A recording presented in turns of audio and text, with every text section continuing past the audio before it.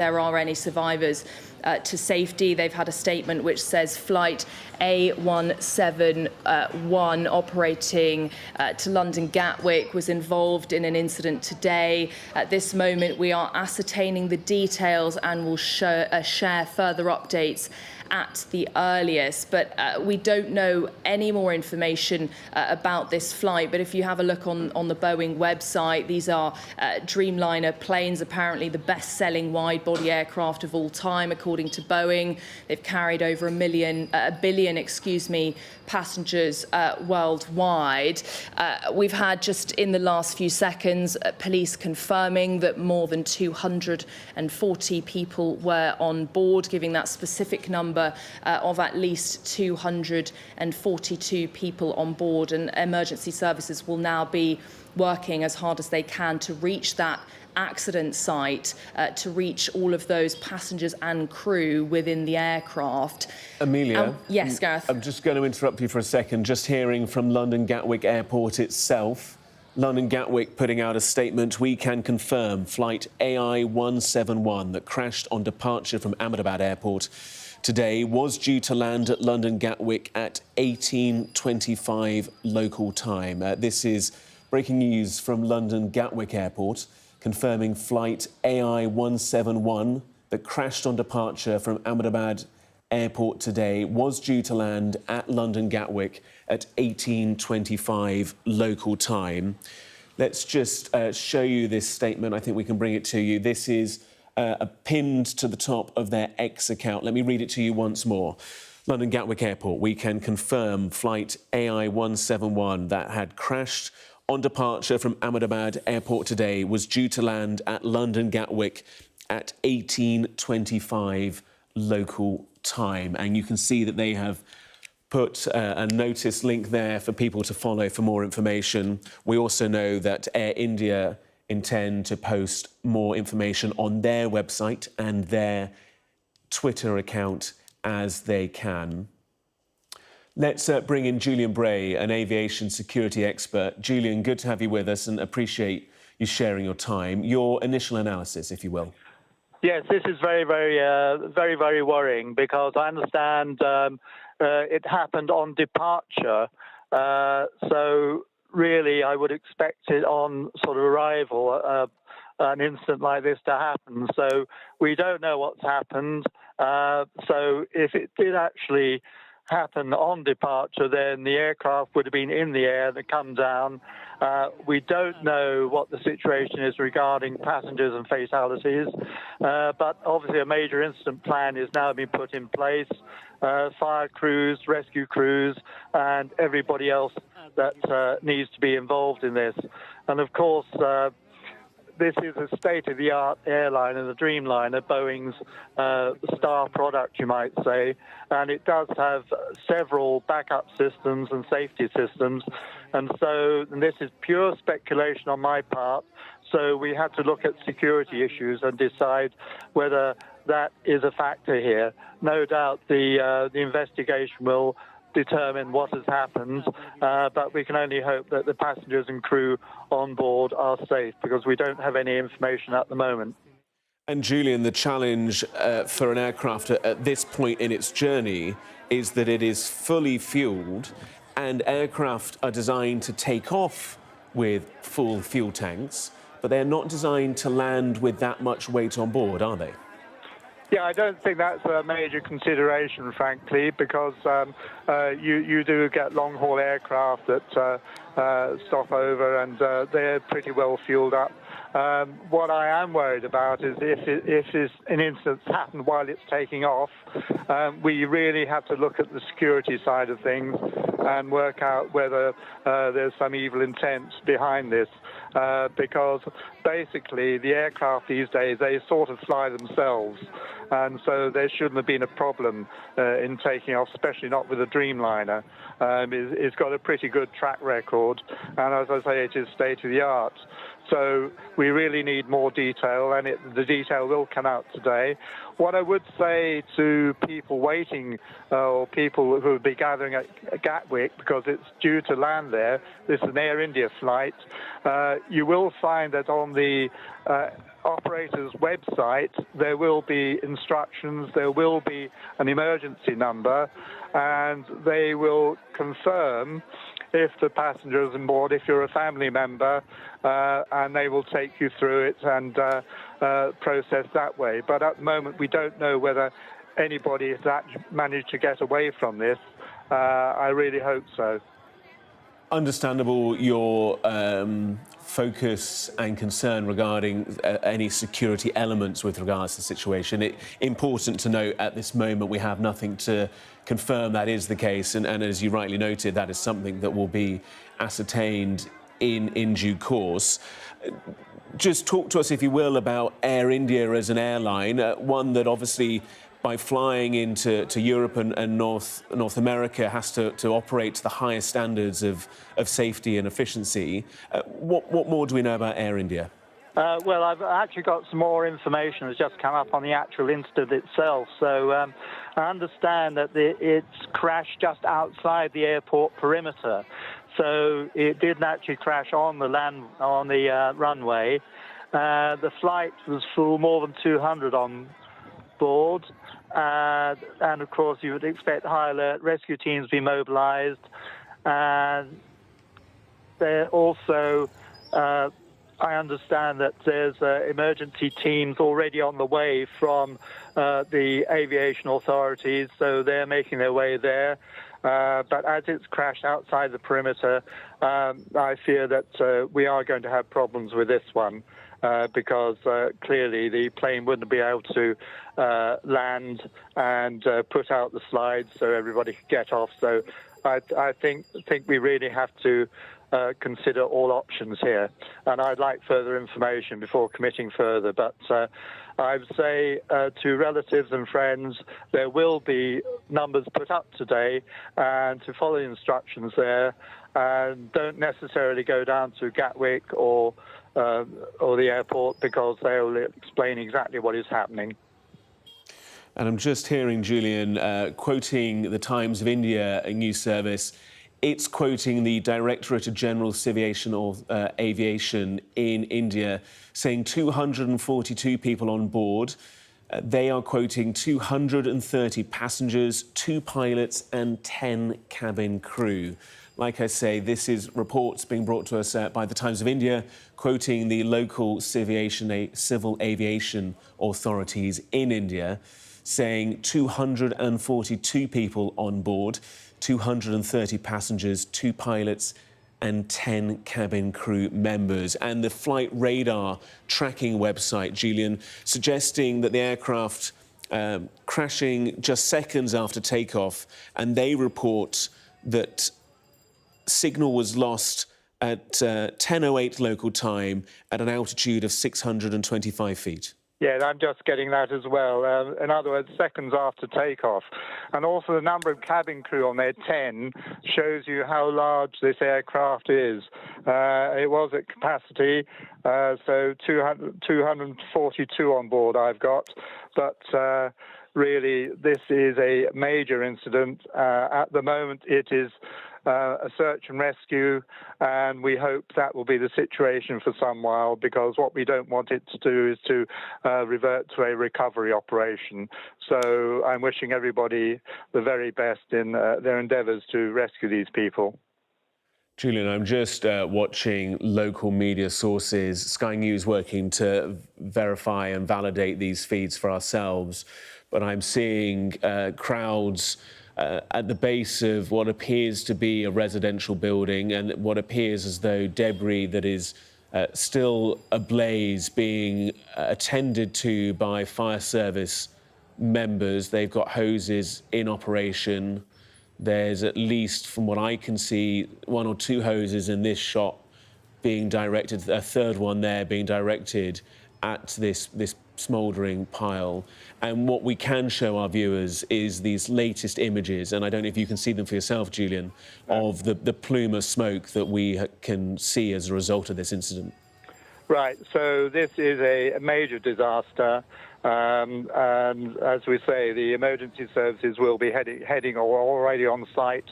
And also, of course, as the airport is very near, they will actually get their own fire tenders out as well. So you will actually have the airport fire service going into the residential area to assist the local fire teams, because obviously they've got specialist foam and all the rest of it on their big tenders.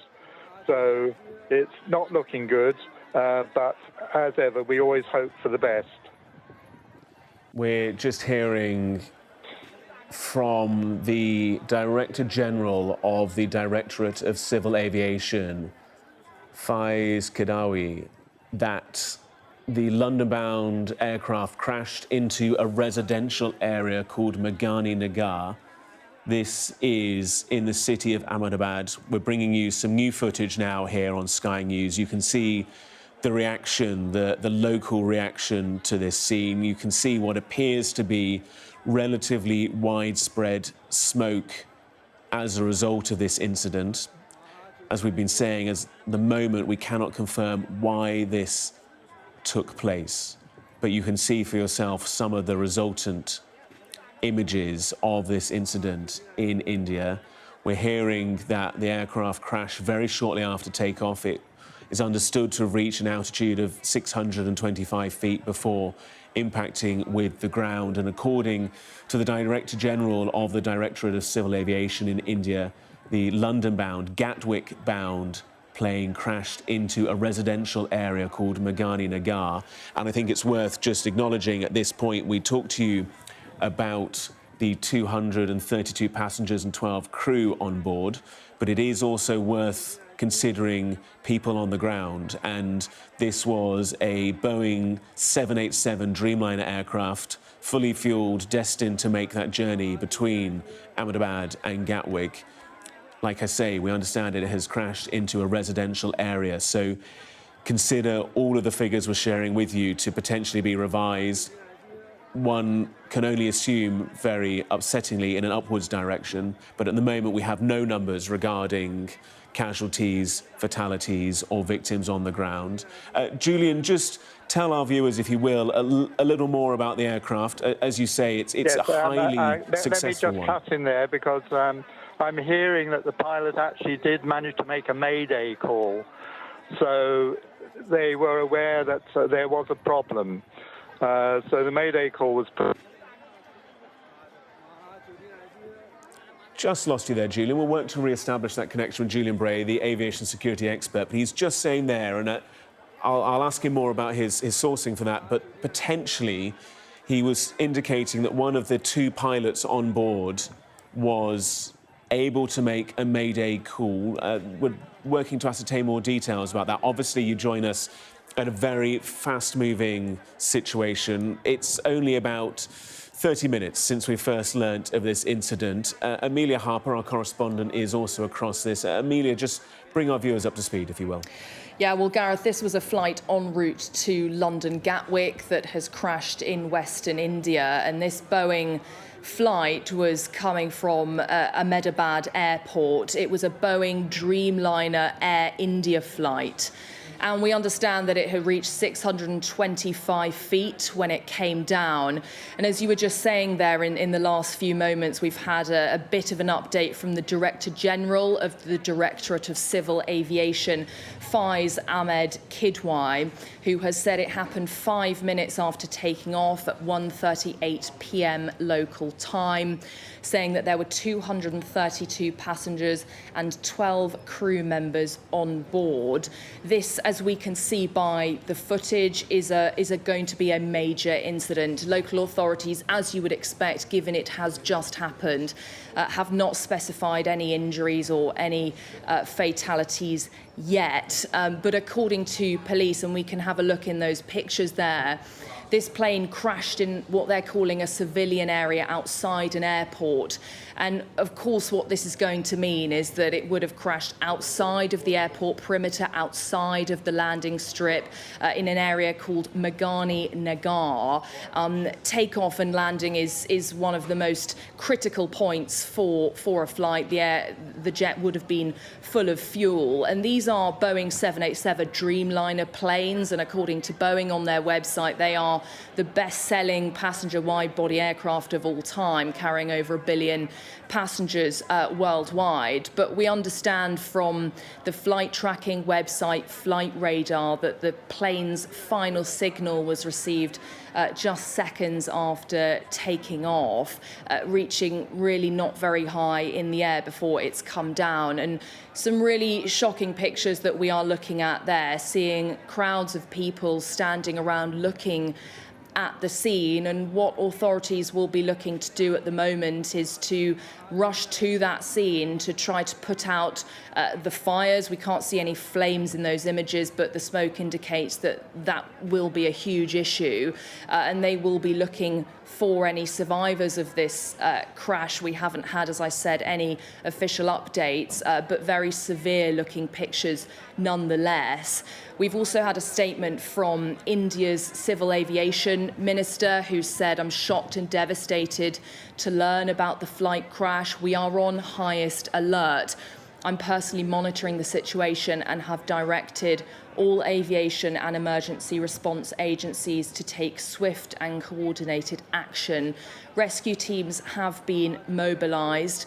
All efforts are being made to ensure medical aid and relief support are being rushed to the site.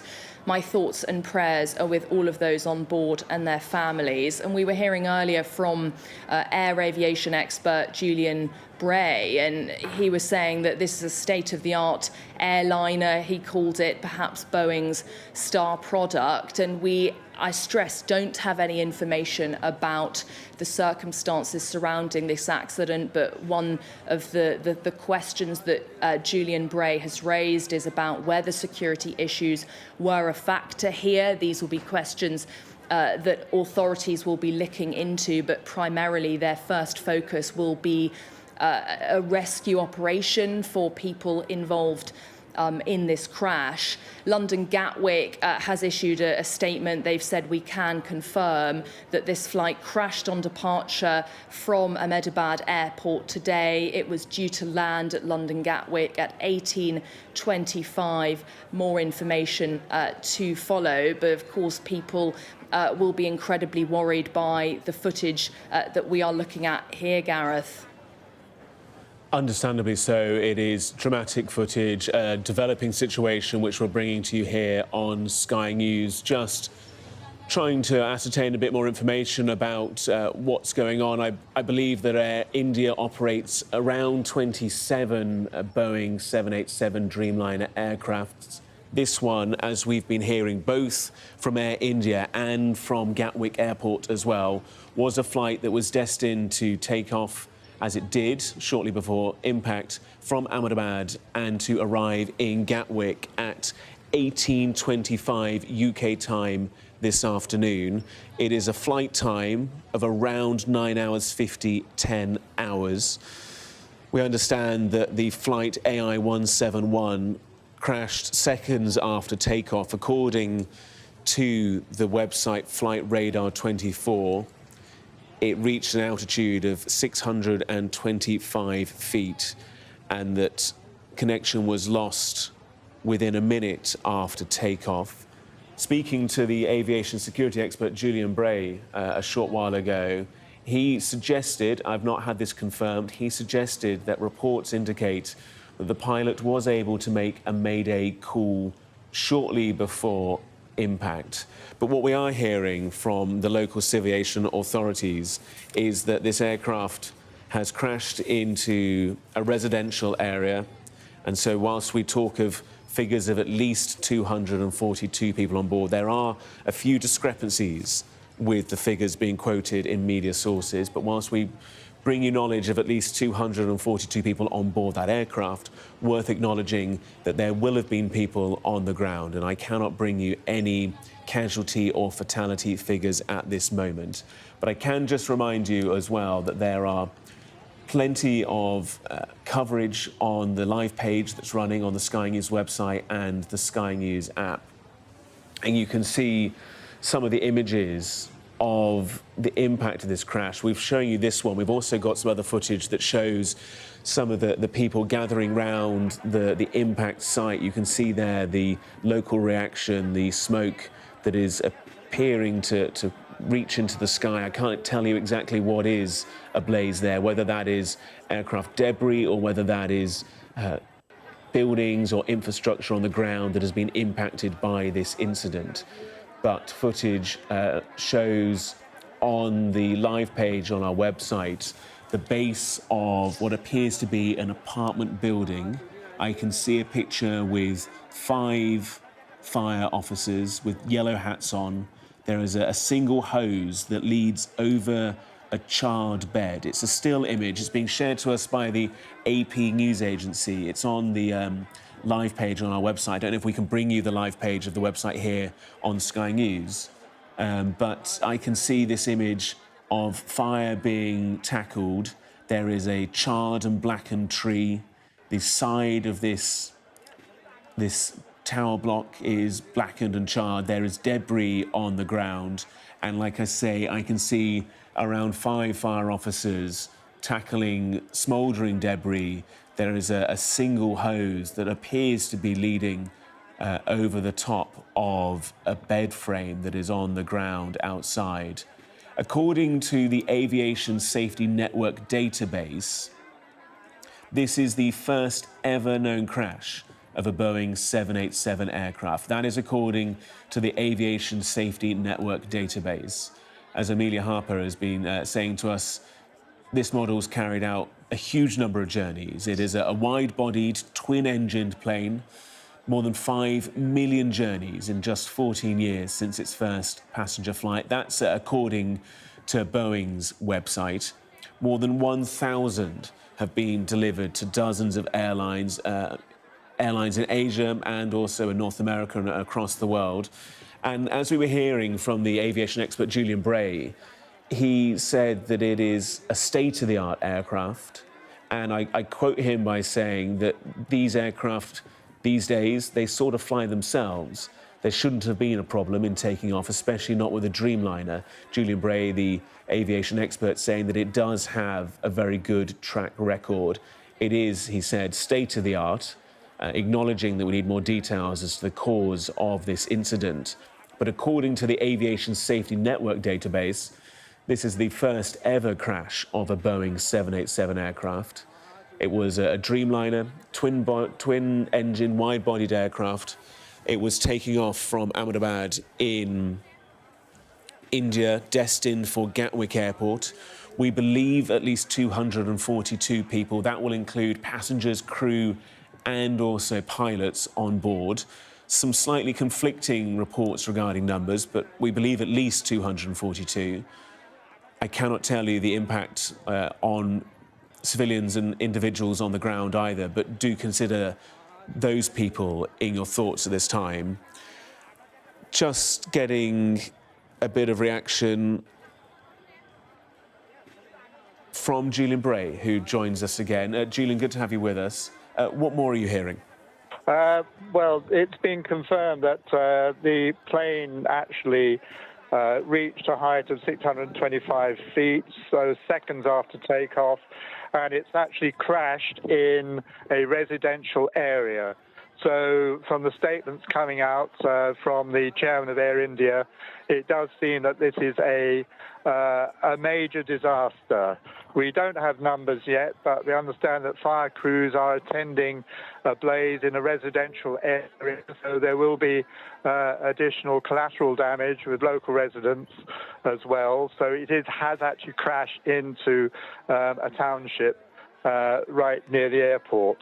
So we have to think about the various options there are, and the investigators will be looking to see whether there are security issues here, because it is in a particular part of the world that is subject to conflict. Just getting, Julian, reaction from the airport itself. This is a media statement that has been posted on their X account.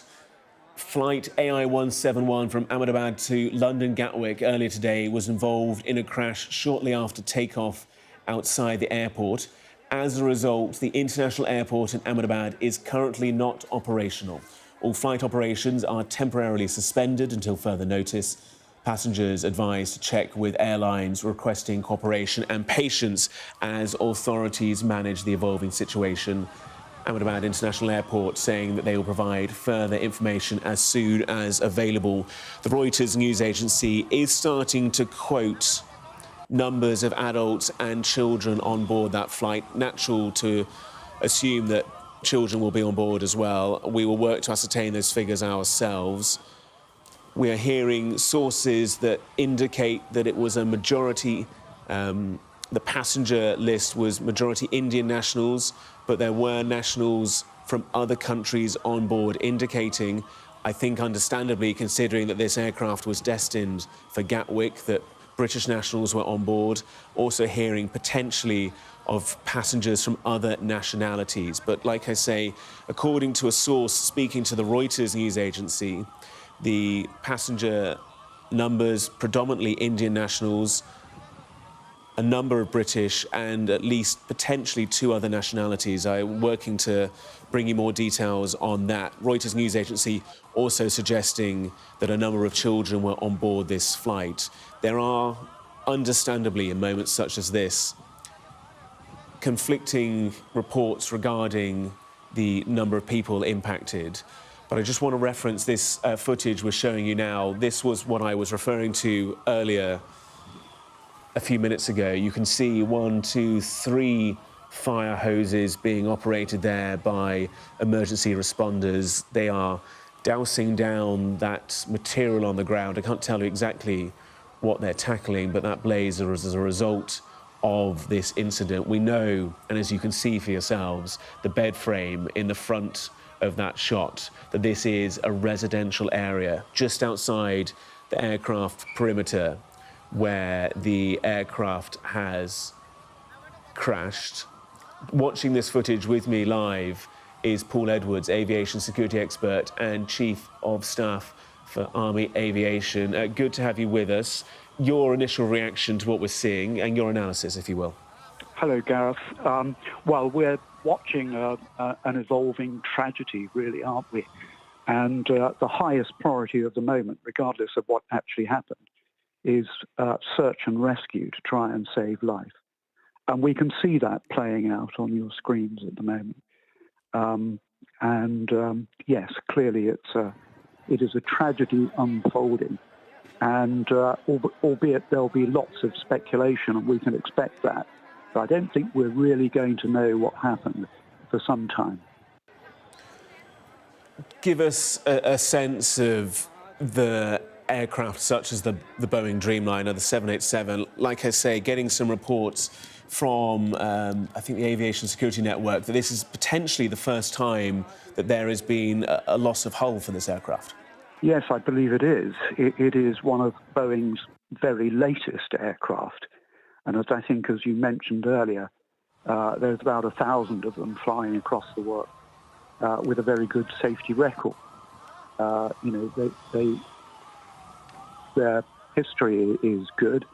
It is, as I say, one of the latest state-of-the-art aircraft. Therefore, it's a tragedy that it's crashed. And should not, theoretically. But obviously, the time at takeoff is one of the high-risk moments in flight, takeoff and landing, and particularly takeoff, because the aircraft is trying to achieve the speed that it needs to fly off the runway. And as I understand it, contact was lost at about 625 feet, and it crashed immediately following crossing over the perimeter of the airfield. Not only is it a tragedy unfolding from the point of view of losing potentially people who are in the aircraft, but also there's the collateral damage of landing or crashing into a residential area. Talk to us, if you will, about Air India as an airline. I'm just looking at some of the facts of it and previous incidents. It appears to have a relatively good safety record, as much as you can.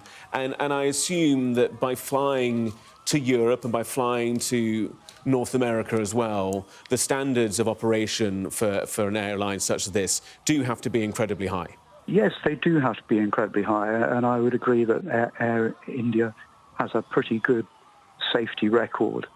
And yes, you're absolutely right. To fly into the USA, and I know more about the UK, it has to meet certain standards to land at airfields here.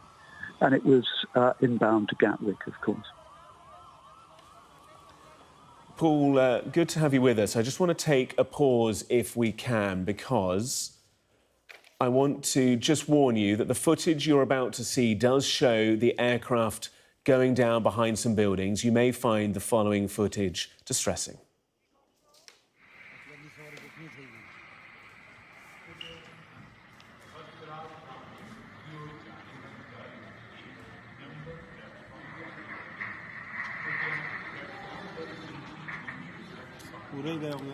That was the footage that we have just received, sharing it with you for the first time here on Sky News. Distressing images of the moment of this flight AI-171 as it impacts with the ground. Paul Edwards is with us, the aviation security expert. Paul, what do you make? I appreciate it's a very short clip there, but what do you make of what you've just seen? It is a short clip, but it does tell us that there was no explosion from a missile or anything else as it came down. Therefore, there are still an almost endless number of things that could have happened to it, but it looks like some form of catastrophic failure which made it lose speed. Now, that could be one of the engines, it could be a whole host of different things. But it does not look as if it was engaged by a terrorist missile. Of course, it could also have been something on board, a security issue on board, but we don't know that. We, Paul, had some suggestion from Julian Bray, the aviation expert, that there are reports that the pilot managed to make a mayday call. We understand from the website Flight Radar 24 that this incident took place about a minute after takeoff and at an altitude, maximum altitude achieved of 625 feet. How do those facts, how do those elements play into what you're seeing? Well, they are consistent, and I would agree with that. A very quick mayday call. I'm surprised that he managed to even get that out, because clearly he was going down pretty fast.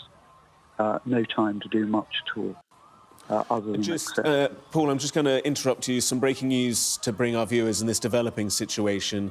Air India saying 53 British nationals were on board the flight bound for Gatwick Airport, which crashed after takeoff in Ahmedabad. Like I say, we've just heard this in the last few moments. Air India reporting that 53 British nationals were on board the flight bound for Gatwick Airport, which had taken off from Ahmedabad. Let me just bring you their full statement. I've got more details to bring you. Air India confirms that flight AI-171 from Ahmedabad to London Gatwick was involved in an accident today after takeoff. Their aircraft, which departed from Ahmedabad at 13:38 hours, was carrying 242 passengers and crew members on board. It is a Boeing 878 aircraft. Of these, 169 are Indian nationals, 53 are British nationals. There is one Canadian national and 7 Portuguese. The injured are being taken to the nearest hospitals. There is a dedicated passenger hotline. The number, I assume, will start with the local dialing code for India, but I will share it with you. It is 1800 5691 444. That is a local number to India being established by Air India. So do consider the international dialing code if you need it. But that number is 1800 5691 444.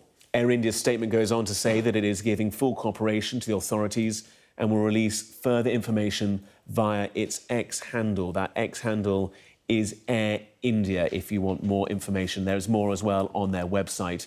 But let me just remind you of this statement we've had in the last few moments.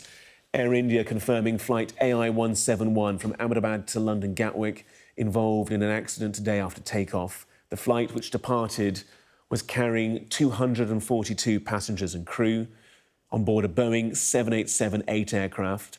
Of these, 169 are Indian nationals, 53 are British nationals, 1 Canadian and 7 Portuguese on board. Those figures do tally with information that I was shared with previously from the Reuters news agency. They were quoting a source that gave the same figures. That same source has also indicated the number of adults and children on board. And on the basis of the fact that the Reuters figures do correlate with that brought to us by Air India, I will at this moment tell you that according to the Reuters news agency, 217 adults and 11 children are believed to be on board the flight. That is 217 adults and 11 children reported to be on board the flight. That's according to the Reuters news agency. They are quoting a source. The reason I'm bringing you that figure is that source had also indicated the same numbers regarding the nationalities of those on board the aircraft. I've not had that confirmed. Let me just bring you some reaction now from the Shadow Foreign Secretary, Priti Patel, posting online, "My thoughts and prayers with everyone affected by the plane crash at Ahmedabad with the emergency services at scene. A worrying time for families of those on board. As further information comes forward, the government will ensure it will work with Indian authorities to support British families affected." Paul Edwards, aviation security expert, joining us. What more analysis can you bring us, if you will? Well, I think we need to pause for a moment and just double down on what's just been said. And that is our thoughts and prayers are with absolutely everybody on board, including the 53 British reported to be on board. I think that we need to wait to see what develops in terms of a cause. But from the small clip that you showed, it's clear that there was no explosion in the air. There was no damage apparent in the air from your clip, which would tend to rule out any sort of external attack. But there is much more to be learned about this incident. And I think that we won't even know, I wouldn't have thought, for days, if not weeks to come until they start to investigate. But the highest priority at the moment is rescue and saving life. And we understand, Paul, that this incident took place close to the perimeter of the airport. That will mean that there will be resources at close hand to be able to deal initially with the initial scene. Yes, you're absolutely right. I've absolutely no doubt that they would have been mobilised. The airport resources would have been mobilised. But also locally, the local crash and rescue services would have been involved too, and are being involved. We can see it playing out on your screen at the moment. And we're just hearing from the Leader of the Commons, Lucy Powell, here in the UK, that the government will provide all the support it can to those affected by this crash. And that will also be important, I assume, that the British authorities support the Indian authorities in their response and also further investigation. Absolutely. And of course, our own crash investigation team is, well versed and very professional in all of this. And if they can help, then that's a good thing. Paul Edwards, the aviation security expert, joining us. Good to have you with us. You're watching Sky News. There is plenty of coverage and analysis on the live page, on the Sky News website and the Sky News app. Let me just bring you what we do know in the last few moments. Air India posting a statement online saying that 242 passengers and crew were on board the Boeing 787-8 aircraft. 169 are Indian nationals, 53 are British nationals. There is 1 Canadian and 7 Portuguese nationals believed to have been on board. The Reuters news agency reporting that there were 217 adults and 11 children on board. We're working to establish that for ourselves here on Sky News. Do stick with us for the full story as we bring you more on this developing situation of an aircraft crash between Ahmedabad that was en route to London Gatwick Airport.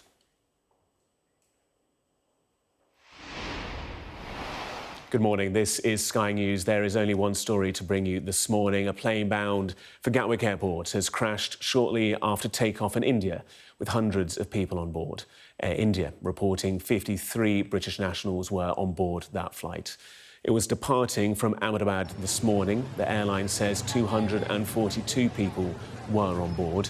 I do want to bring you a warning. The footage we are about to show you does show the plane going down behind some buildings. You may find it distressing.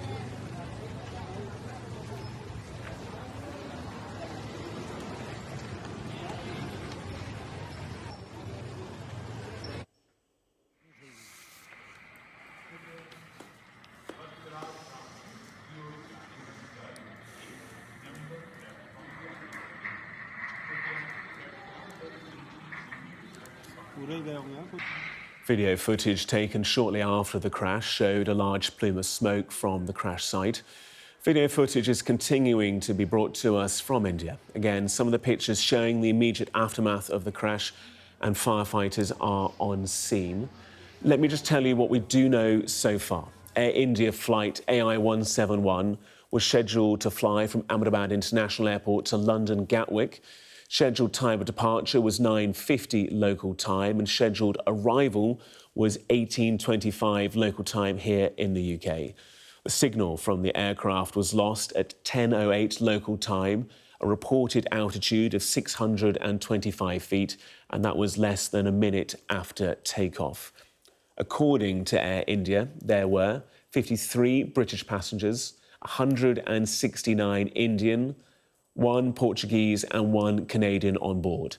It's also being reported by the Reuters news agency that allegedly there were 11 children. That would mean 217 adults. The plane crashed close to Ahmedabad Airport in the west of India. It's around 950 kilometres southwest of the capital, New Delhi. Air India confirms that flight AI-171 was involved in that incident shortly after takeoff.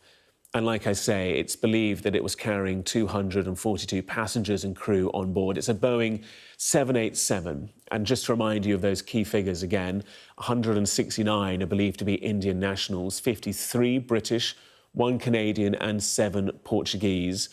We're hearing that the injured are being taken to nearby hospitals.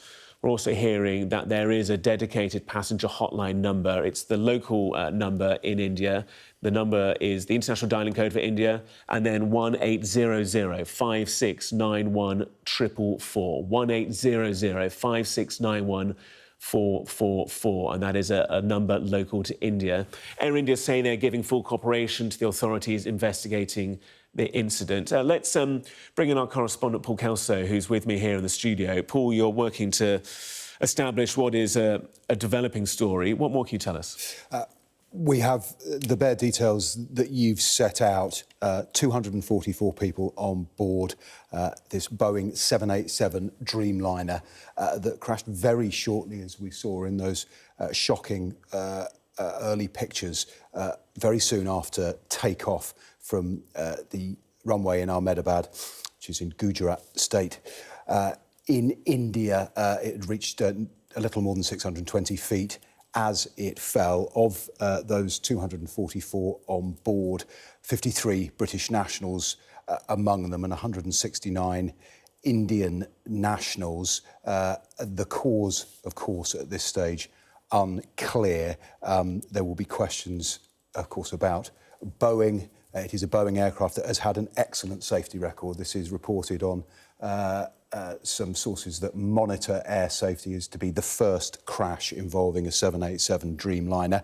Boeing's other fleet has had some very difficult times. Its 737 MAX aircraft have had 2 fatal crashes and a door came out of a 737 MAX, an entirely different model of plane, we should say, but it has been, there will be questions for Boeing at this stage, far too early to say what the cause is. This is a regular flight. It's a regular route for Air India and British Airways. Air India has been flying direct 3 times a week from Ahmedabad to London Gatwick since January 2023. So a routine flight. British Airways also fly 3 times a week from Ahmedabad into London Heathrow. And that is in part because of the long-established and close ties between the UK and Ahmedabad. It is a business hub, Gujarat. It is home certainly to the first generations of Indian families that came to the UK. The UK actually has a Deputy High Commission, a permanent diplomatic presence in Ahmedabad, and just looking at some comments made by the Deputy High Commissioner, not today, not in response to this, but when she took up post following the last election, by her figures, a third of Indians in the UK hail originally from Gujarat, so incredibly close ties, a very, very frequently used route, and one that has clearly not had this kind of catastrophic event before, but it obviously, we know 53 British nationals, according to Air India, were on board. That is no surprise, given it was flying into Gatwick, and there will be enormous concern in the Indian community here and more broadly in the UK about those who were on board, and one can only imagine the questions it will raise for those who are expecting loved ones or indeed business clients, students who make up the bulk of overseas students in the UK are from India on the most recent figures. So this is a routine flight between the two countries that has reached this dreadful conclusion a matter of yards after clearing the perimeter of the airport.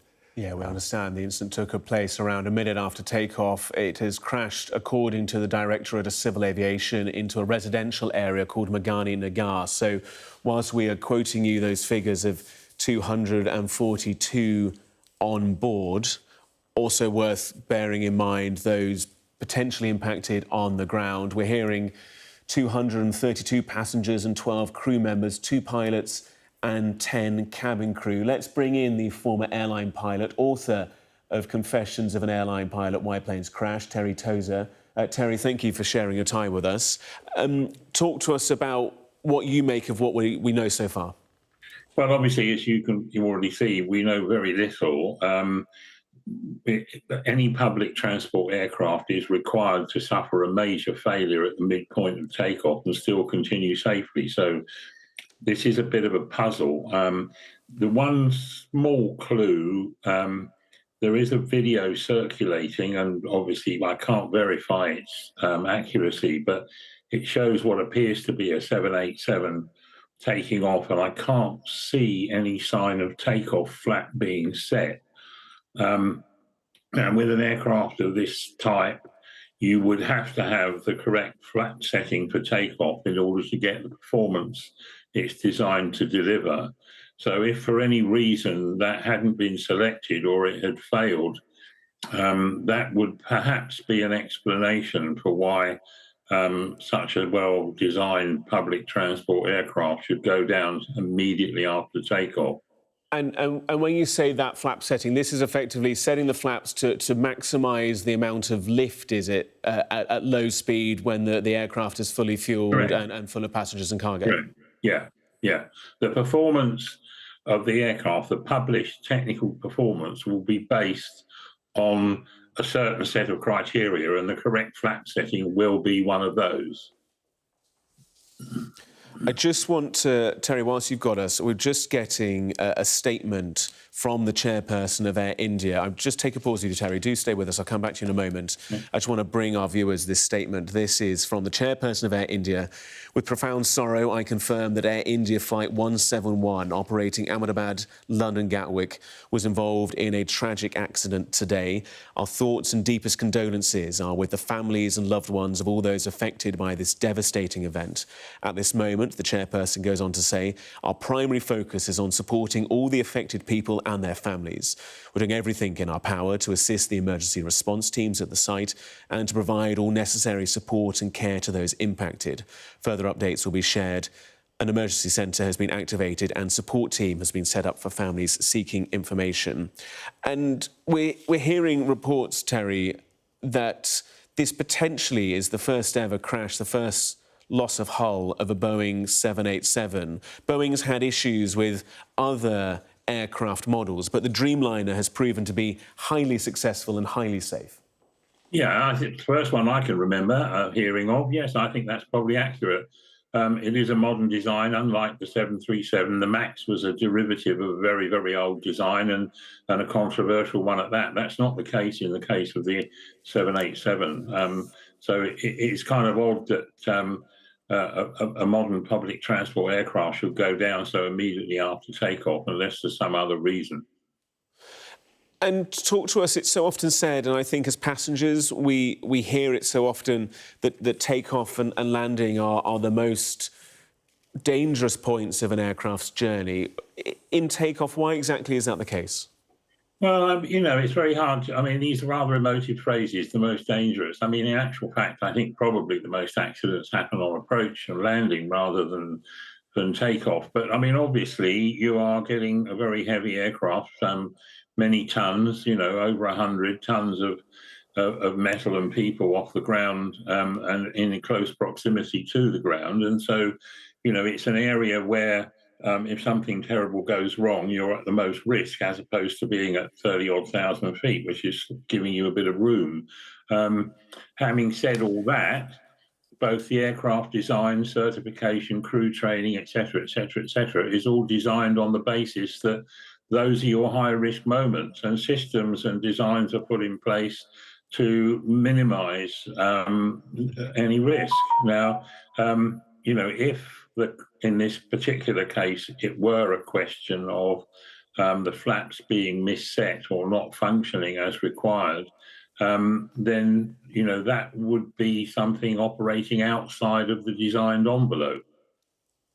Just as we're talking, hearing from the Foreign Office here in the UK that there is a dedicated phone line for people who want to make contact with the Foreign Office. It is 0207 008 5000. That is 0207 008 5000. That is a number for Britons who may be affected. They can call. That is according to the Foreign Office. We know that 53 Britons were on board the flight.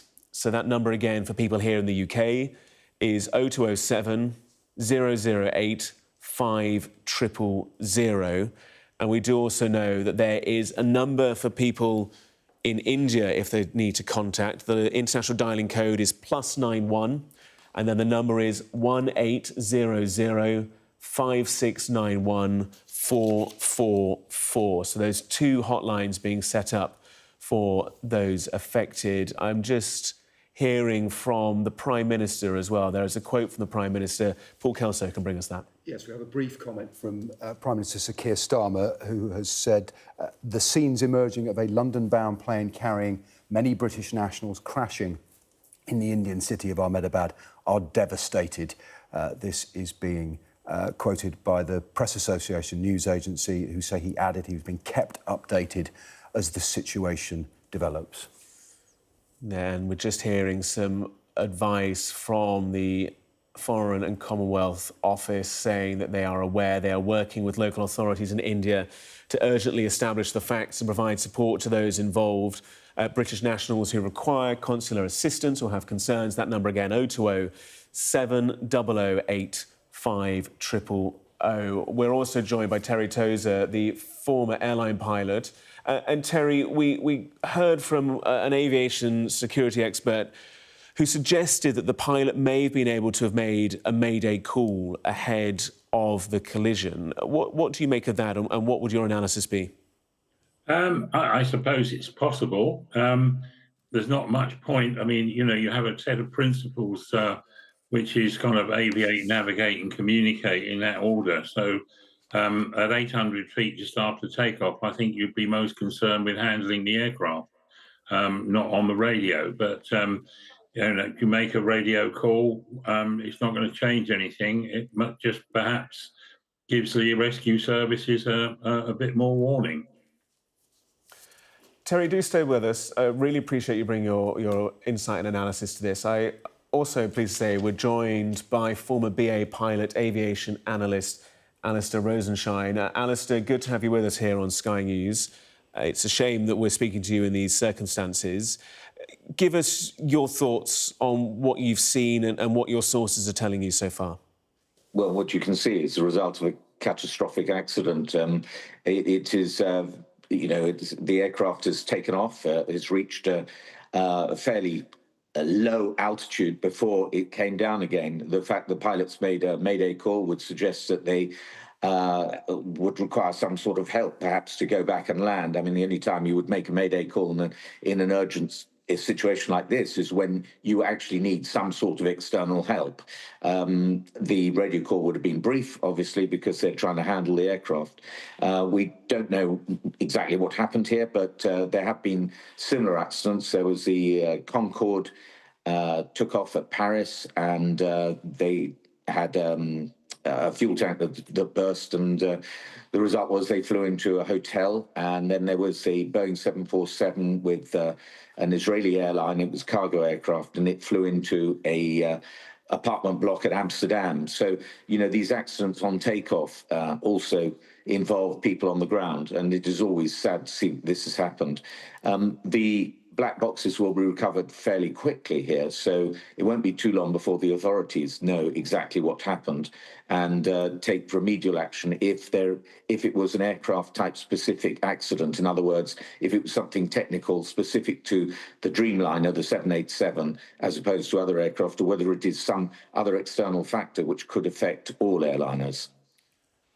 Alistair, I'm just hearing a statement from Buckingham Palace, a spokesperson saying that the King Charles, is being kept updated on the Air India crash. That is a Buckingham Palace spokesperson saying the King being kept updated on the Air India crash. We do know that 53 British nationals were on board this flight. It was bound for Gatwick. It had left Ahmedabad. And Alistair, I just want to reference what you had mentioned earlier, the fact that this aircraft has impacted into a residential area. We can see these images on the ground, and it is worth considering not only the 242 people on board, but potentially the hundreds who were what appears to be living in these residential areas.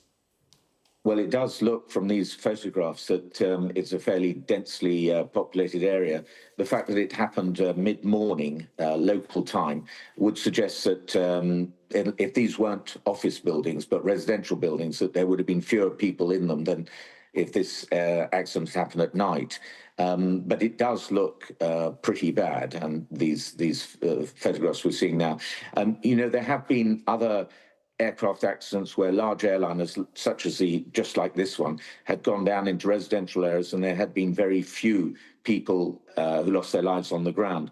Notably, one in New York in 2002, if I remember, but where very few people died on the ground, even though an airliner went down into a built-up area. But here, I mean, you're looking at tower blocks, multi-occupancy buildings, so it doesn't look good at all. We have to wait and see what happened. It is an incredibly sad day for the people of India and all those people affected on board. And there were some 230 people on board that aircraft, so that will infect literally many thousands of people on the ground, the relatives and friends of those who lost their lives. Just getting reaction from the Foreign Secretary, David Lammy, saying, deeply saddened by news of a devastating plane crash in Ahmedabad, India. My thoughts with those affected. The UK, the Foreign Secretary says, is working with local authorities in India to urgently establish the facts and provide support. We're also joined on the line by former British Airways pilot Alistair Rosenshine. Alistair, you flew the iconic 747. Just take us inside the cockpit, if you will. What are you doing in those few moments after takeoff in an aircraft such as these? Well, you're monitoring the flight path initially, and you have certain altitude at the point at which you start to accelerate to retract your flaps. And so initially, after rotation, you'll be raising the gear. And then not a great deal happens until you reach your level off point, which could be 800 feet, 1,000 feet, depends on the noise abatement. In other words, the point at which you're able to level off and start to clean up the aircraft. And this is often the reasons why there are different heights where you do this is to do entirely with noise impact on those people living underneath the flight path. So you are concentrating very hard, but and you're also monitoring the radios and the route. But in those initial phases of the flight, it is really a matter of controlling the aircraft and maintaining the correct flight path and monitoring your speed, which is, of course, absolutely vital. The aircraft at its maximum weight during takeoff. And the other thing is that you're looking for all the time, you're preparing for any form of emergency that could happen, because takeoff is, if you want to use the word risk, it would be the riskiest part of any flight will be the takeoff and the landing. And so you are actually concentrating very hard, but you shouldn't have too many distractions on board. And you're always prepared for an engine failure. I mean, all airline pilots, you're always ready to cover it because it requires an immediate action on your part. And so that goes through your mind. And but on the other hand, it is a routine takeoff for experienced pilots, and you just carry on expecting everything to be fine. It looked like nice weather in these videos, and something horrible has gone wrong. And in this moment, as a pilot, and we understand there was 2 pilots on board, you would be operating the aircraft manually. You'd be steering via the yoke. You would be manually controlling the throttle. You wouldn't have it in any sense of autopilot at this point? Well, that's a very good question, actually, because some pilots will hand fly the aircraft for quite a considerable length of time after the takeoff. But many others will engage the autopilot very early, and they could even do so at 500 feet on takeoff. So one cannot know at this stage whether or not they had engaged the autopilot or not. And on a personal point of view, when I was flying in a very busy airport where there are lots of aircraft around, I put the autopilot in early so that I could then monitor the flight path, not have to use up so much brain power actually flying it, but monitor what's happening outside. I don't know if you've seen the footage, and we will share it with our viewers again later this hour. I don't know if you've seen the footage preceding the moment of impact, Alistair, but I was speaking to another former airline pilot. His initial analysis was he didn't feel as though the flaps were in potentially the correct setting for takeoff, that they potentially maybe weren't correctly calibrated for the point of flight within which the aircraft was in. Well, that's an interesting observation, if it's true. There have been accidents where aircrew have taken off with the wrong flap setting. I have to say that it is easily done, but one has procedures on board to prevent that happening. In other words, you check your takeoff card to see what flap setting you should have, what flap setting has been selected, and both pilots respond and check that those flaps are correct. However, that is a possibility. If the wrong flap setting was used for takeoff, then that would affect the aerodynamics of the aircraft and could induce a stall, and certainly could induce a stall if the leading edge devices, that's if you like the flaps at the front of the wing, are retracted early. That can, well, if the airspeed is not fast enough, then the aircraft would come down. And that happened to the very famous Papua India accident at Heathrow Airport many, many years ago, which at the time was Britain's worst aviation accident. I appreciate you sharing your expertise. There's a couple of other elements I'd like to run past you. This is a flight time of around 9 hours 50, 10 hours. A crew of 2 pilots and a cabin crew of 10. And at the point of impact, it looks as though the aircraft still has its landing gear down, that it hasn't yet been retracted into the hull of the aircraft. All those elements typical for a flight such as this, the 2 pilots, the 10 cabin crew, the landing gear to still be down at this point?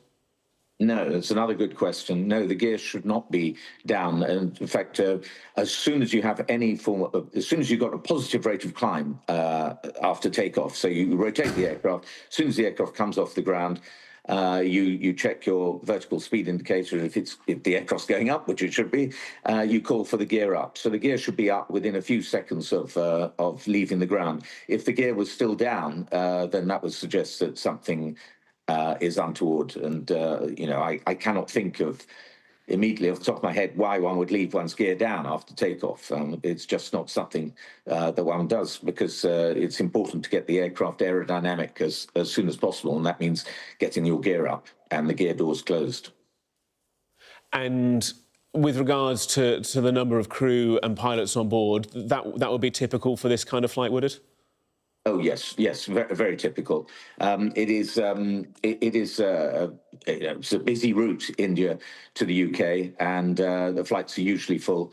And this one was too, which is very sad. And you can see from the accident there that the aircraft was probably carrying something like 90 or even 100 tons of fuel. It's been carrying a lot of fuel, and of course that will catch fire in an accident like this.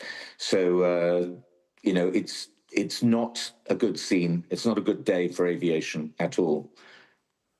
What will the airlines, what will Boeing, and I have just had a statement from Boeing, let me see if I can retrieve that for you. They say they're aware of the reports and are working to gather more information. What will Boeing, what will Air India, what will the Aviation Authority in India be doing at this kind of point in time? Well, there are a number of authorities who will be interested and involved in this accident. So with any aircraft accident, the aircraft manufacturer, of course, will be involved in it. The airline that was operating the aircraft will be involved. The engine manufacturers will be involved. The air traffic control of the country where the aircraft is taking off will be involved. The security services will be involved. Medical services will be involved. And it's a multi-agency operation when an aircraft comes down, and one will rely on the Indian authorities accepting the involvement of these other parties, these foreign parties, the aircraft manufacturer, for example, and engine manufacturers. And so they will all then start to send their representatives to India, and they'll be assessing the damage and reviewing the cockpit voice recorder and the flight data recorder and trying to establish exactly what's happened. As with all aircraft accidents, there is always an urgent need to find out the cause of an accident, or at least the initial cause of the accident, in order to prevent it from happening again, if it is one of those accidents which could actually recur again. So, for example, if it's an aircraft type accident, so something faulty on the aircraft, and I'm not suggesting that was the case here, but if that was the case, then they would send out a bulletin to have other aircraft of the same make, same model, examined as well, to check that this is not something that could happen again. Hearing live on Sky News from Alistair Rosenshine, former British Airways pilot, aviation analyst. Really appreciate your insights and analysis. Just being brought to us by our teams in our digital department, quoting a senior police officer telling the ANI news agency that the aircraft crashed into a residential area and, I quote, at a doctor's hostel. This is according to a senior police officer being quoted by the ANI news agency that the aircraft crashed, I quote, at a doctor's hostel. The officer on the ground said that police were at the scene within 3 minutes and that 70 to 80% of the area has been cleared. When I say cleared, I imagine has been analysed. Obviously, we can see a huge amount of debris, and that kind of clearing and recovery operation will go on for many, many days. So just a word of caution with regards to that quote when they say cleared, but 70 to 80% of the scene has certainly been covered. I just want to remind you, you're watching Sky News. We're covering this breaking news, this developing story this morning that a plane bound for London Gatwick with hundreds of people on board has crashed in India shortly after takeoff. Air India say there were 242 people on board, among them 53 British nationals. The airline says 169 on board were Indian nationals. There was also 7 Portuguese and 1 Canadian. The Air India flight was departing from Ahmedabad this morning. It's a Boeing 787-8 aircraft. A spokesperson for Boeing said they're working to gather more information about the cause of the incident. I do want to give you a warning. The footage you're about to see does show the plane going down behind some buildings. You may find the following footage distressing.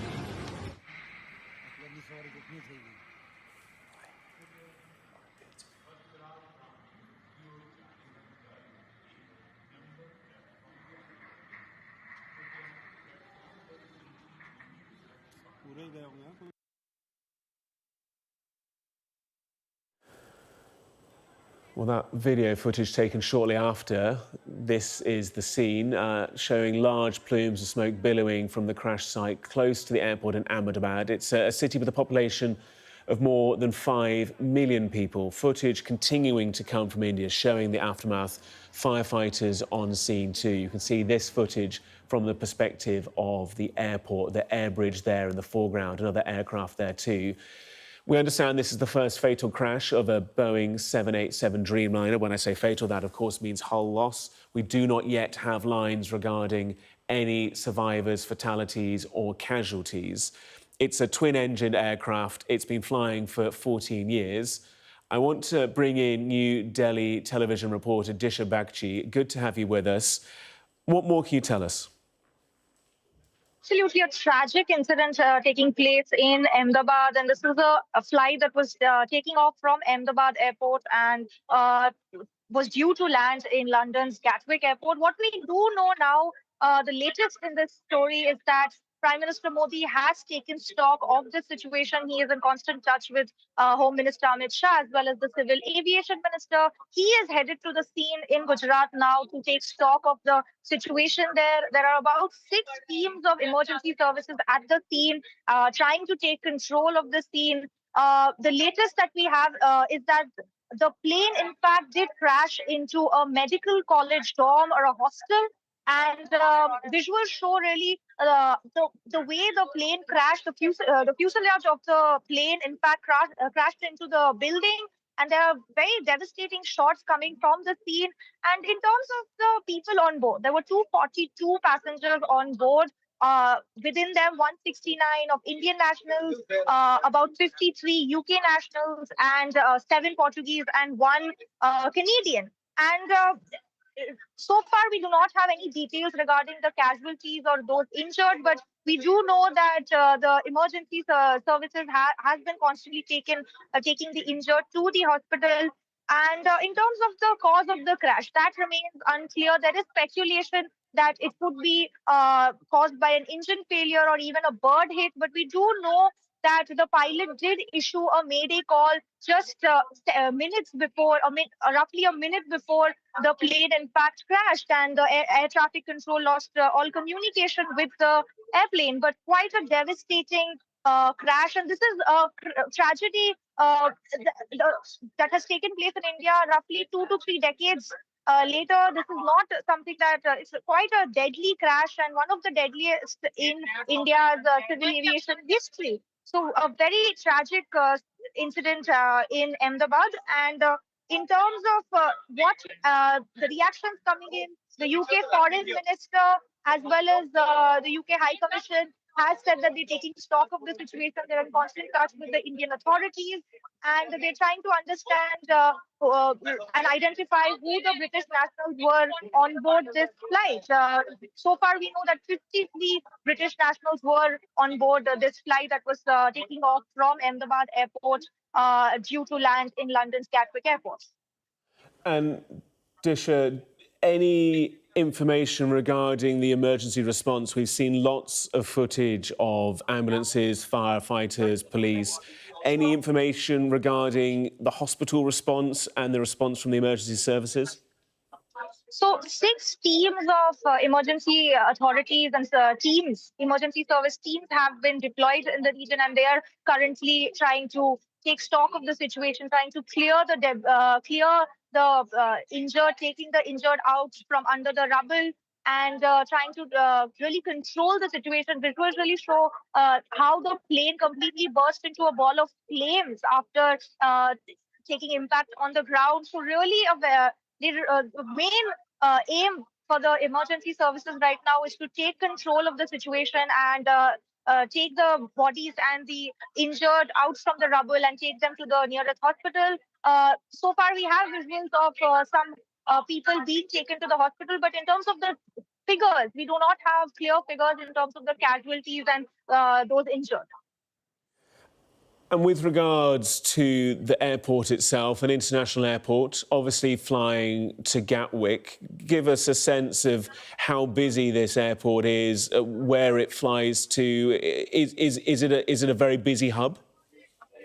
It is one of the busiest hubs in India. Wouldn't say the busiest, but one of the busiest airports in India. But as of now, all operations have been temporarily suspended at the Ahmedabad airport. It is one of the biggest airports in India, and in fact, the flight route between India and London is quite a common flight and one of the busiest flight routes when it comes to uh, travel from these countries. So, and from this airport especially. So, so far the operations have been suspended due to this devastating incident, and they have responded.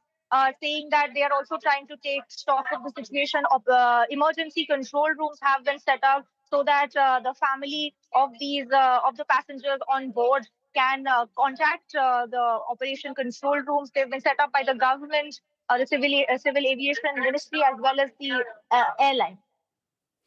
Disha Bagchi, New Delhi television reporter, good to have you with us, and do stay in touch through the course of the day. We appreciate your insight and proximity to this. Thank you so much. We are bringing you lots of footage of the incident itself and of the scene. I do just want to give you a warning that the next footage we're going to play you does show the plane going down behind some buildings and the initial impact. You may find the following footage distressing. This is the AI-171 flight. You can see there the aircraft, twin-engine, wide-bodied, the Boeing Dreamliner descending, and shortly after, that fireball billowing into the sky, that black smoke following after. That is the footage we've been given with regards to the initial impact and incident. Can't yet tell you exactly the cause or the reason why this has occurred, but we do know that 242 people were on board. This is some new footage to show you. We'll play it again a second time round. At the beginning, you'll be able to see the tail of the plane. There it is. That is the tail of the plane above that building. It is a Boeing Dreamliner. It is around 100 or so tons. The tail of the plane, as you can see there, the kind of conical shape of it. We do know from local reporting and from the New Delhi television reporter Disha Bagchi that we've just been speaking to, that this aircraft landed on what's being described as a doctor's hostel. You can see there the impact of that. You can see there just the sheer number of people on the ground, and that is worth bearing in mind in this continuing reporting and developing situation, that whilst we talk about 242 people on board, you can see there that the huge number of people on the ground, and also potentially the huge number of people who will have been in those hostels and those buildings. We have had reaction in the past few moments from the Prime Minister here in the UK, posting on X the scenes emerging of a London-bound plane carrying many British nationals crashing in the Indian city of Ahmedabad are devastating. I'm being kept updated as the situation develops, and my thoughts are with the passengers and their families at this deeply distressing time. That was the Prime Minister posting on X in the past few moments. We're also just hearing from Narendra Modi, the Indian PM, who says he is in touch with ministers and authorities who are working to assist those affected. Narendra Modi saying the tragedy in Ahmedabad has stunned and saddened us. It is heartbreaking beyond words. Reaction there from both the British and Indian Prime Ministers. Reaction too from the former BA pilot, Alistair Rosenshine, who joins us here live on Sky News. Alistair, what do you make as we continue to get more footage, more angles, more understanding? We just saw that remarkable shot of the plane's tail above that building. What are you making of the kind of the jigsaw, the puzzle of pieces that we're slowly putting together? Well, the main thing I noticed was the film of the aircraft flying before it impacted the ground. So it's clearly got its gear down, and that is not correct. The gear should have been up. And from the video, it's not immensely clear, but it does look like the aircraft didn't have its takeoff flap setting. And if that was the case, then the aircraft would not have been able to maintain flight, and that would explain why. Well, could explain why the aircraft came down. But as I say, the video is not that clear, but it doesn't look right to me. The attitude of the aircraft isn't right either. And the aircraft seems to be descending descending rather than climbing. It does look like it's an aerodynamic issue because of not having the right flap setting on takeoff. I mean, but that I have to say that is speculation. But, you know, an accident's happened, so something has gone wrong, and this is one genuine possibility. The flap setting, let's just, and like we say, this is analysis of a very short clip. So, you know, we do not hold you to it, Alistair, by any measure, but it is important to start trying to utilise these pictures. The flap setting is important in this moment because you've got a plane travelling relatively slowly that's very, very heavy. Therefore, you need the maximum amount of lift. Am I correct? Yes, well, yes, that's correct. I mean, the flaps alter the shape of the wing and produce more lift at a lower speed, and that's what you need for takeoff. And then as the aircraft accelerates, you can then start to retract the flaps. But you know, it is a possibility this is what's happened. Certainly, having the gear down, I cannot understand why the gear would have been down, left down. That would suggest perhaps a hydraulic problem because it's hydraulics that raise the gear. But you know, this is speculation. But we do know that the aircraft's gone down, and there has to be a reason for it. And so the accident investigators will, of course, be looking at all the videos that are available, but they'll get the vast majority of their information directly from the two black boxes. The reference there to hydraulics on the landing gear, the flaps, are they operated by hydraulics? And if so, are those systems independent of each other, or are they linked? On some aircraft, it's electrical systems that brings up the flaps, and you know, there are so many different systems on board that can, you know, cause these incidents: computer problems, wiring problems, simply the lever problems. Battery problems. I mean, there are all sorts of reasons. I mean, it is purely speculation. When the aircraft goes down, one can, you know, guess as to what might have happened. One can fall back on general prejudice or fall back on what's happened previously. But, you know, with every accident that happens, there is a really, really great investigation. Every little detail is looked at. And so that reduces the chances of this type of accident, of a type of accident happening again. So what tends to happen now, there are very few accidents, is that each accident that happens is something that has not or is unlikely to have happened before. So, you know, one is into new territory in so many of these rare accidents that happen. And that's just a key point I do just want to finish with you on, is the fact that these types of events are very rare. There are, I think I'm correct in saying, around 100,000 flights a day around the globe. And whilst these tragic incidents, and they are devastatingly tragic, do occur, they are very, very few and far between. Well, they are few and far between. But of course, they are catastrophic and dramatic when they happen. You know, it's a saying, and everybody has probably heard this many, many times, but you're at far greater risk driving to the airport than you are flying in the aircraft. But of course, when an aircraft goes down, it takes with it, in this case, pretty much everybody on board, and so it, you know, makes headlines, and it's very, you know, it's tragic. But if you look at the road statistics accidents of other forms of travel, you'll find that some of the statistics are quite shocking and horrific. I mean, if you look at motorcycle accidents in Thailand, for example, it's 22,000 people every year lose their lives on motorcycles. So, you know, it does kind of put this sort of aviation accident into perspective. Former British Airways pilot Alistair Rosenshine, current aviation analyst, really appreciate your insights. Thank you so much for joining us on Sky News. We're going to bring you reaction from the Indian Prime Minister in a few moments. He's reacting to the current footage we're about to show you. A warning, it does show the plane going down behind the buildings. You may find what we're about to broadcast distressing.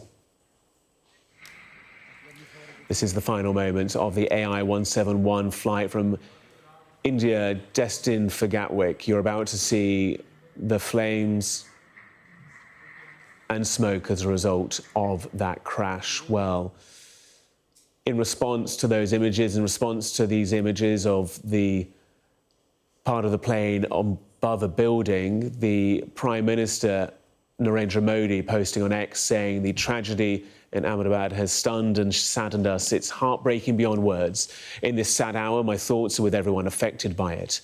Have been in touch with ministers and authorities who are working to assist those affected. That is the Prime Minister of India, Narendra Modi. Also joining us is the aviation and tourism consultant, Anita Mendretta. Good to have you with us. Your thoughts as to what we're seeing and the increasing information that we're slowly starting to gather together.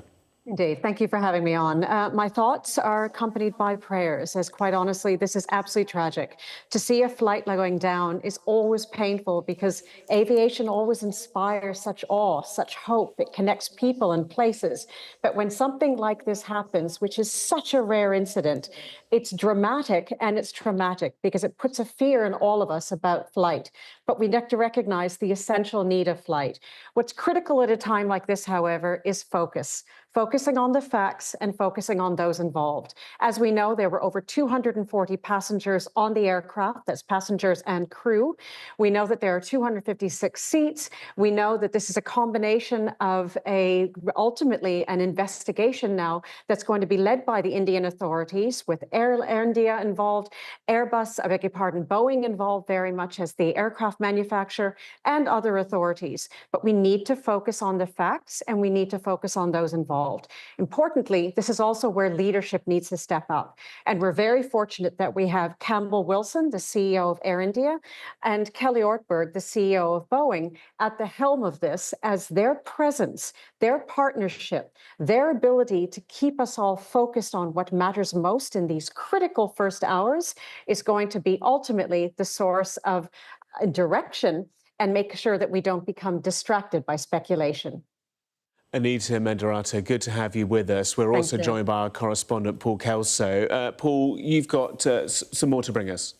Yes, just looking at the issues for Boeing, just referenced there by our previous guest, a company, a giant American company, an aviation giant that has faced very, very difficult times with safety issues around some of its fleet, not, we should stress, the 787 Dreamliner.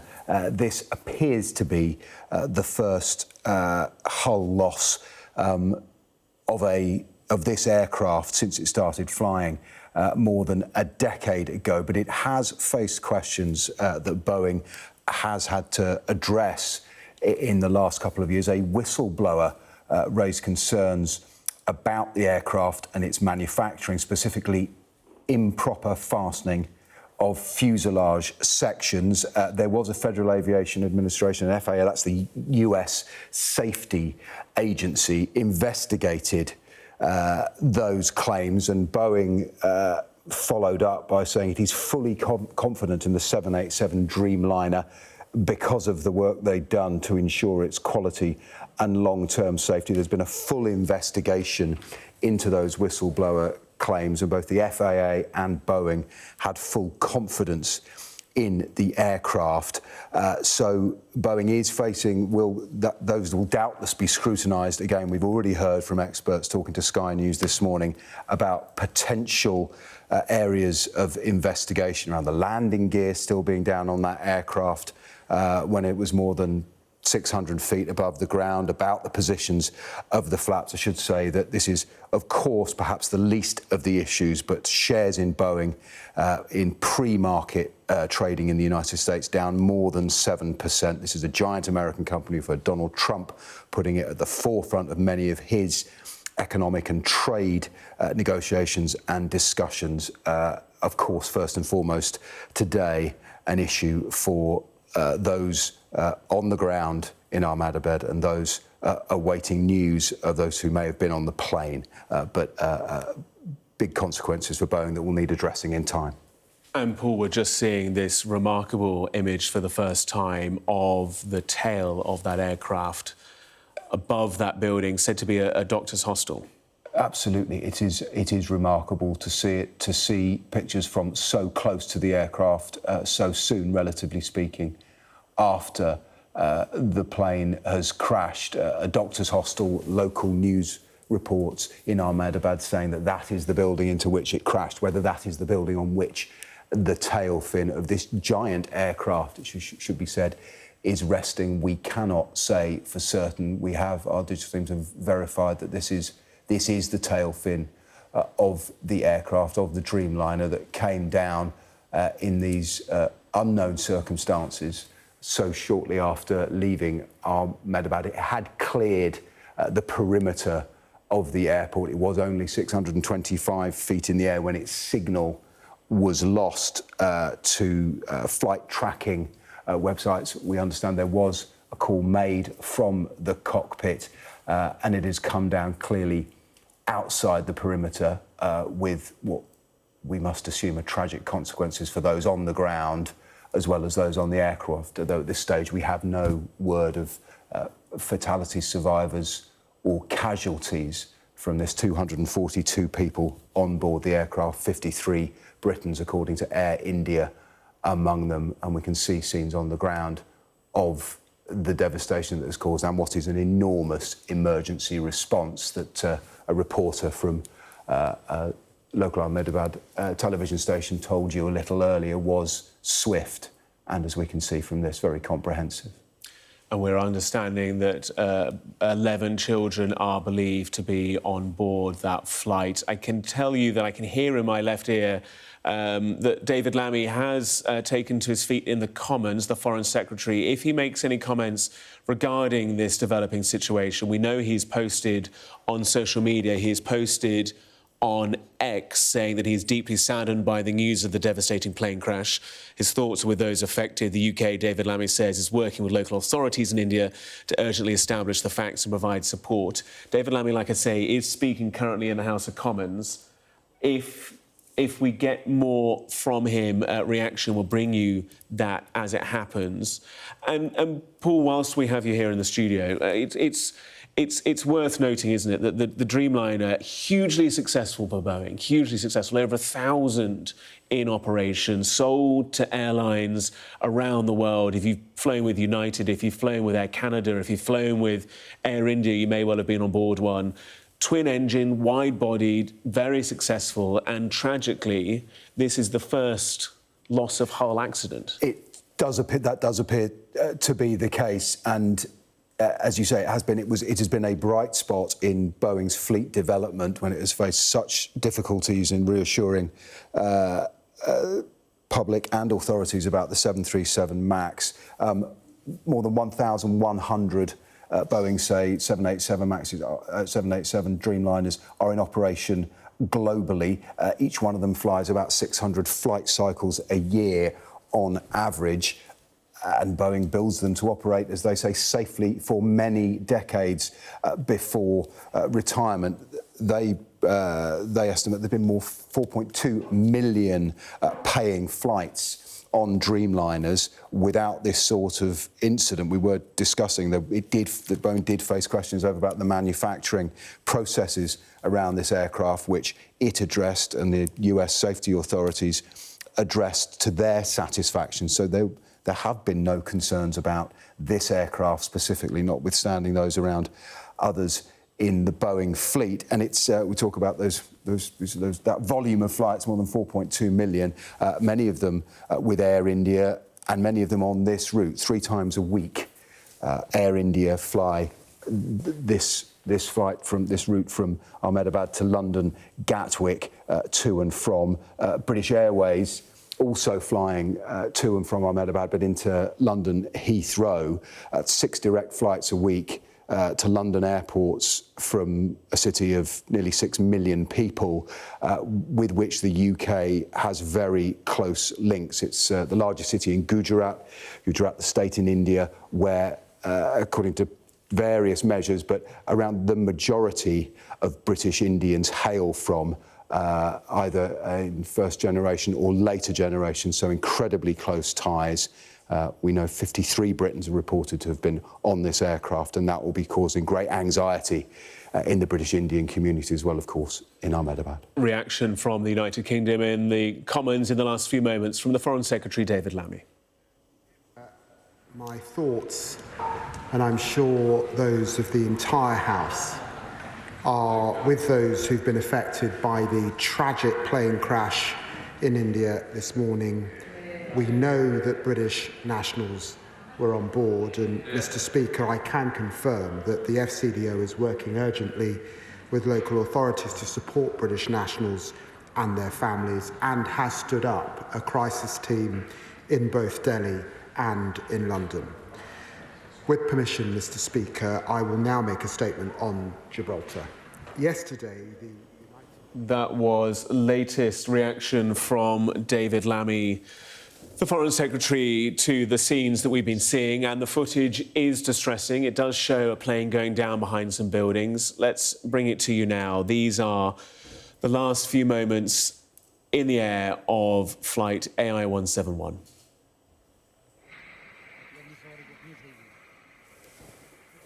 Aviation analysts who have been appraising this footage, and I appreciate it, it's only a few seconds long, do note that the aircraft's landing gear remains down, which former pilots tell us is unusual at that point in a flight. They also tell us that the flaps, potentially, which control the amount of lift of the aircraft, don't appear to be in the correct position. I'm keen to stress, though, that that is analysis of a very short clip, analysis done remotely by aviation experts and former pilots, and of course we await full information that will be retrieved from the black box flight recorders. There is plenty of analysis and coverage being pulled together as well on the Sky News website. On the live page, on the app and website, you can see images of the scene of the impact. We know that it's affected a doctor's hospital on the ground. There are charred buildings that are 1, 2, 3, 4, 5, 6 stories high. It looks as though they have balconies to the front of them, metal railings. Some footage has shown bed frames on the ground. In fact, one bed frame had a firefighter's hose leading over the top of it. You can see response from firefighters. In one picture, there's 3 or 4 hoses being directed at debris that is burning at the base of a building. In others, you can see firefighters applying their hoses to the 1, 2, 3, 4th floor of one of these hostile buildings. And also my colleagues at our digital team bringing together reporting from the Reuters news agency. The Reuters news agency is citing rescue personnel at the site, saying that at least 30 bodies have been recovered from a building at the site of the crash. Like I say, this is the Reuters news agency quoting rescue personnel. This is being brought to us by our digital team on the live blog, on the website and app. I cannot confirm that independently here from Sky News Central. We are working to establish figures regarding casualties, fatalities and injuries. This is the first that we've had. Like I say, this is the Reuters news agency reporting bodies recovered from a building at the site of the crash. I can't tell you whether they are bodies that are linked to the aircraft or to those on the ground. But we do know that 242 people were on board that Air India flight. 169 Indian nationals, 53 British, 7 Portuguese and a Canadian. It had reached an altitude of 625 feet. Signal was lost, according to the flight radar tracking website, just a minute after takeoff, and the footage that we'll play you in a few moments' time shows the moment of impact. We've seen reaction from David Lammy, the Foreign Secretary, saying that the UK is working with local authorities to establish the facts. The Prime Minister saying the scenes are devastating and he was being kept updated. The chairperson of Air India saying that it was with profound sorrow that he confirmed the tragic accident that occurred, saying his condolences with the families and loved ones of those affected. Kemi Badenoch, the leader of the Conservative Party, saying that her thoughts are with those affected, especially the families of those on board, and emergency teams responding to the horrifying tragedy. The Shadow Home Secretary, Priti Patel, saying her thoughts and prayers are with those affected by the crash. And the Speaker of the Commons, Lindsay Hoyle, saying that prayers and thoughts of the families of the London-bound aircraft He hopes there is better news to come. But at the moment, we can tell you that the Reuters news agency reporting rescue personnel at the site that 30 bodies have been recovered from a building at the site of the plane crash. I cannot tell you any more than that, and we're working to independently verify those facts and figures. Plenty of coverage here on Sky News, more on the website and app. Do stick with us for the full story first. It is midday. You're watching Sky News. We're covering the breaking story of a plane bound for London Gatwick Airport with hundreds of people on board, crashing in India shortly after takeoff. Air India say there were 242 people on board, among those 53 British nationals. The airline says 169 were Indian nationals. There were 7 Portuguese and 1 Canadian. The Air India flight had departed from Ahmedabad at 1:38 local time. The plane was a Boeing 737-8 aircraft, a Dreamliner. A spokesperson for Boeing said they are working to gather more information about the cause of the incident. The Indian Prime Minister Narendra Modi said the crash was heartbreaking beyond words. A warning that the footage we're about to play you does show the plane going down behind some buildings. You may find the following footage distressing.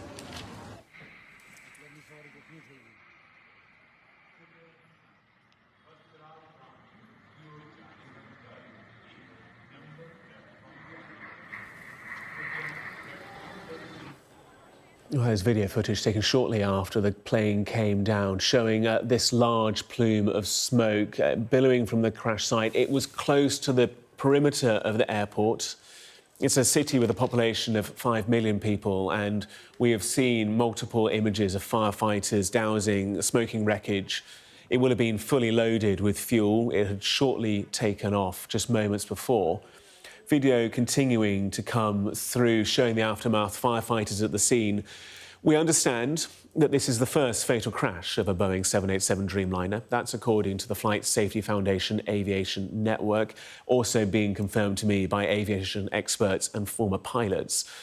Boeing's website, for its part, says the twin-engine plane has carried out more than 5 million journeys in the 14 years since its first passenger flight.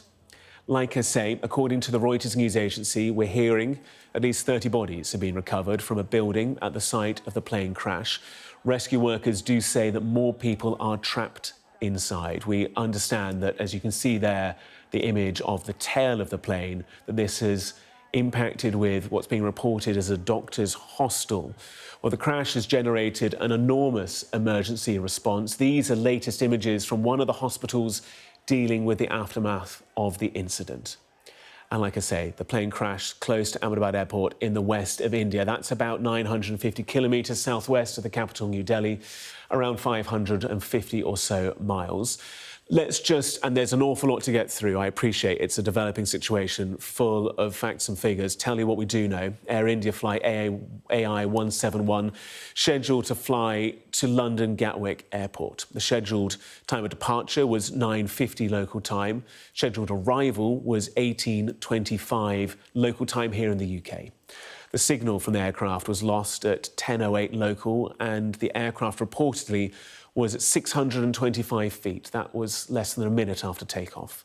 According to Air India, there were 53 British passengers, 196 Indian, 7 Portuguese and 1 Canadian on board. It's also being reported by the Reuters news agency that there were 11 children. We know that there were 2 pilots and 10 members of crew as well. Where Air India confirms that flight AI 171 was involved in an accident today. This is a statement. The flight, which departed Ahmedabad, was carrying 242 passengers and crew members on board the Boeing 787-8 aircraft.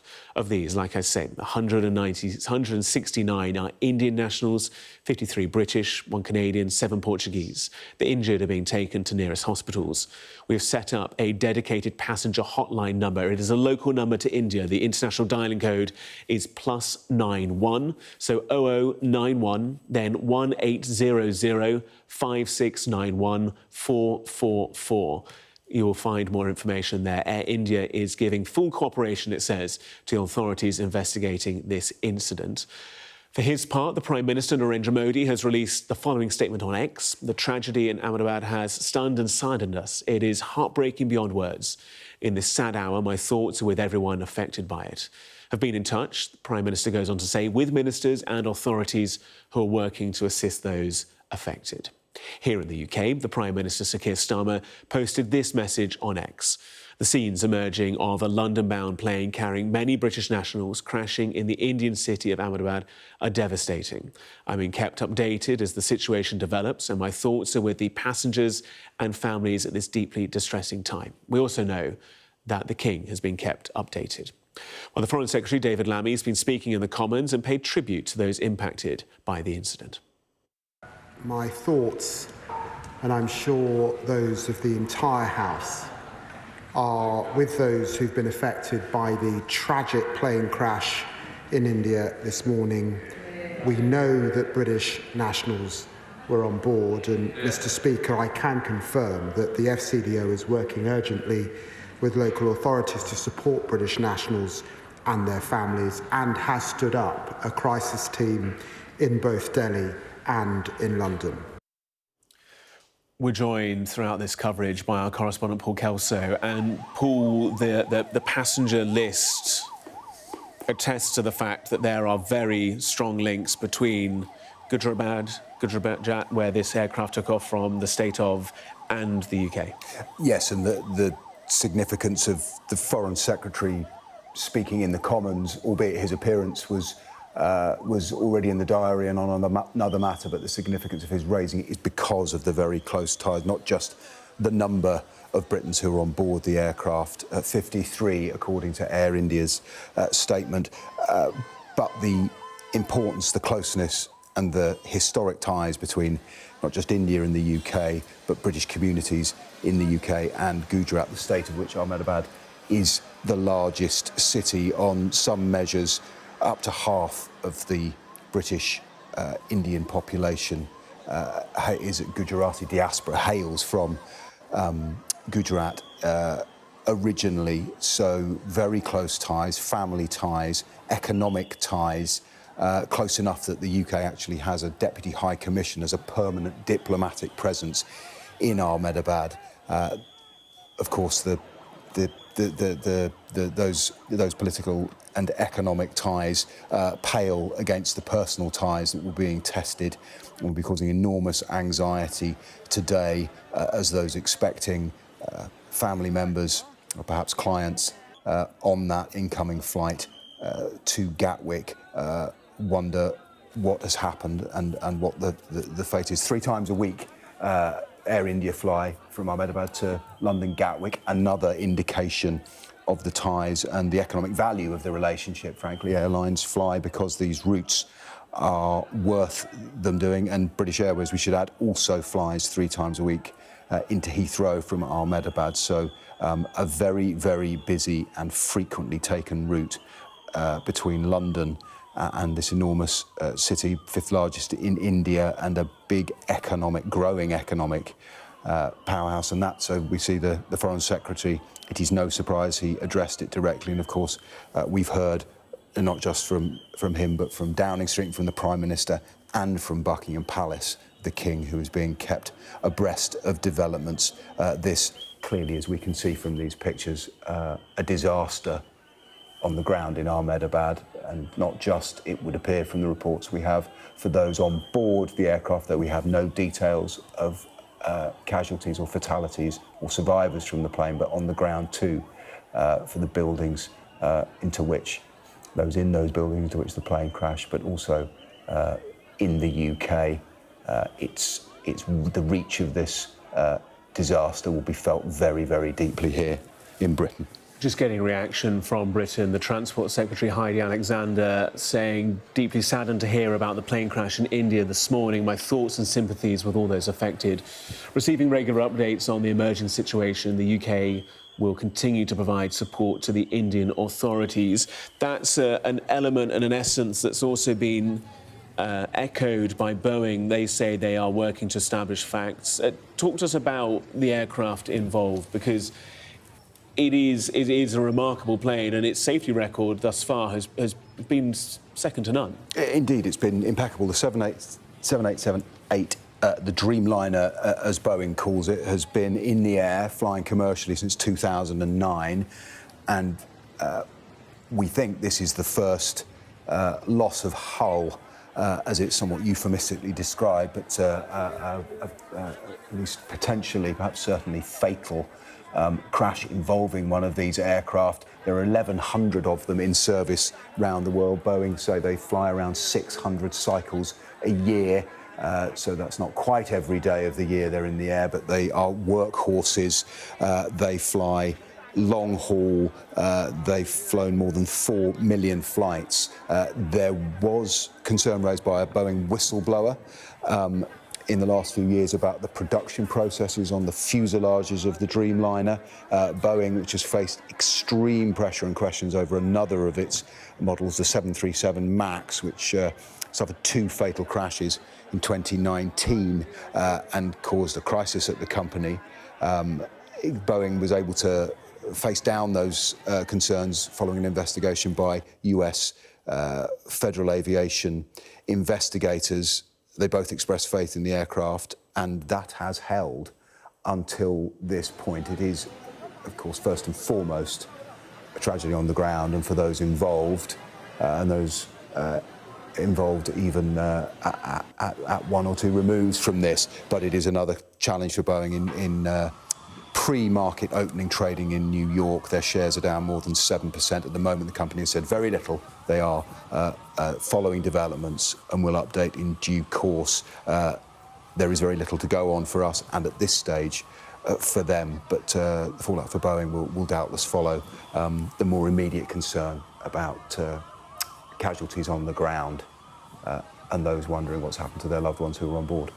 You're watching Sky News, bringing you the latest on this developing situation from India. That aircraft, as Paul Kelso was saying, that was destined to head to Gatwick, due to land at 6:25 local time here in the UK this evening. As we know, that flight crashing around a minute after takeoff. Gareth Barlow with you, also joined by Thomas Moore, our science correspondent, because, Thomas, investigators will already be starting to try and appraise and analyse what caused the crash.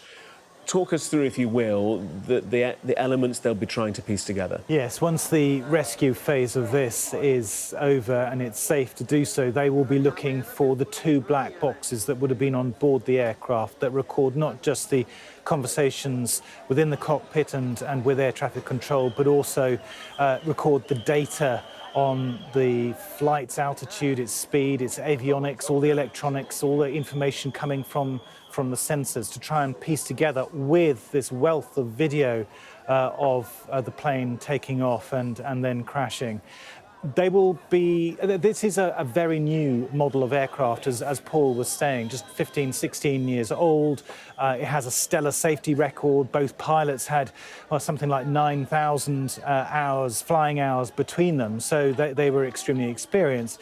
So there are other things that they would be looking at. Why was it that this aircraft didn't gain the speed that it would need to gain altitude? It crashed when it was just 190 metres above the ground, just outside the perimeter of the airport itself. So was there something wrong with the engines? Did 1 or possibly 2 go down? Did it strike a flock of birds, for example, that would cause a catastrophic failure? And that has been the cause of plane crashes in the past. Or was there some other mechanical fault with one of the engines? Now, this is a twin-engined aircraft, but even with 2 engines and 1 going down, it is designed to be able to still be able to take off efficiently and safely, even with that 1 engine working at maximum thrust, as it would be as it's trying to gain speed and altitude. So there is a lot to be worked out, whether it was engine failure, whether there was something wrong with the sensors and the information coming into the computer and the pilots that led them into some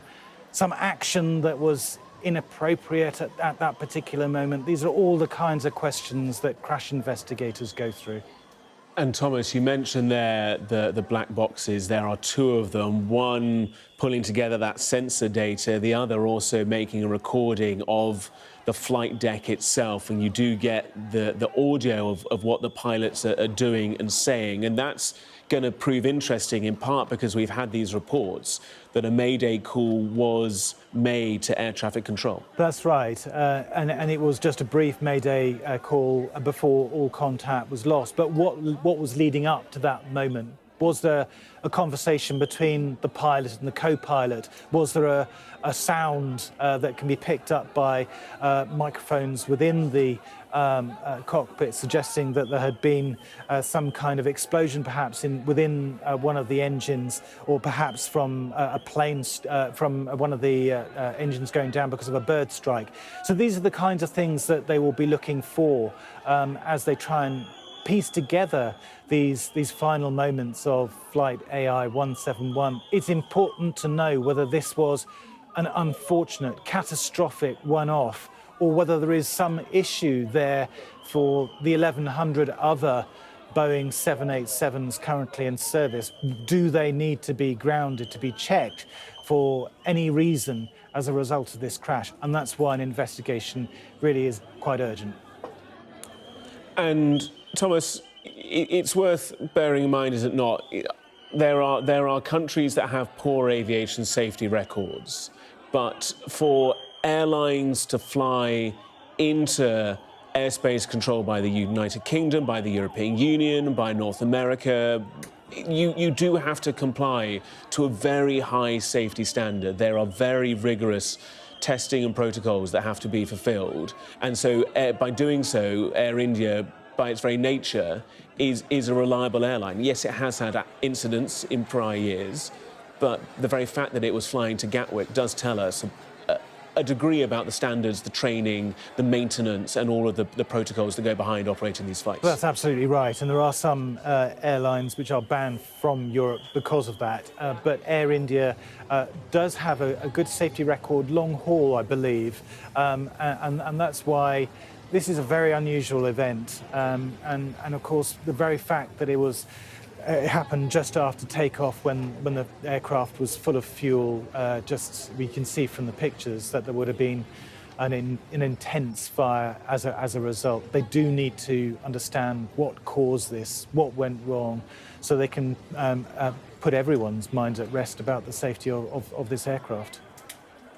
We are just waiting for translation of comments made by the junior civil aviation minister of India. Once we've brought you that translation, we'll bring you those comments here on Sky News. And I'm also just seeing, and I think this is a normal thing to happen in this kind of situation, Thomas, Emirates saying that they are monitoring the situation in the region closely, that they say there are no changes to their operations. And this is important, isn't it? Because there are around 1,000 of these Dreamliner aircraft in operation with a myriad of other operators, and they will be watching very closely to see what it means for them, their operations, their passengers. For sure, and they do need to understand whether there was some mechanical fault there, whether there was something in one of the engines or within the avionics, the electronics of the aircraft that could have misled the pilots and caused a problem like this, or whether it was just a one-off, a catastrophic impact with a flock of birds that could have resulted in this failure. Thomas Moore, our science correspondent, who is watching those developments closely. So too, joining me here in the studio is Paul Kelso. And Paul, we've been hearing, haven't we? We've spoken to several former pilots, now aviation analysts. We only have that very short clip. It's about 5 seconds or so long, when it does show the moments preceding the point of impact. And already there's focus on two things from what analysts are saying to us: the flaps and also the landing gear. Yes, hearing from Thomas there, who has great experience of reporting on the aftermath of these events, and we get a sense of him there, of the breadth that any investigation will take into the causes of these crashes. It's one of the reasons why we are so careful and cautious in these circumstances to attribute causes at such an early stage. But already 2 former pilots, aviation experts who you've spoken to this morning, have said the same thing about that short clip of the plane very shortly after takeoff, when frankly it looks like it is landing rather than taking off. Well, let's just take a moment to show our viewers this as we're talking about it. So a warning, the footage you're about to see does show the plane going down behind some buildings. You may find it distressing, but Paul, this is what's being analysed. Indeed, and as we can see the plane there, clearly allowing for the angle it is descending. And that is the aftermath.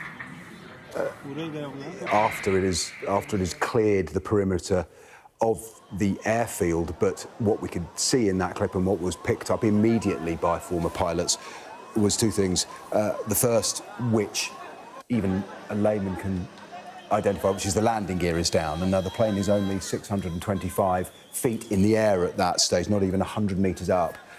But the landing gear, both pilots said, would be raised by then. The point of that being that the plane needs to be as aerodynamically efficient as quickly as possible because it is carrying its heaviest load of fuel. It is at its heaviest and it is working very hard to get off the ground. The other point, which would not be obvious to anyone but an expert, that was raised was that the flaps on the wings were not in the takeoff settings. Clearly they need to be in takeoff settings because it needs maximum upforce to lift away, given the aerodynamic challenge of lifting an aircraft loaded with fuel and passengers off the ground. We all know from sitting on a plane at that moment, one can feel the strain of the pure physics of lifting the aircraft off the ground and the thrust required to do that. And what both pilots told Sky News was that it is very curious that those flaps did not appear to be in the right place. And one of them pointed out the plane clearly looks, on first, if you did not know the circumstances, you would imagine that was a plane coming into land. It's reported that the Boeing Dreamliner, the 787-8, has a maximum fuel capacity of 126,000 litres, so 126 tonnes. Analysts who've been speaking to us here on Sky News suggested a figure for the duration of flight between India and the United Kingdom of between 90 to 100 tonnes. And that's also important because aircraft have takeoff and landing weights. You have the ability, the safe range, to take off with a full complement of fuel, but the landing gear is not designed to then absorb that impact at landing. You need to burn that fuel. And I'm sure many of us have been on flights where there's been delays and they've had to dump fuel over the sea because aircraft may be designed to take off in a one weight range, but they are designed to land in a very different position with relatively little fuel on board. Absolutely, and there's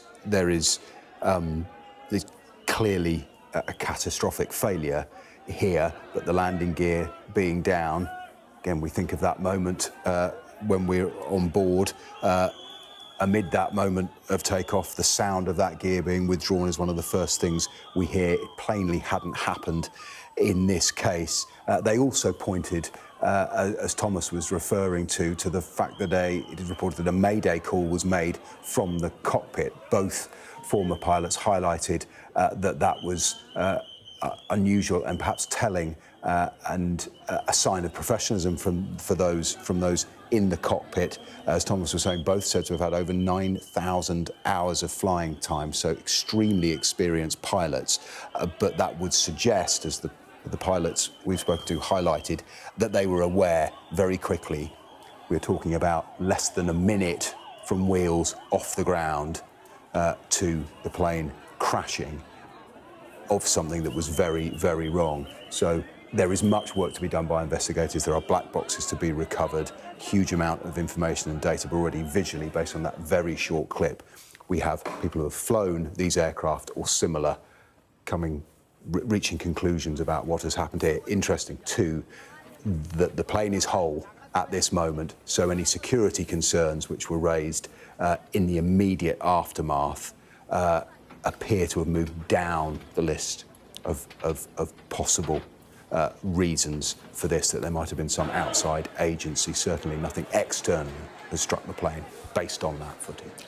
Paul Kelso, our correspondent, joining us here on Sky News. Gareth Barlow with you as well. Let's just show you some new video of firefighters putting out flames at the crash site. You can see here the charred buildings, the impact to the trees as well, and the blackened buildings there. These are 6 stories high. It's being reported as a doctor's hostel. It's just on the perimeter, on the outskirts of the airport. You can see there that JCB, that excavator there working through the rubble. In fact, there's several on scene. And just a reminder that this is flight AI-171, an Air India flight that was taking off from Ahmedabad in India, destined for Gatwick, due to land in Gatwick at 6:25 local time. On board, 230 passengers, 169 of them Indian, 53 British, 7 Portuguese and 1 Canadian. There were 2 pilots and 10 members of crew. As we see these images of the impact on the ground, we have heard from the Reuters news agency reports from local sources that 30 bodies have been removed from a building. I can't tell you whether they are bodies directly linked to the aircraft itself or linked to people on the ground. But the Reuters news agency saying that 30 bodies have been recovered from a building. Reports more trapped inside. Like I say, I can't give you the exact specifics as to who is being affected when we hear those reports. We also have had no further update from the authorities with regards to any casualties, any victims, statuses, any fatalities. We will bring that to you as soon as we do. We've had reaction from both Narendra Modi, the Indian Prime Minister, and Sir Keir Starmer as well. And we also got reaction from New Delhi television reporter Disha Bagchi. This is a flight that was taking off from Ahmedabad Airport and was due to land in London's Gatwick Airport. What we do know now, the latest in this story is that Prime Minister Modi has taken stock of the situation. He is in constant touch with Home Minister Amit Shah as well as the Civil Aviation Minister. He is headed to the scene in Gujarat now to take stock of the situation there. There are about 6 teams of emergency services at the scene trying to take control of the scene. The latest that we have is that the plane, in fact, did crash into a medical college dorm or a hostel. And visuals show really the way the plane crashed, the fuselage of the plane, in fact, crashed into the building. And there are very devastating shots coming from the scene. And in terms of the people on board, there were 242 passengers on board.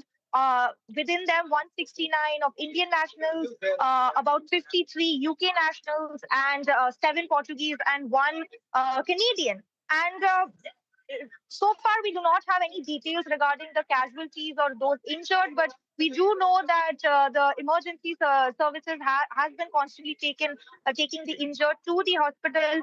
And in terms of the cause of the crash, that remains unclear. There is speculation that it could be caused by an engine failure or even a bird hit, but we do know that the pilot did issue a mayday call just minutes before, roughly a minute before the plane in fact crashed, and the air traffic control lost all communication with the airplane. But quite a devastating crash, and this is a tragedy that has taken place in India roughly 2 to 3 decades later. This is not something that it's quite a deadly crash and one of the deadliest in India's civil aviation history. So a very tragic incident in Ahmedabad.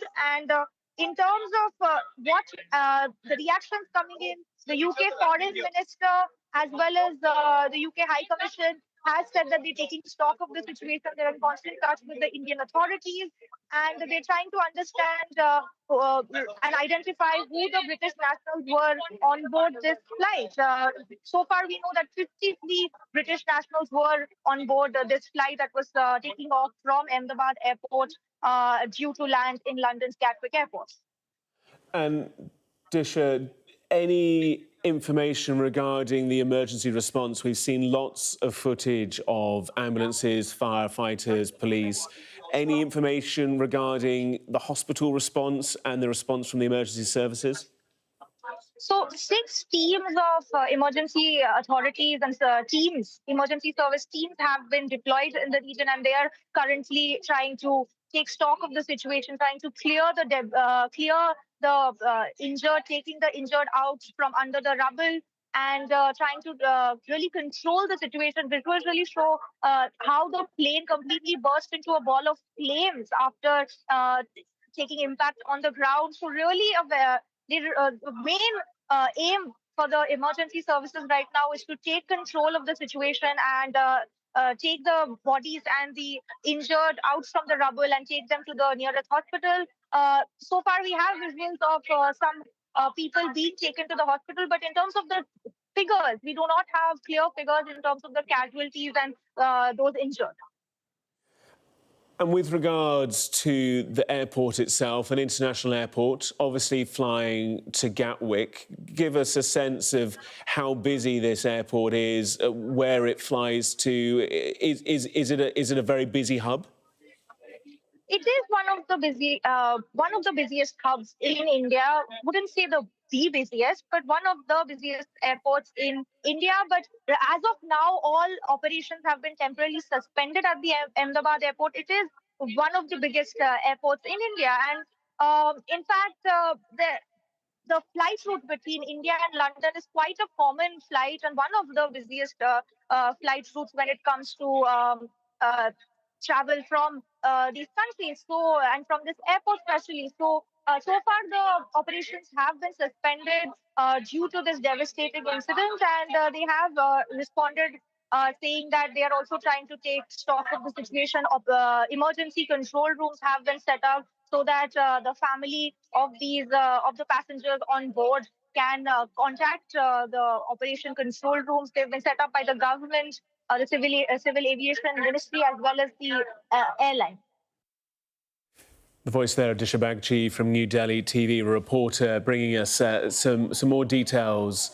And as we see this footage, I'm just seeing reports, and this is really pertinent, Paul, to what you're about to talk to us about, from the ANI news agency, quoting a mother saying that her son jumped from the second floor of the doctor's hostel when the plane crashed there.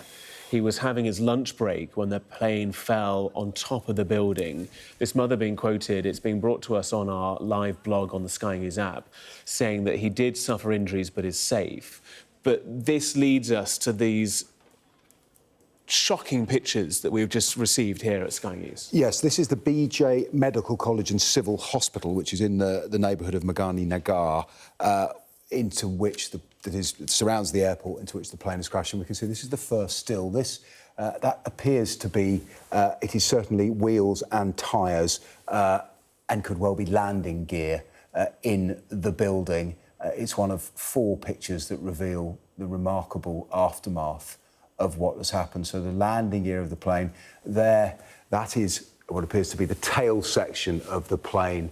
It may be the roof, it may be, given what that mother has been quoted as saying, the second floor, it may have come through below roof height. And we can see, yes, just to the right appear to be more sections of what may be the landing gear. That may be the reverse, the view of the landing gear we just showed you, pictured from the outside of the building. So this aircraft has ploughed into this hospital. We have a third image, which is a section of fuselage, as it appears to be. If we look to the left edge of that section that's protruding outside the building, I'm not clear if whether that is a door profile we can see. If that corresponds with the tail part of the aircraft, perhaps it is the very rear of the plane. But this, remember, is a doctor's hostel it's referred to, and this picture, one that underlines perhaps how disastrous this has been. There is we can see the profile of perhaps the fuselage part at the end of the building. But if we look at those tables in the foreground and all the way through, we can see food on plates in the building. This happened at lunchtime, and judging by these pictures, I think we can assume there were people in this mess hall having their lunch, entirely unaware at the moment that the plane crashed. There have been unverified reports from the Reuters agency of 30 bodies removed from a building. We're unclear which building. If it was this building, you've already told us that a mother has spoken to her son, who was in the building we are looking at right now and jumped to escape, and his injuries only, it appears, from making that leap. We'll wait to see exactly how many were affected, but we can clearly see here evidence that the plane crashed on a building onto a mess hall in which doctors and other medical trainees and perhaps staff at the hospital here were having their lunch. Remarkable images. As you say, we heard of that one individual who jumped from the second floor. We're hearing reports from the Reuters news agency of 30 bodies being removed from one building. They say more people trapped inside, working to independently bring you those figures. But what we can bring you is reaction and a briefing from India's junior civil aviation minister, speaking just a short time ago. Hello.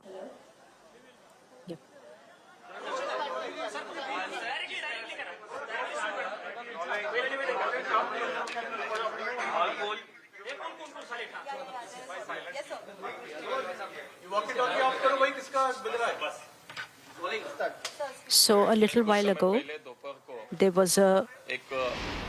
has been an incident.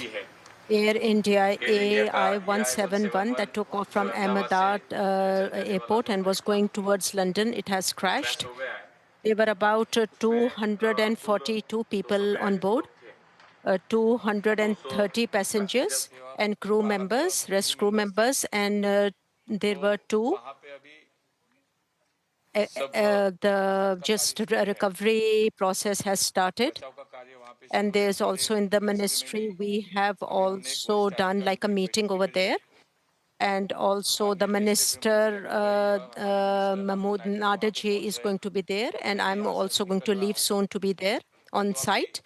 And everything is happening. And there is on a ministry level, there has been a meeting as well. And what is the reason and how many casualties are there? And there's also a recovery, plan going on at the site. I cannot, comment on all these. And I think it will take some time. And the priority that we have, that people who are there and people who are injured, we need to get them out. We have to really help them in the emergency. And our team is there, and we are going to go there. And what we have heard, there's 105 casualties. We have not given a statement about it. The work is there, and the priority, the first of all, the priority is there that we have to save as many people as possible, and we have to give them the emergency service. And first of all, first work is that we have to get the people out. Yes, as I have told you. There is a final list that is coming. The boarding passes has names, but let's see what happens. One more thing, there is a number. We have made like an emergency number in Ahmedabad number. I can read that up, 079-2286-9211. And I will repeat it once more. There is an emergency number that can be called 079-2286-9211. And that is and the Delhi office reply number is also there. And it is 1169 32 9663. And all these numbers are there. One is in Delhi, and first one we have to just send all the teams there to help, and we have to all start it together.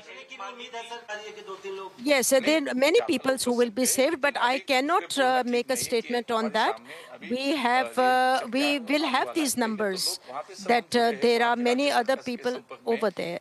And also we have seen all the emergencies, all the teams are there to provide service. First we have to go there, we have to see, and then we will see.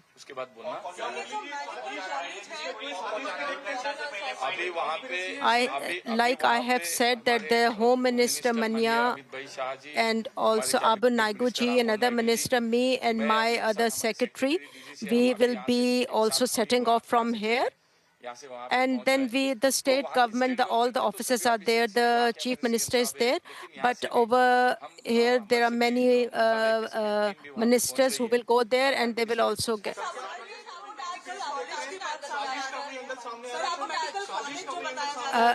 This is not, please give me time. I cannot comment now. Like I have told you, the priority is there that we have to save the people. The picture will be clear. Please give me some time, then I am going to answer your questions. And somebody contact? Yes, there was a message that there was an emergency and we need some help.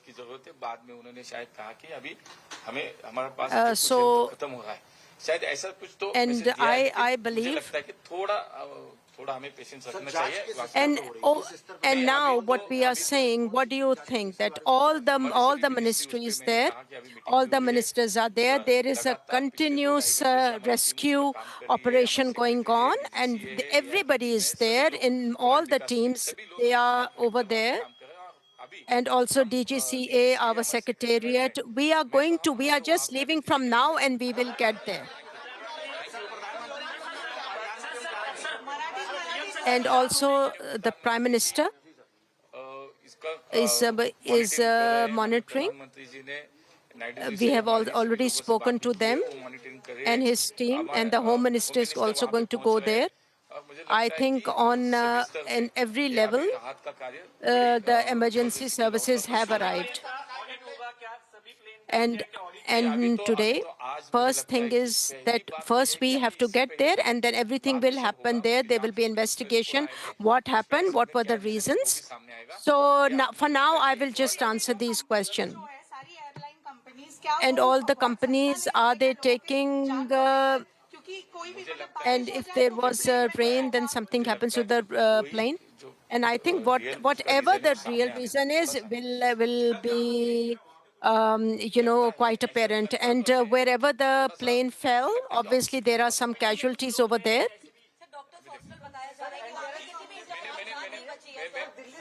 And from here, the Indian team is there, has gone. And I think that all the teams are working together in collaboration, and the work has started. And thank you very much. Thank you, thank you, thank you.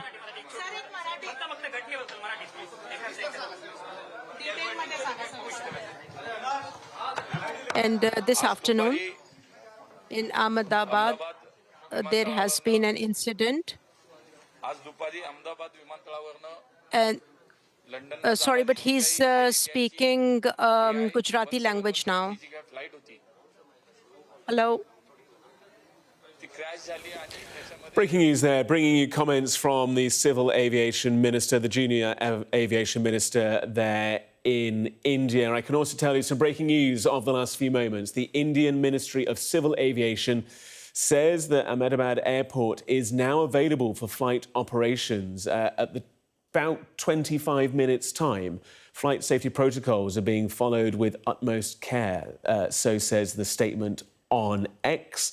The Indian Ministry of Civil Aviation saying that the airport is available for flight operations very shortly.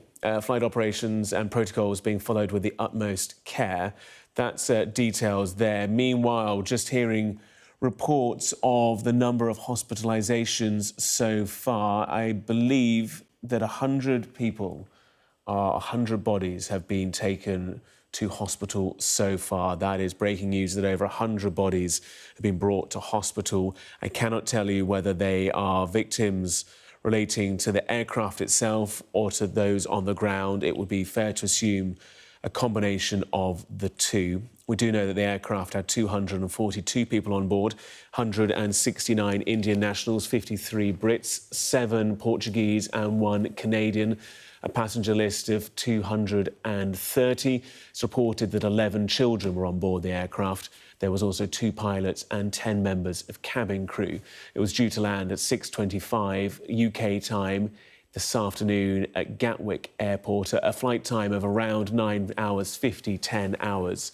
Well, it crashed very shortly after takeoff. We're joined on the phone by our reporter in India, Neville Lazarus. Neville, what's the latest?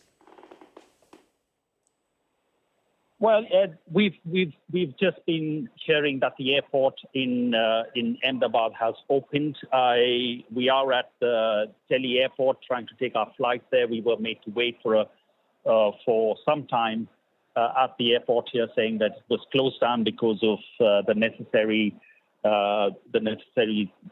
emergency services that were taking place at the airport. They were waiting for NDRF, sort of the National Disaster Response Force, to bring in equipment, etc., to come in and try and organize that rescue services which is just short. In a short distance from the end of where the crash happened. It took place in this crowded residential area of Ahmedabad, just outside the airport. And we have heard there would be casualties at this residential area as well. There are reports of bodies being seen by eyewitnesses across around this residential area. Now we understand that the Home Minister would be reaching in a short while. The Civil Aviation Minister is also headed there. This is one of the worst tragedies that the country has seen. I mean, one of the worst ones was in 1996, where 349 passengers were killed in an air crash in a place called Chakri Dadri. A Saudi Arabian airliner crashed just a few sort of 60 kilometers from Delhi, a place called Chakri Dadri. In 2020, an Air India Express overshot the runway in Kozhikode, and that was another tragedy that took place involving an Air India aircraft. And similarly, there has been a few of the Air India airlines that have crashed over the last few decades in the country. Air India was a government-run airliner, which was then bought over by the Tata company,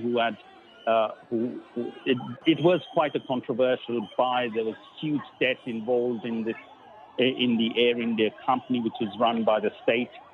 Tata's bought it over and have tried to turn it around. It is a behemoth of an organization. It has hundreds of planes, thousands and thousands of employees across the country. It's one of the most networked airline in the country.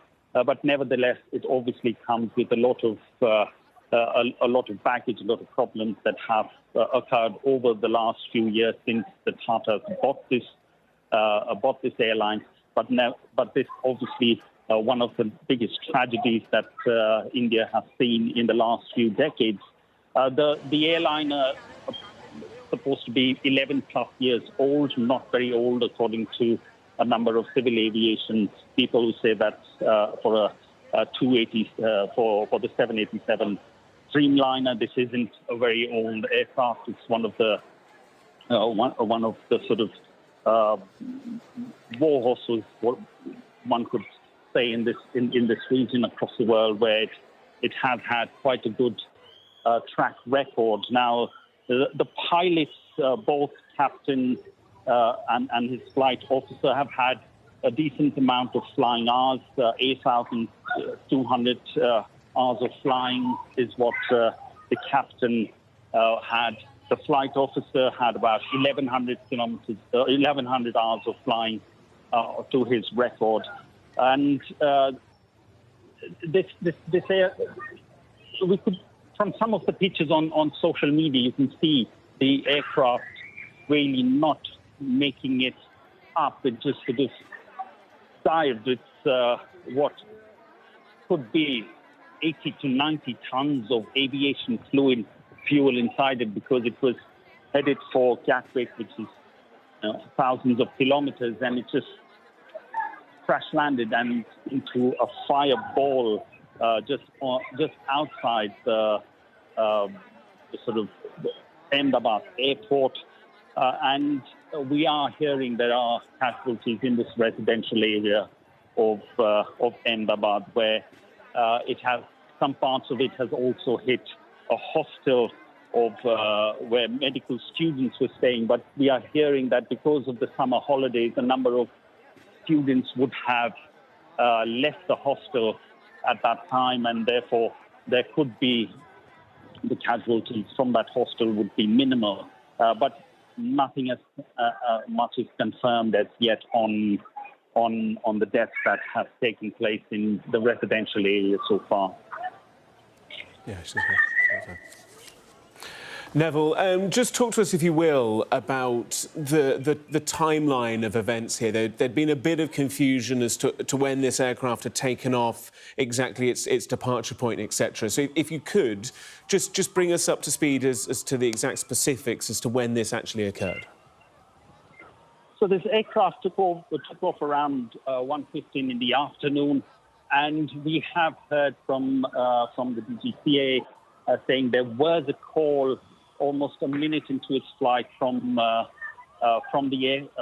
pilot of a Mayday call, just one call of that, and then we see these images from on social media of the flight just not really picking up and sort of crash landing into this residential area. So it was just a few minutes from its takeoff when this crash happened, so not very far from where it actually took off, and within a few minutes it crashed into the residential area in Ahmedabad. Neville, we're just waiting for statements from a government spokesperson. I can see somebody stood behind a podium, 4 flags beside them. I may have to interrupt you just to bring you these comments. Let's do so. We are waiting for the comments to start, but we can bring you the translation of them. We can also tell you that the Prime Minister, Narendra Modi, has spoken, saying it's a sad hour and his thoughts with everyone affected. He's been in touch with ministers and authorities who are working to assist those affected. We have also just heard that flights have resumed at the airport. The Civil Aviation Ministry confirming operations underway as of 4:05 local time. Flight safety protocols being followed with the utmost care, they say. We did also hear from Gatwick Airport saying that they will provide more information as appropriate. We will bring that to you as we get it. In the last 15 minutes, we can say that there was 242 passengers and crew members on board. Gatwick Airport say it's liaising closely with Air India, and there is a reception centre for relatives on board being set up to provide information and support where appropriate. Just looking at some reports here.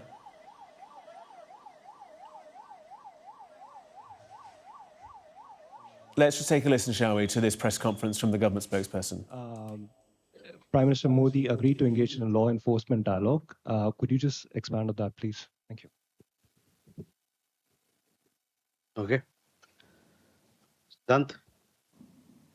Hi, sir. Siddhant from Beyond. So we have seen a lot of comments coming from the American administration. In fact, their military, top military officials called Pakistan a counter-terror partner, and we have seen similar statement coming from other officials. So how does India views the American statements that Pakistan can be a partner when it comes to counter-terror cooperation? Okay. Rishabh. So good evening, Rishabh from Times Now. So first question, Mohammed Yunus is in the United Kingdom, and yesterday he made a comment about a conversation with our Prime Minister saying that he wanted, or Bangladesh wanted, Sheikh Hasina to be restrained, and India did not respond appropriately, is what he has said. Apart from that, sir, also... So, a developing situation, and I'm sure that press conference will be wide-ranging. We heard reference to Pakistan and to Bangladesh there, so I'm sure that questions will come to this government spokesperson. Sky News, obviously not in charge of the cameras or of the questions. So as we get to points pertinent to this breaking news of this morning, we will bring it to you. But I can tell you that that is the Indian Foreign Ministry spokesperson, Randhir Jaswal. So I should imagine there will be questions about foreign affairs first and foremost before getting to the issue at hand with regards to flight AI-171, that Air India plane that crashed. Just put a question to you, Paul Kelso. There is reports of casualty figures, there are reports of injury figures, and it's really important, isn't it? There is always, in moments like this, a huge amount online on social media to take time to work through the details as we get them. Absolutely, which is why we go to moments like that. We've just seen potential communication from official channels in India that might help us with what we still don't have formally confirmed any numbers for fatalities, for survivors, or for casualties from this crash, either among the 242 people, passengers and crew that Air India say were on board the Boeing airliner when it crashed, or those on the ground. The scene on the ground, devastating. We've seen remarkable pictures of a building on which at least part of the aircraft has crashed. We can see these scenes of multi-storey buildings. We don't know whether they're residential or business blocks, but they have been appear to have been gutted by fire. An enormous emergency response on the ground, but the picture is still unclear as it stands as to what the toll, the human toll of this crash will be. But hundreds of people involved clearly on the plane of concern. Here in the UK, 53 Britons on the passenger roll on board that flight. Ahmedabad, a city that has close links. It's the biggest city in Gujarat, an area that has very close ties with the UK. Enormous numbers of people from the Gujarati diaspora live in the United Kingdom among the British Indian community that counts in we count in the close to 2 million. Very close ties, evidenced by the fact this plane was flying at all. Air India, 3 direct flights to and from London Gatwick from Ahmedabad every week. British Airways flying 3 a week into Heathrow. Close ties, personal, professional. It's the personal that is of most concern, of course, in these immediate hours. Some breaking news to bring you here on Sky News, being brought to us by the AP and Reuters news agencies, quoting the City Police Commissioner, who says there appear to be no survivors from the Air India airliner that crashed. Like I say, this is being brought to us by the AP and Reuters news agencies. They are quoting the City Police Commissioner in Ahmedabad, who says that there appears to be no survivors from the airliner that crashed. 242 people on board, 230 passengers, 169 Indian nationals, 53 British, 7 Portuguese and 1 Canadian, 2 pilots and 10 crew members. And like I say, City Police Commissioner in India saying there appears to be no survivors from the Air India airliner that crashed. We've heard reports from Reuters that 30 bodies were removed from one of the doctors' hostel buildings and taken to hospital. In recent minutes, we've heard that at least 100 bodies have been taken to hospital. We're now hearing this breaking news that a City Police Commissioner telling news sources on the ground there appears to be no survivors from that crash.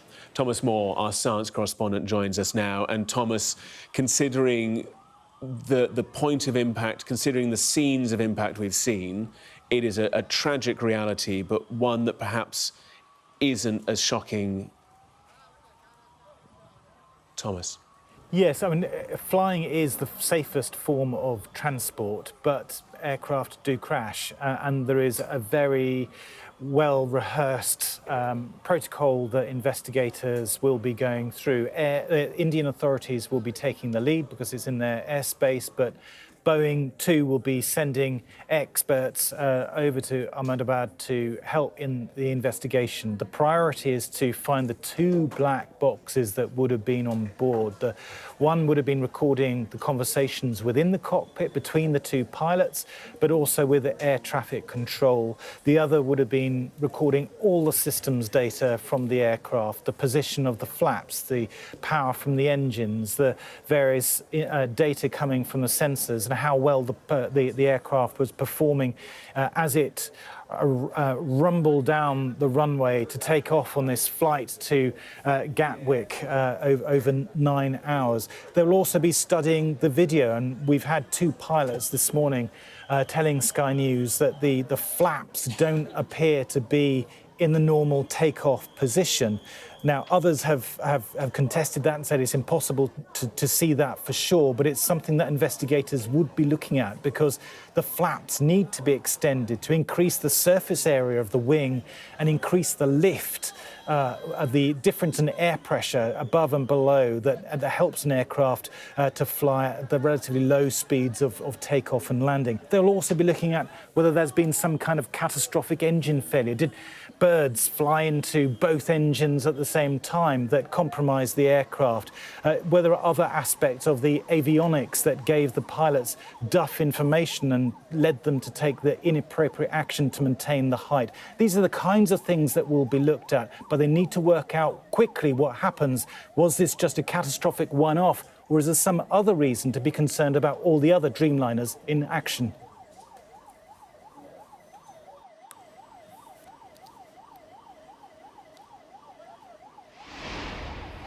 Hello, good afternoon. It's 1 o'clock. You're watching Sky News. We're covering one major breaking story today.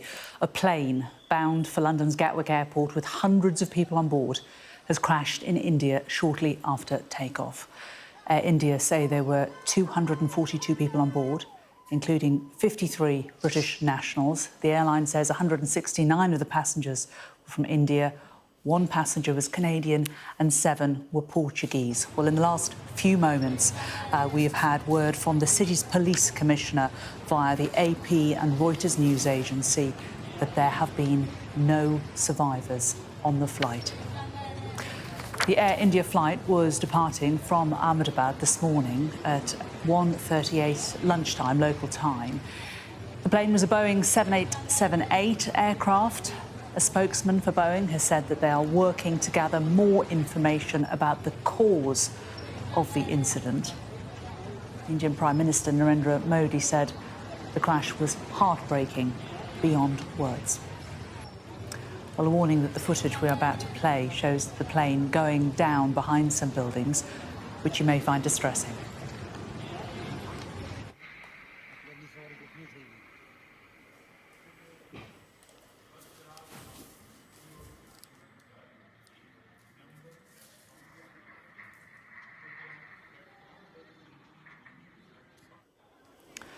Well, video footage taken shortly after the plane comes down shows this large plume of smoke billowing from the crash site, which is very close to the airport in Ahmedabad. It's a city with a population of more than 5 million people. Firefighters doused the smoking wreckage of the plane. It would have been fully loaded with fuel shortly after takeoff. Well, more video is coming in and continuing to show the aftermath and firefighters at the scene. This is the first fatal crash of a Boeing 787 Dreamliner, according to the Flight Safety Foundation Aviation Safety Network. Boeing's website says the twin-engine plane has carried out more than 5 million journeys in the 14 years since its first passenger flight. Well, we know that at least 100 bodies have now been recovered from the site of the building that the plane crashed into. Rescue workers say they fear more people are trapped inside. We've also received these images, which are from inside the building that the plane crashed into. Well, there are reports that it is a medical college or a hostel, and this was the lunch space. According to reports, a lot of medical students were having their lunch in there at the time. You can see parts of the plane embedded into the building. That is the tail section of the plane. We saw the wheels from the plane, and you can see part of the plane's fuselage there. Well, the incident, perhaps unsurprisingly, has generated an enormous emergency response. These are the latest pictures from one of the hospitals dealing with the aftermath of the crisis. And we've had a statement from Air India confirming the flight details. The AI-171 from Ahmedabad to London Gatwick was involved in an accident today after takeoff. The flight, which departed at 13:38 hours, was carrying 242 passengers and crew members on board the Boeing 7878 aircraft. And the breakdown of these, 169 are Indian nationals, 53 are British nationals, 1 Canadian national, 7 Portuguese nationals. The injured are being taken to the nearest hospitals. The airline's also set up a dedicated passenger hotline, the number 1-800-5691-444, and that's to provide more information. And they say that Air India is giving its full cooperation to the authorities investigating this incident. Indian Prime Minister Narendra Modi, who is actually from the Ahmedabad state, has released the following statement on X. He said, "The tragedy in Ahmedabad has stunned and saddened us. It's heartbreaking beyond words. In this sad hour, my thoughts are with everyone affected by it. I've been in touch with ministers and authorities who are working to assist those affected." Here, the Prime Minister Keir Starmer posted this message on X. He said the scenes emerging of a London-bound plane carrying many British nationals crashing into the Indian city of Ahmedabad are devastating. I'm being kept updated as the situation develops, and my thoughts are with the passengers and their families at this deeply distressing time. The Foreign Secretary, David Lammy, has been talking in the Commons a short while ago. He paid tribute to those affected by the crash. My thoughts, and I'm sure those of the entire House, are with those who've been affected by the tragic plane crash in India this morning. We know that British nationals were on board, and Mr. Speaker, I can confirm that the FCDO is working urgently with local authorities to support British nationals and their families, and has stood up a crisis team in both Delhi and in London. Well, let's bring in our correspondent, Paul Kelso. Paul, David Lammy there, highlighting the fact, 53 Britons on board, enormous cultural links and population links between India and the UK. Yes, the Foreign Secretary's appearance at the House of Commons was already in the diary. He was there to talk about something else. We might have expected him to reference anything involving British nationals, but the significance of the ties between India, the enormous personal, cultural, economic ties between the UK and India, not just the UK and India, but particularly Ahmedabad. It's the capital of Gujarat. It is the Gujarati diaspora, by various counts, making up to half of the UK British Indian population. Air India, this flight that has crashed, they fly this route 3 times a week directly from Ahmedabad to Gatwick. That was the route that was underway and terminated so briefly. British Airways also fly 3 times a week to Ahmedabad, albeit into London Heathrow, so that underlines the economic links, but the enormous social and cultural links and family links built up over several generations are not to be underestimated here. This is an enormous loss of life for British nationals, 53, if these reports, as yet unconfirmed, from the Commissioner of City Police in Ahmedabad, there are no survivors on this plane, so this will be felt extremely deeply in the British Indian community in London. Of course, this flight was heading to Gatwick. Gatwick Airport has said in the last couple of hours that they have made arrangements. They've confirmed that the flight was heading to Gatwick. It wasn't due to land until after 6 p.m. UK time today, but they've said in a statement in the last couple of hours they are liaising closely with Air India, and they've established a reception centre for relatives of those on board where information and support will be provided. Unclear whether there will have been relatives or those receiving friends, family, clients, whatever it may be, would have been at the airport given the plane was 8-10 hours away from arrival, but the airport has made arrangements for those who come. But we've seen these ties, these links, emphasised not just by the Foreign Secretary, but of course by the Prime Minister and the King. Buckingham Palace have said he is being kept updated on developments, so this will hit very hard here in the UK. Of course, people watching these scenes on the ground in Ahmedabad will be deeply troubled by it, and slowly perhaps the the unavoidable reality of what has happened to those on board is becoming clearer, although as yet not confirmed. Yeah. Thanks very much, Paul. Let's join now New Delhi television reporter Disha Bagshi. And Disha, in the last few minutes, we've had confirmation from the city police. They are saying there are no survivors. It was perhaps a little bit too hopeful to imagine that many people could have survived what appeared to be an impact and then an enormous ball of flames. But there is hope, hopefully, that they may still be able to bring some people out of the neighbouring buildings.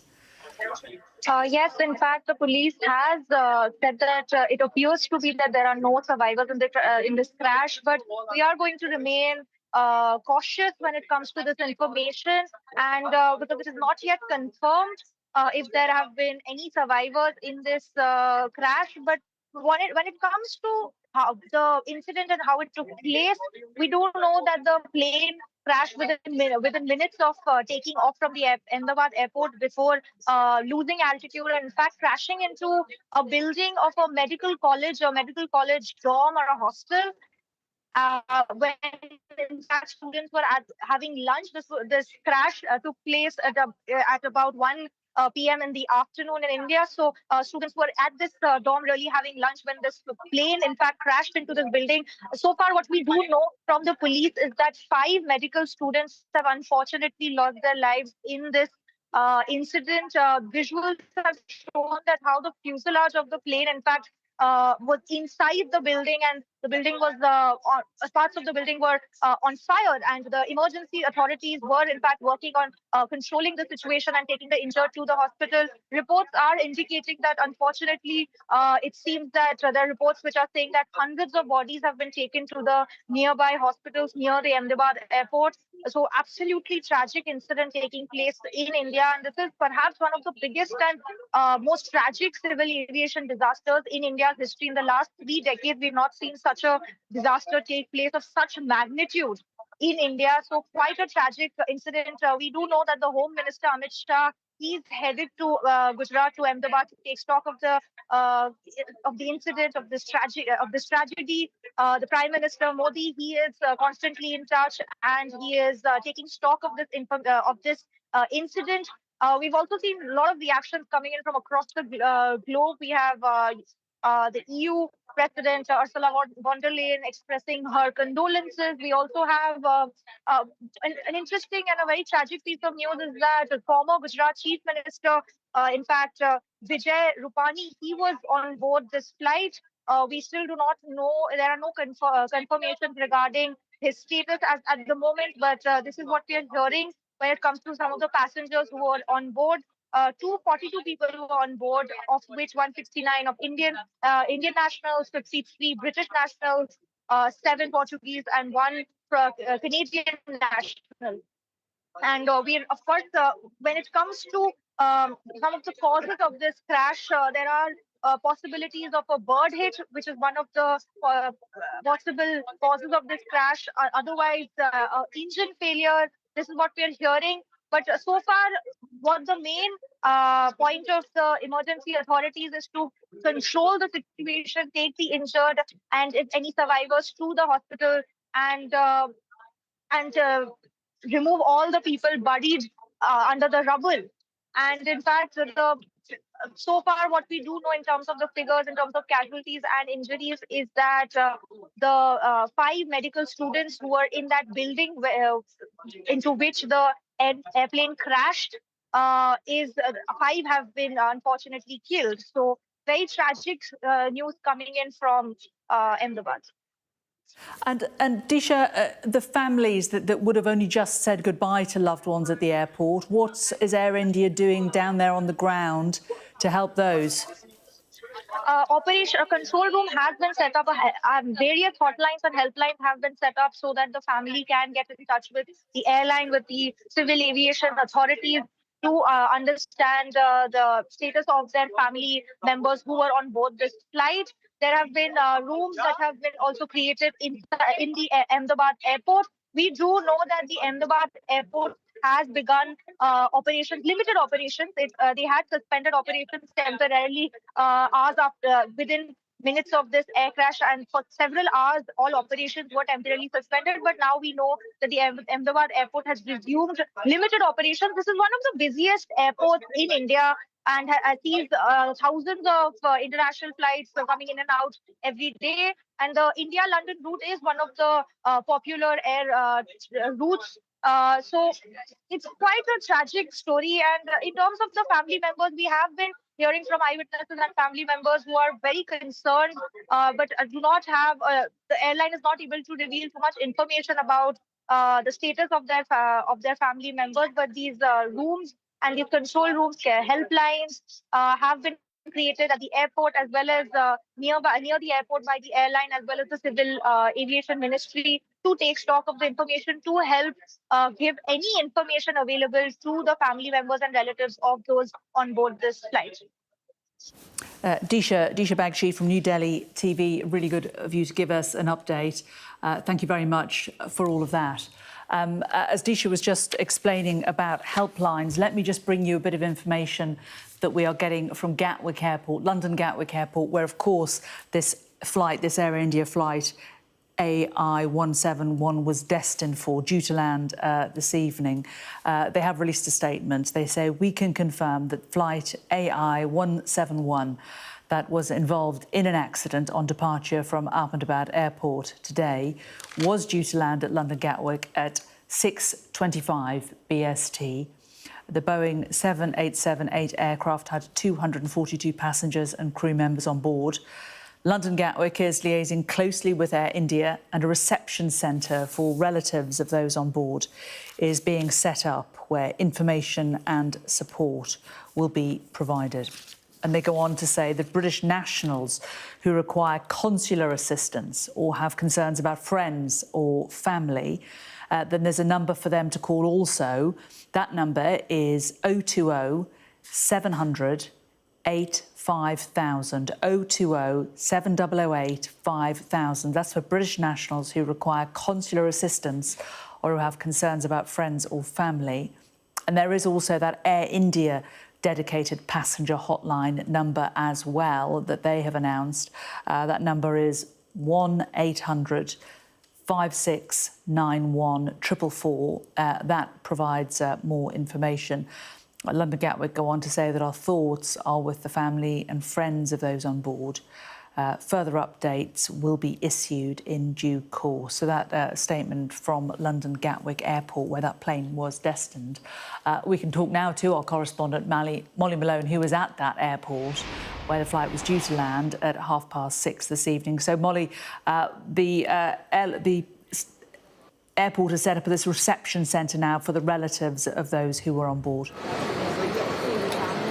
Yeah, that's right. They've set up a reception centre providing support and assistance to relatives and families desperate, of course, for answers after they've seen this devastating news. We know that this flight was due to land here at Gatwick Airport, the UK's second busiest airport, just before 6:30 this evening. We know too that it was carrying 242 people on board. That included 53 British nationals, 169 Indian nationals and Canadian and Portuguese. It's fairly routine that Air India ran. They've been running 3 flights a week to Gatwick Airport since January 2023. It's worth saying as well that BA run regular flights from Ahmedabad to London Heathrow. It was a regular and routine flight. We know that the King has asked to be kept updated as to the situation. The Prime Minister too saying it's distressing and devastating. Of course, the Foreign Office remaining in contact with families, set up here a reception centre in constant contact with people that clearly have many answers as to exactly what happened. Yeah, and Molly, it's clear that this is a regular flight, isn't it? 3 times a week, the fly from Gatwick to the city, and also from Heathrow as well. It is a well-trodden route for people coming and going from the UK.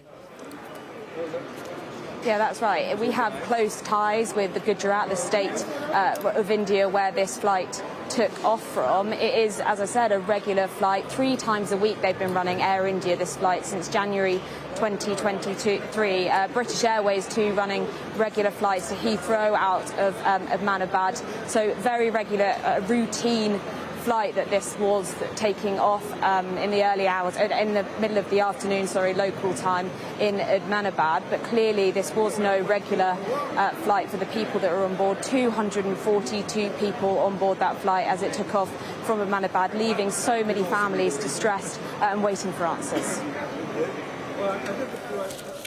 Molly, thank you very much for that. Molly Malone there, bringing us the very latest from Gatwick Airport, who have announced that they have set up a centre to help families who were expecting to meet people off that flight at 6:30 this evening. We do have some footage that we're about to bring you, and I should say a warning that this is footage which shows the plane going down behind some buildings, which you may find distressing, but it does give us an idea of actually what happened this morning.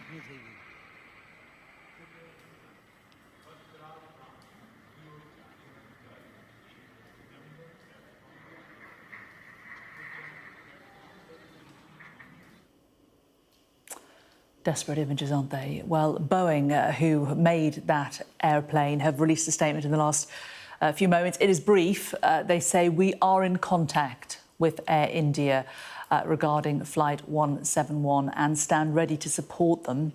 Our thoughts are with the passengers, crew, first responders and all affected." Well, investigators are, of course, going to be looking into what could have caused the crash already. Let's bring in our science correspondent, Thomas Moore. Thomas, what will be the first things that they'll be wanting to analyse?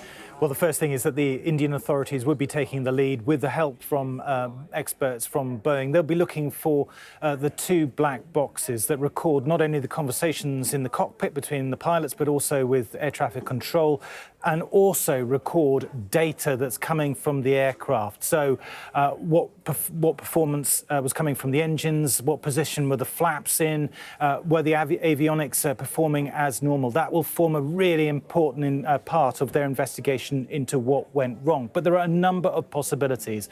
So 2 pilots have told Sky News this morning that looking at the pictures that you've just shown, the video of the aircraft taking off, is very unusual. It does look almost as if the aircraft is very slowly coming into land, not powering away from the ground as normal. It doesn't look like a normal stall when the aircraft isn't able to maintain its altitude. And they point to the possibility that the flaps that should be extended at low speed of takeoff and landing don't seem to be in the correct position, and that may not have given the aircraft enough lift to maintain its altitude.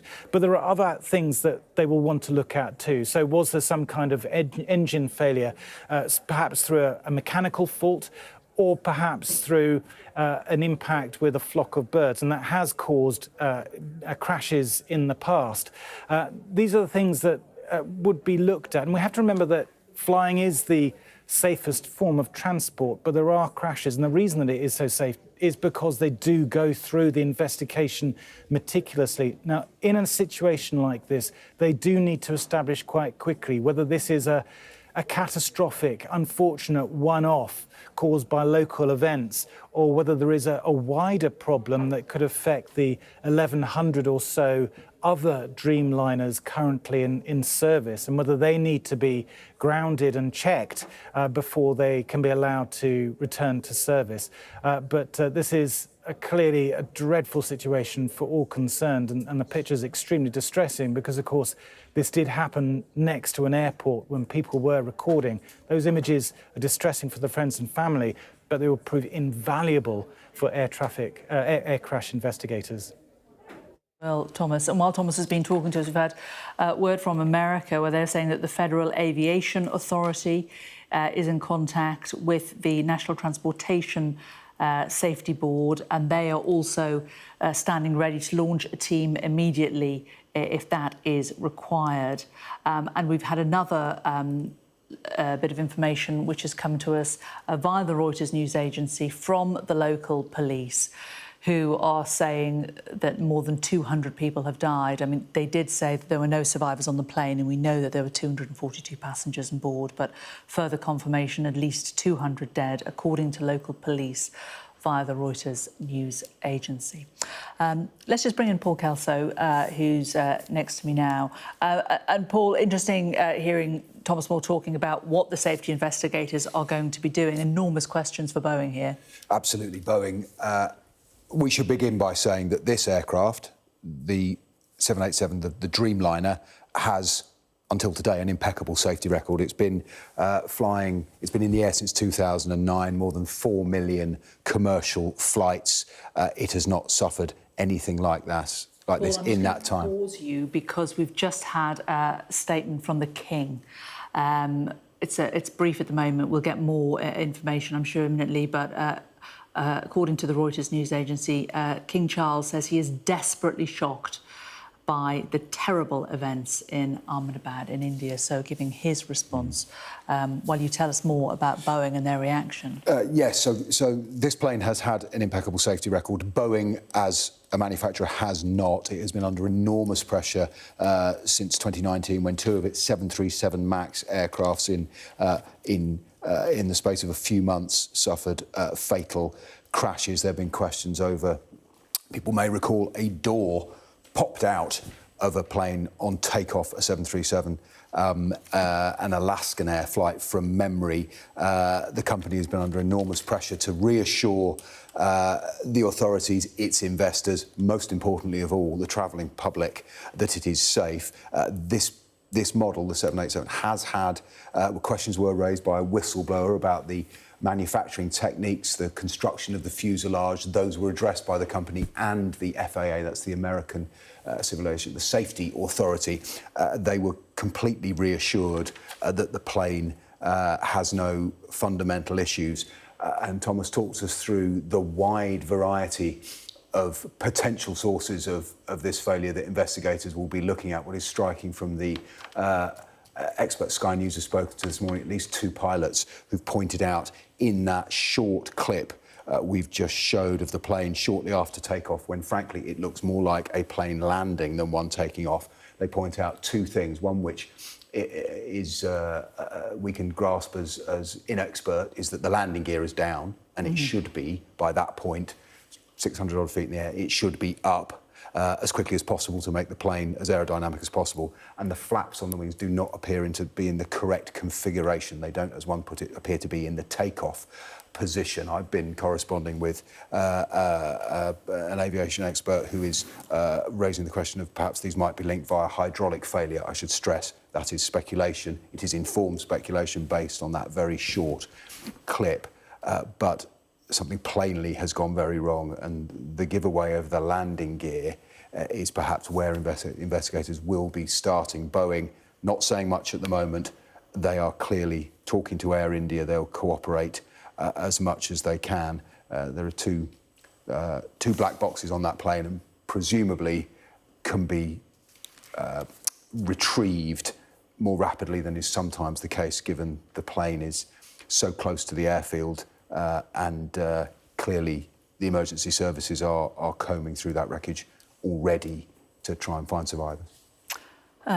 Paul, as you were talking to us, we got a more detailed statement from the King in the last few moments. He has released a statement on X saying, "My wife and I have been desperately shocked by the terrible events in Ahmedabad this morning. Our special prayers and deepest possible sympathy are with the families and friends of all those affected by this appalling, tragic incident across so many nations as they await news of their loved ones." He goes on to say, "I would like to pay a particular tribute to the heroic efforts of the emergency services and all those providing help and support at this most heartbreaking and traumatic time." So a very fulsome statement there from the King, giving his condolences to the families and friends of those who have perished. It's believed that all on board this flight died.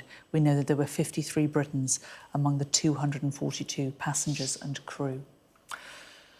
Well, let's get some more information now from a helicopter pilot, Seun Komolafe. Seun, really good to talk to you today. We've been looking at these images, Paul and I, talking certainly not from a position of any authority, but talk to me how hard this particular part of flying is, the taking off. That is the most challenging part, one would assume.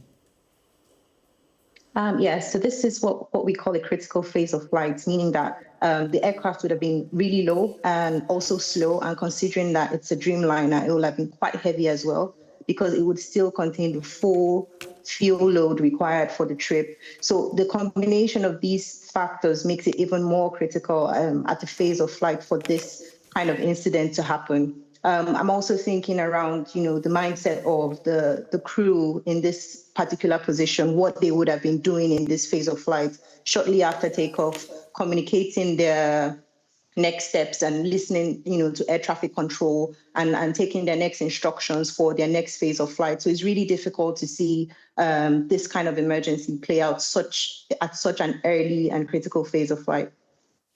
So what are the checks? Talk us through what the procedure is as you're taking off. Obviously, I appreciate helicopters different to planes, but what is the kind of order of things that you check as you are taking off?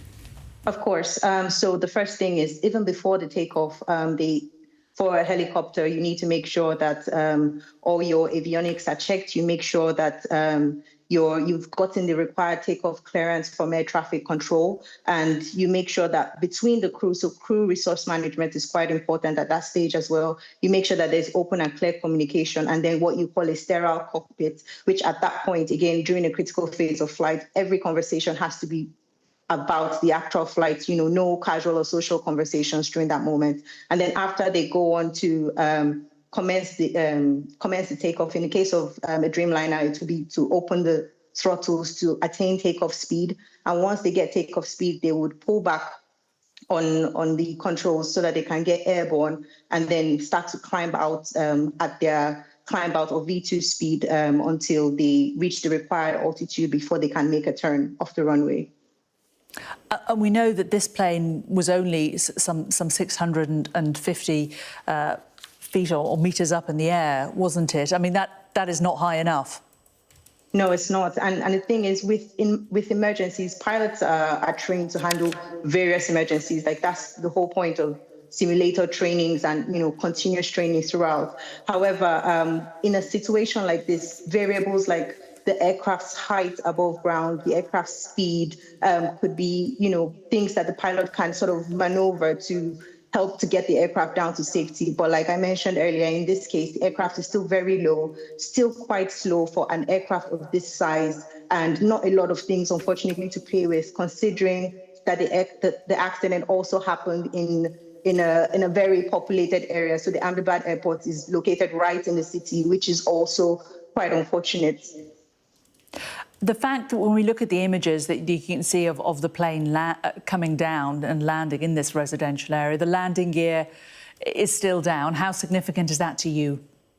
From that perspective, again, a lot is still speculation at the moment, because I'm not sure why the landing gear will be down. At that point, it's supposed to be in a takeoff configuration, but we would need to hear back when we get the black boxes to hear what the conversations happened on the cockpit voice recorder, and to also see the flight data recorder to see whether maybe the crew were already aware of the incident, because from what we've heard, they may have already made a mayday call. So maybe they were already trying to get the aircraft into a landing configuration to help with the landing. Again, it's all speculation now. We'll still have to find out what the final report is at the end of the investigation. But with the aircraft landing gear down, that would significantly increase the drag if the point was to try to take off at that point. Mm-hmm. What is the worst case scenario for you when you are taking off? The things that you're checking, what is the thing that will go wrong first that would really cause the greatest fear? I think a number of factors, but a few things come to mind. Definitely the engines, because during takeoff, you're trying to overcome gravity, you're trying to overcome drag, and your engines are really the thrust that helps you overcome, is that counter force that helps you overcome these other forces. So the really critical things there will be the engine, the health of the engines, making sure the engines are running properly and as they're supposed to. Also make sure that like someone else mentioned, the ailerons are in the right takeoff configuration, make sure the aircraft is actually configured correctly for takeoff. Also make sure that you have the required takeoff clearance to make sure that there are no other aircrafts on the runway or in your takeoff path. Yeah, and of course we saw this recently at a collision in American airspace, didn't we? When a plane collided with a helicopter, I think it was actually, shortly after takeoff, and that. That's very, very unusual these days, isn't it? We've talked about a bird strike being a possibility. Is that something that could have brought down a plane of this size, given that it's a twin-engine aircraft? Again, that's difficult to say, but we have seen incidents where bird strikes have caused major incidents or accidents. I mean, a popular example is the case of the Hudson River landing. But yes, a bird strike is a factor, but we're not certain that was what happened in this case. Yeah. And you mentioned the fact that the pilots had given a mayday signal, so it did suggest that they had a few moments at least. What do you read into that? It tells me that first of all, it tells me that in terms of crew CRM, they were working in a multi-crew environment. The two crew members were working well together. It tells me that they were able to gather data in that short moment and realize that something wasn't going quite right. And they were able to communicate it to themselves, first of all, and also to air traffic control to let them know that there was an issue, which was great because of that, we've been able to see very good rapid response and on the side of the emergency teams and the firefighting services that have been able to come to the rescue in this particular accident case. Yeah, I mean, we do hear that flying is the safest form of transport. Our science and technology correspondent Thomas Moore was saying that just a short while ago. When these incidents happen, does it give you pause for thought? Does it make you feel less comfortable about taking a helicopter up in the air? Quite honestly, no, it doesn't. And the reason why, and again, cases like this are very sad and very unfortunate. But again, if you look at the statistics, if you look at the numbers, there's still very, very few air crash incidents or aircraft accidents compared to the number of incidents and accidents that you have for maybe other means of transportation. So it's very sad when things like this happen. But at the end of the day, when it comes down to the numbers and the amount of improvements that we've seen in technology, in avionics and aeronautics developments, things have definitely gotten safer, and it's still the safest means of transportation. Seyoune Komolafe, very good to talk to you today. Thank you very much for giving us your expertise this morning. Thank you for having me. We've been showing you some of the footage of the aftermath of this plane crash. Let's just bring you footage of the plane actually going down. And I should warn you that the footage we are about to play does show the plane descending behind some buildings, which you may well find distressing.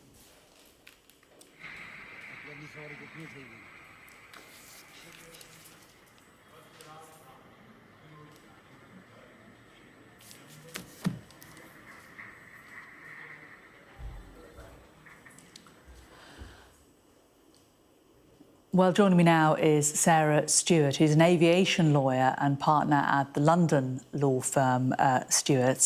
Sarah, very good to talk to you today. This is such a desperately sad state of affairs, isn't it? Where would you be coming at this from? Would you be looking at it in terms of representing those who had lost their lives and their families on this plane, or in terms of representations of the airline industry? Good afternoon, Jane, and thank you for inviting me this afternoon. What shocking and sad news for all of the families concerned. We act for bereaved families and survivors of aircraft incidents and accidents around the world, ultimately in their quest for answers, but also for claims for compensation. But We have to remember that some of the families concerned won't even know that their loved one was on board Flight 171. What tragic news. It's too early, obviously, to speculate on cause, but what the families will see, first of all, is the official accident investigation that will be led by the Indian authorities, being the place of the loss. But bearing in mind the Boeing aircraft, the NTSB will also be involved in that official accident investigation. And also bearing in mind the number of British nationals on board, we would expect the English Air Accident Investigations branch to be involved in that investigation. Oh, that's very interesting. So how quickly would the Air Accident Investigation branch from here in the UK be getting involved? Would they be involved already, quite frankly? Our experience tells us that they will be involved from a very early point in time.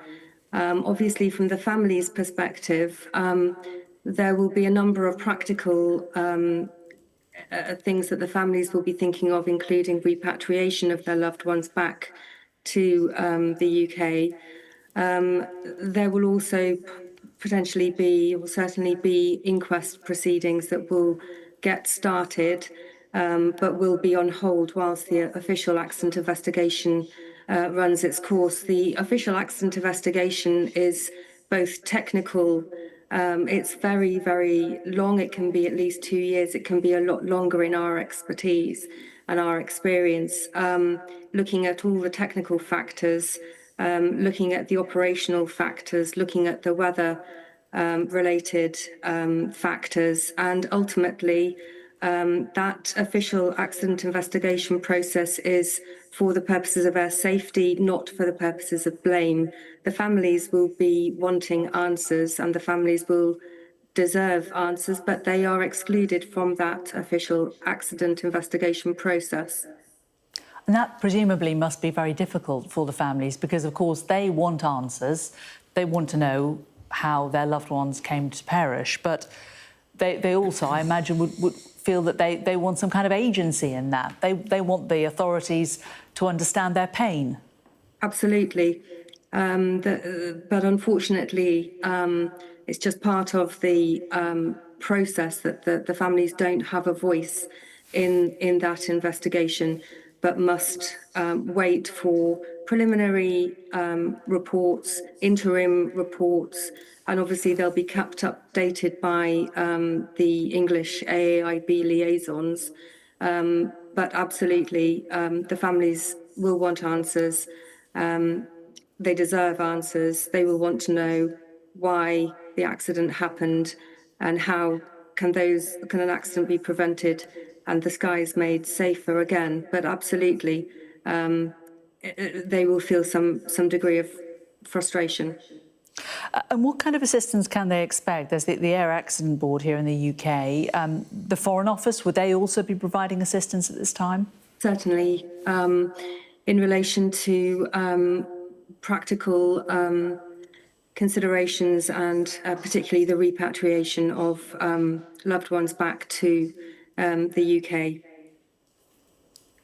And in terms of a legal battle between families and airlines, from your knowledge in the past, do airlines fight hard in these cases, or are they very much hold their hands up and say something's desperately wrong, has gone wrong here, and we're going to do all we can to make this right as soon as possible? We can't be generalistic here. I think each accident turns on its own facts. International carriage by air is governed by international treaty. It's a very complicated, complex area of law. I think it's too early to say, and I don't think the families really will be focused on claims for compensation until the accident investigation has run its course and the answers as to what went wrong, why it went wrong, come to light. I think those discussions are for another day. Yeah. How much harder is it when the crash does happen in a foreign country as well? You know, the fact just the miles between here and there differences in language, differences in culture. Does that also slow down legal processes often? Absolutely, absolutely. And do you tend to represent families as groups, or do people tend to come to you individually? It depends. Often on a major airline disaster such as this, we'd expect to represent quite a number of passengers, families of those on board. Each case is different, and there's no right or wrong. I mean, given the fact that we have had, obviously, air disasters in the past and there have been legal cases in the past, I mean, how long do you think this is potentially going to take for these families to get answers to what happened today? In terms of the official accident investigation, as I mentioned, it can easily take 2 years. It can take a lot longer. There have been cases in the past that have taken more than 5 years to reach the conclusions. Yeah.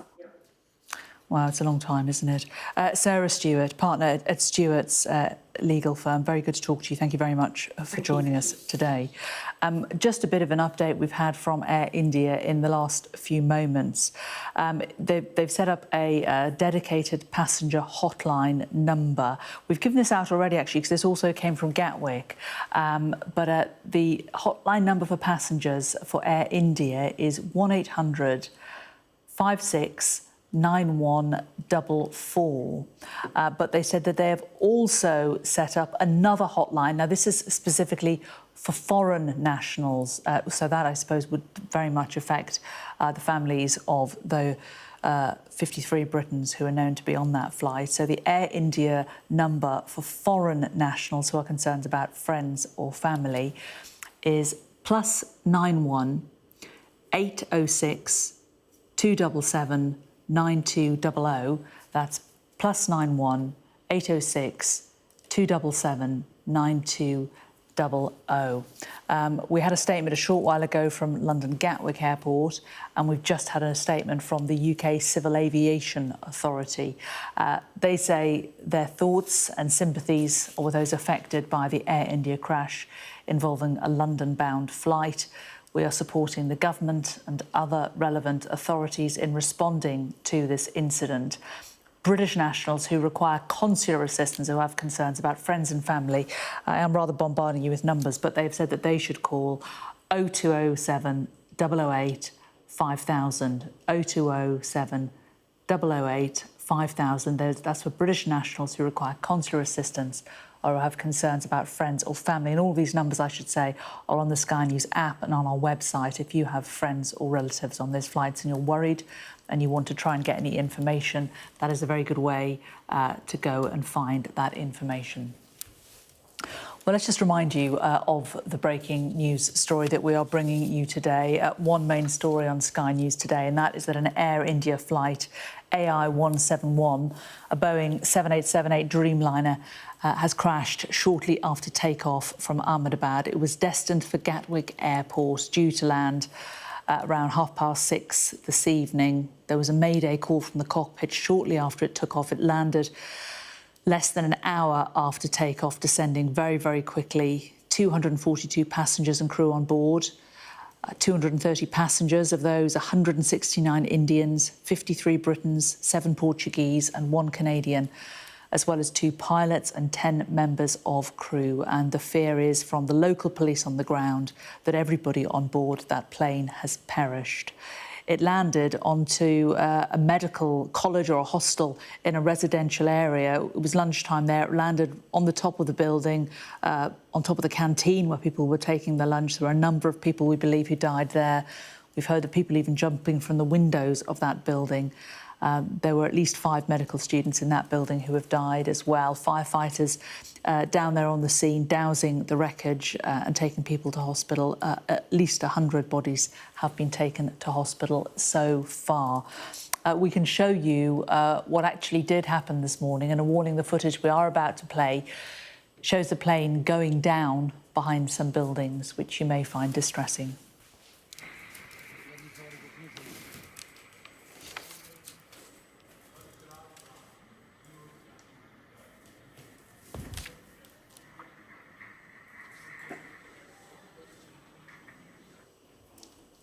Well, a short time ago, we heard from India's junior civil aviation minister, who gave this update.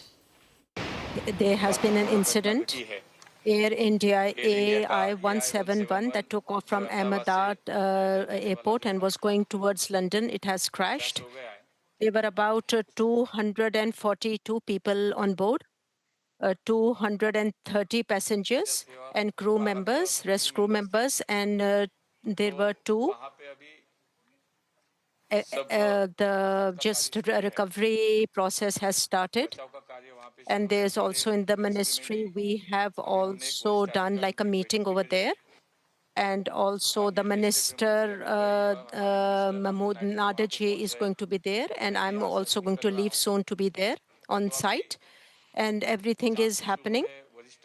And there is on a ministry level, there has been a meeting as well. And what is the reason and how many casualties are there? And there's also a recovery, plan going on at the site. I cannot, comment on all these. And I think it will take some time. And the priority that we have, that people who are there and people who are injured, we need to get them out. We have to really help them in the emergency. And our team is there, and we are going to go there. And what we have heard, there's 105 casualties. We have not given a statement about it. The work is there, and the priority, the first of all, the priority is there that we have to save as many people as possible, and we have to give them the emergency service. And first of all, first work is that we have to get the people out. Yes, as I have told you, there is a final list that is coming. The boarding passes has names, but let's see what happens. One more thing, there is a number. We have made like an emergency number in Ahmedabad number. I can read that up, 079-2286-9211. And I will repeat it once more. There is an emergency number that can be called 079-2286-9211. And that is in and the Delhi office reply number is also there. And it is 1169-32-9663.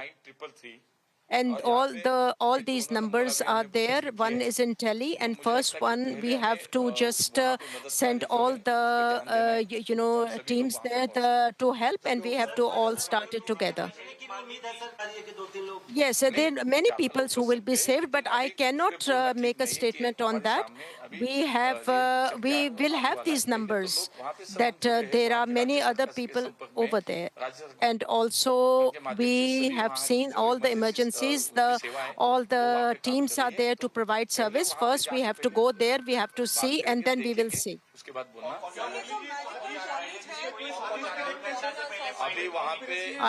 Like I have said, that the Home Minister Manya and also Abu Naiguji, another minister, me and my other secretary, we will be also setting off from here.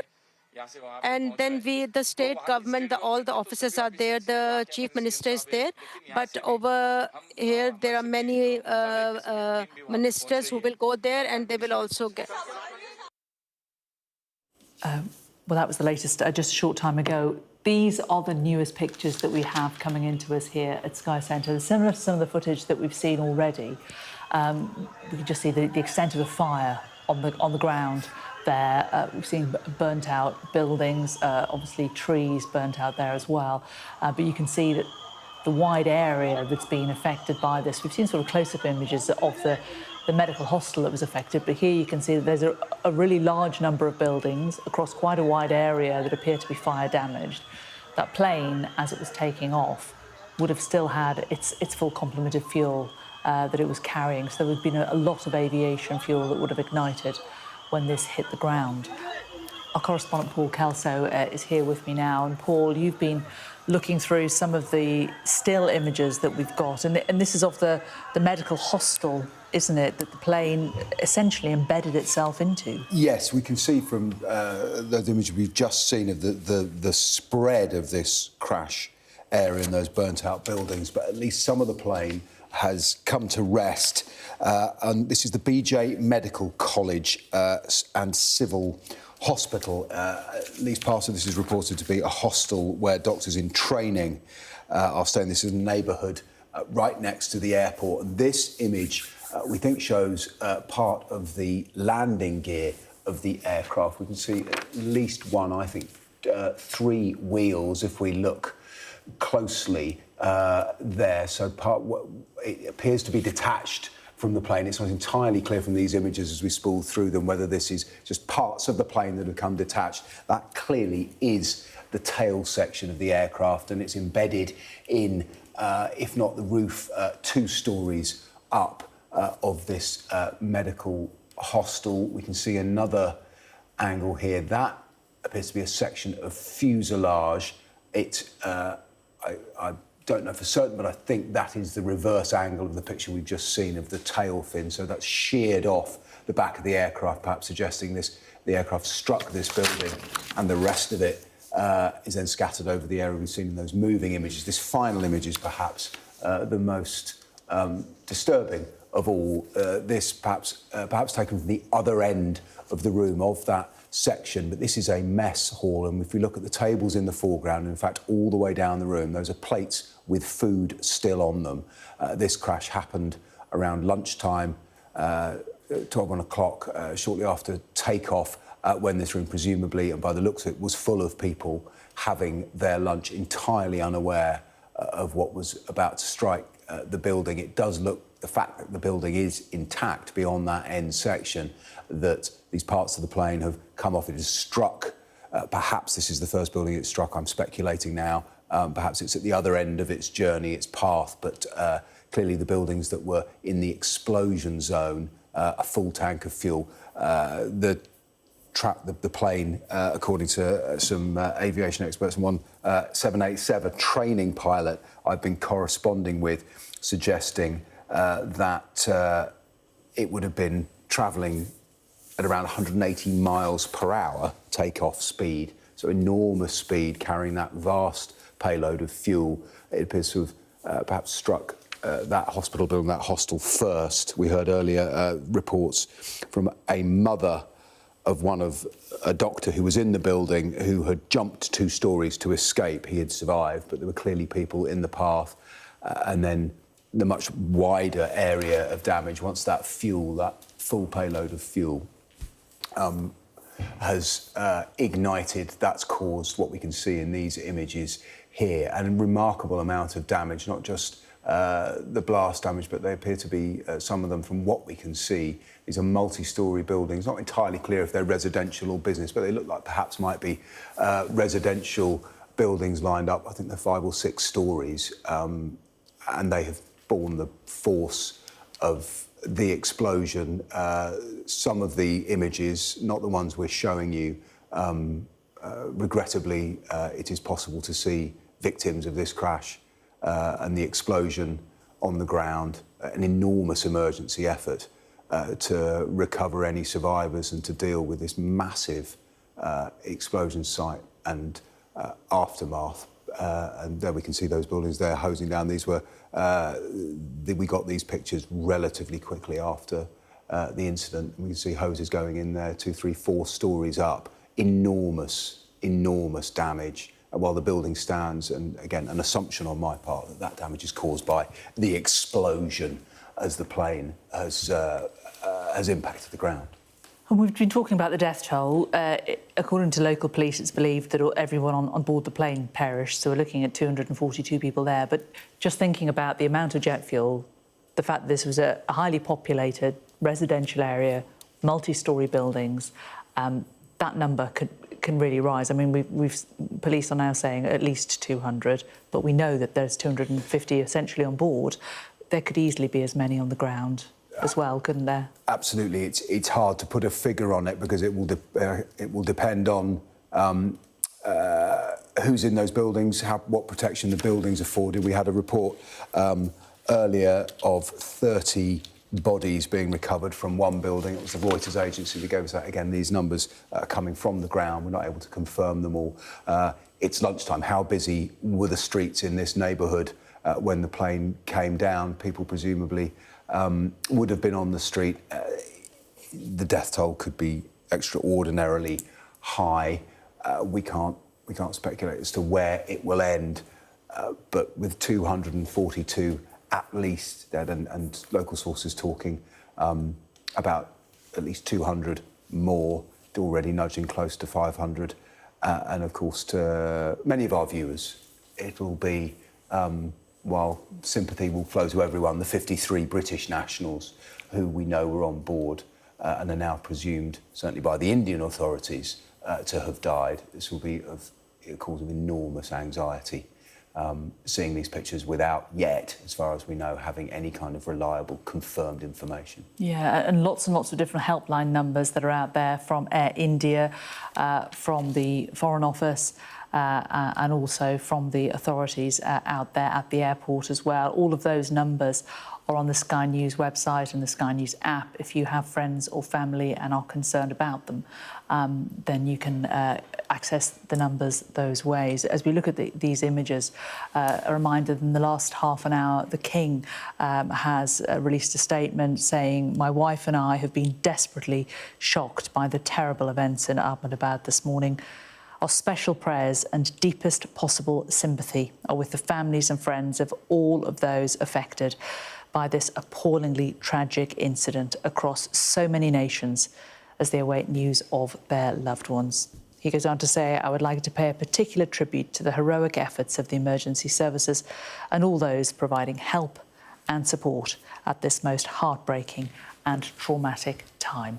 That's the latest statement from the King.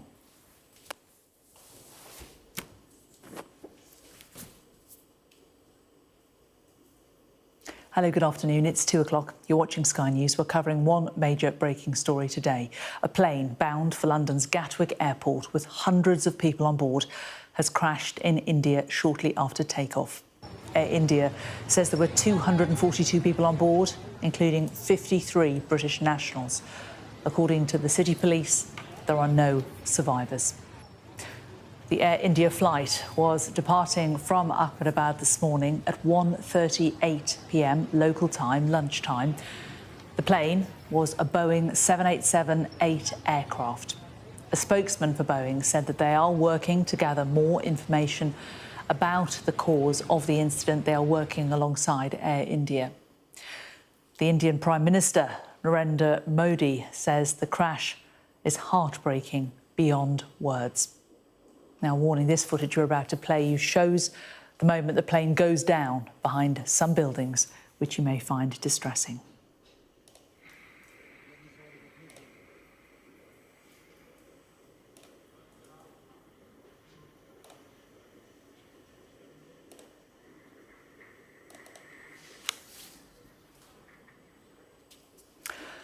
Well, let's take a look at the timeline of the events from the information that we have so far. The Air India plane took off from the western Indian city of Ahmedabad Airport en route to London Gatwick. Just a few minutes after taking off from the airport, the Boeing 787-8 plane carrying more than 240 people crashed. As you can see from the map on your screen, the last recorded position of the plane shows it was only at 625 feet into the air, and it crashed into a residential building, at least one of them housing doctors. Video footage taken shortly after the plane comes down shows a large plume of smoke billowing from the crash site close to the airport. The city has a population of more than 5 million people. Firefighters quickly doused the smoking wreckage of the plane. It would, of course, been fully loaded with jet fuel shortly after takeoff. Video is continuing to come in, showing the aftermath and firefighters at the scene. This is the first fatal crash of a Boeing 787 Dreamliner, according to the Flight Safety Foundation Aviation Safety Network. Boeing's website says that the twin-engined plane has carried out more than 5 million journeys in the 14 years since its first passenger flight. Well, at least 100 bodies have been recovered from a building at the site of the plane crash. Rescue workers say many more people are still thought to be trapped. We've also received these images. The Boeing Dreamliner 787 crashed directly into a college hostel mess. And according to reports, a lot of medical students at this college were having their lunch at the time before the plane literally plunged through the ceiling. Well, an enormous emergency response down there on the ground. These are the latest pictures from one of the hospitals dealing with the aftermath of the crash. Earlier, the Indian Junior Civil Aviation Minister, Muralidhar Mohal, had this to say. There has been an incident. Air India AI-171 that took off from Ahmedabad Airport and was going towards London. It has crashed. There were about 242 people on board, 230 passengers and crew members, rest crew members, and there were two. The recovery process has started. And there's also in the ministry, we have also done like a meeting over there. And also the minister, Mahmood Nadaji, is going to be there. And I'm also going to leave soon to be there on site. And everything is happening. Well, Air India has confirmed that the flight AI-171 from Ahmedabad to London Gatwick was involved in an accident today after takeoff. The flight departed at 13:38 hours, they say, was carrying 242 passengers and crew members on board this Boeing 7878 aircraft. And they've confirmed the numbers for us. Of these, 169 are Indian nationals, 53 are British nationals, 1 Canadian national and 7 Portuguese nationals. The injured are being taken to the nearest hospitals. Air India has also set up a dedicated passenger hotline number. That's 1-800-5691 444 to provide more information. Air India is giving full cooperation to the authorities investigating the incident.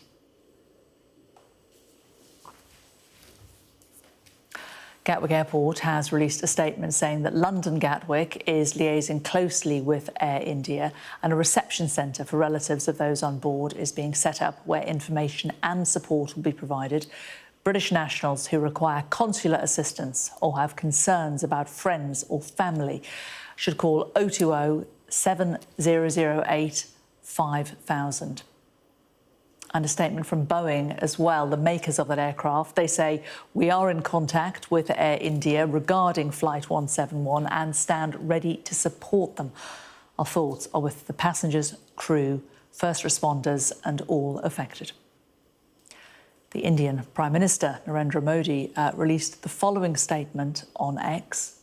He says, the tragedy in Ahmedabad has stunned and saddened us. It is heartbreaking beyond words. In this sad hour, my thoughts are with everyone affected by it. He goes on to say that he has been in touch with ministers and authorities who are working to assist those affected. Here, the King has released a statement. He says, my wife and I have been desperately shocked by the terrible events in Ahmedabad this morning. Our special prayers and deepest possible sympathy are with the families and friends of all of those affected by this appallingly tragic incident across so many nations as they await news of their loved ones. I would like to pay a particular tribute to the heroic efforts of the emergency services and all those providing help and support at this most heartbreaking and traumatic time. The Prime Minister, Sir Keir Starmer, posted this message on X. He said, the scenes emerging of a London-bound plane carrying many British nationals crashing in the Indian city of Ahmedabad are devastating. I'm being kept updated as the situation develops, and my thoughts are with the passengers and their families at this deeply distressing time. The Foreign Secretary, David Lammy, has been talking in the Commons and paid tribute to those affected by the crash? My thoughts, and I'm sure those of the entire House, are with those who've been affected by the tragic plane crash in India this morning. We know that British nationals were on board, and Mr. Speaker, I can confirm that the FCDO is working urgently with local authorities to support British nationals and their families, and has stood up a crisis team in both Delhi and in London. Well, joining me now is New Delhi television reporter Disha Bagshi. And Disha, just tell us, what is the latest we are hearing this hour? Last hour, we were told by the city police no survivors from the plane. Do we know how many potentially might have perished on the ground? In terms of the casualties and those injured, the police continue to not reveal any numbers. They're cautious about the numbers that are being released. They have said there are reports indicating that there are no survivors in this absolutely tragic and unfortunate incident that has taken place in Ahmedabad. And this is one of the worst civil aviation disasters to take place in India in the last 3 decades. Now, when it comes to what's happening on the ground, we do know that this airplane, in fact, crashed into the dorm building of a medical college. And so far, we do know that 5 medical students have unfortunately perished in this incident, and about 30 have been injured.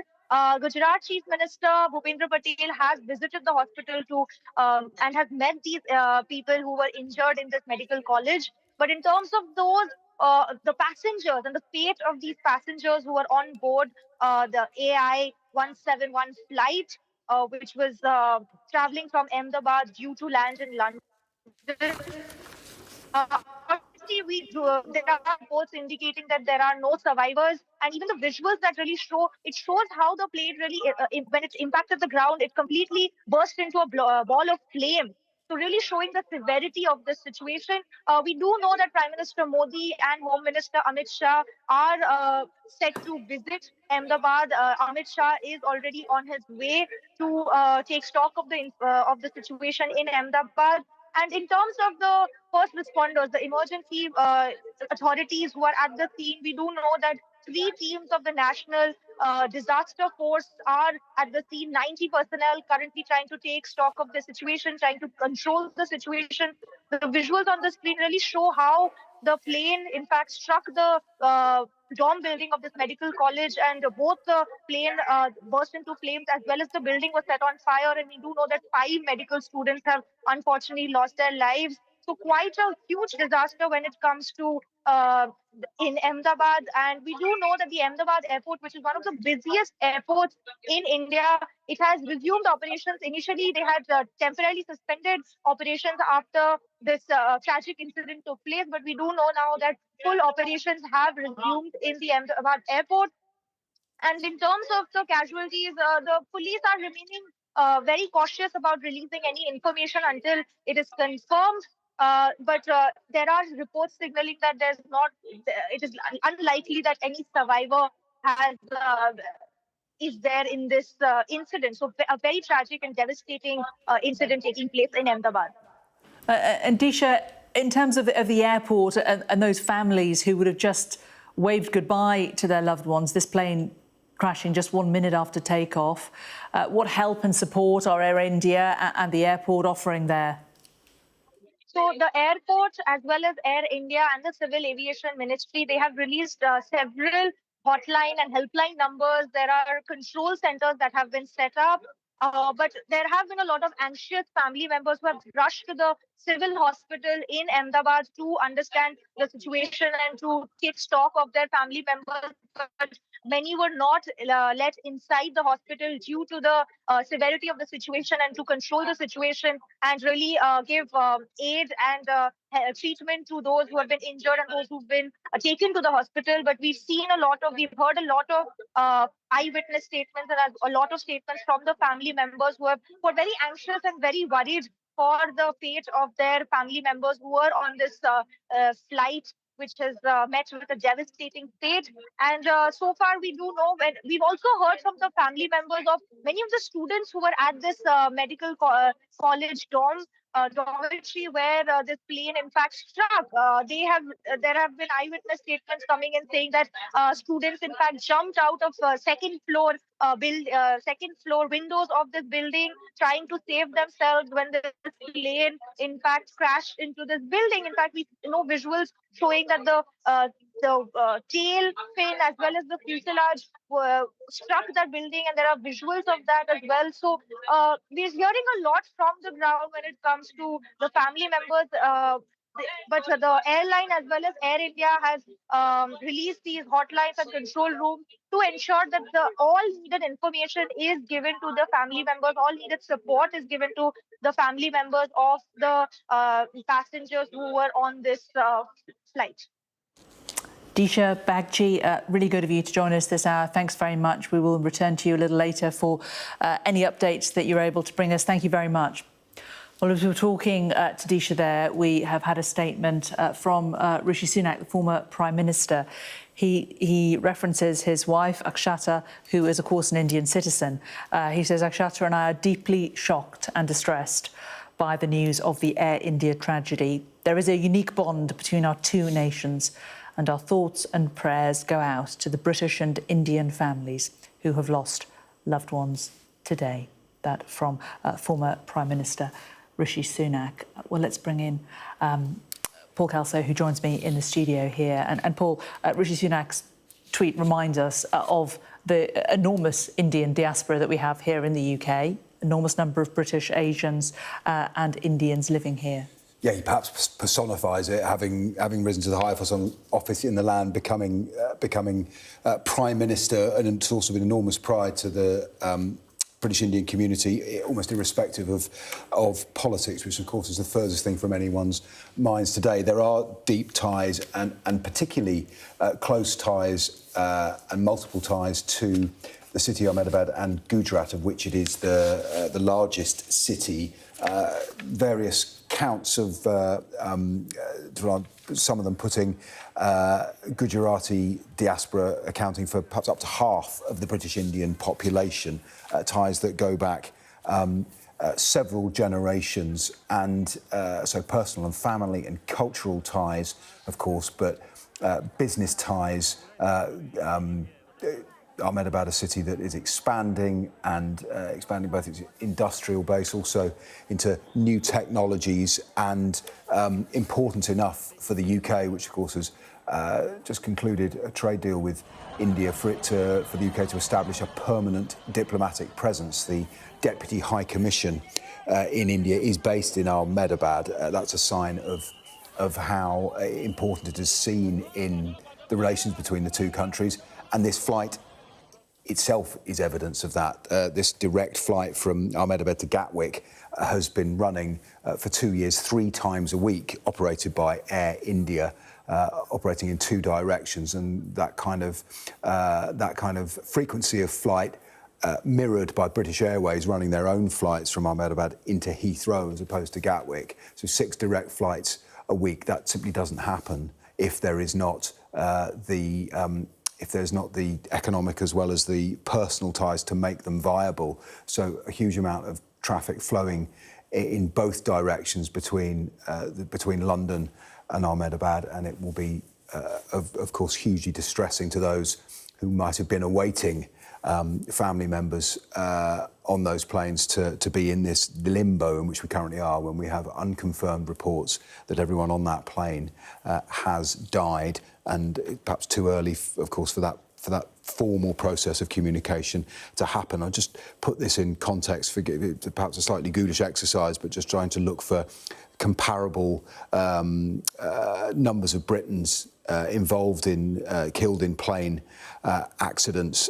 This appears, and this is incomplete research, but I've been trying to put it together. It appears to be the highest number of British nationals killed in a plane disaster since at least 1985. 53 people died on a plane that caught fire at Manchester Airport, and of course, a very different context, but the Lockerbie disaster, there were 43 Britons on board that Pan Am plane in 1988. Perhaps it barely matters the nationality, but just to put it into context, this is an enormous number of British nationals to be killed in one incident involving a plane. Reminder perhaps that these are mercifully rare incidents, and of course they only make up a fraction of the 242 people who were on board in total, most of them, the majority of them, Indian.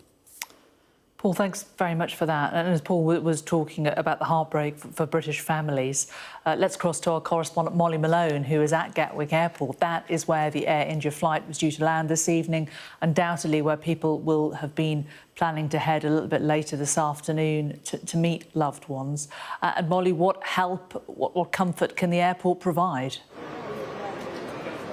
Well, we know it was due to land here just before 6:30 this evening, and the world's media have now gathered here, as you say, as families await answers as to exactly what happened. We know that 242 people were on board that flight, and that included 53 British nationals and 169 Indian nationals, Canadian and Portuguese people too. Now, Gatwick Airport have said that they're in the process of setting up a reception centre to provide information and support for people that clearly are all desperately awaiting answers. We know, as Paul was saying, that this route, this particular route flown by Air India was a fairly routine, a fairly typical one. There were 3 flights a week that have been flying since January 2023. Now we know that the King, that Buckingham Palace have asked to be kept updated, saying that the thoughts and prayers of him and his wife are with all of those that are impacted. The Prime Minister too, Sir Keir Starmer, saying that he's devastated by the news and is also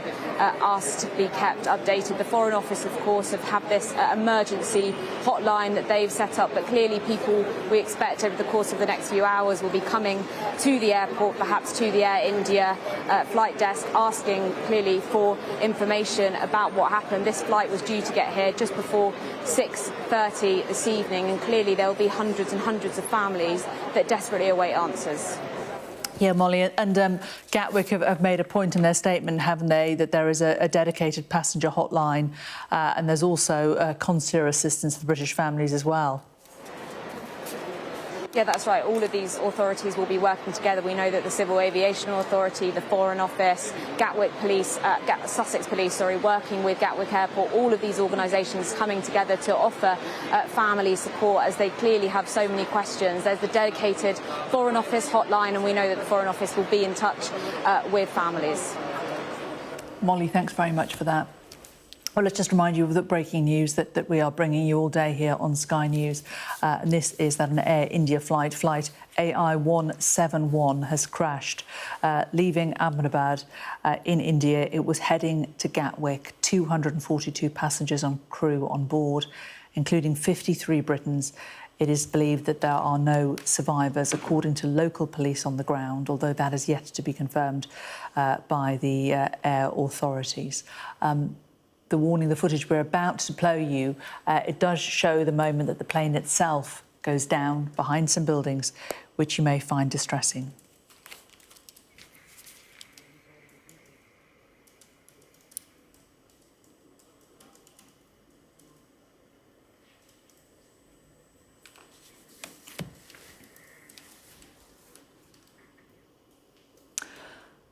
Well, joining us now is Paul Edwards, who's an aviation security analyst and fellow at the Royal Aeronautical Society. And Paul, I hope you were able to see those images, and I just wondered what your thoughts are. What do they tell you when we look at this plane going down relatively slowly? It looks relatively controlled to somebody who's not an expert, but the landing gear is down. What does that tell you?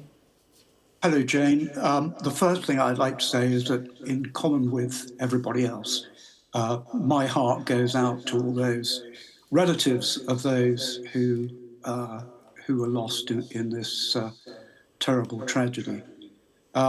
With regards to that footage, yes, we can see the aircraft descending down. There are 2 things that are needed for an aircraft to take off. One is adequate airspeed, and the other one is a rate of climb, and that had neither. So it's quite difficult to watch. Now, the wheels were still down. It is normal that on takeoff, a pilot would bring up the wheels as quickly as possible, because then he's making the airframe, if you like, aerodynamically clean, therefore less drag, and therefore the aircraft is more efficient in accelerating and in the climb. Now, why he still had his wheels down, I can't tell you. I'm sure we'll learn much more from the flight data recorder and the cockpit voice recorder, which I'm sure will be recovered quite shortly and then analysed, and we'll learn more from that. But it could have been that he just didn't have time, or it could be that perhaps he thought he could control it, go round again and land, or even land straight ahead. And really, we can't second guess it. So that remains, if you like, a mystery. And I know that there was some discussion about whether they had takeoff flaps down, which would provide more lift at lower speed. And again, it's actually difficult to tell from that footage at what position the flaps are in. We will know once we get those flight recordings. If the flaps were in an incorrect position, and as you say, it's difficult to tell, isn't it, from that footage, what difference would that make to take off? What position should they be in, I suppose, first of all, would be useful to know? Takeoff flap is effectively half flap. Right. And it makes the aircraft able to fly at a lower speed and get more lift, if you like. It changes the shape of the wing, so there is the shape of the wing, so there is more lift. And so if they were in the wrong position, that would affect the aerodynamics? Enormously, enormously. It would be very difficult to maintain a rate of climb without takeoff flap. So if the flaps were in the wrong position, that could certainly be a contributory factor to them not being able to climb as fast as they might want to. It could well be. But in that particular piece of film that you showed, the aircraft is actually descending. So it certainly doesn't have either the speed or rate of climb. And in the cockpit, I would expect various warnings going off to tell them that their speed is too low, possibly even a stall warning, and a low height warning as well. We know that the pilots were able to put out a mayday. They clearly knew something was going very gravely wrong, didn't they? Yes, they did. And I would suspect that they managed to get off a mayday call. They knew that there was probably not very much they could do about it, because normally pilots are trained that they should concentrate on aviate, navigate, and then communicate, which would be the mayday call. The first two are really another way of saying fly the aircraft as a priority. But they managed to get out a mayday call. That would have bought them probably just seconds in terms of reaction, which I would expect would have been pretty fast from the accident emergency crew at the airport. But I mean, what does that mayday call achieve? Because what could the accident and emergency crew at the airport actually do? Well, I mean, they're relatively close to the crash site, so they would also have gone round to try to assist, as they would on the airport. And of course, then there are the local services as well, fire and rescue, etc., etc. It might have bought them a few seconds, but it would have been a natural thing for him to do if there was no other option open to him to fly the aircraft. Yeah, I mean, would there be any prospect of you landing a plane? Say it hadn't been a residential area, say it had been a field, say it had been a motorway. Would there be any potential to land a plane safely shortly after takeoff from this height? I wouldn't say safely, but I would say it's an option that a pilot would probably take as a last resort. But unfortunately for him or her, we don't know the sex of the pilot. It was an enormously populated residential area. What could cause such a catastrophic loss of power, if that is what caused it? There are many, many different reasons for something like that happening. And they vary between an engine issue or a software issue, avionics, an external event such as a flock of birds going into the air intakes. There are a whole variety of different things that could happen.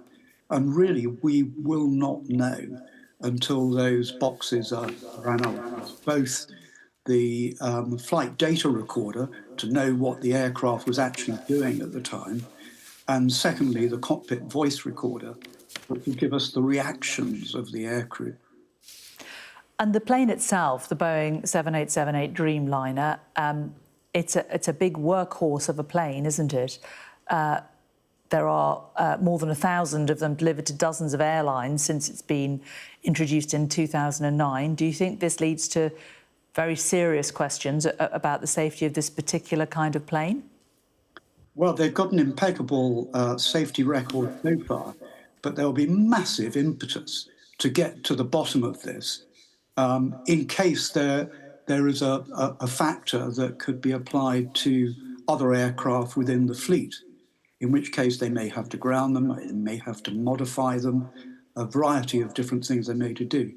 So it comes as no surprise that Boeing are probably going to send a team as fast as possible to try and find out what happened and to join the Indian-led accident investigation team, which I suspect will have some assistance from our own accident investigation board. And the fact that there doesn't appear to be, we can't rule it out, but there certainly isn't any footage or any reports of it, a mid-air explosion. How significant would you say that is? I would say it is significant because it will allow the accident investigation team to rule something out. So there was no evidence that I could see with that aircraft descending that there had been any form of sort of external explosion or impact on the aircraft. Paul Edwards, aviation security expert, very good to talk to you. Thank you very much for joining us and bringing us your expertise. Thank you. You're welcome. It is 2:30. You're watching Sky News. We're covering one major breaking story today, and that is that a plane bound for London's Gatwick Airport with hundreds of people on board has crashed in India shortly after takeoff. Air India says there were 242 people on board, among those 53 British nationals. There are not believed to be any survivors. The Air India flight was departing from Ahmedabad this morning at 1:38 lunchtime, local time. It was a Boeing 7878 aircraft. We've just been hearing a plane with an impeccable safety record. A spokesman for Boeing has said that they're working to gather more information about the cause of the incident. The Indian Prime Minister, Narendra Modi, says that the crash was heartbreaking beyond words. A warning: the footage that we are about to play you shows the plane going down behind some buildings, which you may find distressing.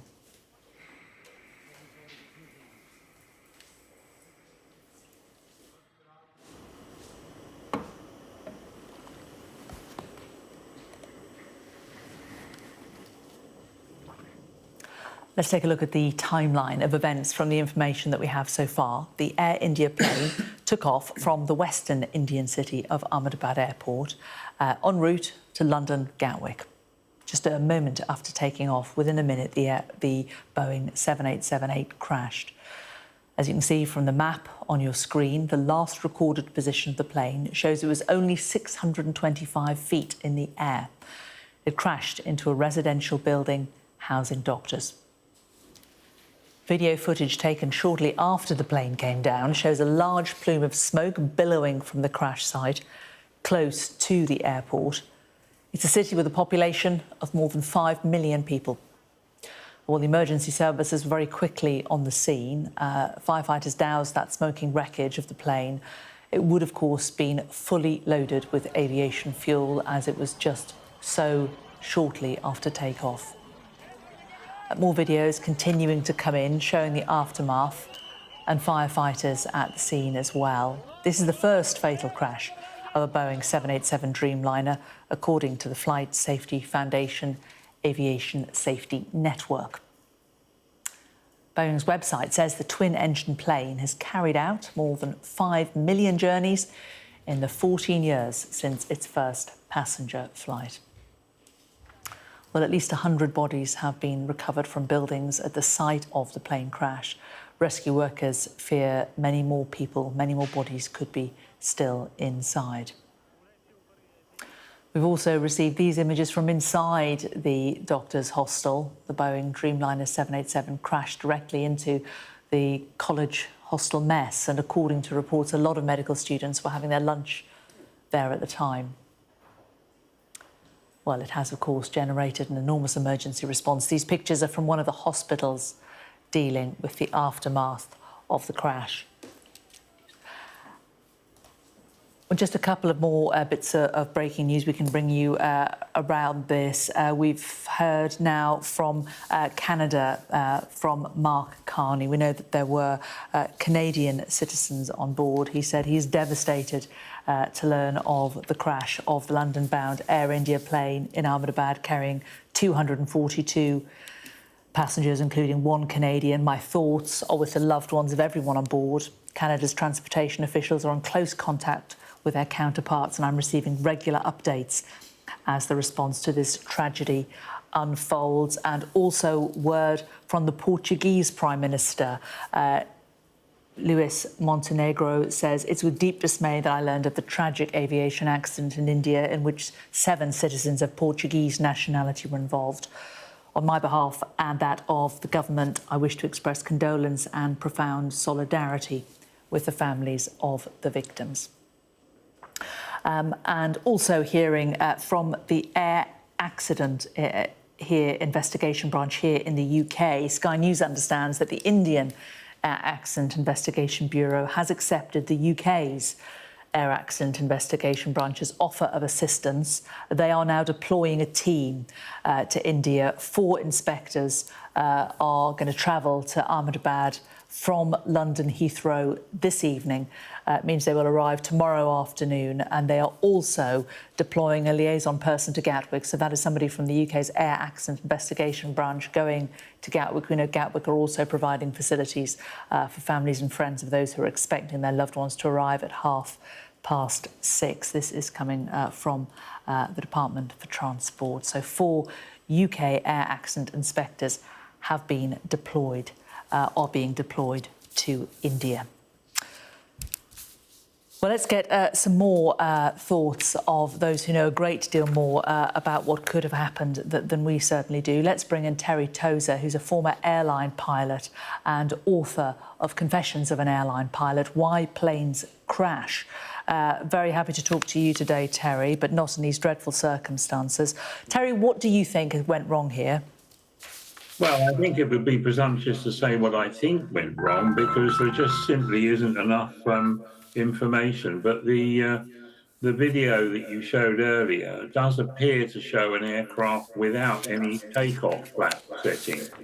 And any public transport aircraft, and particularly these modern ones, are designed quite specifically to hang on, Terry. I'll let you turn that off, because we really want to be able to hear what you're saying.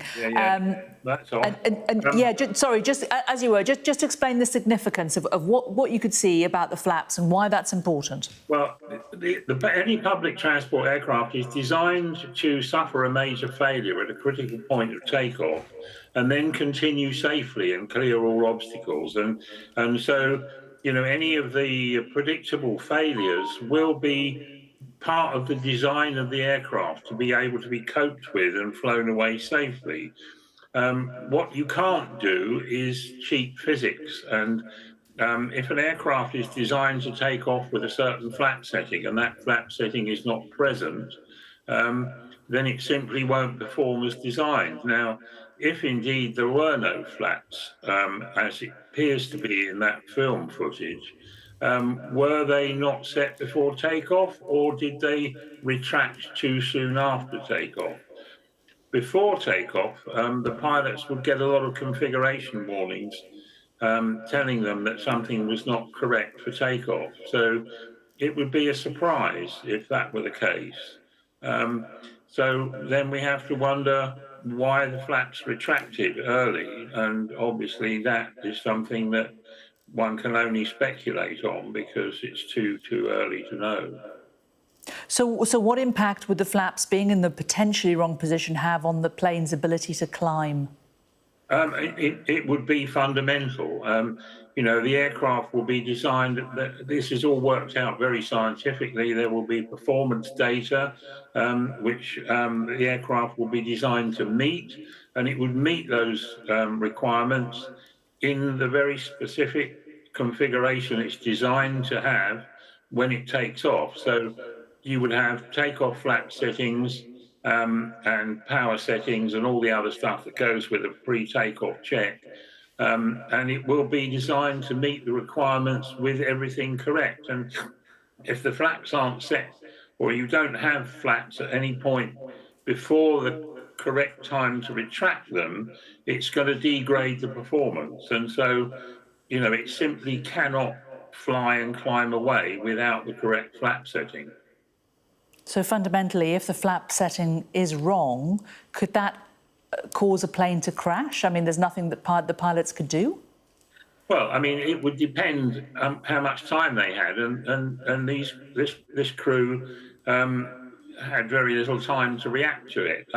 I suppose if they had retracted unintentionally, they could have reset them if they'd noticed that that was the problem. I mean, we are only assuming that that might be the problem. It seems to be a reasonably logical explanation for a well-designed aircraft sinking to the Earth in this way without climbing as designed. I can't think of another situation that would have caused that. I mean, obviously you have issues with engine failures and what have you, but you know, if we were seeing an aircraft with the flaps correctly set, then we'd be looking for some other kind of possible issue. But it does rather point to that. Now, why they're in that position, you know, it's too early to say. What about the fact that the landing gear was down? How significant is that? Well, it won't have helped them because it's extra drag. But I mean, normally the process after takeoff would be, with all the settings correct, the aircraft leaves the ground, and the first thing the crew will be looking for is to ensure that it's climbing as required. When you can see that it is, then you would raise the undercarriage, and then you would later on, much later on, you would raise the flaps. So were that to be done the wrong way round, you would have lack of climb performance, extra drag from the undercarriage, and a result rather like the one we've seen. Now, why that should happen, who knows? Presumably, if the recorders and everything like that have survived this, that will be what the aircraft investigators will be looking at. The fact that the power potentially could have been lost to both engines, I mean, is that affected by the flaps? No. I mean, obviously, if it did lose power to both engines, it wouldn't climb away either. But, you know, did it lose power and then the crew raised the flaps in order to maybe reduce drag? Who knows? This is all guesswork now, isn't it? Yeah. We know that this particular plane, the Boeing 787-8, has a really good safety record, doesn't it? I mean, what happens when a plane which has already had a great safety record suddenly has an incident like this? How does it change things for pilots? Well, I mean, I think you would need to have some clear data before it changed anything, really. The investigators will publish a full report. If they see something that alarms them during their investigation, excuse me, they would flag that up to the manufacturer and to the operators. But really, that would come from the accident investigators, and I suspect that Boeing will also have a team looking at this. Yeah, I mean, the impact on Boeing, we've just seen that the US markets have just opened. There's already been a fall. Boeing has just lost more than 4.5% from its share price. Also, another stock-listed company, General Electric Aerospace, which made engines for Air India's planes, its share price has fallen again. I mean, this will lead to sort of a queasiness about flying for some people, won't it? I mean, it doesn't concern you as a pilot, though, as a former pilot, when these sort of things happen. Were you always confident in the safety teams that you were working with? Yes, I was. And I think there's a big difference between the 787 and the controversial Boeing, like the MAX, which was a very controversial development of a very old design. I would have no qualms about getting on a 787 tomorrow. I don't think that is the issue at all. So how quickly do you think we will get answers to the questions that we're asking today? I mean, obviously, as you say, the black box needs to be found, doesn't it? Yeah, I mean, the two recorders, the cockpit voice and the data recorder, are vital. I suspect that it will be some time. There may be early indications that the investigators might see.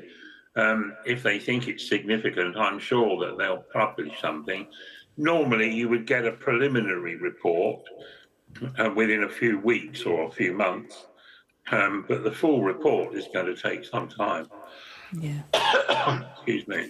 No worries, Terry. Listen, I'll let you go and grab a glass of water as well and answer your phone. Okay. Former pilot Terry Tozer, really good to talk to you and get your thoughts, especially about the flaps and the positioning of them. Thank you very much.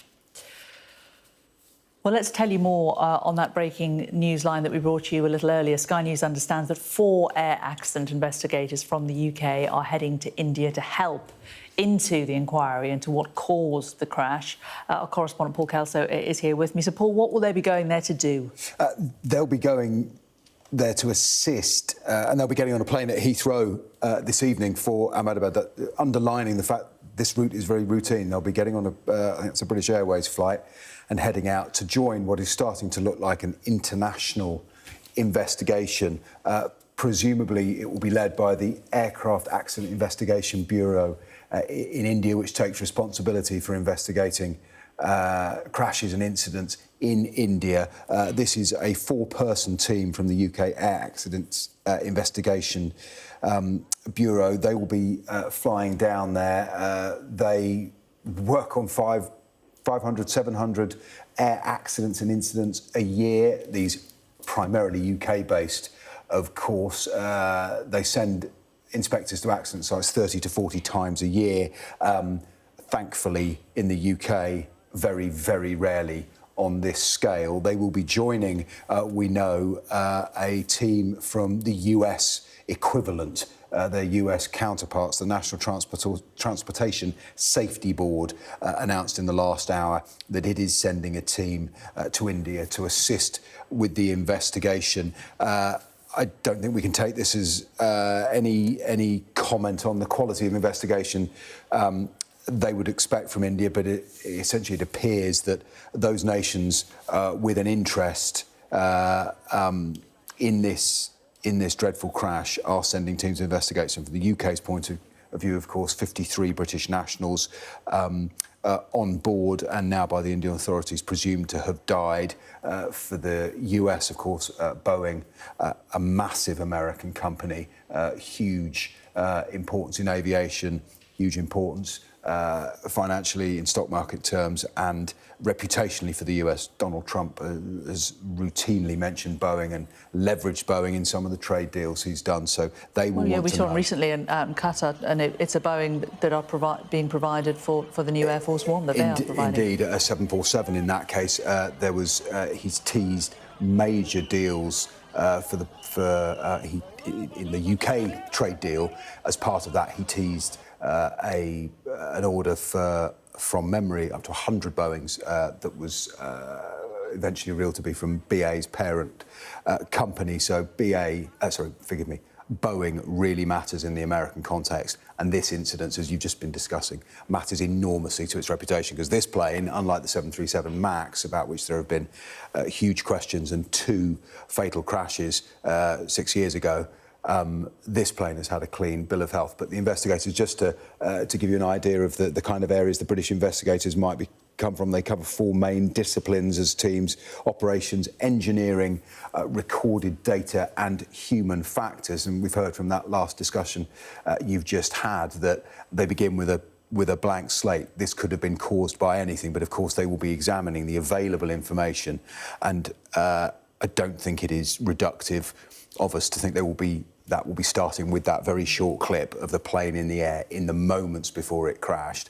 with the landing gear down, and at least questions about whether the flaps were in the correct place, and why, frankly, it looks like it is landing, doesn't it? That is the issue. So they'll head out. By the time they get there, one would imagine the search is on right now for the black box, and the attempt for air accident investigators, they of course will have to go in and work in the retrieval of that alongside the emergency services dealing with the far, far grimmer task of dealing with the human aftermath.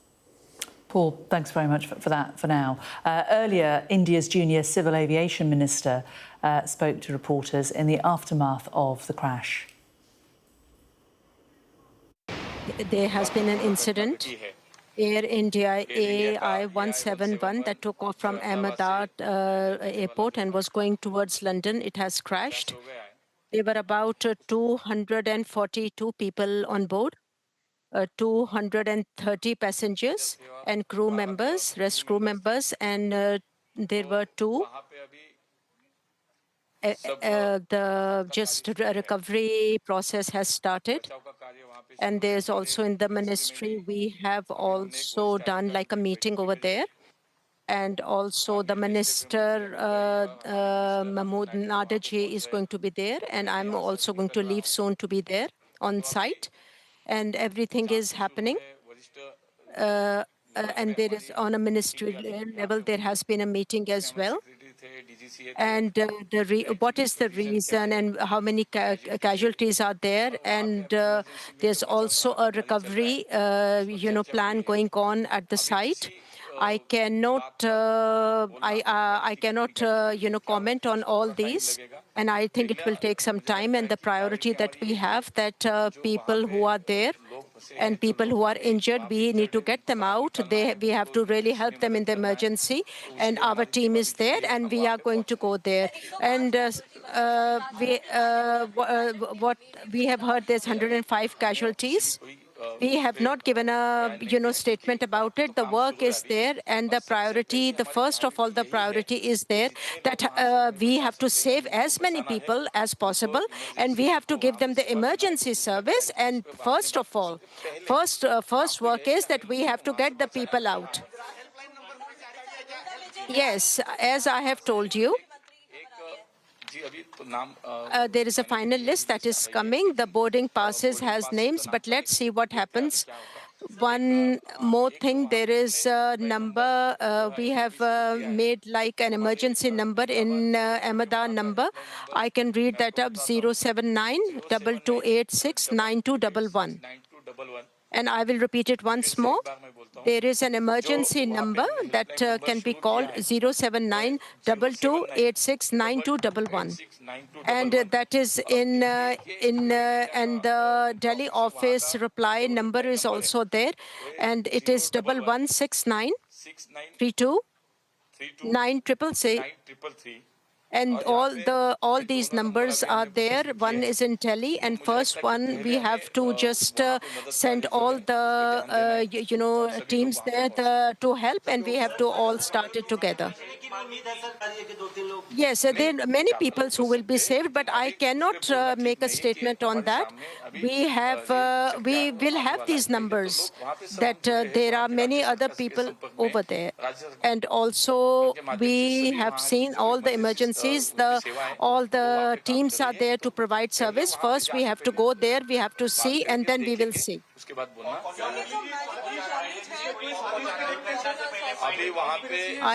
Like I have said, that the Home Minister Manya and also Abu Naiguji, another minister, me and my other secretary, we will be also setting off from here. And then the state government, all the officers are there, the chief minister is there. But over here, there are many ministers who will go there, and they will also get. So that was India's junior aviation minister a short while ago. We've just had a statement from Tata Group. Now, they're the group that own Air India. They've, in the last moment, just released a statement saying, "We're deeply anguished by the tragic events involving Air India Flight 171. No words can adequately express the grief we feel at this moment. Our thoughts and prayers are with the families who have lost their loved ones and with those who've been injured." They are saying that they will provide 1 crore rupee, which we think is £1 million, which we think translates to around £86,000. They are saying that they will provide this to the families of each person who has lost their life in this tragedy. We will also cover the medical expenses of those injured and ensure that they receive all necessary care and support. Additionally, we will provide support in the building up of the BJ Medical's hostel.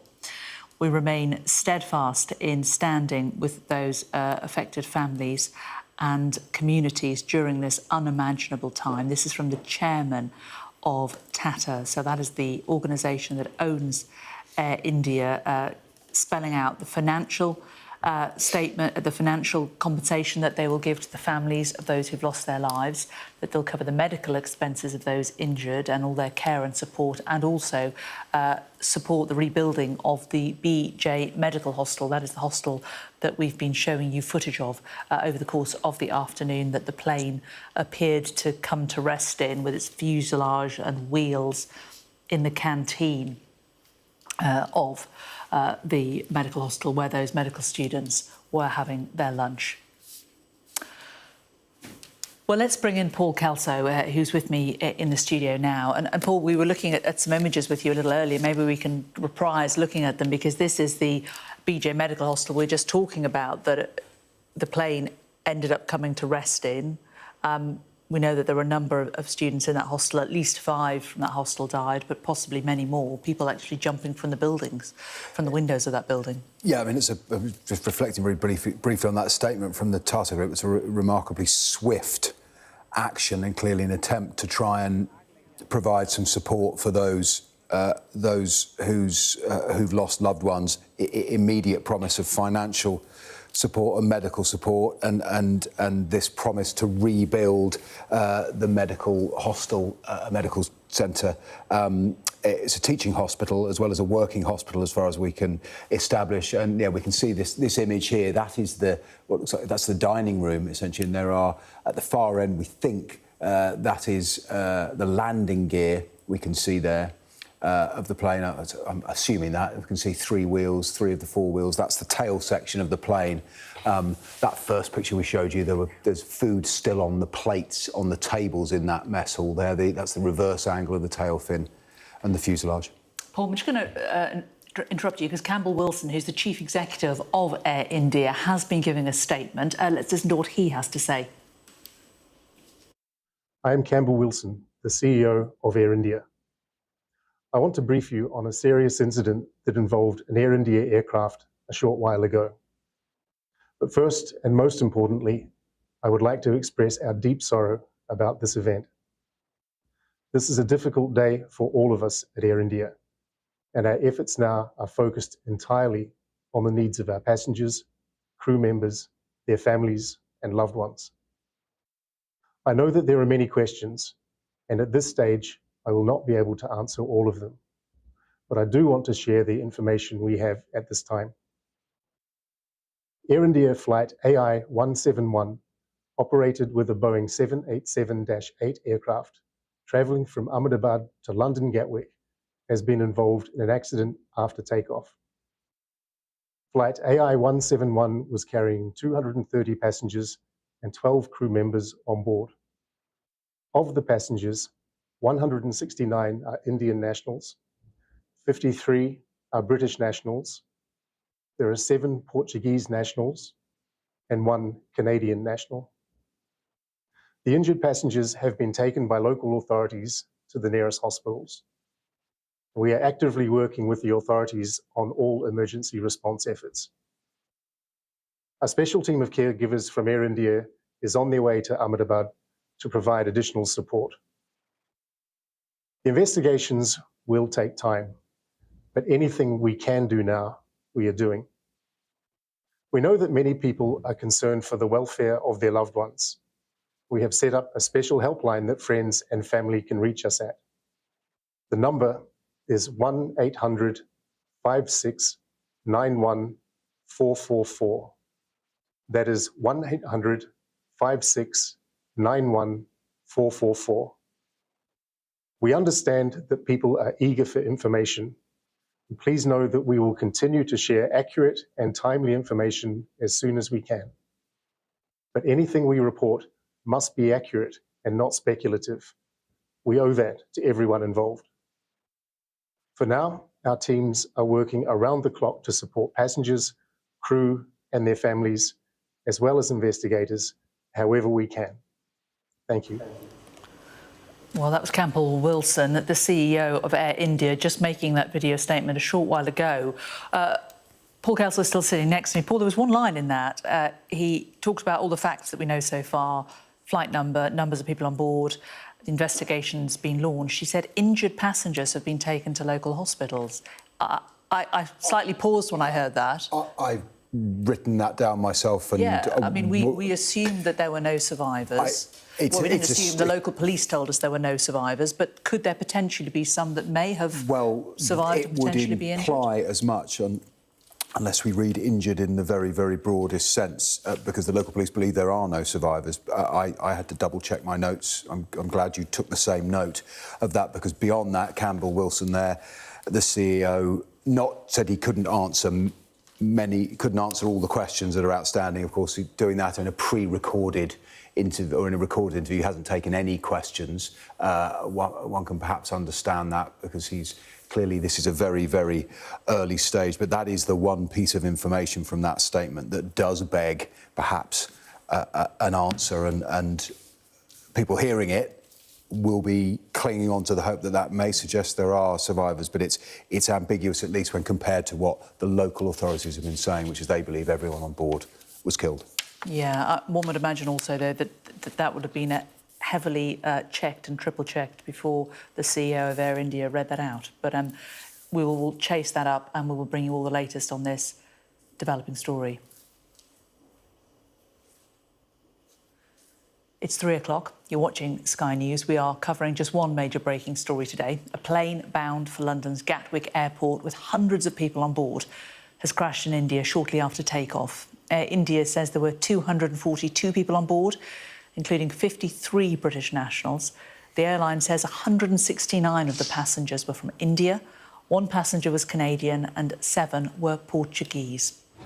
The Air India flight was departing from Ahmedabad this morning at 1:38 local time, which is lunchtime. The plane was a Boeing 7878 aircraft. A spokesman for Boeing said that they are working to gather more information about the cause of the incident.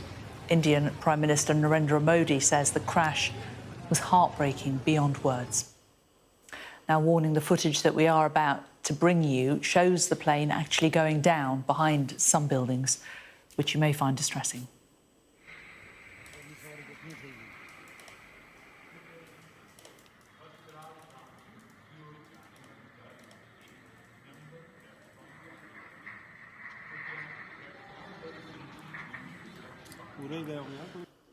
Well, let's take a look at the timeline of events from the information that we have so far. The Air India plane took off from the western Indian city of Ahmedabad en route to London's Gatwick Airport.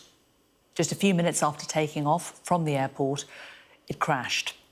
As you can see from the map on your screen, the last recorded position of the plane shows it was only 625 feet in the air, and it crashed into residential buildings housing doctors. Video footage taken shortly after the plane came down shows a large plume of smoke billowing from the crash site close to the airport in Ahmedabad. a city with a population of more than 5 million people. Firefighters doused the smoking wreckage of the plane, which had been fully loaded with fuel shortly after takeoff. Well, more video is continuing to come in showing the aftermath and firefighters at the scene. This is the first fatal crash of a Boeing 787 Dreamliner, according to the Flight Safety Foundation Aviation Safety Network. Boeing's website says that the twin-engined plane has carried out more than 5 million journeys in the 14 years since its first passenger flight. At least 100 bodies, some reports say as many as 200, have been recovered from buildings around the site of the plane crash. Rescue workers say they fear more people could still be trapped inside. And these are images from inside one of those buildings. The Boeing Dreamliner 787 crashed directly into a college hostel mess. It was a medical college, according to reports. Lots of students having their lunch there at the time. You can see the fuselage and the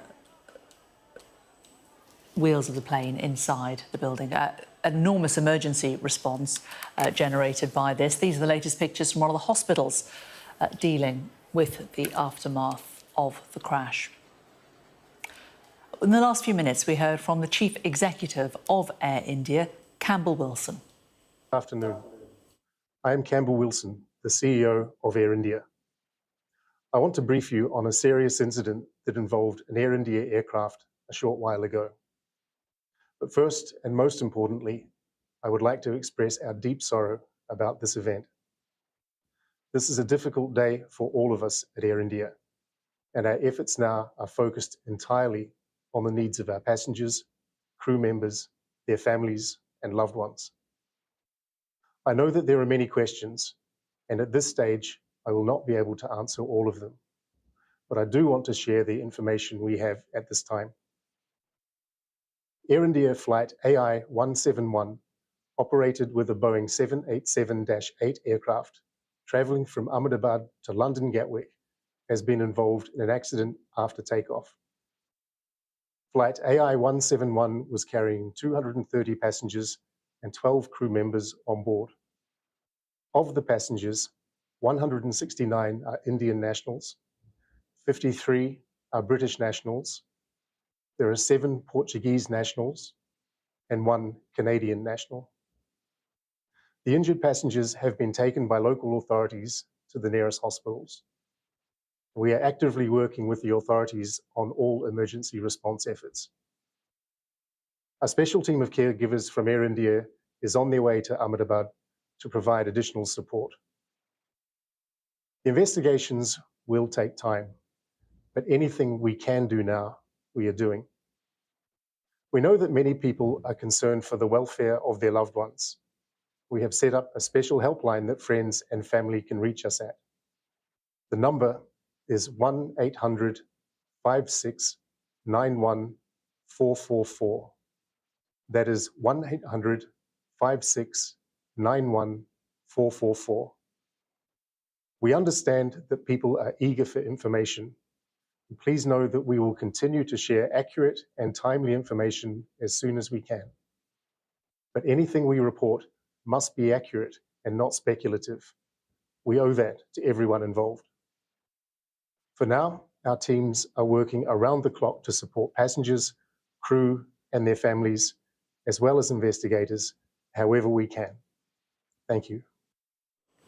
Well, that there, Campbell Wilson, the CEO of Air India. Let's just bring you some of the latest images that we are getting in to us here at Sky Central.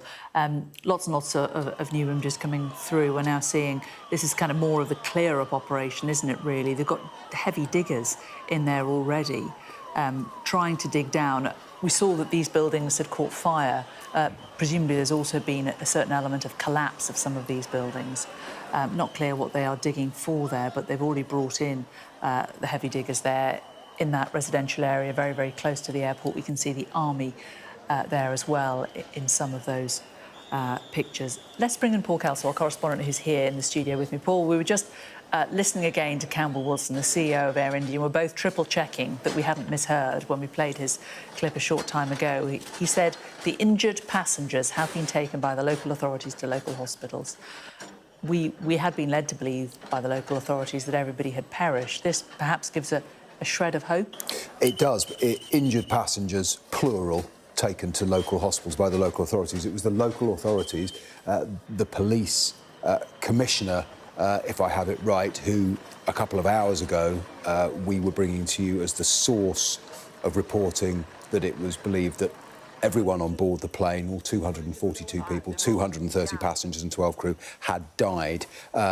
This is the chief executive and managing director of the airline saying clearly that at least some passengers were injured and had not died at the scene. That does provide hope. It begs questions about how many, their condition, where they are now, how they are doing. He prefaced that statement by saying there would be many, many questions and he couldn't answer them all. And he ended it by saying anything we report must be accurate and not speculative.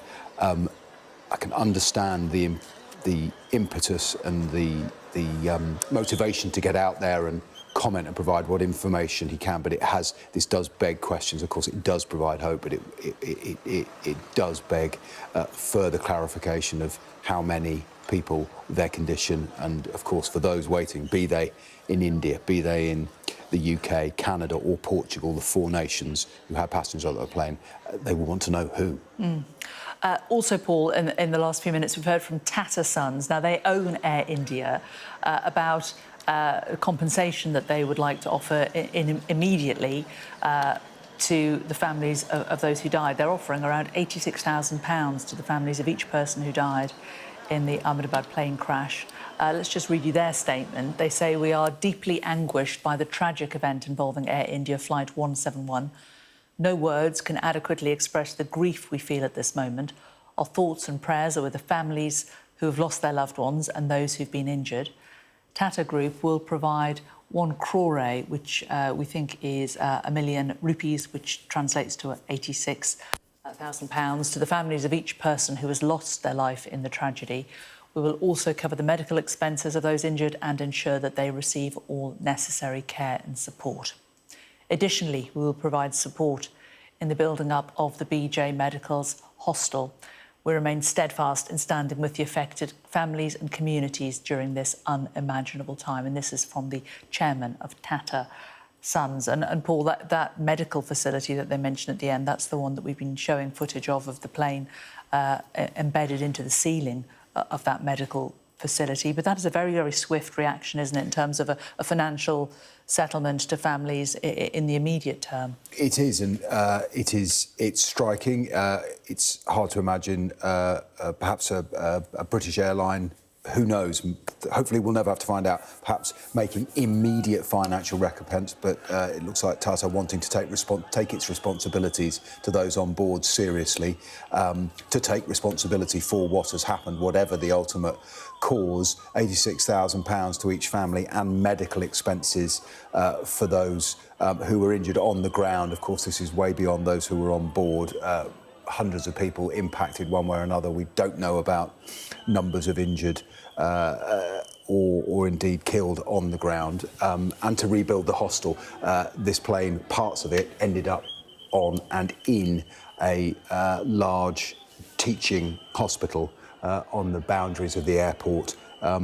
Parts of it in a mess hall where trainee doctors and doctors were having their lunch. So it was about 1:30 in the afternoon in Ahmedabad when it happened, some of them leaping from the second floor, according to witnesses, to escape, sitting there. There's the picture now, we can see that. I think at the far end is part of the end wall, part of the aircraft, the landing gear we can see there, is one of them. That looks like 3 wheels, presumably the 4th one, just out of vision. There's the tail fin in the roof, and we can see, I think, the reverse angle of that. There's a portion of the fuselage.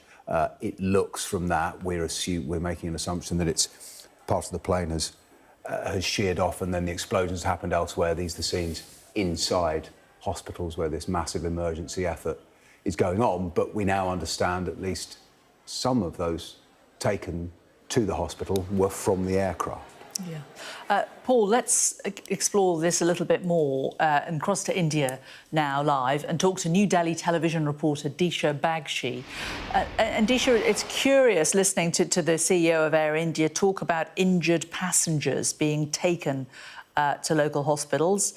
Do you know any more? Has there been talk on the ground that there could potentially have been some people who survived this extraordinary crash? In fact, we do have confirmed reports that there has been one survivor so far in this devastating air crash in Ahmedabad. This is a British national who was in fact visiting family in India just for a couple of days and in fact was seated, now we know, and on the flight on 11A. And in fact, we have visuals which show that in a shocking move that he in fact walked out of the plane crash site and with very minimal injuries, and he was immediately taken to the nearby hospital by the ambulance. So now we are finally, after 6 hours since this devastating tragedy in Ahmedabad, we are getting some confirmed numbers in terms of the casualties as well as the injuries. So far, we do know information regarding the first survivor, confirmed reports about the first survivor in this incident. His name is Vishwas Kumar Ramesh. He's a British national who was in India to visit family in Ahmedabad and was traveling back to London when this devastating tragedy took place. And there are visuals showing that he was fine and he walked out of the plane crash in a shocking move. And in fact, we're going to be cautious about the numbers as of now, but there are certain reports also signaling that there could be more survivors, but I will be cautious regarding the numbers there. But so far, we do also know that in very unfortunate news, which is that the Ahmedabad police commissioner has confirmed that 204 bodies have been recovered from the site of the plane crash. So a very devastating tragedy, one of the worst civil aviation disasters to take place in India in the last 3 decades. And in terms of other figures, 41 people who've been injured were taken to the hospital. Now we still do not have clarity whether these were passengers on the plane or were they other people in the residential area. Just to tell your viewers, this plane in fact crashed into a residential area, in fact into the building of a medical college, dormitory building, and there have been so far 5 medical college students who've in fact lost their lives and several other injured who were taken to the hospital. So in terms of the 41 injured that the authorities have mentioned, it is unclear whether these were people who were the students who were in this dormitory building or were they passengers on the plane. But so far, in terms of confirmed numbers, we do know that 204 bodies have been recovered, as well as one lone passenger has been, the first survivor of this plane crash has been confirmed. And in fact, Union Home Minister Amit Shah has reached the scene of this devastating tragedy, and he is taking stock of the site, and he's set to meet the injured at the nearby hospital as well. We also know that the US investigators, a team of US investigators are also going to be headed to India, to Ahmedabad, to probe the cause behind this devastating tragedy. There are no, in terms of the cause of this air crash, we do not know yet what is the main cause. We do know that there are possibilities it could be a bird hit. There is possibilities that it could also be engine failure, but there is no clarity regarding that. So this US team is headed there to bring some clarity regarding that as well. And as far as we know, Disha, is the fire out? Yeah, from the visuals, we can see that the fire is out.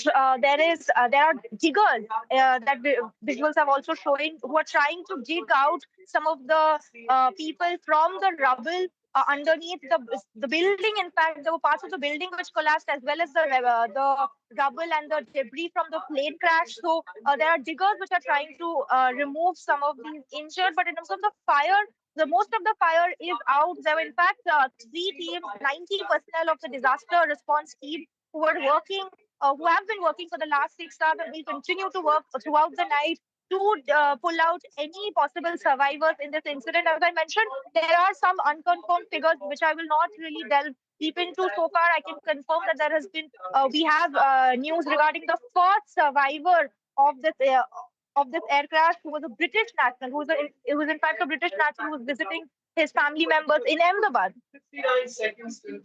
And Disha, I mean, we have to be cautious because we haven't had confirmation from the Foreign Office of what you're telling us. But just remind us again, you believe you have seen reports, or you have sources who've told you one survivor, a British national who you have the name of.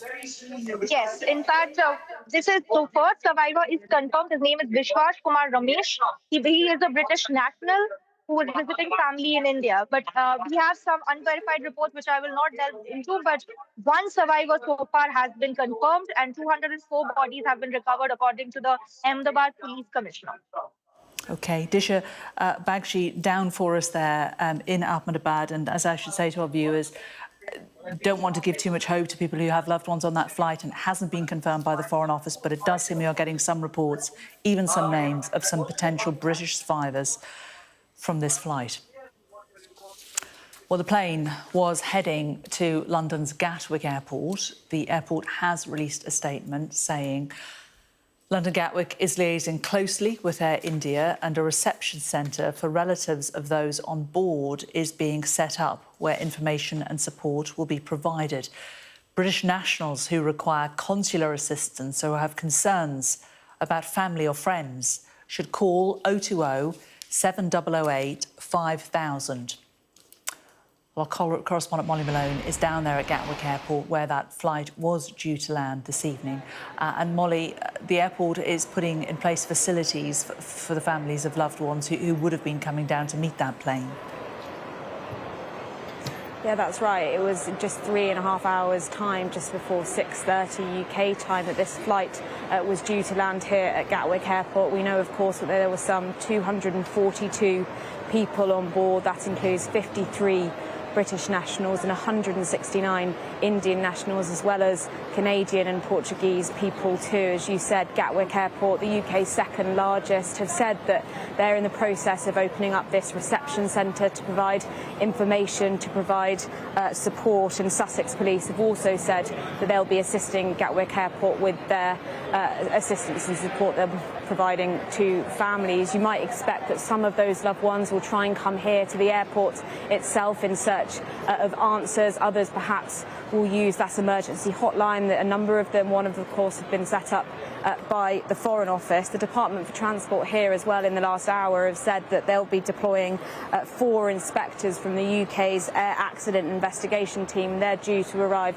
in Islamabad tomorrow. Buckingham Palace, the King, has said that his deepest sympathies of him and his wife are with those that are impacted by this, and the Prime Minister, as you might expect, is being kept updated with the situation. So all of these authorities, the Civil Aviation Authority working with Air India, working with Indian authorities to try and establish exactly what happened and provide devastated families with some answers.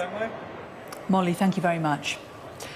Well, we've had a statement from the Indian Prime Minister, Narendra Modi. He released the following statement on X. He said, "The tragedy in Ahmedabad has stunned and saddened us. It's heartbreaking beyond words. In this sad hour, my thoughts are with everyone affected by it. I've been in touch with ministers and authorities who are working to assist those affected."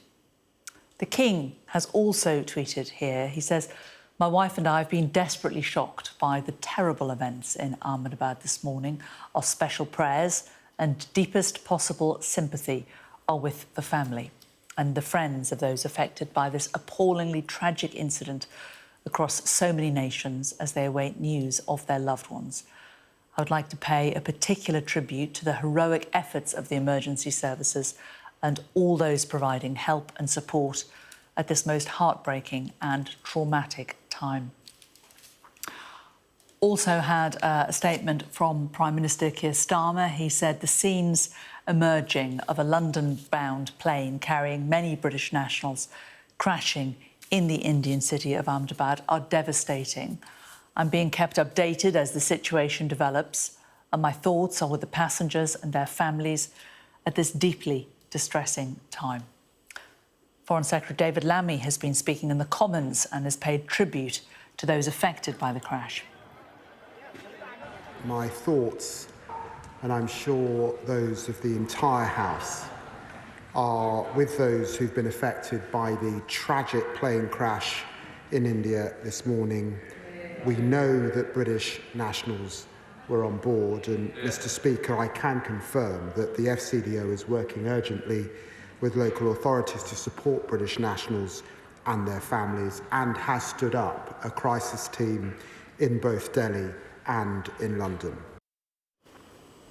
The former Prime Minister, Rishi Sunak, has also released this statement on X. He said, Akshata and I are deeply shocked and distressed by the news of the Air India tragedy. There is a unique bond between our two nations, and our thoughts and prayers go out to the British and Indian families who have lost loved ones today.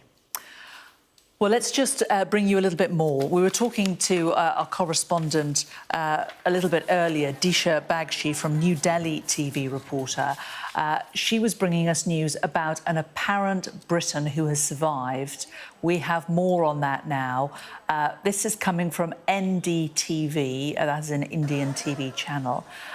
They too are reporting the passenger, reported to be Vishwash Kumar Ramesh. That is the same name that Disha gave us a short time ago. A British national who was apparently seated in seat 11A, as she said, who apparently walked out of this plane crash, according to her. So this we are attributing to NDTV, who are saying that there is one passenger who has survived, appears to be a British national. The name that they have given us is Vishwash Kumar Ramesh, who was apparently seated in seat 11A. Again, not confirmed by the British authorities or the Indian authorities, but coming also from NDTV, which is an Indian TV channel. More on that as we get it. But joining us now is Surinder Arora, who's the founder and executive chairman of Aurora Group, a group that has many hotels in the area, many of the hotels around Gatwick, actually, Surinder.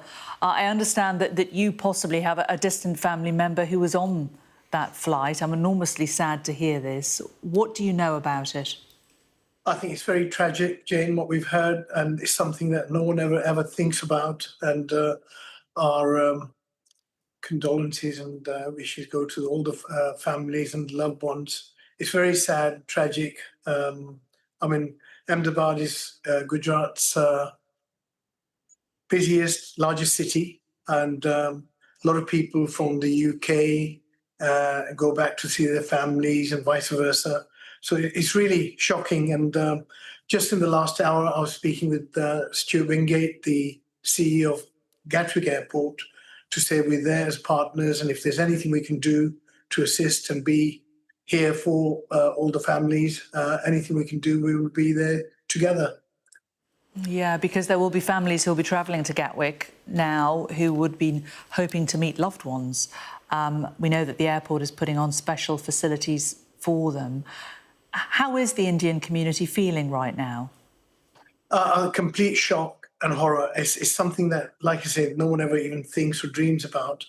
And then when you hear something like this, on a relatively new aircraft, new technology. I mean, the Dreamliner has only been in service for the last 2 decades. And as I understand, this was only a 10, 11-year-old plane.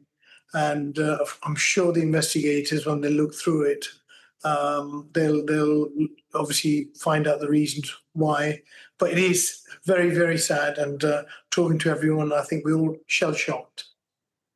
Tell me more about the links between the UK and this particular part of India, especially for the Gujarati community. Yeah, it's obviously the Prime Minister Modi's from Gujarat, and you know the city. It is the former capital of Gujarat, and you know it's huge for textile, for pharmaceuticals, chemicals, and lots of other businesses. And there's lots of Gujarati friends, families that actually live in the UK. So the connections are very close between UK and Gujarat. And it's just shocking. I mean, the city itself, they've been doing incredibly well. They're in the middle of building something called the Gift City. That's the Gujarat International FinTech. And, there's a lot of stuff happening, between the two countries from business point of view, family's point of view. And then you hear something like this, which is so tragic. It's just unbelievable. And my heart goes out to all the families. That it's very sad what's happened.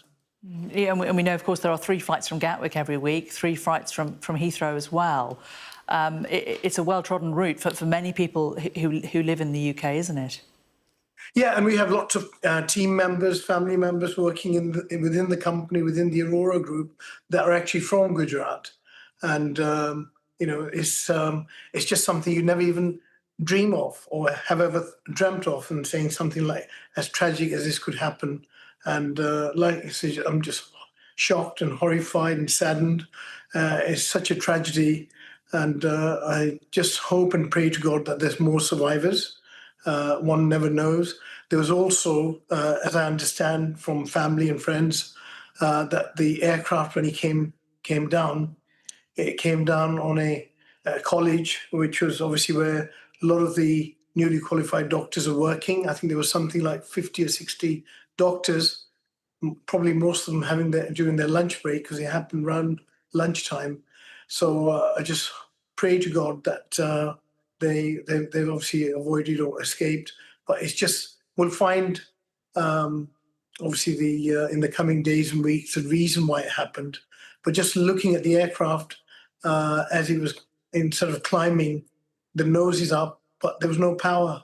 So something obviously tragic happened, whether it was a bird strike or whether it was engine failure. But it's very rare to lose both engines on takeoff. But, we're in the lap of God, and we're just hoping, pray that we find out the reasons, and the authorities will look into it and make sure that we can try and avoid these kinds of incidents in the future. And Surinder, my understanding is that you may have a distant family member who was on the flight. Are you able to tell us any more about that, or what you're doing to try to find out what's happening?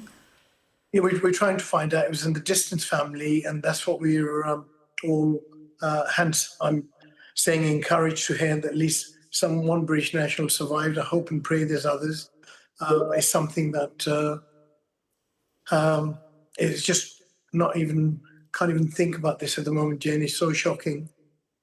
Yeah, and as you said, you spoke to Stuart Wingate, who's the chief executive down at Gatwick. What help are you offering? Is it in terms of hotel space, if there are families who've come down there who are waiting for news? Well, the great thing about Gatwick Airport, they've always been amazing at any of these situations, whether in the past there's been loss of power, there's been other incidents, and Gatwick are absolutely amazing, and they have our full backup as a partner, as a neighbour, whatever they need, whether it's manpower, staff, rooms, hotel, meeting room, anything they need, we're there with them. Well, listen, Surinder, it's really good to talk to you today, and I really hope that you have some good news about your family member. Thank you so much for talking to us. Thank you, Jane. Thank you.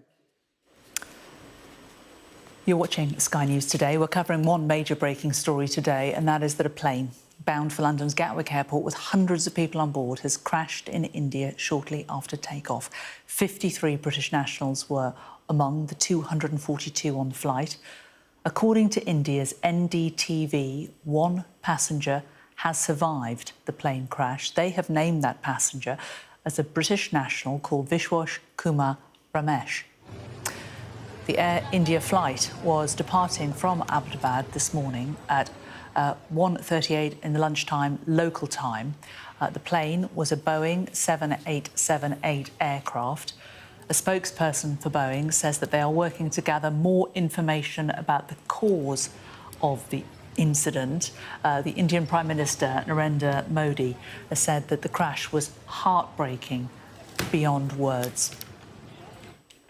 Well, a warning that the footage we are about to play shows the plane going down behind some buildings, which you may find distressing.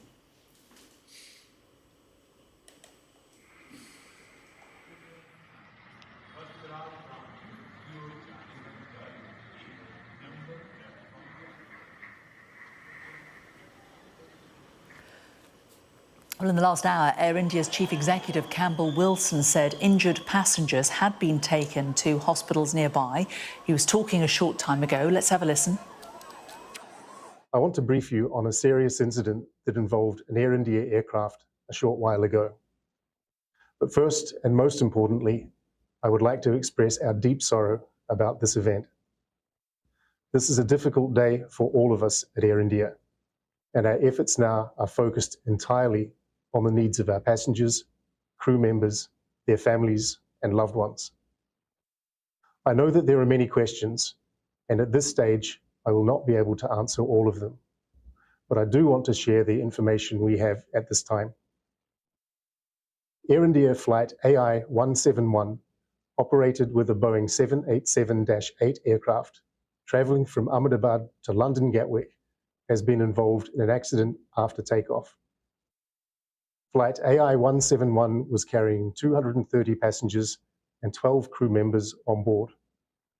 Of the passengers, 169 are Indian nationals, 53 are British nationals, there are 7 Portuguese nationals, and 1 Canadian national.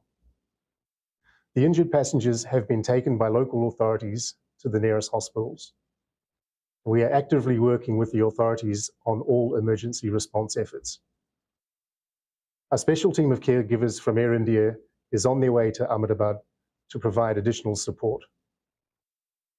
The investigations will take time, but anything we can do now, we are doing. We know that many people are concerned for the welfare of their loved ones. We have set up a special helpline that friends and family can reach us at.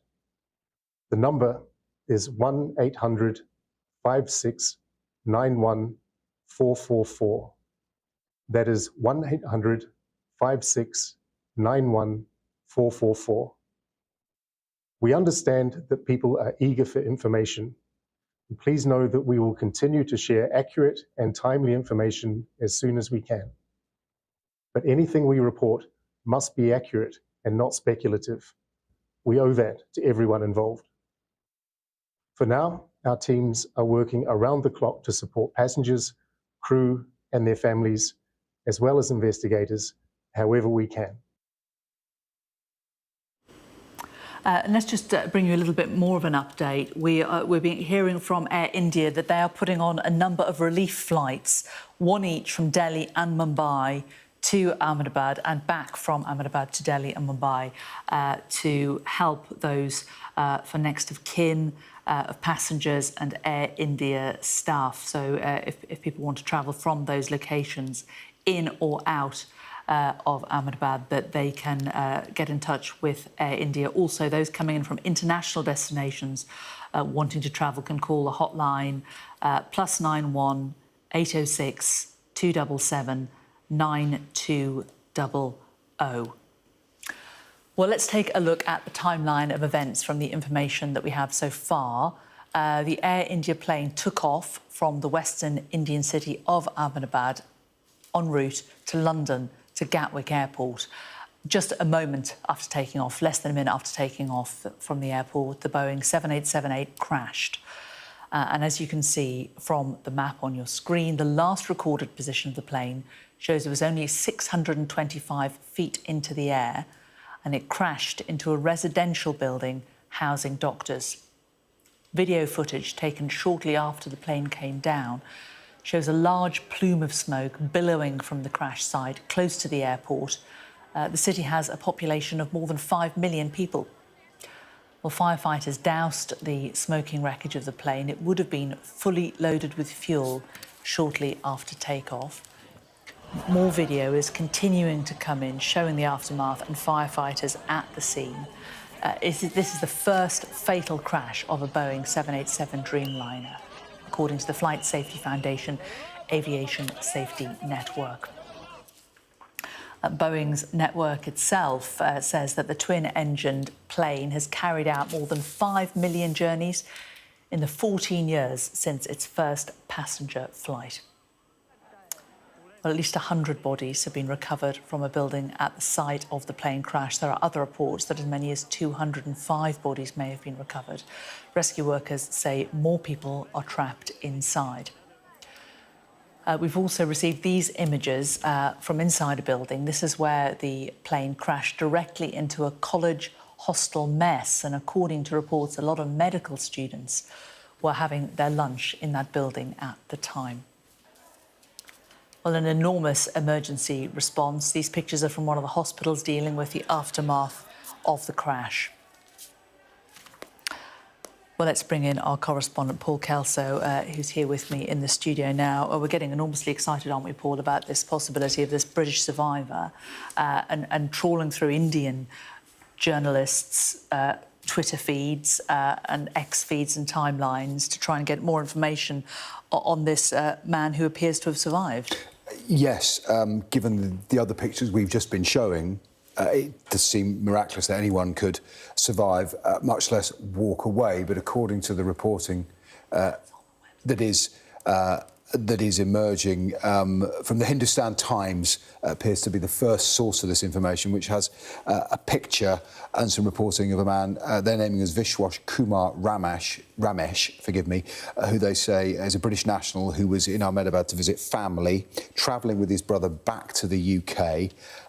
They say he's been treated for chest injuries, facial injuries in the civil hospital. They have a photograph which they say is him in his hospital bed. They separately quoted by ANI, which I believe is an agency, certainly another Indian news source, quote Police Commissioner G.S. Malik as saying police found one survivor in seat 11A. One survivor was found in hospital. I can't quite reconcile those two quotes, but there is also circulating on social media some footage which claims to be of this British national walking away, looking a little stunned, a little dazed, in a T-shirt which has a little blood, but effectively, given he was in a plane accident, remarkably unharmed. Now, none of this is confirmed. We've had nothing from the British Foreign Office, from the Indian authorities, so we have to treat this with caution, and we will be doing our best to piece together exactly what we're looking at, but it does appear that there is a survivor, a British survivor from the plane crash, and which will give hope that there may be others. We heard a little earlier, didn't we, from Campbell Wilson, the CEO and Managing Director of Air India, who recounted the facts as we largely understood them, and then said injured passengers have been taken by local authorities to local hospitals. He said passengers, plural. So we now appear to know, certainly claims to know about one survivor with a name and a nationality. Perhaps there will be more.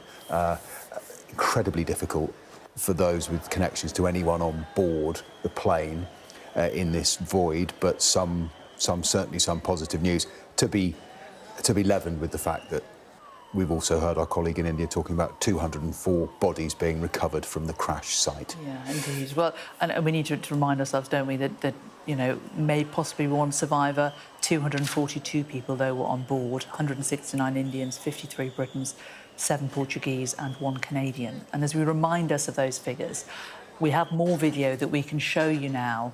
Now, this is more video of the moment the plane took off and came down. And again, a warning, you may find these pictures distressing. Let's show you these new images that we have, though, of CCTV of the plane.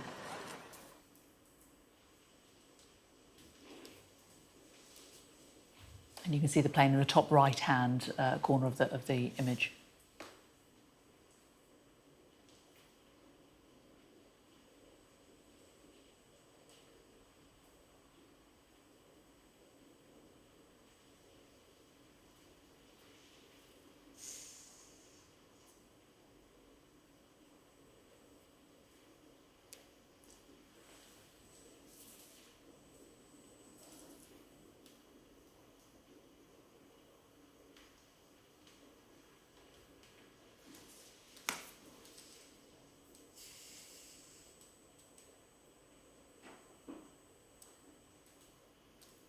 Well, they don't need any commentary, do they, these images? They're just absolutely awful. But it also really illustrates, Paul, the speed that this happened. I mean, that plane literally took off and it's 20 seconds later it comes down virtually. It just got no height at all. You can see quite clearly from these pictures, can't you? Yeah, and it's that clip we run is less than a minute long in real time, and it emphasises, I think, the commentary we heard from a previous guest. The phrase that struck me with the plane needs two things to take off. It needs speed and it needs lift, and this plane had neither, and we can see that illustrated in the footage. Takeoff speed around 160 miles an hour, but momentum clearly lost decisively and tragically, and it is, having seen those images, all the more remarkable that anyone may have survived, much less walked away. But Chief Executive of Air India says there are survivors and they've been taken to hospital. We have the name of one being reported by Indian news sources, Vishwa Kumar Ramesh, who they say is a UK national who was visiting family in Ahmedabad with his brother. No word on his brother. So we have to treat these reports with appropriate caution and await more detail as it comes. But clearly news is emerging from the scene in Ahmedabad. The crash is now, where are we, coming up to 4 p.m. here. It was around 8 a.m. this morning. So we are knocking on for 8 hours after the crash happened. That's a long time. We've seen this emergency response. You can see in these pictures here, these focused on buildings that clearly engulfed in the explosion and flames following the crash.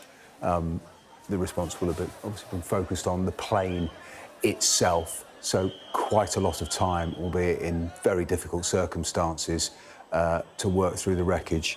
As we've said, 204 bodies recovered, according to our Indian colleague, from the crash site. She, I think, was saying they were from the aircraft. We've had reports of hundreds more from on the ground, people who were on the ground or in these buildings. So an enormous toll, but this rather remarkable news that at least one person, it seems, and according to the boss of the airline, multiple people are only injured. Paul, we've been talking about him in the last few moments. Let's just bring our viewers this image that we have. This is apparently Vishwas Kumar Ramesh, who is a 40-year-old Briton who was on seat 11A, who apparently walked out of the plane crash. This is the image that we have from the Hindustan Times, courtesy of them, this image. I mean, it is remarkable, isn't it, if this is what we believe it to be, a British survivor pictured in his hospital bed after appearing to walk away from this plane crash. We mustn't lose sight of the fact, though, that there appear to have been hundreds of others who, certainly not that lucky, who have believed to have perished here. Yes, indeed. There is a quote attributed to him by the Hindustan Times, who've published this image, which are now showing you. The quote, he said to them, 30 seconds after takeoff, there was a loud noise and then the plane crashed. It all happened so quickly. The paper, or the news source Hindustan Times, says he received impact injuries on his chest, his eyes and his feet. Clearly we can see injuries to his face. And that account, brief though it is, tallies entirely with what we've seen. The plane was in the air around a minute, and 30 seconds after takeoff, he said, there was a loud noise caused by we know not at this stage, and then the plane descended. So remarkable to have not just a survivor, but testimony from on board. All of this, of course, will feed in to the investigation that's going to, is already underway, will be helped by investigators from the UK and the US. But I think more than anything, it'll feed some hope among those waiting in India, in the UK, Portugal and Canada, where there's one national on board, hoping that this British man may not be the last. Let's just show our viewers again these images that we've just had brought into us. Now, this is video of the moment that the plane took off and then came down. So a warning, you may find these pictures distressing, that the plane is to the right of the frame initially before it starts zooming in, and you do get a real sense of how very, very quickly this happened.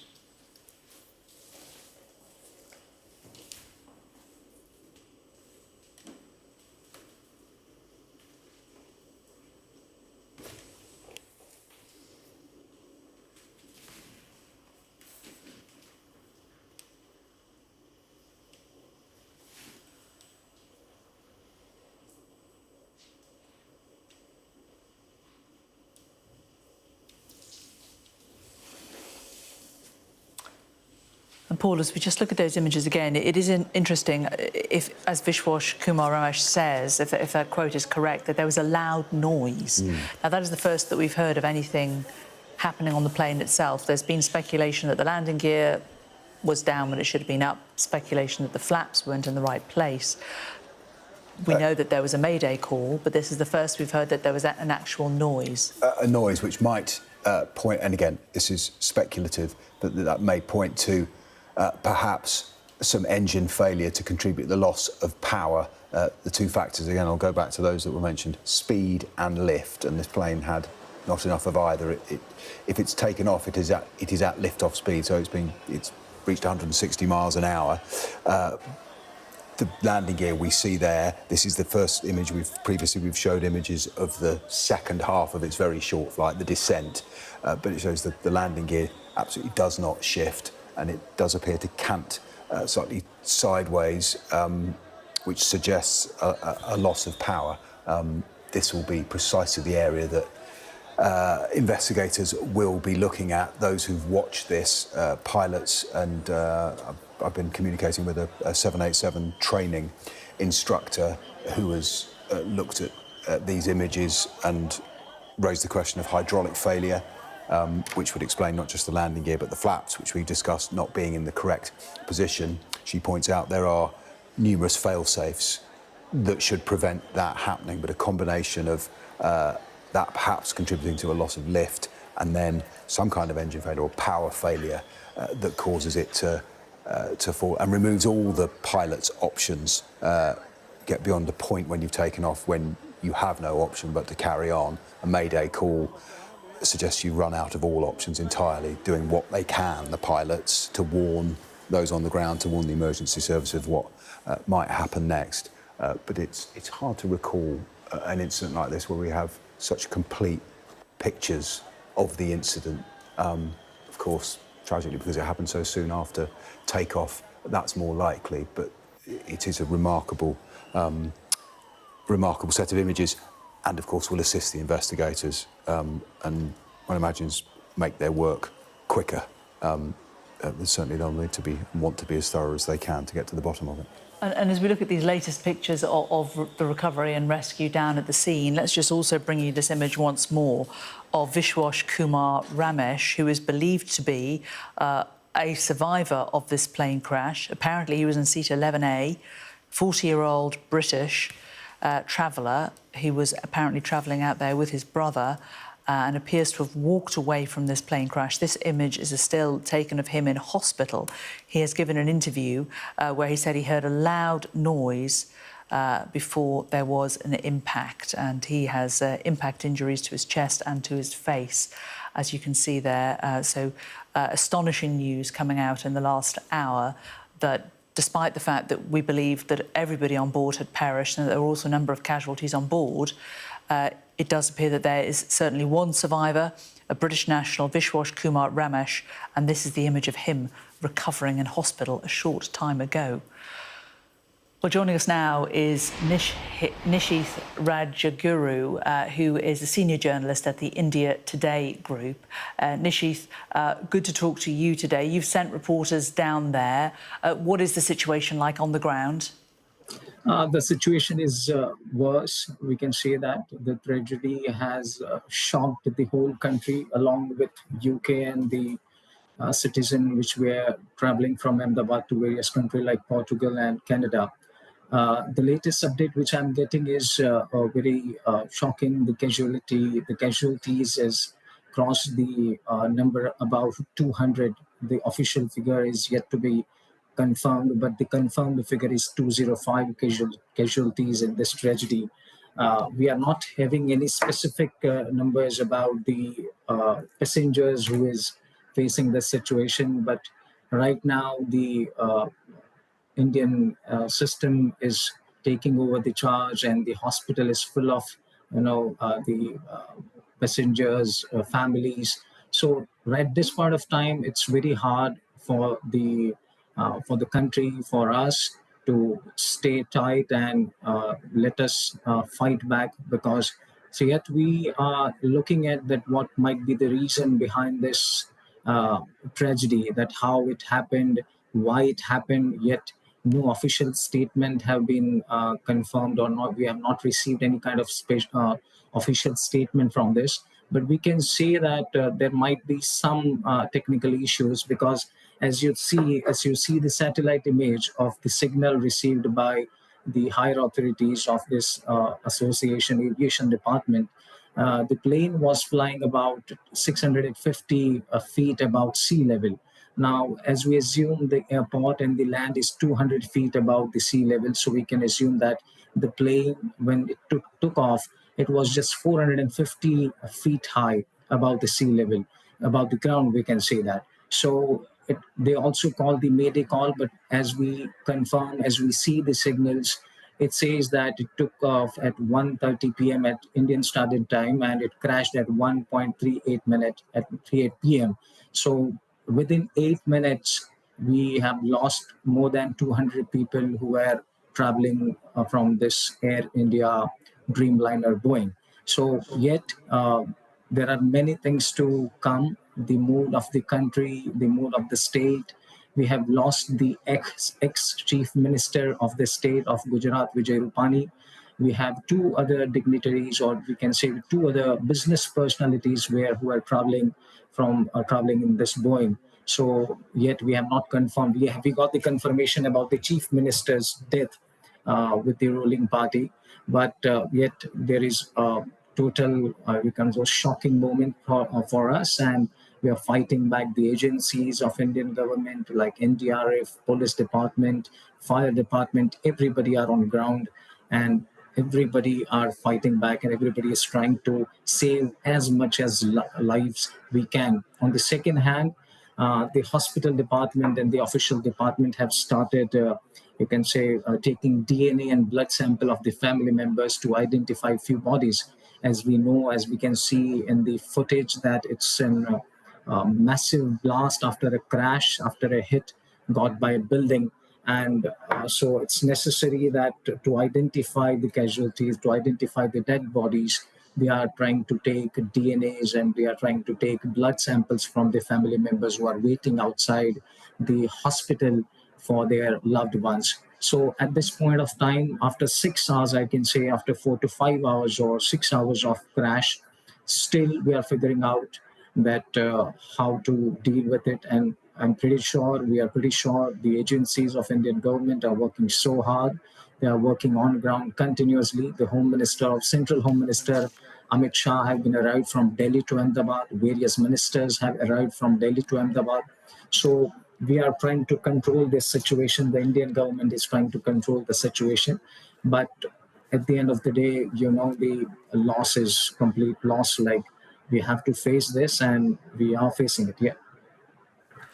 And in terms of survivors, when we heard a statement from Campbell Wilson, the CEO of Air India, a short while ago, and he said the injured passengers have been taken to local hospitals by the authorities. I mean, we were quite stunned, because we obviously didn't believe that there had been any survivors at that point. We appear to have news of one Briton who appears to have actually walked away from it. What are your crews on the ground hearing about possible survivors? See, as we know that there were 242 passengers boarded on this Boeing Dreamliner, and I would like to tell that the building which got the hit, it was an hostel of resident doctors, and there are few injured resident doctors, young doctors. They are admitted because they are injured, and as well as we also heard that there are injured who has been admitted nearby hospitals. I would like to say the airport and the distance of the government hospital is very low. So easily they were being shifted by the ambulance to the hospital. Yet, as I said, that we are waiting for the official confirmation about the deaths in this tragedy. But as the police commissioner of Ahmedabad confirmed with India Today reporter that 204, we are counting 204 dead bodies were taken for the post-mortem. So I think we should wait for the official confirmation. Yeah, we are reporters, our team also have heard that there are injured who are taken to the hospital, but we can't say for sure because at this point of time, there is no, we are reporters, the correspondents are not allowed inside the hospital. And it's obvious that we should wait and let them do their work.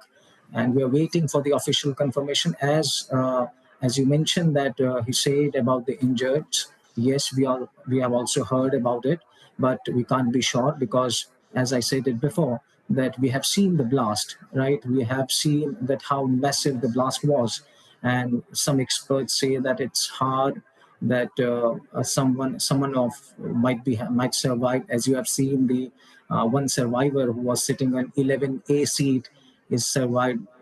Both brothers were traveling from Ahmedabad to London, and one brother survived, and I was able to see that photograph on Sky News. So I believe that we should wait for the official confirmation from the government, I would say, because at this point of time, at this kind of tragedies, we know when digital world is super powerfully active, we should wait that what basically the exact figure is about the casualties or about the death passengers flying or traveling through this Dreamliner. And just one final thought before you leave us this hour, Nishith. In terms of actually what happened on the ground, we saw this footage of the plane going down, we saw this enormous explosion, but then we've also seen images of parts of the plane lodged in the roof of this building, of this training centre for young medics.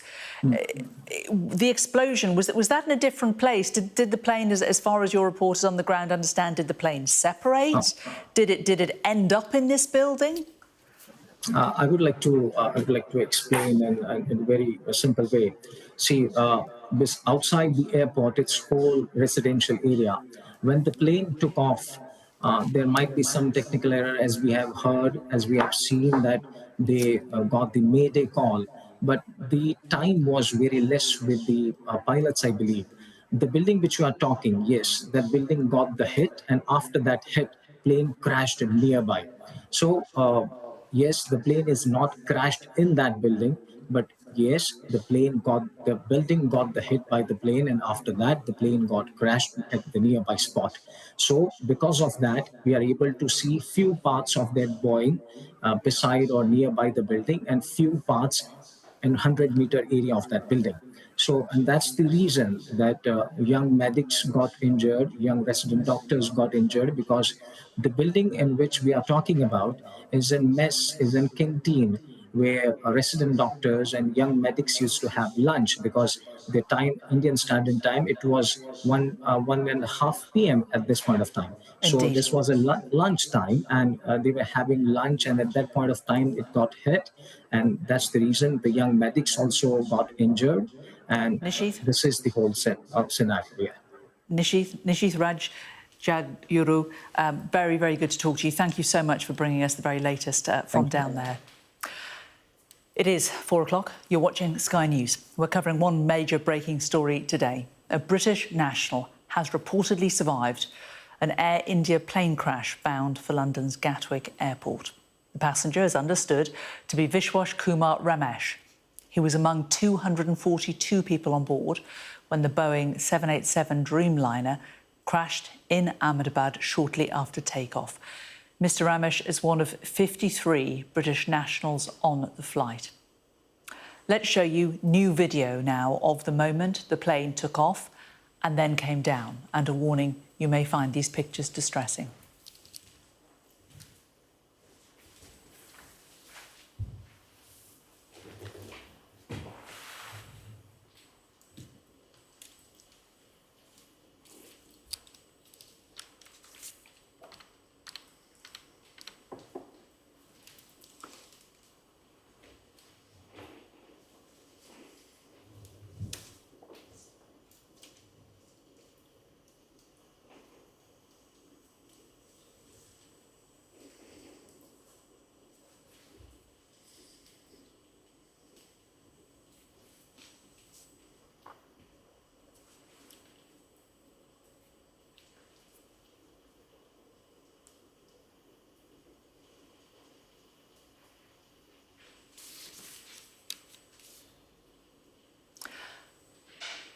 And a further warning now that this report from our international correspondent Alex Rossi contains more footage you may find distressing.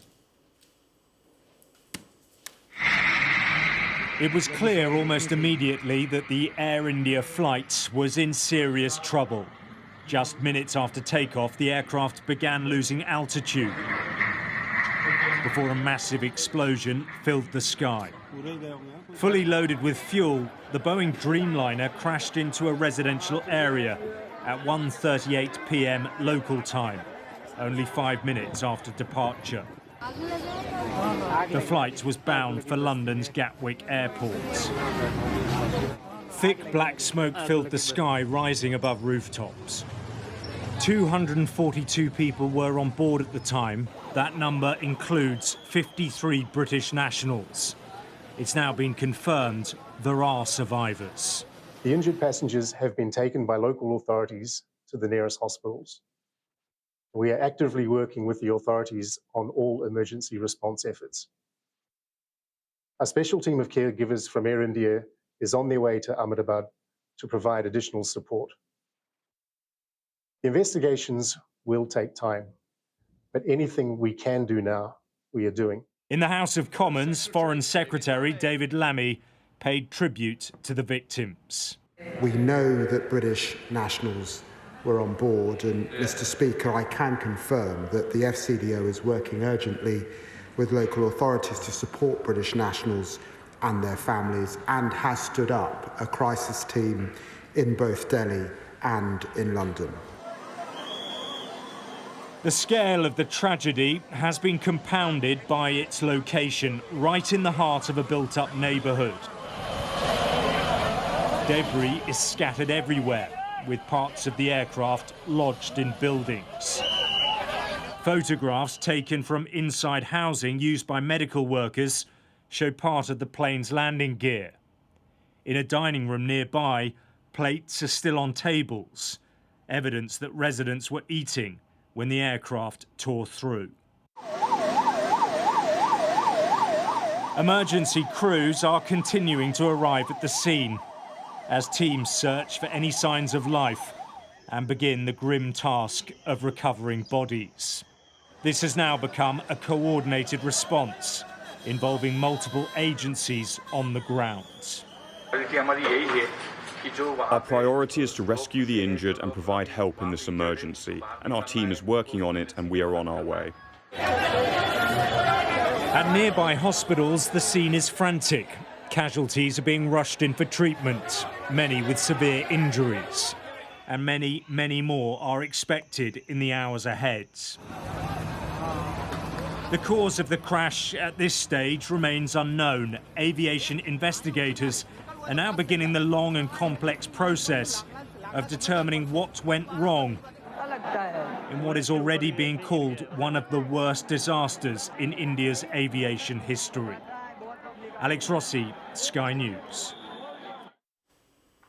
Well, let's cross live now to India and talk to New Delhi television reporter Disha Bagshi. And Disha, last hour you were bringing this extraordinary news that there appears to be one survivor, and it appears to be one of the 53 British nationals who were on board. Tell us more about what you know. In fact, yes, Vishwas Kumar Ramesh, that's the name of the British national and the first survivor, the first confirmed news of a survivor in this devastating tragedy that has taken place in Ahmedabad. And he's in fact, he was visiting family in India, in Ahmedabad, and he was actually seated on the seat 11A. Now we know we have the boarding pass of Vishwas, and he's in fact a British national. He was in India for the last couple of days, and he was traveling back to London today.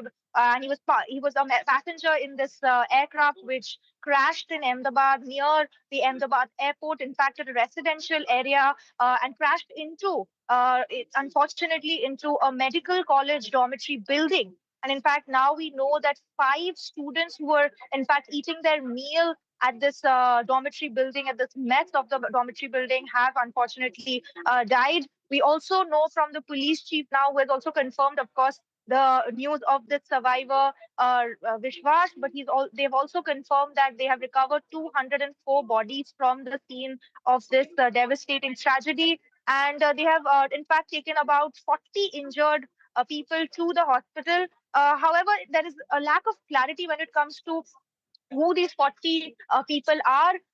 They are a mix of, they could be a mix of the people who are at the site, the residents, the people in this building, and also passengers, but there's no clarity. So far, we have confirmed news of this first survivor, Vishwas Kumar Ramesh. He was in fact traveling back to UK with his brother, and what we are understanding that his brother Ajay has perished in this crash. And in fact, what we can tell you, we've also gotten some quotes from him saying that when he got up, there were bodies all around him and that he was scared and then he ran. We also have visuals showing that he's in fact walked away from the site into an ambulance and was then taken to the hospital.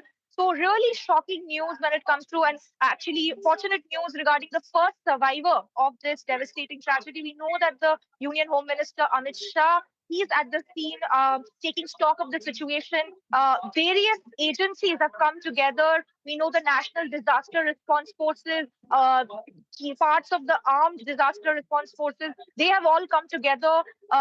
Various teams have come together and they're now trying to dig through the rubble, trying to pull out any survivors from this crash. So really a very tragic story, but so far some good news with the fact that one survivor so far in this crash.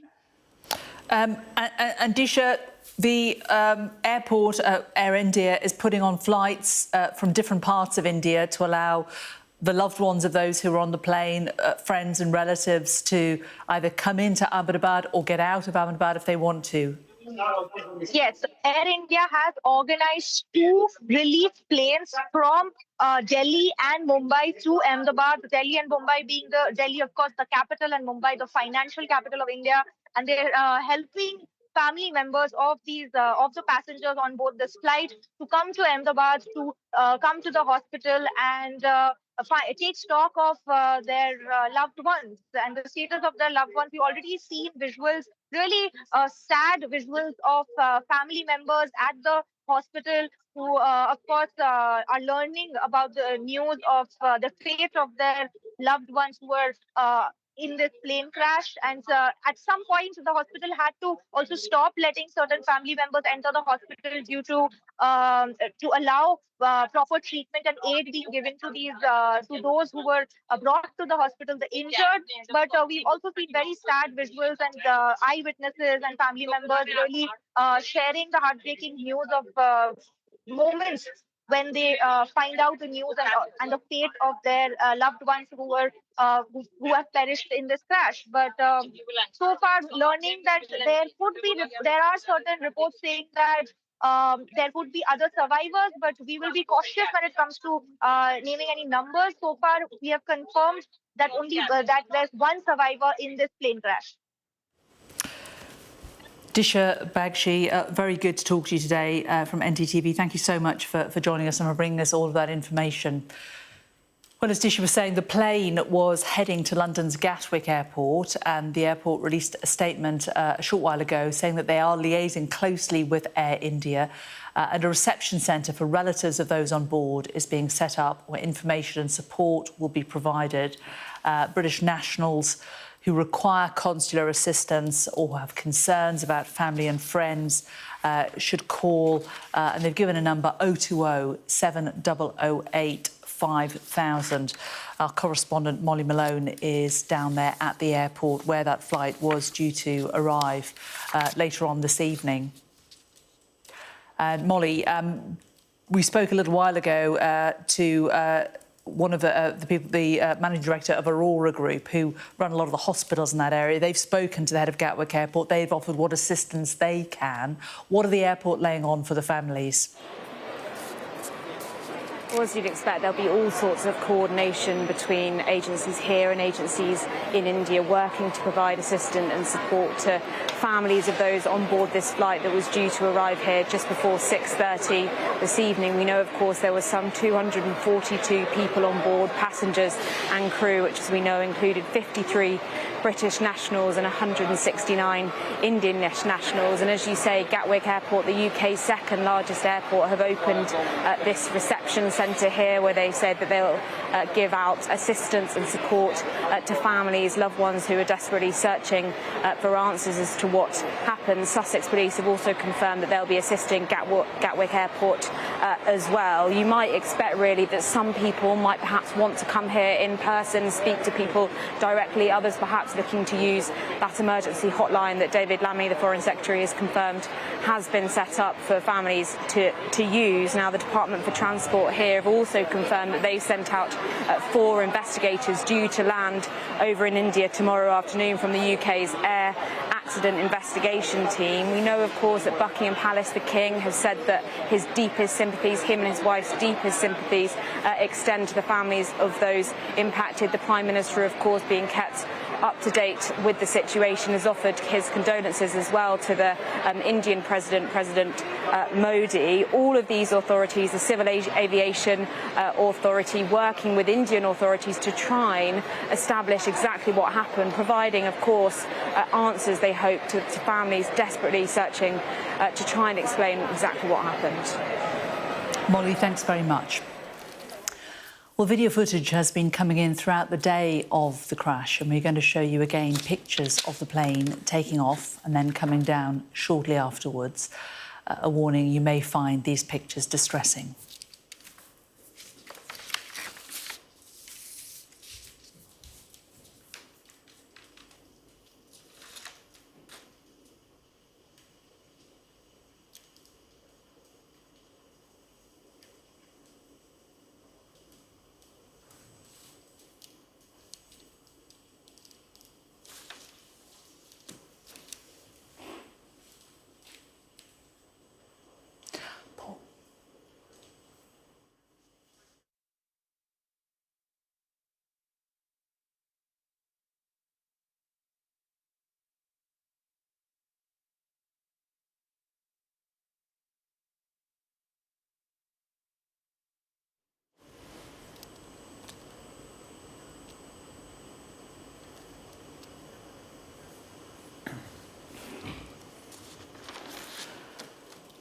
Well, we're just bringing those pictures to you with no sound. They are really powerful to watch. Paul Kelso is here with me in the studio. Paul, how quickly this happens, how quickly this plane takes off. You can see it never really seems to get the lift that it needs, and all of a sudden it is down in this residential area. Absolutely, they are remarkable pictures, remarkable to see the entire flight.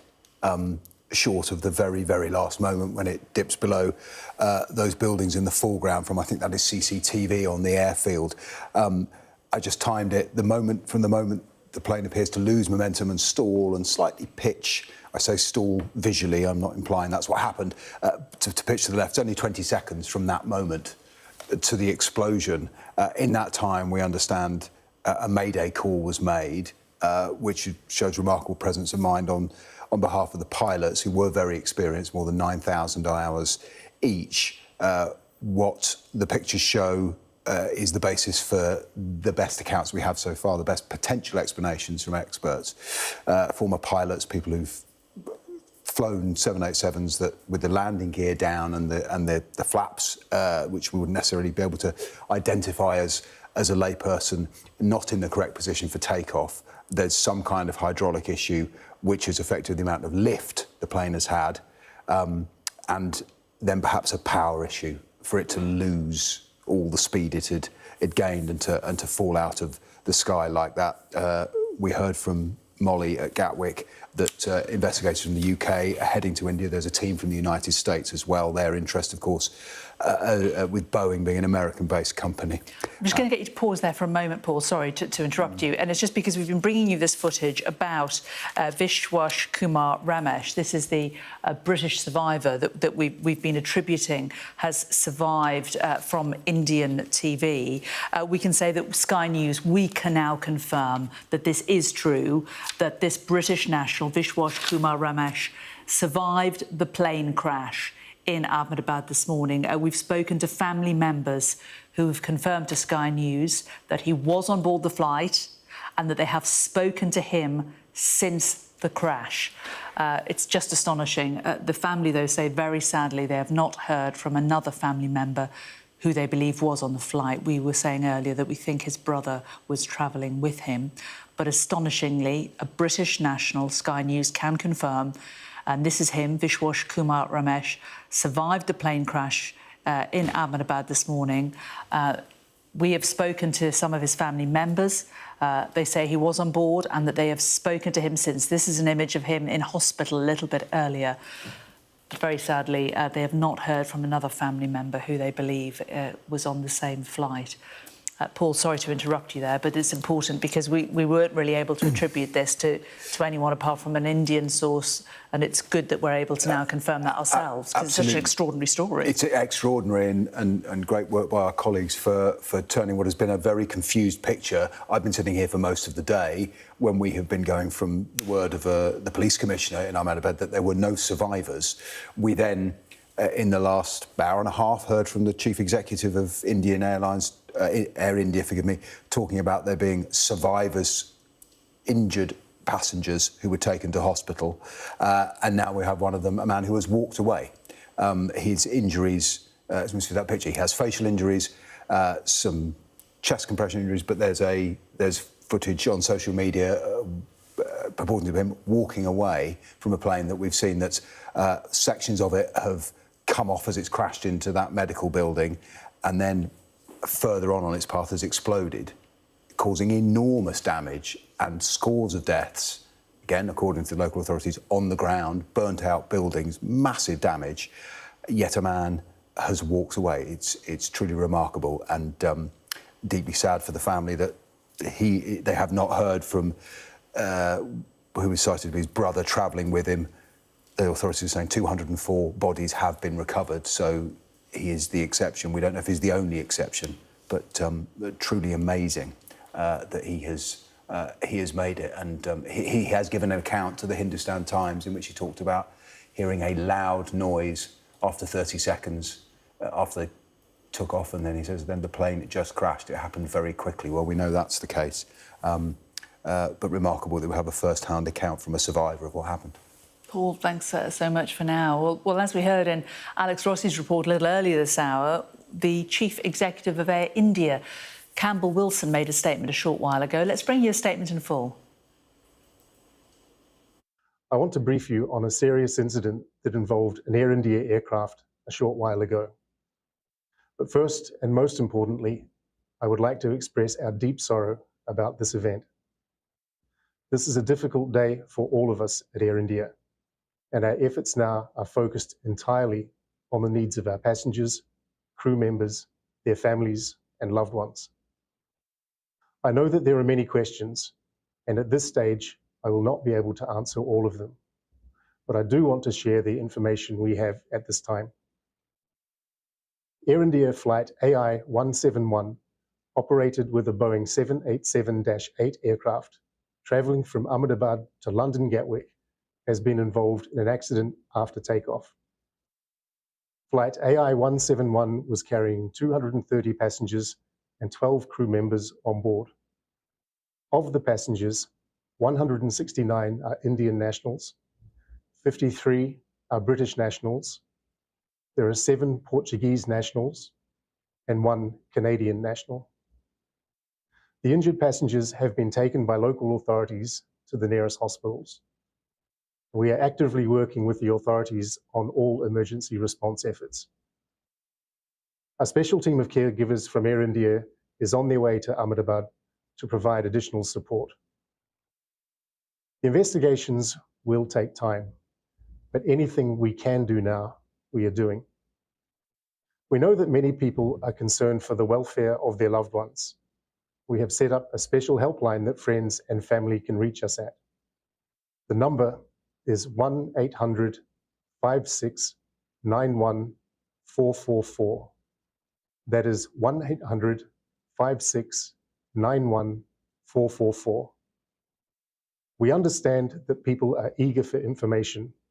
And please know that we will continue to share accurate and timely information as soon as we can. But anything we report must be accurate and not speculative. We owe that to everyone involved. For now, our teams are working around the clock to support passengers, crew and their families, as well as investigators, however we can. Well, we've also learned in the last couple of hours that Tata Sons, which owns Air India, is offering around £86,000 to the families of each person who died in the plane crash. They have released a statement saying, "We're deeply anguished by the tragic event involving Air India Flight 171. No words can adequately express the grief we feel at this moment. Our thoughts and prayers are with the families who have lost their loved ones and with those who have been injured. Tata Group will provide 1 crore to the families of each person who's lost their life in this tragedy. We will also cover the medical expenses of those injured and ensure that they receive all necessary care and support. Additionally, we will provide support in the building up of the BJ Medical's hostel.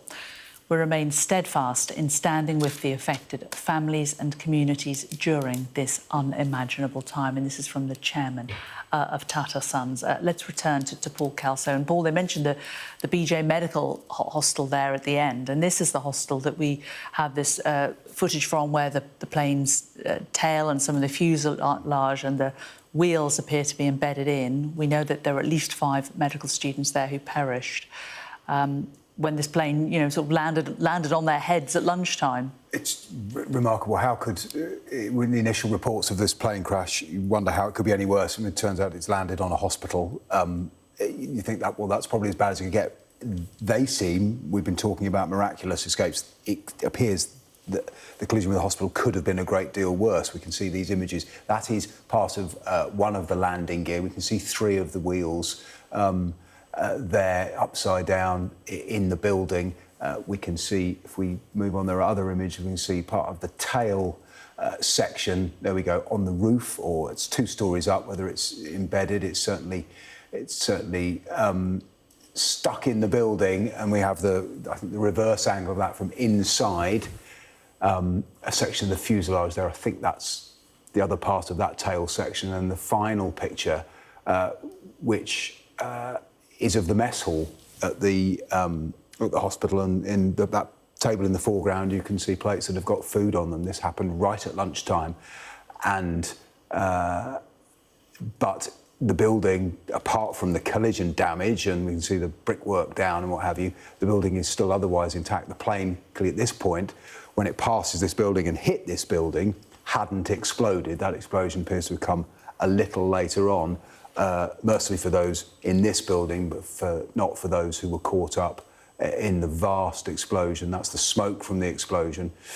But we've been watching all afternoon, haven't we, footage of what look like residential blocks, 5, 6 stories high, all fire damaged, all caught in that explosion. And now, with some caution, here's the survivor, the UK national, Vishwa Kumar Ramesh at Sky News have confirmed, has survived and walked away, it seems, from seat 11A of that plane. All of that, as I see, and I said this with some caution, given the way news has emerged this afternoon. Reuters are now saying more than 290 people were killed in this crash. They're citing a police officer in Ahmedabad, but not among them, remarkably, the British man who we just saw there. Paul, let's just bring in now some reaction and some of the tributes that have been paid from around the world after what happened earlier on today. The Indian Prime Minister Narendra Modi released the following statement on X. He said, "The tragedy in Ahmedabad has stunned and saddened us. It's heartbreaking beyond words. In this sad hour, my thoughts are with everyone affected by it. I've been in touch with ministers and authorities who are working to assist those affected." Here, the King has tweeted, "My wife and I have been desperately shocked by the terrible events in Ahmedabad this morning. Our special prayers and deepest possible sympathies are with the families and friends of all those affected by this appallingly tragic incident across so many nations as they await news of their loved ones. I'd like to pay particular tribute to the heroic efforts of the emergency services and all those providing help and support at this most heartbreaking of time." Prime Minister Keir Starmer posted this message. He said, "The scenes emerging of a London-bound plane carrying many British nationals crashing in the Indian city of Ahmedabad are devastating. I'm being kept updated as the situation develops, and my thoughts are with the passengers and their families at this deeply distressing time." Foreign Secretary David Lammy has been speaking in the Commons and paid tribute to those impacted by the crash. My thoughts, and I'm sure those of the entire House, are with those who've been affected by the tragic plane crash in India this morning. We know that British nationals were on board, and Mr. Speaker, I can confirm that the FCDO is working urgently with local authorities to support British nationals and their families, and has stood up a crisis team in both Delhi and in London. Former Prime Minister Rishi Sunak has also released a statement on X on behalf of him and his wife, Akshata, who is, of course, an Indian national. He says, "Akshata and I are deeply shocked and distressed by the news of the Air India tragedy. There is a unique bond between our two nations, and our thoughts and prayers go out to the British and Indian families who have lost loved ones today." Also, word from the UK Civil Aviation Authority. They've said that their thoughts and sympathies are with those affected by the Air India crash involving a London-bound flight. They are supporting the government and other relevant authorities in responding to this incident. British nationals who require consular assistance or who have concerns about friends or family can call, and there's a number here. It's 020 7008 5000. You're watching Sky News. We're covering one major breaking story today. We can confirm that a British national has survived an Air India plane crash. The plane was bound for London's Gatwick Airport. The passenger's been named as Vishwash Kumar Ramesh. He is one of 53 British people on board a flight of 242 passengers. Well, Sky News has spoken to some of his family members who have verified that he is alive. This is him, an image of him in hospital after the plane crashed in Ahmedabad shortly after takeoff. Sadly, they haven't got news of another family member on the same flight. We can also show you the latest video now of the moment the plane took off and came down, and a warning, you may find these pictures distressing.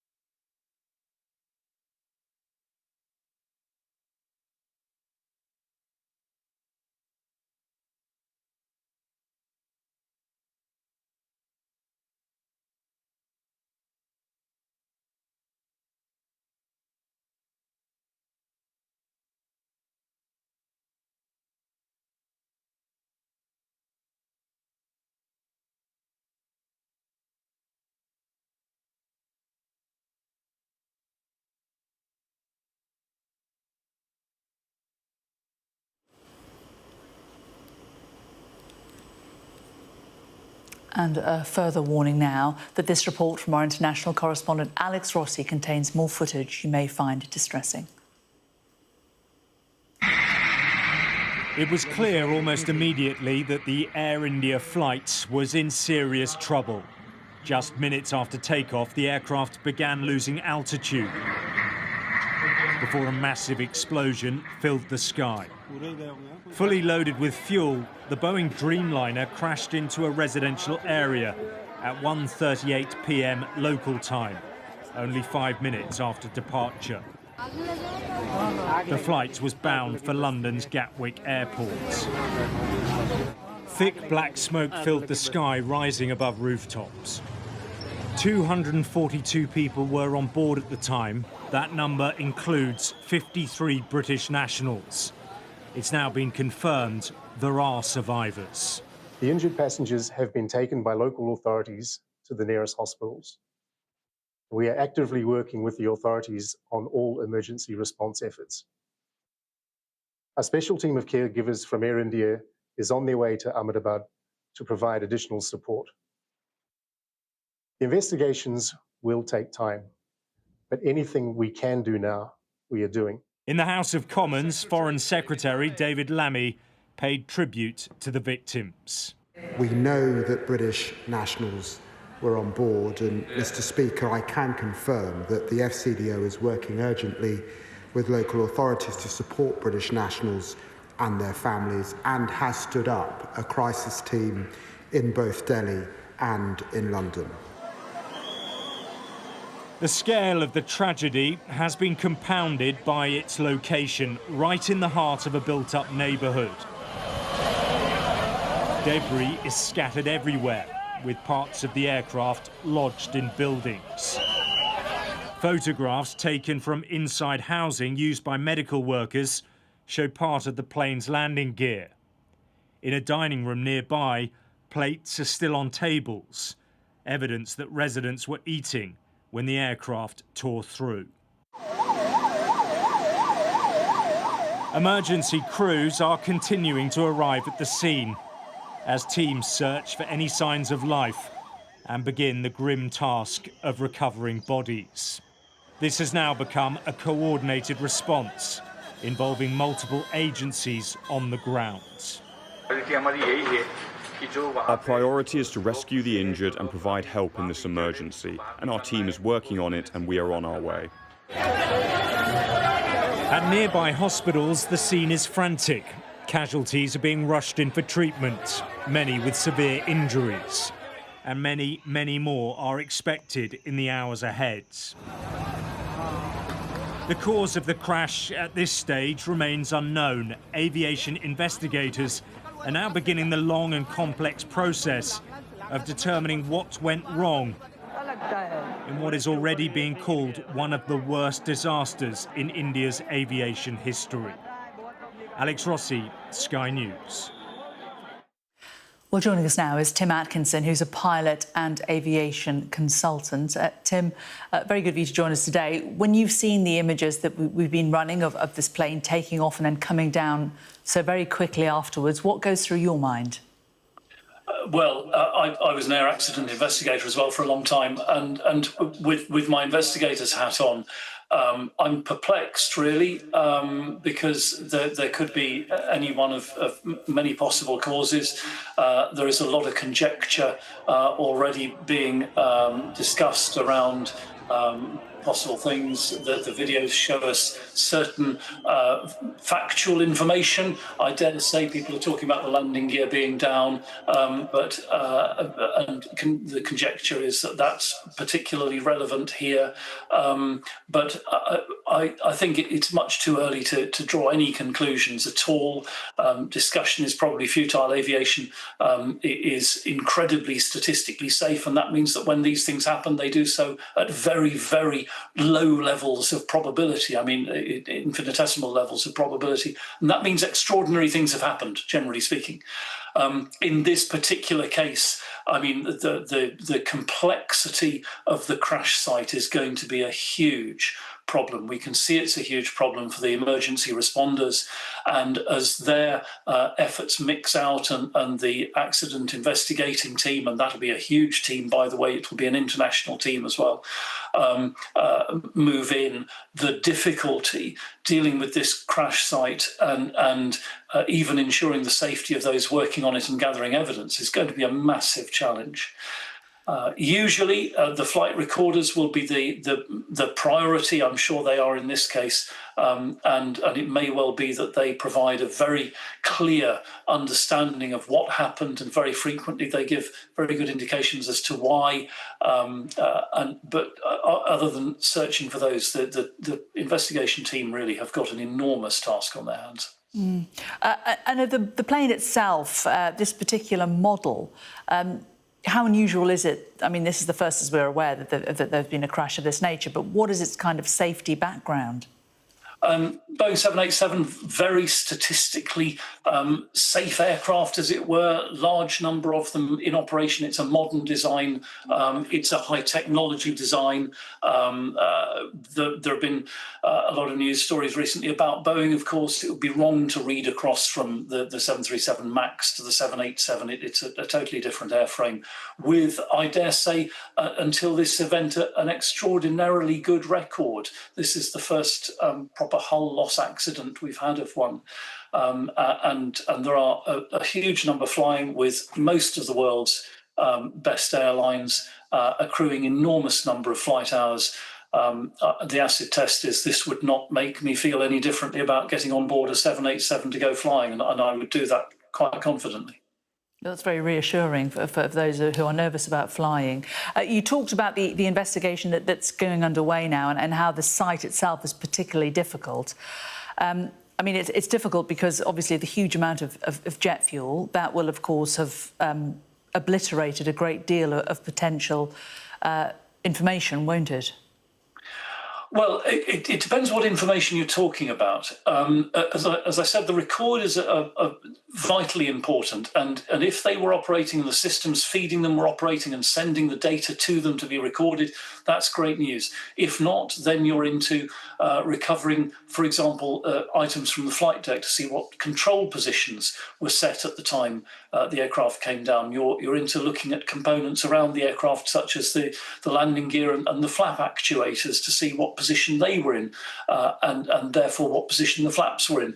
And that is generally not badly disrupted by fire. You know, we're talking about large physical components there, and several of them. Beyond that, yes, I mean, the destruction is tremendous. I think that the problems here with structural integrity of buildings, structural integrity of the remains of the aircraft, the fact that regrettably, of course, there's a significant amount of human remains which will need to be dealt with, I'm sure, in the appropriate way. Those are going to make this one of the most challenging sites to work on, I dare say, in the history of accident investigation.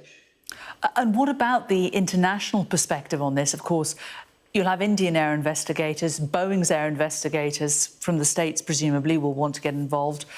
Plus, we know that the UK air authorities are also sending 4 people across also. And I imagine that Canada and Portugal will also want to be involved too. Well, it's not a question of who wants to be involved. Annex 13 to the International Civil Aviation Organization sets out how these investigations are done. And it says that certain states have a right either to participate or at least to witness the investigative activity.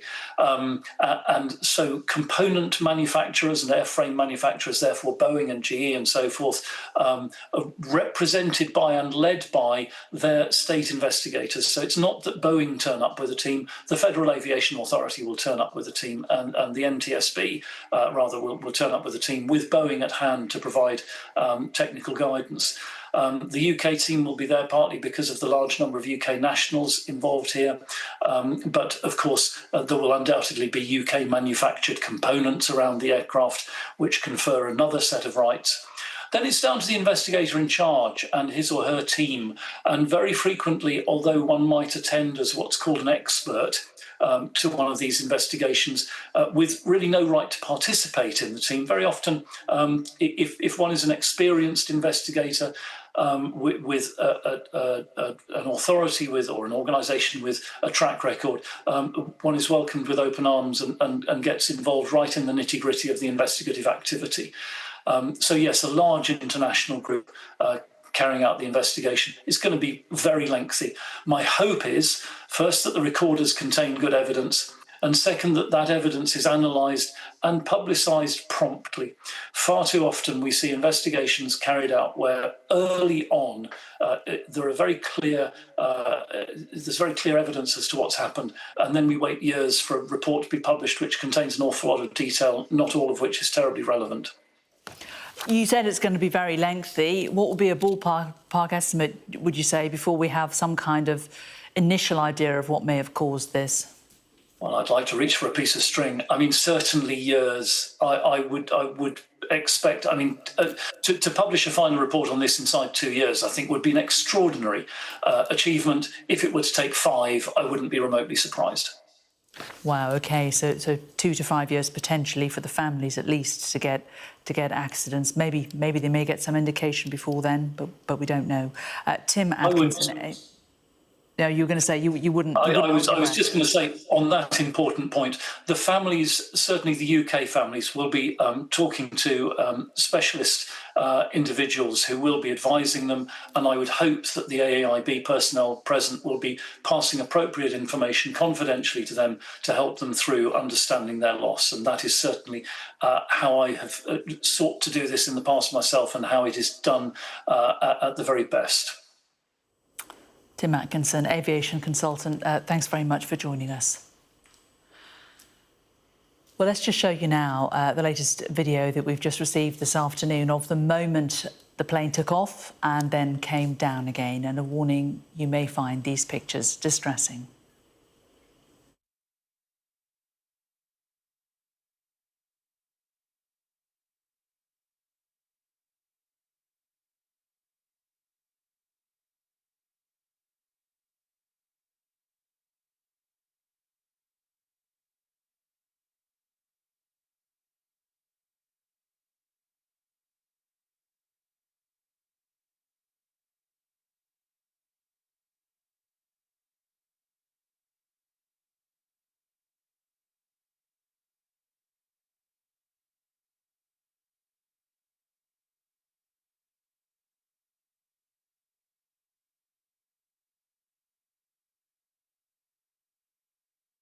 Just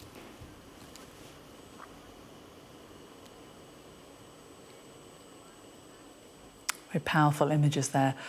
Well, the passenger, the British passenger who survived, has been named as Vishwas Kumar Ramesh. He was one of 53 British people on board the flight, which was carrying 242 passengers. There were also 2 pilots, 10 members of crew as well. Mustn't forget them. Sky News has spoken to Vishwas's family members, and they have verified he was on the plane and that he is still alive after the plane crashed in Ahmedabad shortly after takeoff. They have spoken to him. This is an image from his hospital bed. They have spoken to him since he escaped this. They, though, have not heard from another relative who they believe was on this flight. Well, let's bring in Paul Kelso, our correspondent, who's been following this. I mean, it is desperately sad, isn't it? 242 passengers and crew, Indians, Britons, Portuguese, Canadian, 2 pilots, 10 members of crew, each of them devastating loss for all of their families. We spent most of the day believing that there were no survivors, from what we were told from the Indian authorities down there on the ground. And then, astonishingly, this afternoon, news that there is one survivor. He happens to be British, and we happen to have an image of him, and we've spoken to his family. Absolutely, and he appears to have walked away, which is even more remarkable on top of all of that. Yes, we were working on the assumption, based on comments from the Commissioner of Police in Ahmedabad, it should be said, that there were no survivors from the plane crash. Then we heard from the Chief Executive of Air India, who referred to injured passengers being taken by local authorities to local hospitals. We had to double-check that we heard him right, because we'd had no reference to survivors. And then this emerging first in the Hindustan Times, but now confirmed by Sky News, that Vishwas Kumar Ramesh, we can see him here in hospital with clear facial injuries, also reported to have some injuries to his chest, but not severe, according to these reports. Had been in seat 11A. Our colleague in India told us they'd seen the boarding pass that he'd had, and there is some footage on social media we haven't verified that claims to show him walking away from the site of the crash. He's getting treatment in hospital here. He's given a quote, a conversation attributed to him by the Hindustan Times, who provided this image as well, in which he said 30 seconds after takeoff there was a loud noise and then the plane crashed. It all happened very quickly. So an account we've just been hearing about the complexity of this investigation and how long it might take, but to have at least one first-person account will doubtless help investigators, and this will give some hope. We said that some hope to those who are waiting for news of those on the plane, be they in Britain, in India, 7 Portuguese on board and 1 Canadian. It will give them all hope, because the chief executive of the airline had talked about injured passengers in the plural, and we know of one who's British, which is wonderful news for his family and for him. But there'll be hope, as long as it's not proved otherwise. There's not confirmation otherwise that passengers haven't survived, and very, very many have not survived this crash. Yeah, indeed, Paul. Well, we were talking about the investigation and what may have caused it. Earlier this afternoon, I spoke to Terry Tozer. Now, he's a former airline pilot and author of the book Confessions of an Airline Pilot, Why Planes Crashed. I asked him for his thoughts on what kind of problems the pilot may have faced. Any public transport aircraft is designed to suffer a major failure at a critical point of takeoff and then continue safely and clear all obstacles. And so, you know, any of the predictable failures will be part of the design of the aircraft to be able to be coped with and flown away safely. What you can't do is cheat physics. And if an aircraft is designed to take off with a certain flap setting and that flap setting is not present, then it simply won't perform as designed. Now, if indeed there were no flaps, as it appears to be in that film footage, were they not set before takeoff, or did they retract too soon after takeoff? Before takeoff, the pilots would get a lot of configuration warnings telling them that something was not correct for takeoff. So it would be a surprise if that were the case. So then we have to wonder why the flaps retracted early, and obviously that is something that one can only speculate on, because it's too early to know. So what impact would the flaps being in the potentially wrong position have on the plane's ability to climb? It would be fundamental. You know, the aircraft will be designed, this is all worked out very scientifically. There will be performance data, which the aircraft will be designed to meet, and it would meet those requirements in the very specific configuration it's designed to have when it takes off. So you would have takeoff flap settings, and power settings and all the other stuff that goes with a pre-takeoff check. And it will be designed to meet the requirements with everything correct. And if the flaps aren't set, or you don't have flaps at any point before the correct time to retract them, it's going to degrade the performance. And so, you know, it simply cannot fly and climb away without the correct flap setting. So fundamentally, if the flap setting is wrong, could that cause a plane to crash? I mean, there's nothing that the pilots could do? Well, I mean, it would depend how much time they had, and this crew had very little time to react to it. I suppose if they had retracted unintentionally, they could have reset them if they'd noticed that that was the problem.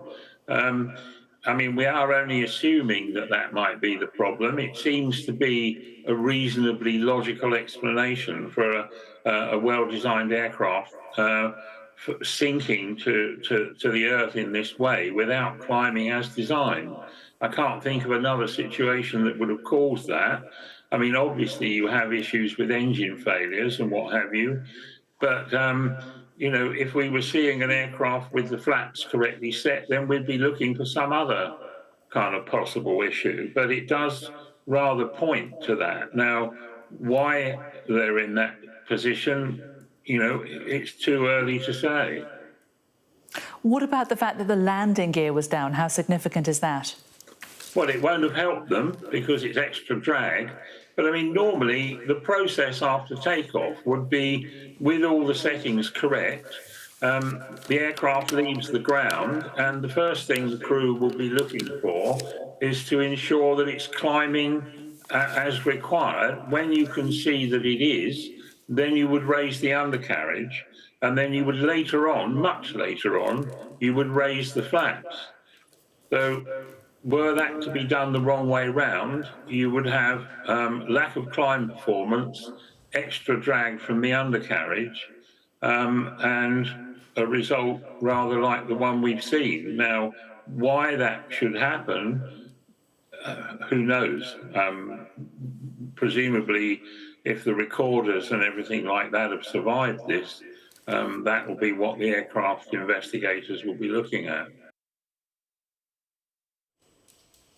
Well, let's remind you of the main development in this story this hour. Sky News can confirm that a British national has remarkably survived an Air India plane crash.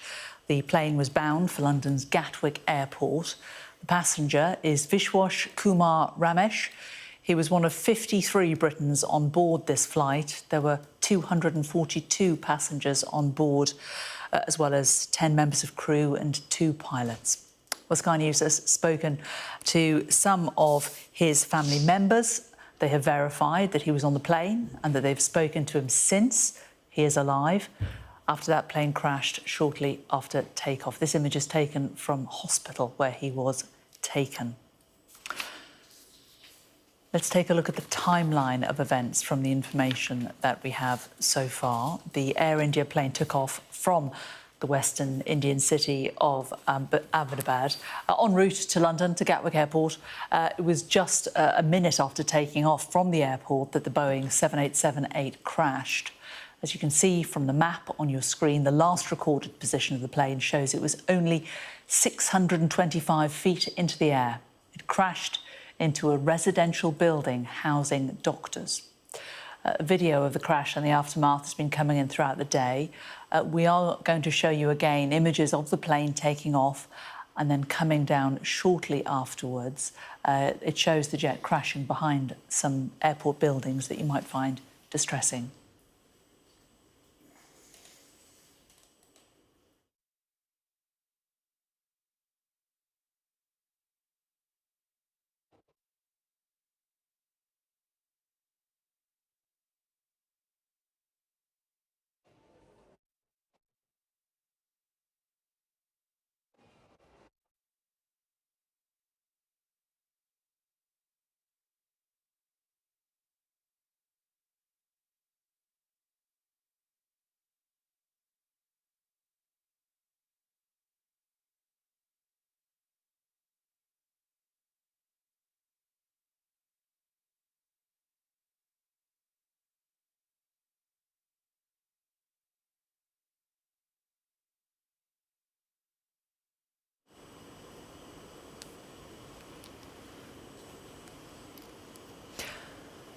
Well, let's bring in our correspondent, Paul Calso. And Paul, as we look at those images, I'm just struck. It sort of reminds you of when you throw a paper plane as a child, doesn't it?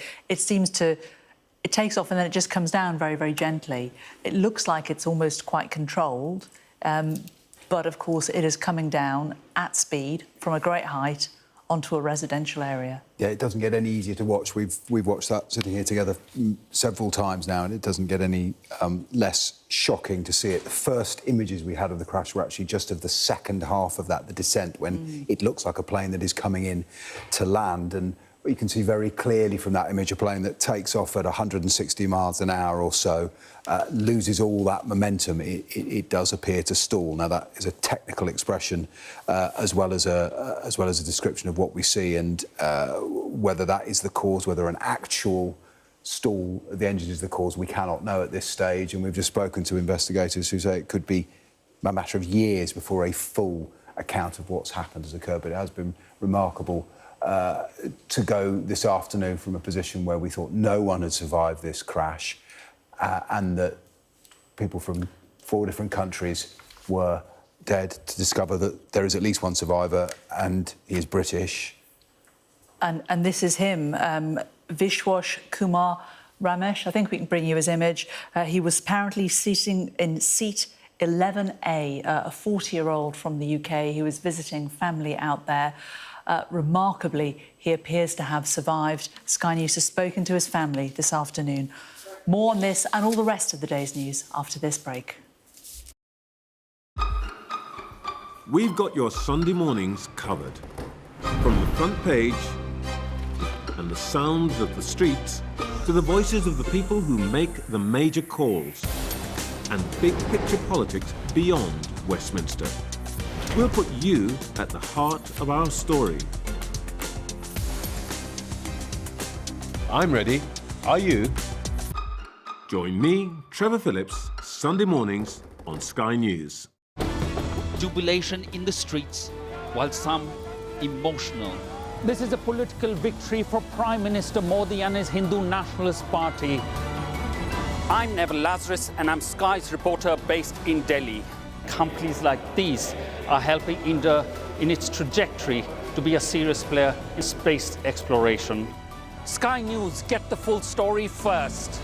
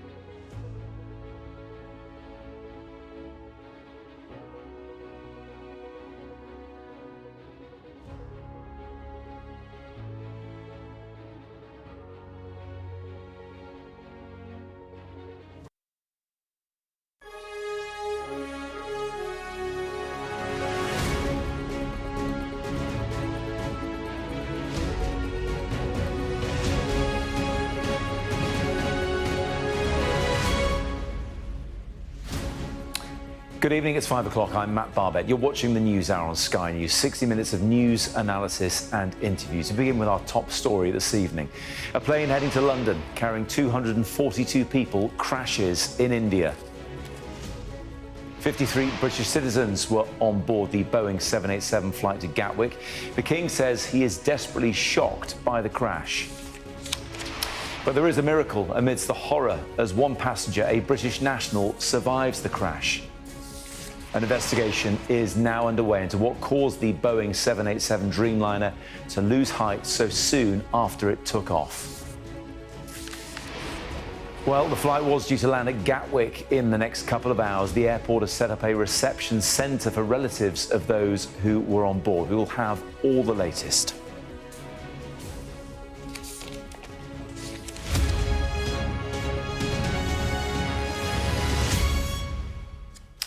Good evening. An Air India flight that was bound for London Gatwick has crashed just after taking off from the city of Ahmedabad. 242 people were on board the Boeing 787 aircraft, including 53 Britons. This evening, it's been confirmed that one of the passengers, Vishwas Kumar Ramesh, who is from the UK, miraculously survived. An investigation into what caused the crash is now underway, with the UK's Air Accident Investigation Branch sending inspectors to help. A warning, this report from our international correspondent Alex Rossi does contain footage that you may find distressing. It was clear almost immediately that the Air India flight was in serious trouble. Less than a minute after takeoff, the aircraft began losing altitude before a massive explosion filled the sky. This CCTV footage shows what happened from another angle. The aeroplane fails to gain height, flying low and flat before the moment of impact. A mayday call had been made just before it came down. Fully loaded with fuel, the Boeing Dreamliner crashed into a residential area at 1:38 p.m. local time. The flight was bound for London's Gatwick Airport. Thick black smoke filled the sky, rising above rooftops. 242 people were on board. That number includes 53 British nationals. Miraculously, there are survivors. This is Vishwa Kumar Ramesh, who was travelling with a family member. He's now recovering in hospital. The airline has set up an emergency helpline for the relatives of those on board. The injured passengers have been taken by local authorities to the nearest hospitals. We are actively working with the authorities on all emergency response efforts. A special team of caregivers from Air India is on their way to Ahmedabad to provide additional support. The investigations will take time, but anything we can do now, we are doing. In the House of Commons, Foreign Secretary David Lammy paid tribute to the victims. We know that British nationals were on board, and Mr. Speaker, I can confirm that the FCDO is working urgently with local authorities to support British nationals and their families, and has stood up a crisis team in both Delhi and in London. The scale of the tragedy has been compounded by its location, right in the heart of a built-up neighbourhood. Debris is scattered everywhere, with parts of the aircraft lodged in buildings. Photographs taken from inside housing used by medical workers show part of the plane's landing gear. In a dining room nearby, plates are still on tables, evidence that residents were eating when the aircraft tore through. Emergency crews are continuing to arrive at the scene as teams search for any signs of life and begin the grim task of recovering bodies. This has now become a coordinated response involving multiple agencies on the ground. Our priority is to rescue the injured and provide help in this emergency, and our team is working on it, and we are on our way. At nearby hospitals, the scene is frantic. Casualties are being rushed in for treatment, many with severe injuries, and many, many more are expected in the hours ahead. The cause of the crash at this stage remains unknown. Aviation investigators are now beginning the long and complex process of determining what went wrong in what is already being called one of the worst disasters in India's aviation history. Alex Rossi, Sky News. Well, let's just show you a timeline of events from the information we have so far of what happened. The Air India plane took off from the western Indian city of Ahmedabad Airport en route to London Gatwick. Just a few minutes, if that, after taking off from the airport, the Boeing 787-8 plane crashed. As you can see from the map on your screen, the last recorded position of the plane shows it was only 625 feet into the air. The plane crashed into a residential building that houses doctors. Our correspondent Paul Kelso has been across this for most of the afternoon, Paul, and let's just talk first about the remarkable fact there seems to have been at least one survivor, this British man, which when you see the pictures from various angles of the plane crashing, it defies expectation, really. It does. I've spent all day in here, as the images have come through and the initial reports have come through, you can see this is the site we're looking at now, is some of the area of Ahmedabad that was affected by the explosion of the plane. It's fully laden with fuel when it went up. Enormous damage. Initially, the reports out of the city from the Commissioner of Police were there were no survivors of the plane crash. There was this enormous emergency effort aimed perhaps probably primarily at finding survivors on the ground, because there would be many people dead on the ground. Then mid-afternoon we heard from the Chief Executive of Air India, who in his brief statement, which really just recounted the facts as we knew them at that point, referred to injured passengers being taken to hospital, contradicting what the Commissioner of Police had said. And then emerged a couple of hours ago this news that there is a survivor, a Briton, Vishwash Kumar Ramesh, his name is. A picture emerged there in the Hindustan Times with some facial injuries, reports of some chest injuries, but otherwise that he had not just survived and had spoken to the newspaper. He talked about hearing a loud noise 30 seconds into the flight and then the crash, everything happening very quickly, which bears out the images we've seen, but also some footage that's been circulating on social media of him apparently walking away from the crash from seat 11A, even the seat number known. Utterly remarkable. Those reports have been substantiated by Sky News. We've spoken to his family, who say they've spoken to him, confirmed it is him, he is alive. Sadly, a family member he was travelling with, reported in India to be his brother, they've not heard from. But absolutely remarkable that anyone should have walked away from a plane crash that nearly destroyed a hospital on its way to finally exploding. It's truly remarkable. Let's just talk about the wider context, Paul, because there's many aspects of this that are interesting to look at, not least the fact that this was a Boeing 787 Dreamliner. Now, Boeing has been beset by problems in recent years, but not with this particular aircraft. This has got a tremendously good safety record. There haven't been any fatalities with it prior to this. But nevertheless, people will hear Boeing and perhaps jump to the wrong conclusions about the plane. Absolutely. And they've been very, very quick to make the point you have just made, that this aircraft, 787, has had an impeccable record. It's been in the air since 2009, over 5 million hours of flights, more than 4 million hours of commercial flights, paid-for flights, as Boeing puts it, without any incident like this. There was a whistleblower who raised concerns about production standards at Boeing's plants, the construction of the fuselages, looked into by the company, by investigators in the US, got a clean bill of health, in marked contrast, as you say, to the 737 MAX. Their workhorse aircraft, 2 of which were involved in fatal crashes 6 years ago. A door popped out, the door panel popped out of an Alaskan airplane in the last year, perhaps 2 years. So they've faced huge questions. There was a knee-jerk drop on the stock market before they opened. The New York Stock Exchange opened, shares did drop away a bit. Now, Boeing have committed to look into this. They're sending a team to India. A team of American air accident investigators are going, as well as 4 investigators from the UK, an international effort to get to the bottom of exactly what happened here.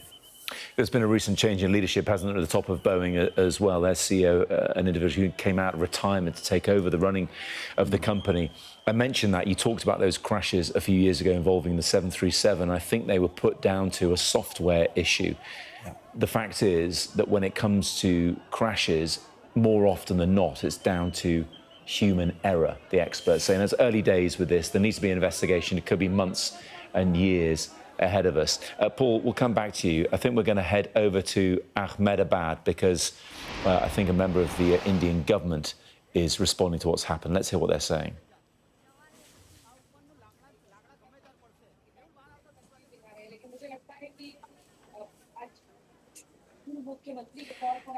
Well, can't quite hear what they're saying at the moment. We'll bring in that sound when we can get it, hopefully with translation. Let's just bear with this for a moment longer. Home department के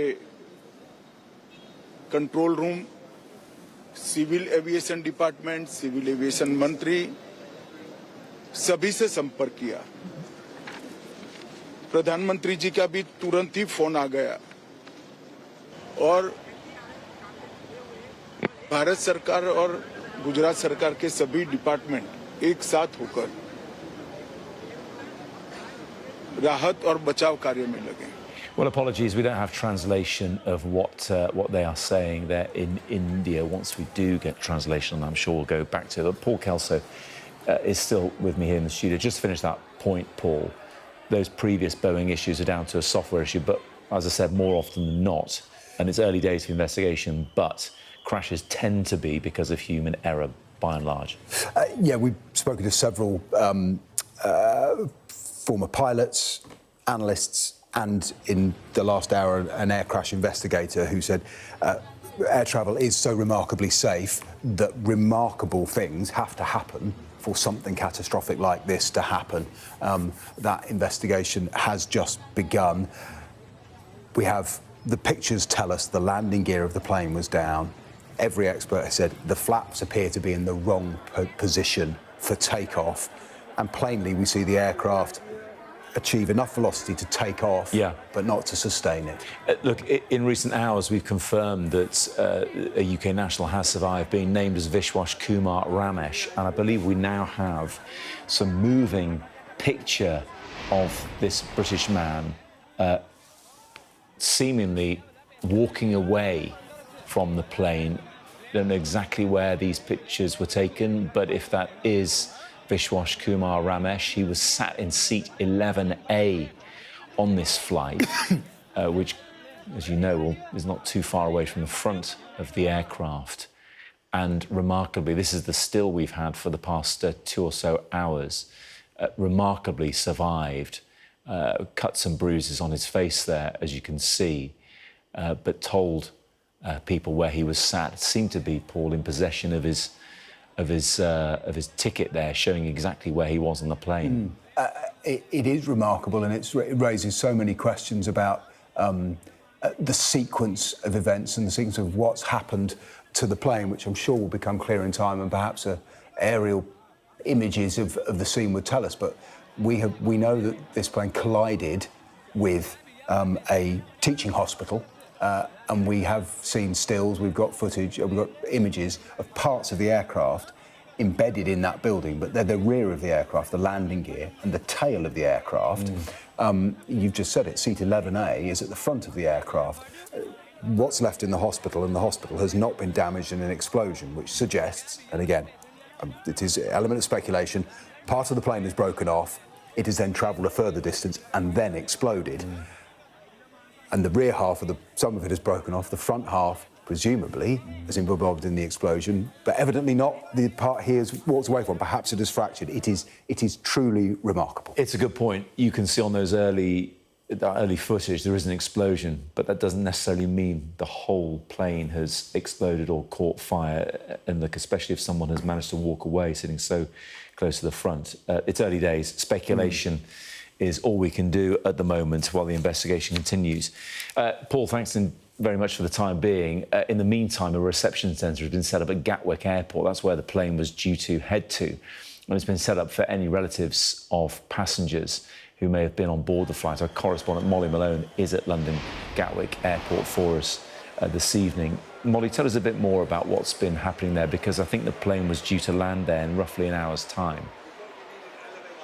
Yeah, that's right. In an hour and 10 minutes' time, this plane should have landed here at Gatwick Airport. We know, of course, 242 people were on board this flight, and 53 British nationals, 169 Indian nationals. As you alluded to, Gatwick Airport have set up a reception centre to provide information, to provide support to loved ones, to families of people that had those family members on board. We know we can probably expect some people might want to be coming direct to the airport to receive assistance, going to the Air India flight desk here. Others will be using that emergency hotline that's been set up by the Foreign Office. We also know that Sussex Police are assisting Gatwick Airport with their investigation as well, and the Department for Transport in the last couple of hours have confirmed that they've sent over 4 of the UK's accident and investigation team who are due to arrive over in India tomorrow afternoon. We also know that Buckingham Palace, the King and the Queen have extended their deepest sympathies to the families that have been impacted by this, and the Prime Minister, Sir Keir Starmer, as you'd expect, is being kept up to date and, as we understand it, has sent his condolences to President Modi. All of these authorities, the Civil Aviation Authority, the Foreign Office, will be coordinating efforts to try and assist loved ones, to try and give them some answers, some explanation as to what happened. Molly, thank you very much indeed. Truly awful for those people hoping their loved ones will be stepping off that flight at London Gatwick in the next hour, having to come to terms with what may have happened there.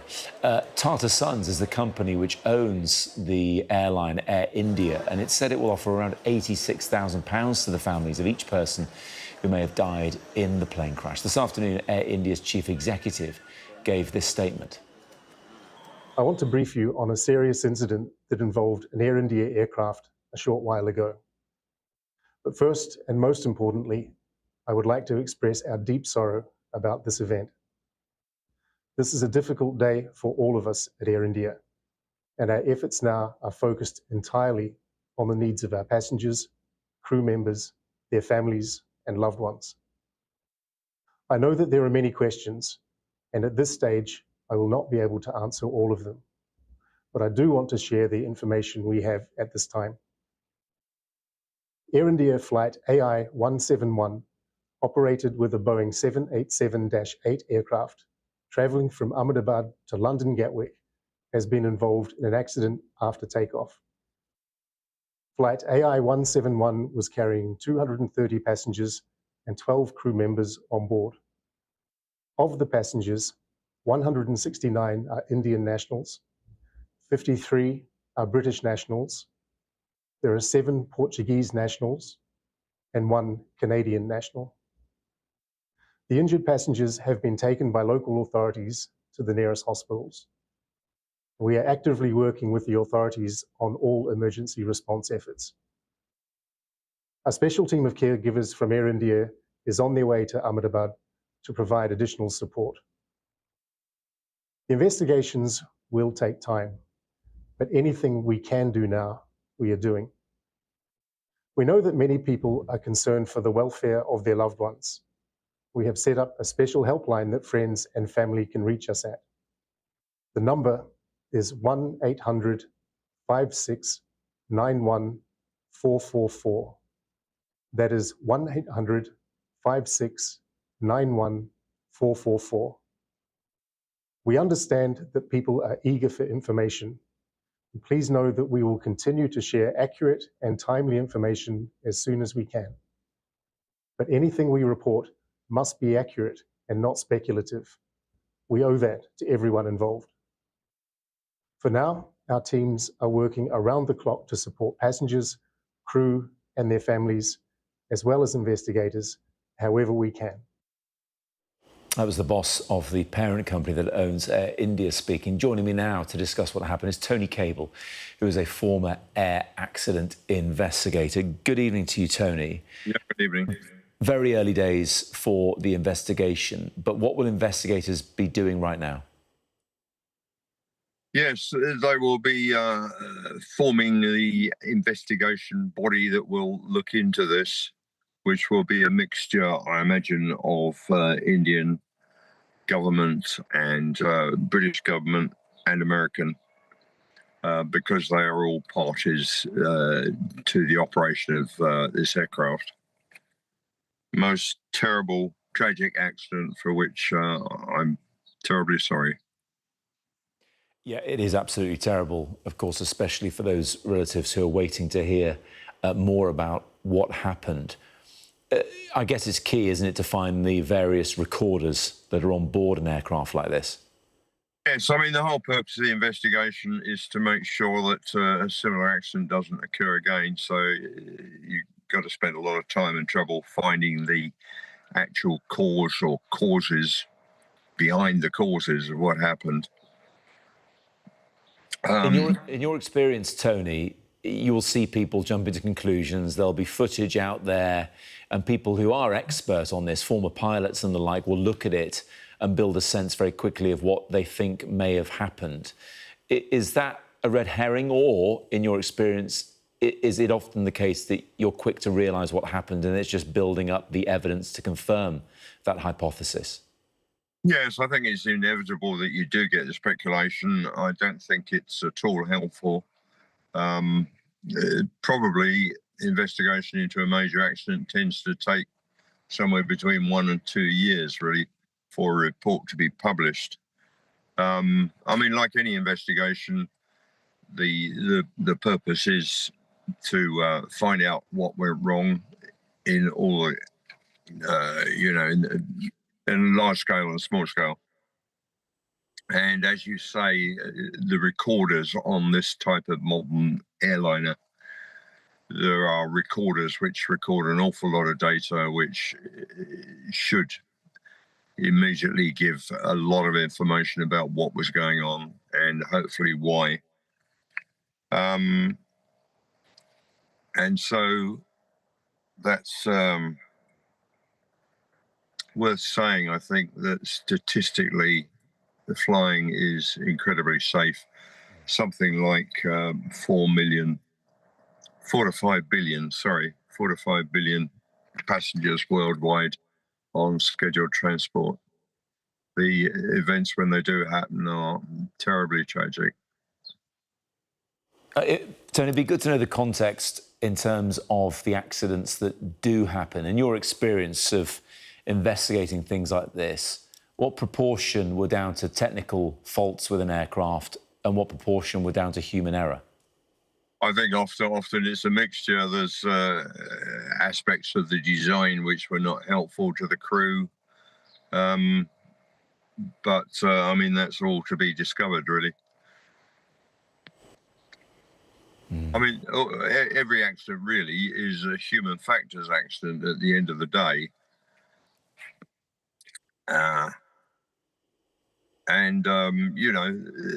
People make errors, but errors should be corrected by, hopefully, by the automatics. Yeah, it would be good to just finish off just spelling that out a little bit, because modern planes, and the 787 Dreamliner seems to be one of the most up-to-date, certainly from Boeing anyway, but modern planes can do an awful lot without pilots and co-pilots, can't they? Oh, absolutely, yes. And this is an ongoing discussion about the level of automation. And, yeah, sometimes the automation is helpful and sometimes it's not.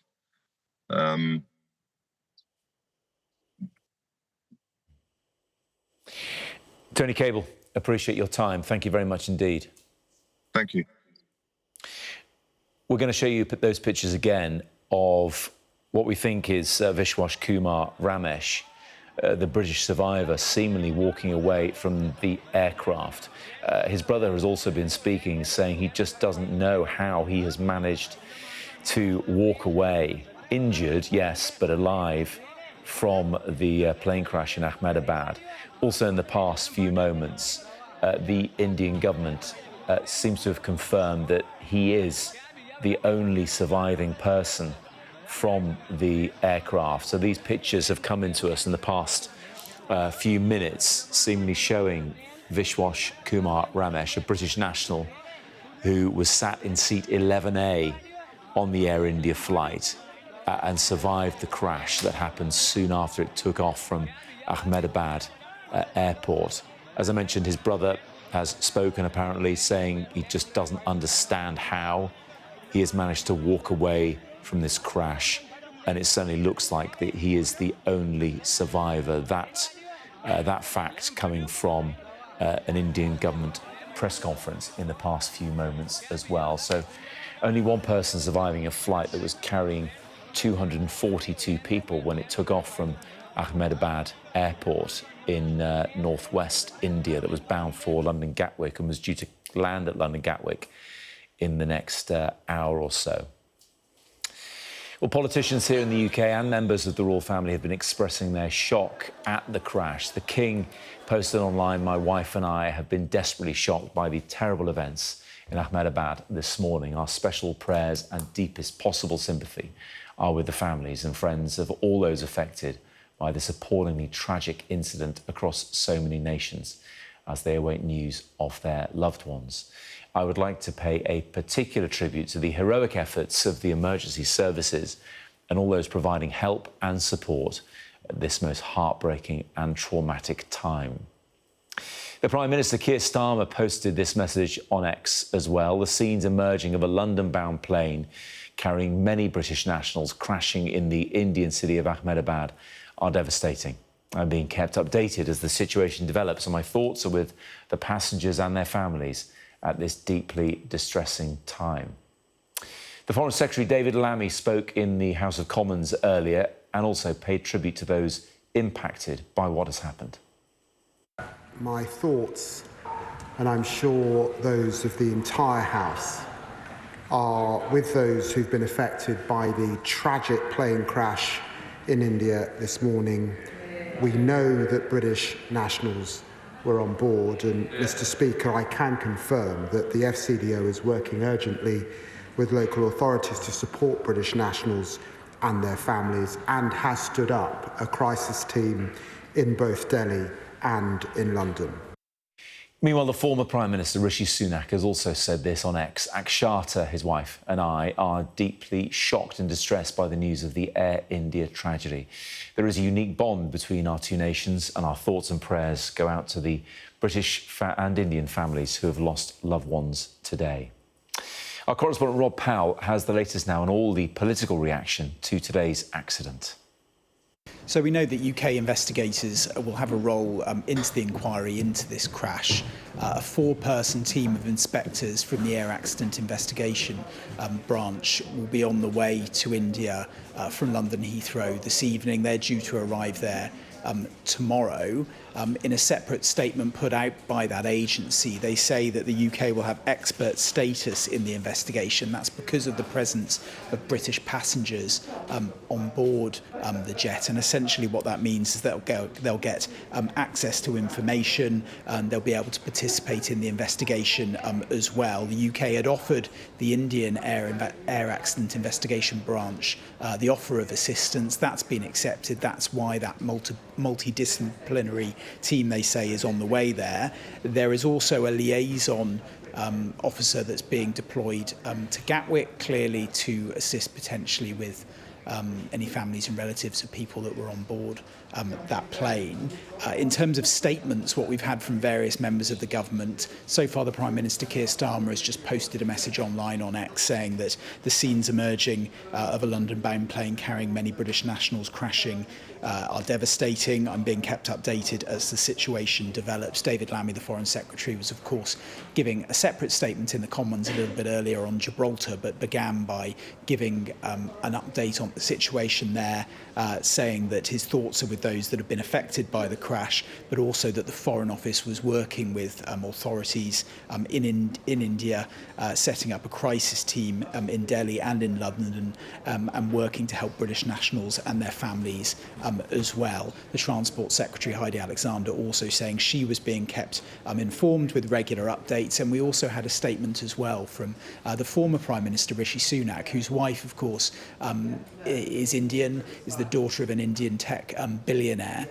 Rishi Sunak said that Akshata and I are deeply shocked and distressed by the news of the Air India tragedy, and spoke of the unique bond between the two nations. The Downing Street also say there is work going on alongside the High Commission. The High Commissioner has been scrambled to India this afternoon, Number 10 spokesperson said. You would imagine in circumstances like this, we would probably hear directly from the Prime Minister at some point. What we don't know yet is whether there's going to be a COBRA meeting, that emergency meeting that they sometimes convene across government to try and orchestrate and arrange the government response. No confirmation of that as yet. That's Rob Powell. Joining me now from Ahmedabad is the journalist Reena Mattel. Reena, thank you so much for joining us. What's the latest on the ground there? So the mood is, of course, very subdued. The government has already informed the families of the foreign nationals about this tragedy, and while there are 241 confirmed deaths, in the plane crash. We are also hearing around 60 to 65 deaths, which have happened on the ground when the plane crashed into those 3 buildings.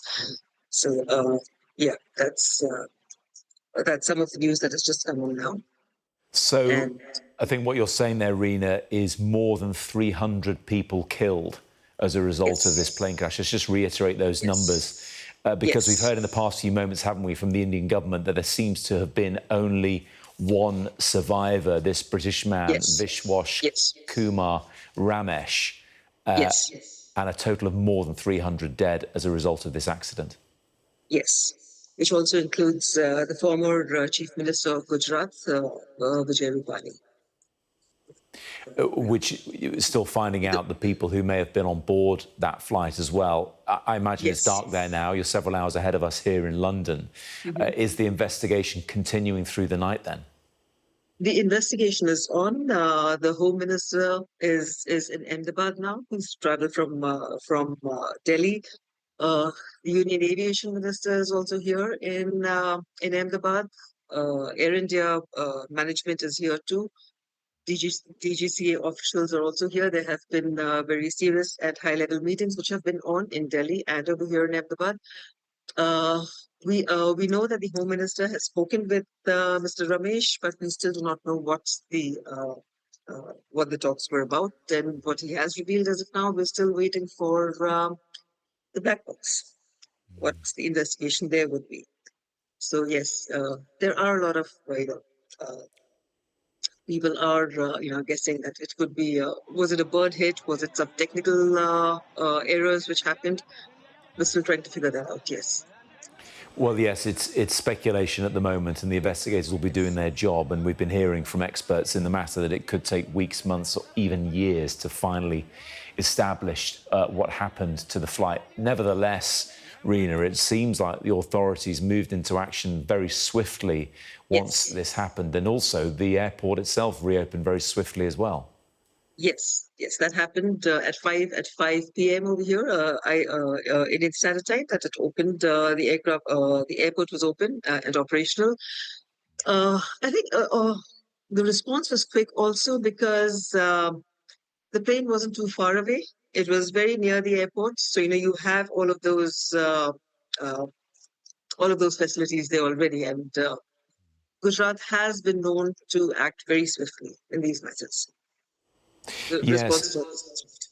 Rina, just describe to us the area that surrounds the airport, because I understand it's very built up, and tell us more about the particular buildings that the aircraft hit and who was living there. So one of the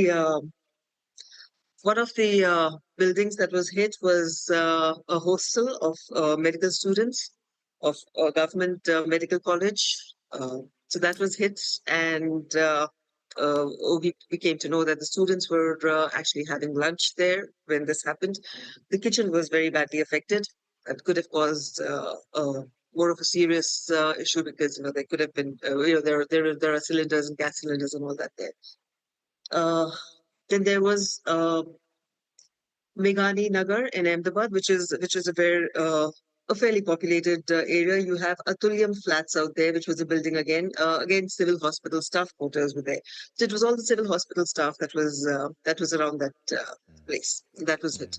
And like I said, around 60 to 65 people reportedly dead in that, and probably more that were injured. We still don't have those numbers. They're still coming in. Rina, we do know that there were dozens of British nationals on the flight as well, which does remind people not only the close links between India and Britain, but in particular between Gujarat and the UK. Yes, there are. I think almost every family would have at least one family member that would be in the UK. So yes, the one who survived is also UK national of Indian origin, of course.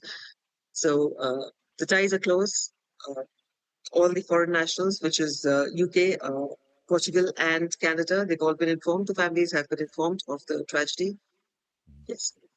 Rina, appreciate your time. Thank you very much indeed for joining us from Ahmedabad this evening. We're going to bring straight in Captain Emma Henderson, who's a former pilot and captain at EasyJet. Emma, thanks for taking the time to join us. I just want to remind people before we start talking that it is thought that 241 people died in this crash. One survivor, a British man, and as Rena was telling us there, 60 to 65 people thought to have died on the ground, bringing the total number who are thought to have been killed by this aircraft crashing in Ahmedabad to more than 300. But Emma, back to you in terms of your expertise. I don't know if you've flown a Dreamliner like this, but what we do know is historically, in the 14 years or so that it's been flying, a very safe aircraft. Very much so. No, I haven't flown Dreamliner. I'm an Airbus pilot, but there are some things that don't tie in with what we've seen, obviously, from the videos. I mean, it's obviously a terrible day for aviation today, but as you say, Dreamliner has been an incredibly safe aircraft. It's the workhorse of the kind of longer haul fleet. And, you know, something like this is obviously a devastating day for everybody. What's the routine when it comes to takeoff? There's been a lot of discussion about how much planes can do on their own. You have a pilot and a co-pilot. Just talk us through, especially those of us uninitiated in this, the sort of usual routine of taking off in a plane like this. Yeah, sure. So aircraft can't take off on their own at the moment. Passenger aircraft don't take off on their own at the moment. There are usually two pilots sitting in the flight deck, and one will be the captain and one will be a first officer. The captain will usually be more experienced than the first officer, which is the case in this accident. And one of the pilots will be flying the aircraft and the other will be monitoring the takeoff and making calls and carrying out actions. So on the takeoff roll, once you reach the speed at which you rotate, which is the bit where you raise the nose and get the front wheel, the nose wheel off the runway, that's the rotate speed. Once the aircraft moves from being on the ground to in the air, you're looking for what's called positive climb. So you are positively climbing away from the ground.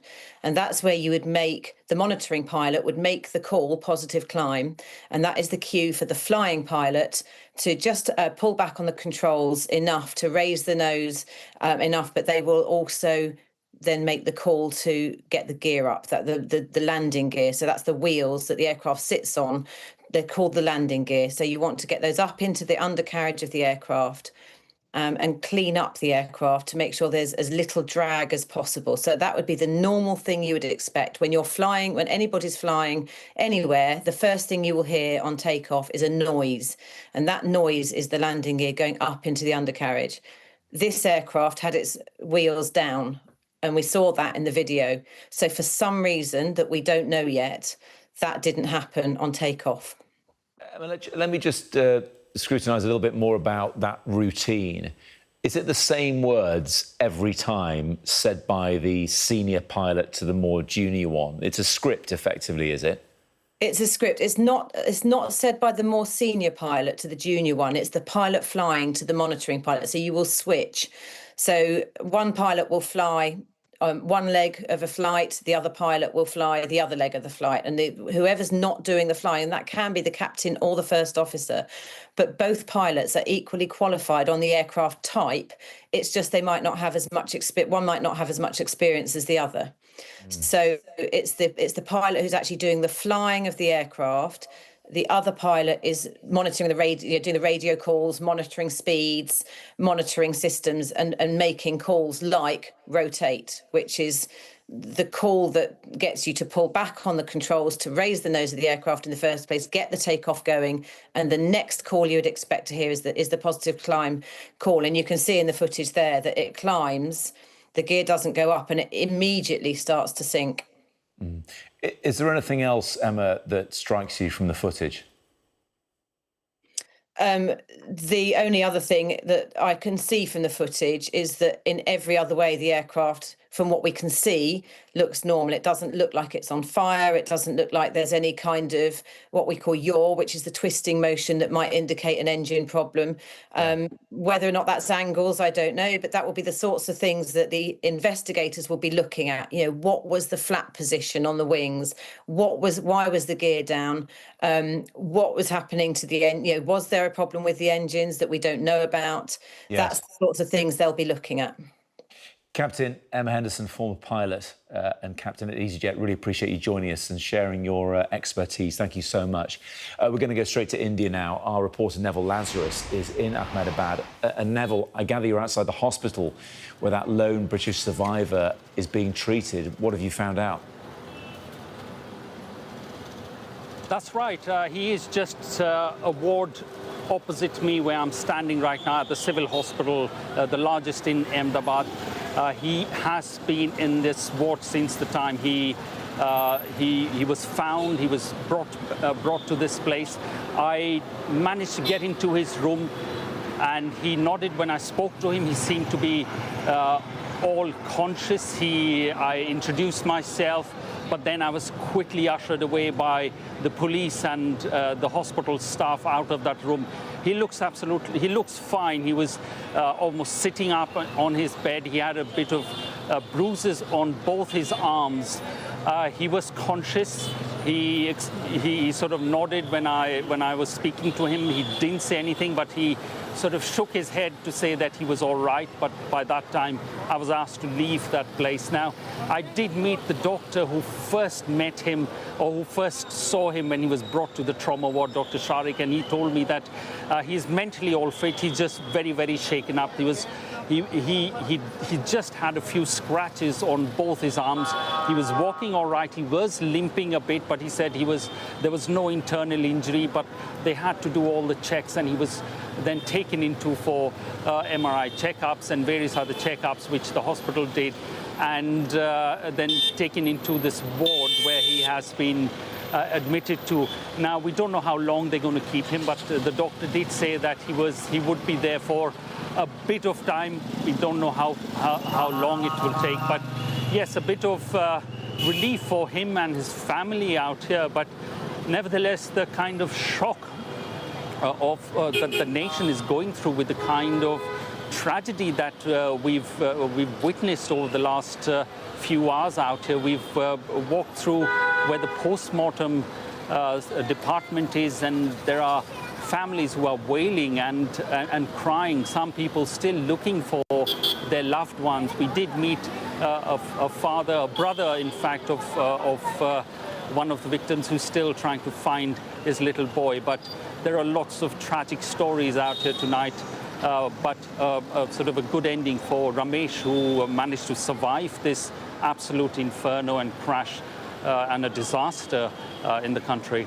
Yeah, I think, Neville, the survival of Vishwash Kumar Ramesh seems to be a miraculous one, when we've heard, haven't we, in the last 3/4 of an hour from the Indian authorities that he is the only survivor. 241 others who are aboard the Air India flight have died, they're saying, and dozens more, maybe as many as 60 or 65, also perished on the ground. Can you explain those figures a little bit more for us? Well, we did speak to some people out here who were standing at the morgue where the bodies were being tested for DNA and then were being handed over to, once they were identified, and given to the relatives. One of the persons told us that there would be several dead, dozens in fact. He put the numbers that to almost 300, including above 300, including those who had died in the air crash. So this plane, which took off and within minutes crashed into a housing locality, which is basically very close to the airport, very close to this hospital, which has hostels for MBBS students, who are doctors who are studying medicine. They were staying there. They were having lunch in one of the hostel mess rooms when this plane crashed into, parts of the plane crashed into it. we did hear from some of one of the survivors who were being taken out from after being treated. He was conscious. He didn't want to speak very much, but he sort of nodded to say that he was all right, but he had bandages over his head. They were very young students, very young, in their early 20s, who were studying medicine at the hostels in these blocks of flats where the plane came down. And there are people who believe there would be many more deaths in that place because of the kind of impact the plane had. It was carrying about 80 to 90 tons of aviation fuel, which just ignited the whole place, and had damaged the buildings around this mess and where the quarters of the students were. So there is a lot of speculation here. These death numbers would go quite high. There are a number of them being treated. Some are in critical conditions at the moment at this hospital, and there is everywhere you sort of walk around and you hear wails of family members and very, very worried family and friends looking for loved ones. Entirely understandable, Neville. Thank you very much indeed. That's our reporter, Neville Lazarus, who's in Ahmedabad. I'm sure we'll speak a bit later on. But in the meantime, joining me now is Paul Charles, who's the founder and chief executive of PC Agency and a former director of communications at Virgin Atlantic. Paul, thanks for joining us. Good to speak to you. I gather you've also had involvement in the past with Air India, or at least people who work there. Yes, that's right. A couple of years ago, I was supporting the CEO, Campbell Wilson, who was new to Air India at the time, on his plan to modernise Air India and create a transformative, world-class premium airline. And he was very much on the way to doing that in the last couple of years with the measures he was putting in place, which is why it's doubly sorrowful for him and his team to be facing such a difficult day, as he described it. Well, a really difficult day, and of course, even more difficult for many other people today as well. But just looking at it from the point of view of how the company and other organisations have reacted, Paul, things have moved fairly swiftly, it seems.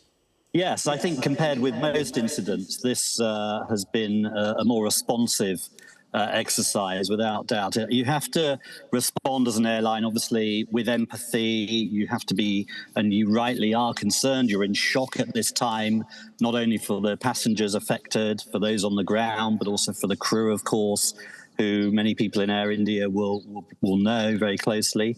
And I have to say that the response so far has been much faster than many airlines would have responded, with the financial assistance package, for example, with the relief flights being organised for tonight to leave the UK with relatives of those affected on board, and also with Tata Group, which owns Air India itself, putting forward more guarantees of financial assistance. So it has been a pretty swift response, but that's also because the incident happened in a built-up area close to the airport.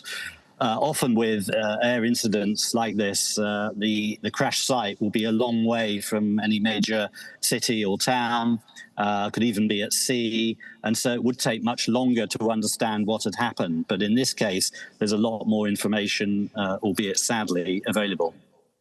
Yeah, that's a good point. But like you say, it's a built-up area, and we have heard in the past few minutes that it's thought there are more than 60 people on the ground who've died as a result of this accident as well. It's very, very sad indeed. And it's vital that the investigators, and there are many investigating teams now heading to the site in Gujarat, get to the bottom of this as quickly as possible in order to reassure, because whilst there may be speculation about what happened, you don't really know until the investigators have been able to sift through the evidence and understand the timeline of that minute before the crash happened. It's very unusual for a crash to happen within the first 30 seconds. Now, Obviously, it could be pilot error, it could be human error, it could be related to maintenance on the ground that was or wasn't done, or it could be a hardware or software issue on board the aircraft. Whatever the reasons, Boeing and the wider investigating team will need to reassure as quickly as possible airlines around the world who are flying the 787 as we speak. There are thousands of them in the sky, a very reliable, normally very reliable aircraft with a strong track record. Yeah, I was going to ask you about that, Paul. Obviously, you worked at other airlines. When something like this happens, do the airlines quickly get together and share what they know? They're obviously all looking to be as safe as possible. So is there conversation between the big players? Not really, no. The conversations that take place are with the manufacturer. So in this case, Boeing. Boeing will be taking a lead on the investigation with the Indian authorities, with the British aviation investigators, and also American ones. So those will be the ones sharing information and then passing it to the airlines around the world, and will update as quickly as possible with any guidance. And that's why they need to reassure, because airlines are putting their trust in the 787. They have done over the last few years. In this case, the aircraft was 11 years old.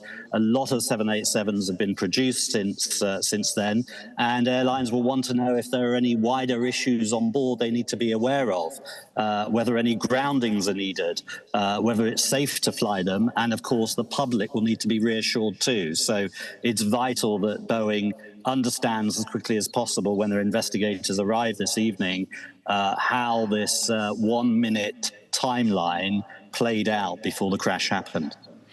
Yeah, the airport itself in Ahmedabad opened fairly swiftly after this happened. I think within a couple of hours it was opening again. But yes. Paul, just to delve into your expertise and experience of this at other airlines, will their pilots be doubling down on reassuring passengers? Will they be going that extra mile to offer that advice and reminder that on the whole, air flight is statistically very safe?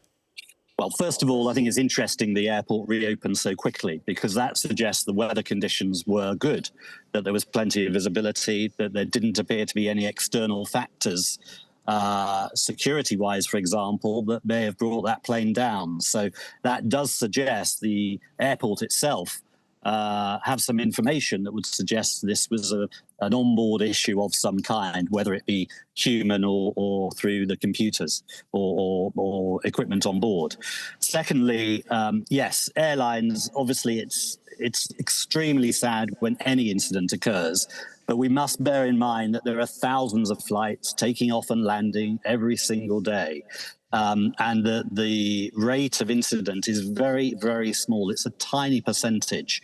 And I don't think these incidents put off passengers from flying. The aircraft of today are much more reliable. Even when there is an incident, such as we saw with the door falling off the aircraft last year, the Alaska Airlines aircraft. So I think passengers really, at the end of the day, understand that they need to get to see family and friends. They need to do business when they fly. Yeah. There are various reasons why they do it. And at the end of the day, people keep flying and the numbers keep going up. What's vital is the investigators and Boeing come out to reassure and tell people what happened so that they can continue flying with confidence. Paul Charles, appreciate your time joining us here on Sky News this evening. Thank you very much indeed. As Paul and I were talking there, 3 Britons who died in the Air India plane crash have been named. They've been named in a statement posted on Facebook by the Gloucester Muslim community.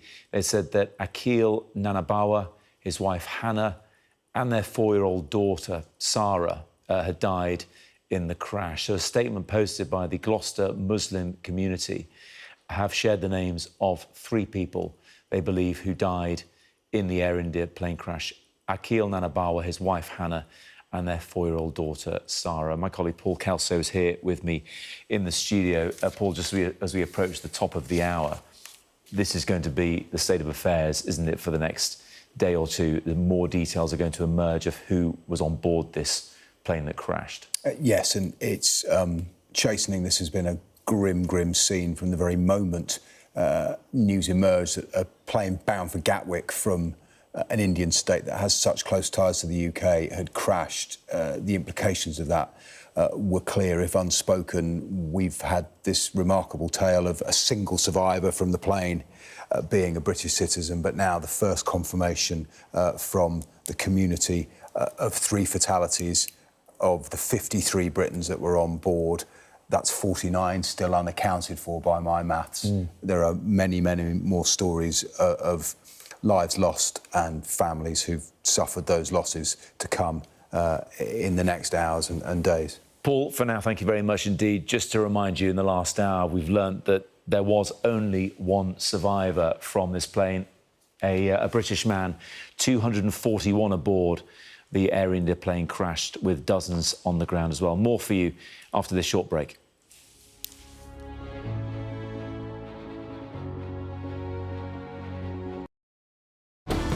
Jubilation in the streets, while some emotional. This is a political victory for Prime Minister Modi and his Hindu Nationalist Party. I'm Neville Lazarus, and I'm Sky's reporter based in Delhi. Companies like these are helping India in its trajectory to be a serious player in space exploration. Sky News, get the full story first.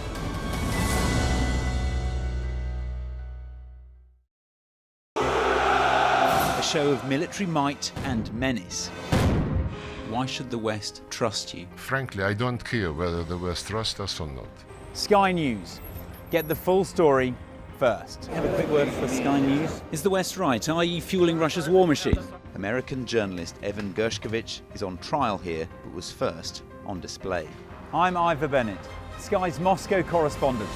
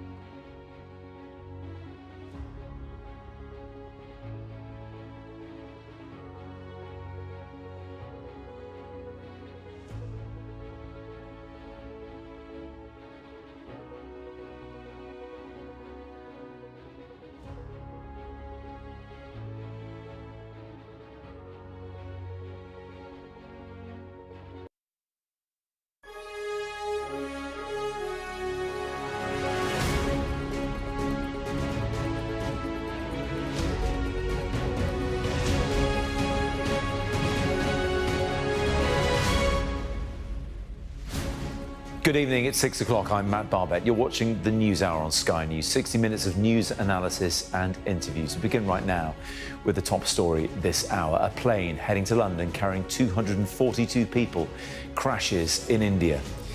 53 of those people on board the Boeing 787 flight to Gatwick were British. The King says he is desperately shocked by the crash. But there is a miracle amidst the horror as one passenger, a British national, survives and is able to walk away from the scene. An investigation is now underway into what caused the Boeing 787 to lose height so soon after it took off. The flight was due to land at Gatwick in the next few minutes. The airport has set up a reception centre for relatives of those who were on board. We'll have all the latest.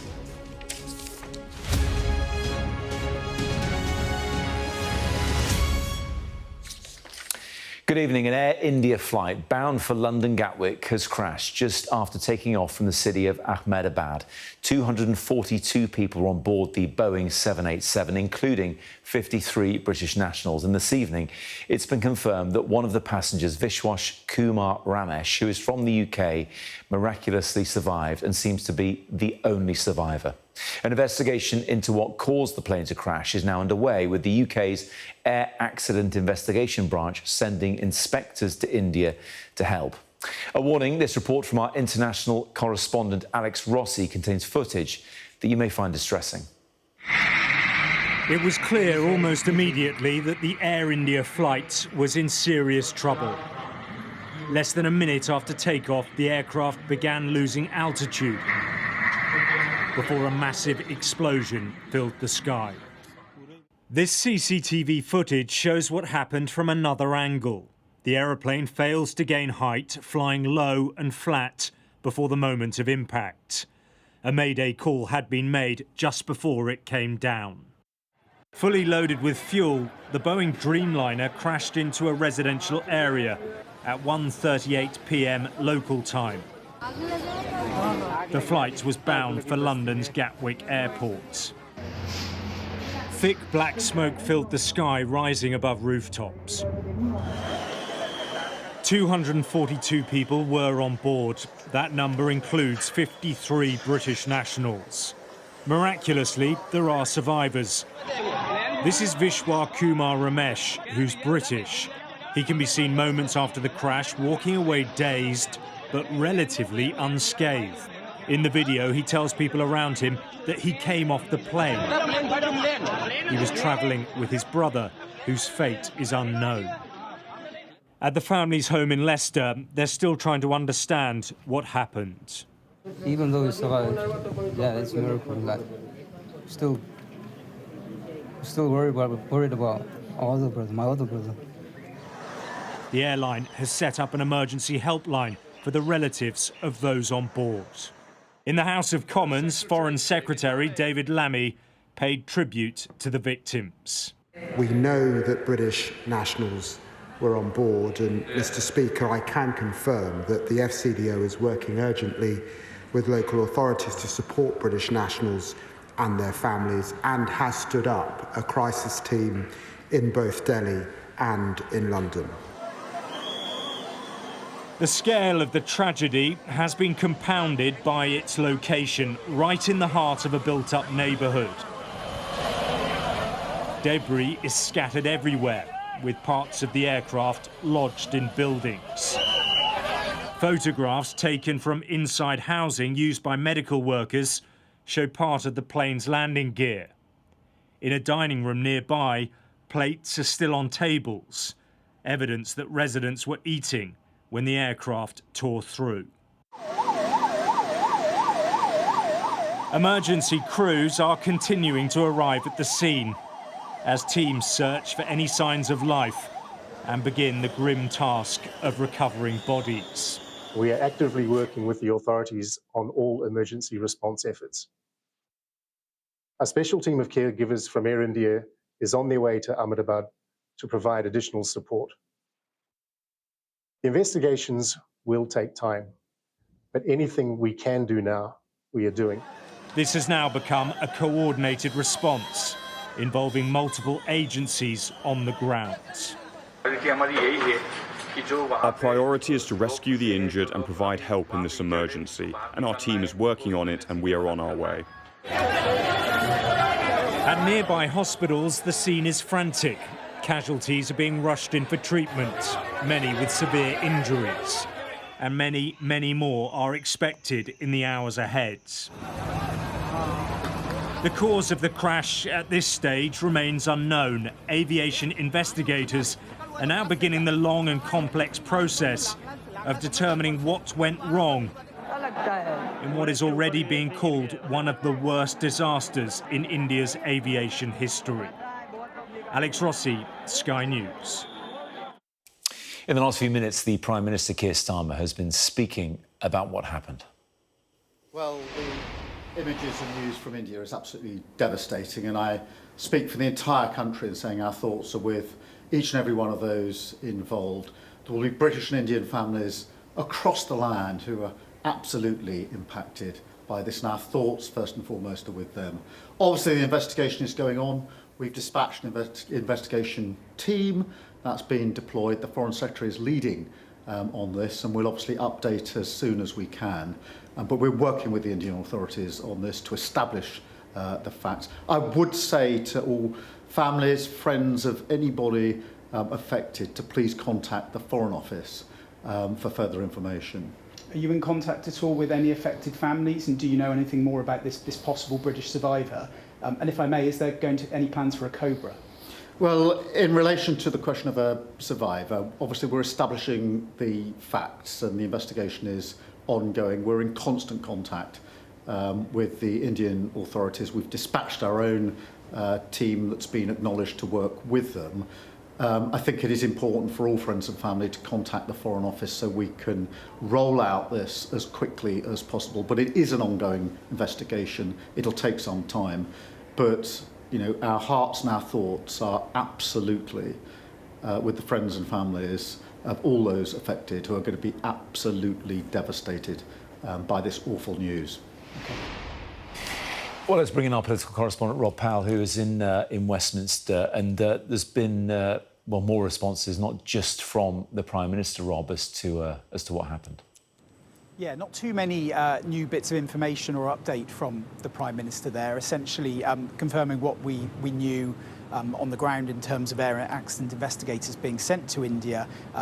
We knew that already, of course, and of course expressing his condolences too.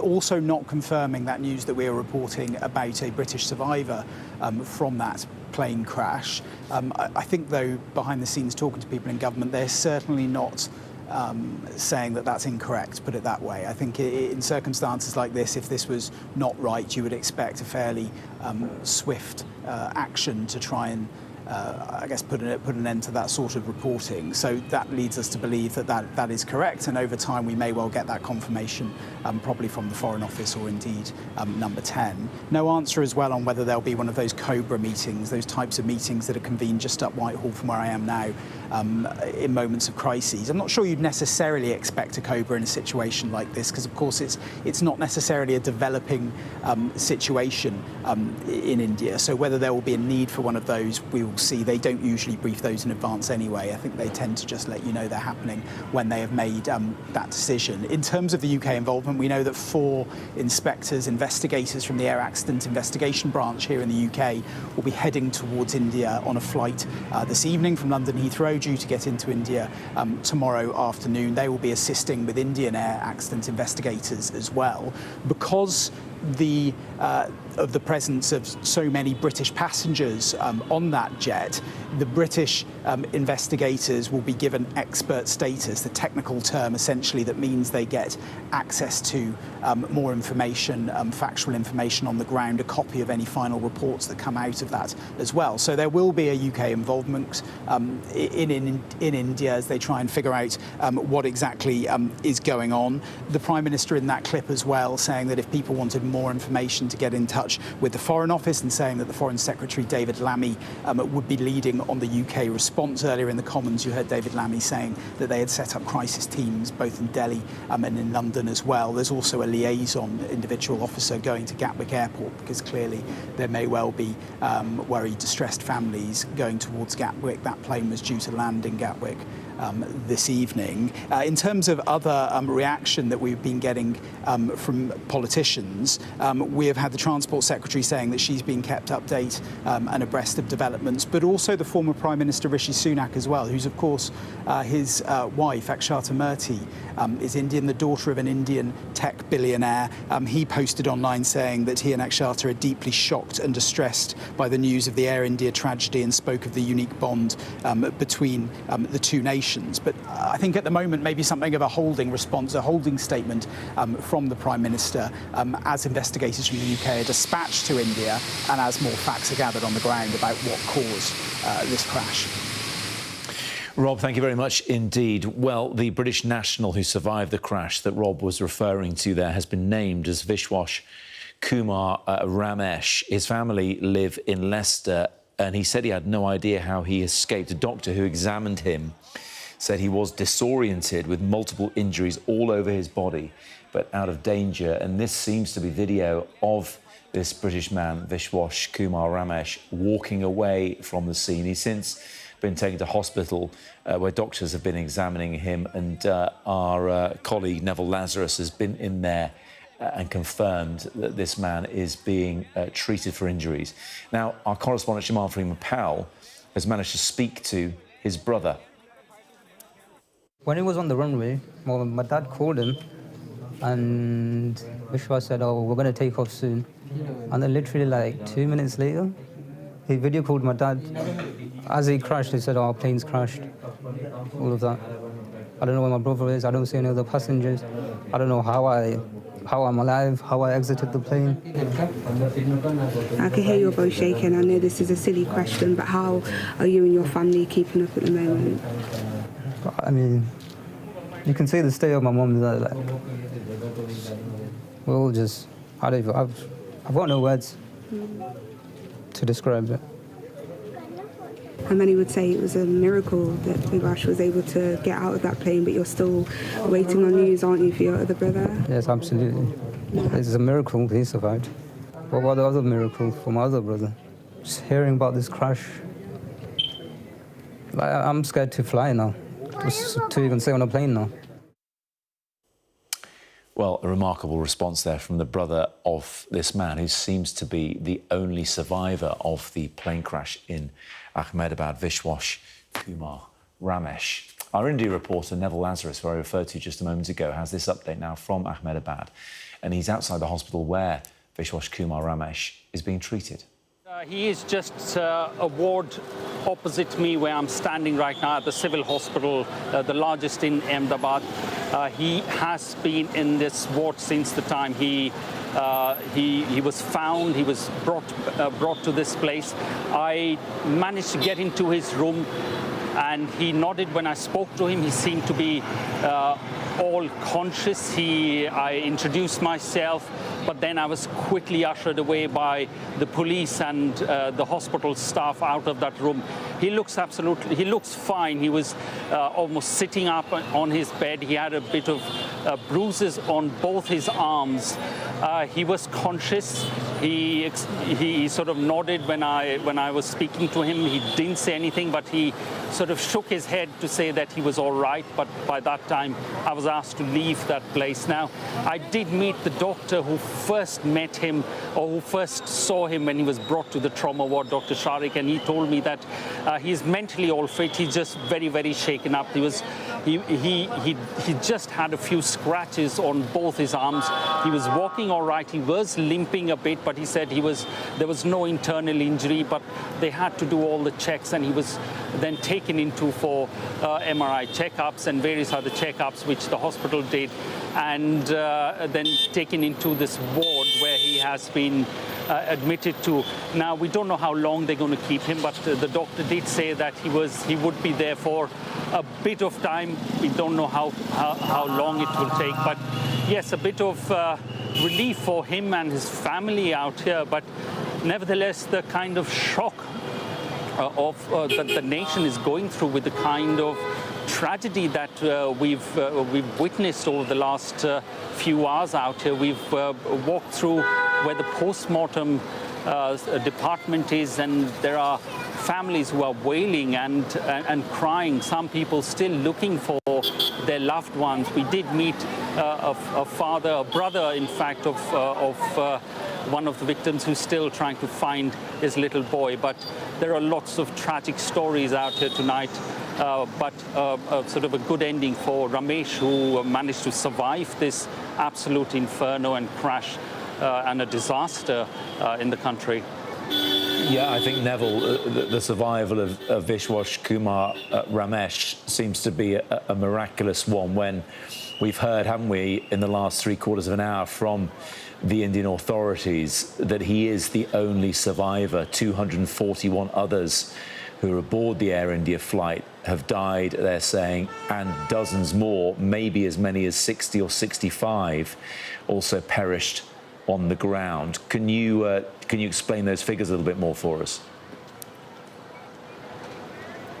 Well, we did speak to some people out here who were standing at the morgue where the bodies were being tested for DNA and then were being disposed, handed over to, once they were identified, and given to the relatives. One of the persons told us that there would be several dead, dozens in fact. He put the numbers that to almost 300, including the above 300, including those who had died in the air crash. So this plane, which took off and within minutes crashed into a housing locality, which is basically very close to the airport, very close to this hospital, which has hostels for MBBS students. Those are doctors who are studying medicine. They were staying there.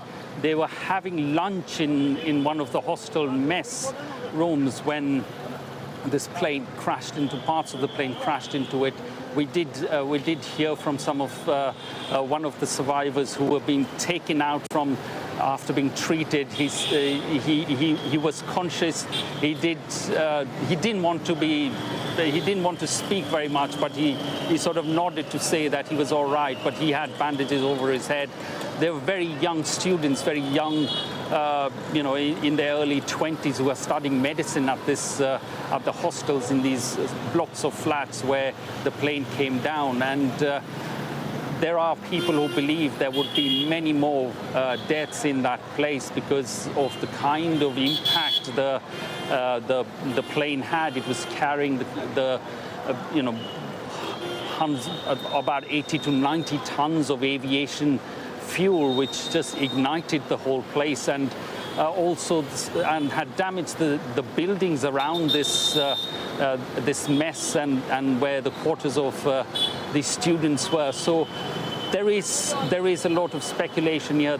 These death numbers would go quite high. There are a number of them being treated. Some are in critical conditions at the moment at this hospital, and there is.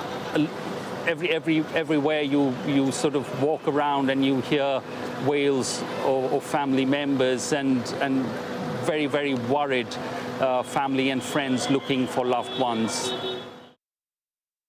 Our reporter Neville Lazarus speaking to me from Ahmedabad earlier on. Well, let's just remind you of the timeline of events from the information we understand so far. The Air India plane took off from the Western Indian city of Ahmedabad Airport. It was en route to London Gatwick. Just a few moments after taking off from the airport, the Boeing 787 plane crashed. As you can see from the map on your screen, the last recorded position of the plane shows it was only 625 feet into the air when that happened. The plane crashed into a residential building that was housing doctors. Our correspondent Paul Kelso is here with me in the studio. And Paul, more details emerging all the time, but the most remarkable one seems to be one solitary survivor, a British man sitting in seat 11A because he had his boarding pass on him next to an emergency exit. And he got away, as we're seeing in this video here, relatively unscathed. Yeah, remarkable. Vishwash Kumar Ramesh. We've just played you that interview with his brother at the family home in Leicester. He has another brother, AJ, who was travelling with him. Our colleague, Neville Lazarus, has seen him in the hospital and has made contact with him. I can bring you some quotes that are being circulated on the Hindustan Times from an interview they've conducted with the survivor in the hospital, in which between him and a doctor who's treated him, essentially he seems to have escaped by getting out of the emergency exit. He was near the emergency exit and managed to escape by jumping out of the emergency door. Sorry, that's a police officer in Ahmedabad. This is quoted in the Hindustan Times. I'll bring you the quotes that they attribute to him. He talks about the crash.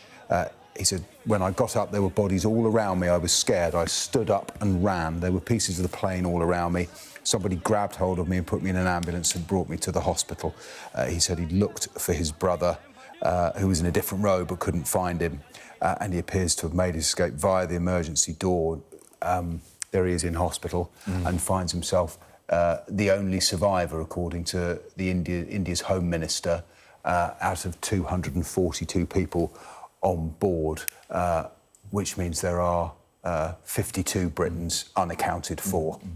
Despite this miraculous escape, that's the reality that will be hitting families here in the coming hours and days. Paul, not entirely clear on how many people may have been injured or killed on the ground when the plane came down. We were hearing from a reporter in Ahmedabad in the last hour that it seems to be the case that 60 to 65 people who weren't on board the plane, who were on the ground, may have been killed as a result. Just tell us what you know about the building itself that this aircraft hit. Yes, so the plane, you watch the footage and think, how could it be any worse? And then the news broke that it had crashed into a hospital, a teaching hospital, in the neighbourhood of Ahmedabad, adjacent to the airport, where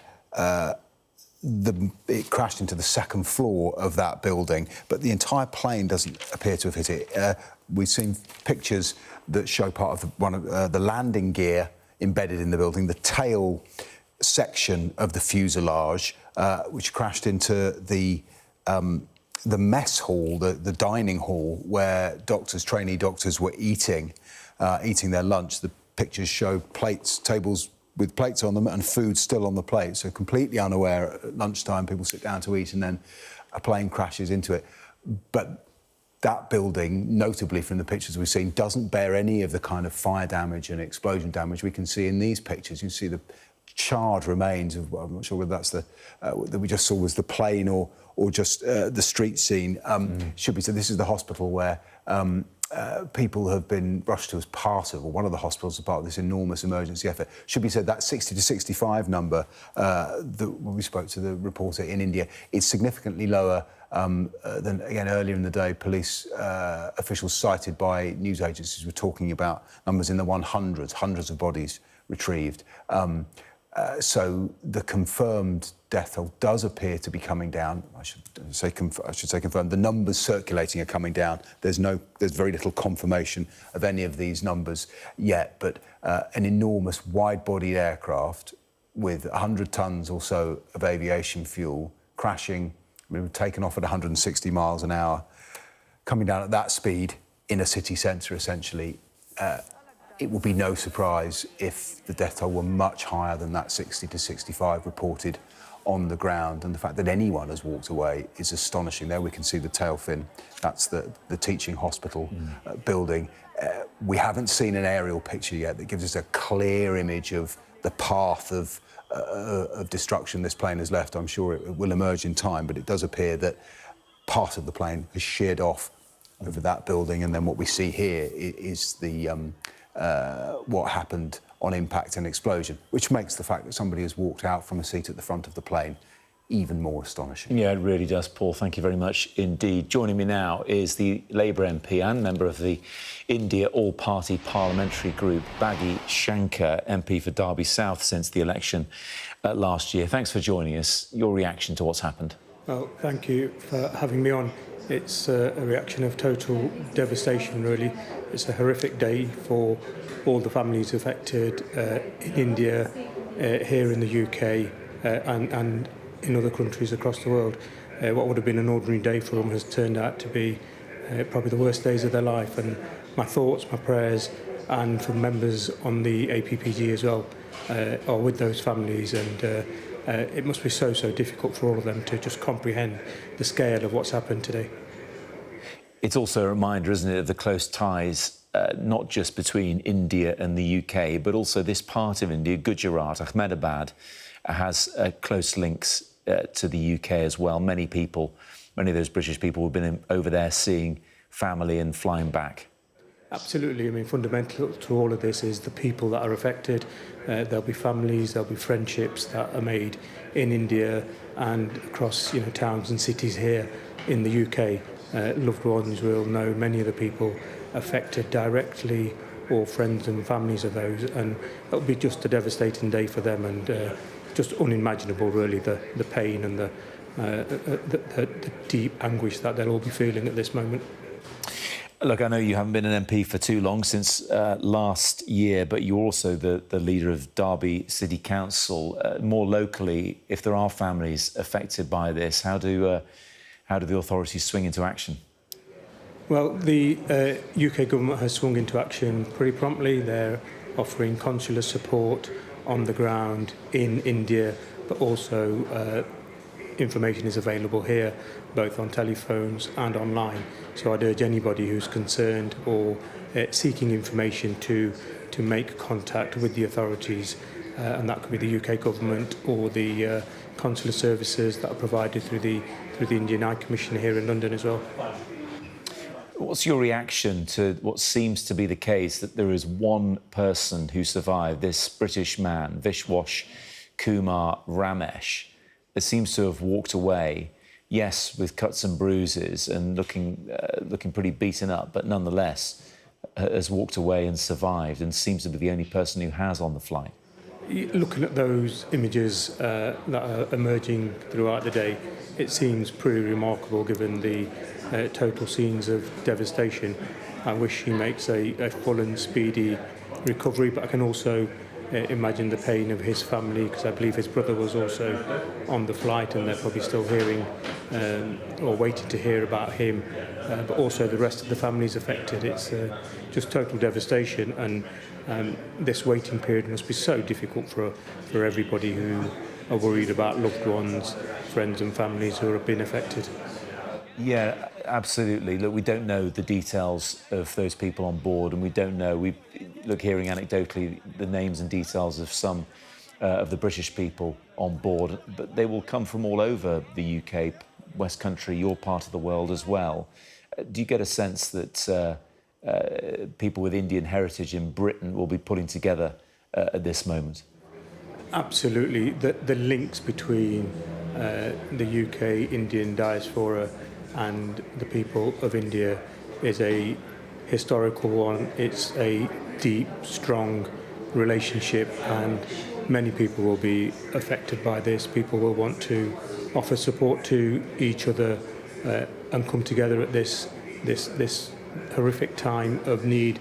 And I know people will be offering that support and friendship to one another to try and ease some of the pain and difficulty that they'll be experiencing at this really, really tragic and difficult time, particularly as it's so early on at the moment. Baggy Shankar, MP, really appreciate you joining us. Thank you. Thank you. You're watching the News Hour. Coming up, we'll have more on the story that's dominating the news today, that crash of an Air India plane that was heading for London Gatwick.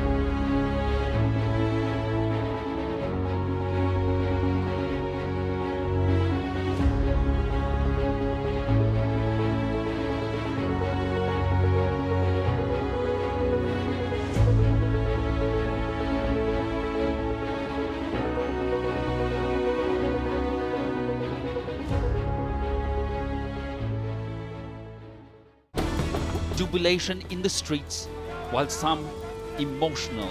This is a political victory for Prime Minister Modi and his Hindu Nationalist Party.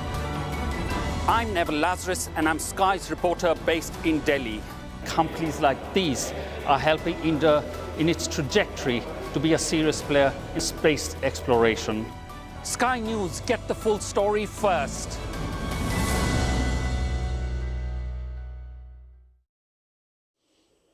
Welcome back. More now on the Air India flight that was bound for London Gatwick, which crashed shortly after taking off from Ahmedabad Airport in India, killing, it's believed, all but one of the 242 people who were on board and dozens others on the ground. In the last few moments, the Indian Civil Aviation Minister has confirmed that a formal investigation has been launched by the Aircraft Accident Investigation Bureau in India. Our science correspondent Thomas Moore has been taking a look at what could have gone wrong. Fatal plane crashes are rare, but they do happen. The Boeing 787 Dreamliner has a stellar safety record. This is the first fatal crash. So what could have gone wrong? Well, flight AI 171 departed at 13:38 local time from Ahmedabad, a city in the Indian state of Gujarat. It was heading for London Gatwick, due to land just over 9 hours later. Actual flight data shows the aircraft leaving on time, accelerating down the runway and lifting off. But it only reached an altitude of 190 metres before crashing just beyond the airport perimeter into an accommodation block for doctors. The aircraft was the original 787-8 model of the Dreamliner, which Boeing started building in 2009. Air crash investigators will examine the 2 black boxes that record the conversations in the cockpit and also the data from the aircraft. What will they look for? Well, first off, the engines. At takeoff, they would have been working at maximum thrust. Even if there's a mechanical failure in one, the aircraft should have still been able to fly. So did the aircraft collide with a flock of birds as it lifted off, causing both engines to lose power? It's caused crashes in the past. They'll also look for evidence of pilot error. The captain and co-pilot were experienced, with more than 9,000 flying hours between them. But other crashes have been caused by pilots accidentally shutting down the one remaining working engine. Video shows that the plane doesn't drop from the sky. It looks like it's coming in to land. One experienced pilot told Sky News the flaps on the wings don't seem to be extended as they should. I can't see any sign of takeoff flap being set. And with an aircraft of this type, you would have to have the correct flap setting for takeoff. So if for any reason that hadn't been selected or it had failed, that would perhaps be an explanation for why such a well-designed public transport aircraft should go down immediately after takeoff. It's too early to know exactly what went wrong. Indian air safety authorities will lead on the investigation with help from the UK's Air Accident Investigation Branch. Experts from Boeing are also on standby. They'll want to quickly establish whether this is a catastrophic one-off or if there is evidence of a technical problem that could affect the 1,100 or so other Dreamliners currently in service. Some more lines to bring you in relation to the plane crash. In the past few moments, Sky News understands that David Lammy, the Foreign Secretary, has chaired a COBRA meeting in response to the plane crash. COBRA meetings, of course, happening soon after crises, and the government meets to discuss its response to those. So we understand that David Lammy, the Foreign Secretary, has chaired one of those COBRA meetings in response to the Air India plane crash. Also in the past few moments, Boeing's president and CEO Kelly Ortberg has released a statement saying our deepest condolences go out to the loved ones of the passengers and crew on board Air India Flight 171, as well as everyone affected in Ahmedabad. I have spoken with Air India Chairman N. Chandra Sekaran to offer our full support, and a Boeing team stands ready to support the investigation led by India's Aircraft Accident Investigation Bureau. Joining me now is the former pilot and aviation analyst, Alistair Rosenshine. Alistair, good to see you as always. What's your initial reaction to what we've seen so far with this plane taking off and then crashing? Good evening, Matt. Well, in the absence of any other information, we just have the video, which is the prime source of information that we have. And here, the gear was left down. I mean, that is quite clear. So during takeoff, as soon as the aircraft's rotated, that means you pull back the control column at the right speed on the runway and the aircraft pitches upwards and leaves the ground. The very first thing you do as soon as you start to climb is to raise the gear. The gear, however, remains down. It remains down all the way for the entire short flight. And allied to that, it doesn't look like in the sequence of flight you can see when the aircraft's airborne that the flaps are down in the takeoff position. It's a little unclear in the video. But one of the things that could fit all the visual evidence is that instead of raising the gear, one of the pilots raised the flaps. Now, that would cause the aircraft gradually to lose lift, and by the time the leading edge flaps come in, that's a bit of the flaps on the front leading edge of the wing come down, the aircraft would have lost the ability to fly at the speed it was flying at. In other words, too slow for that flap setting.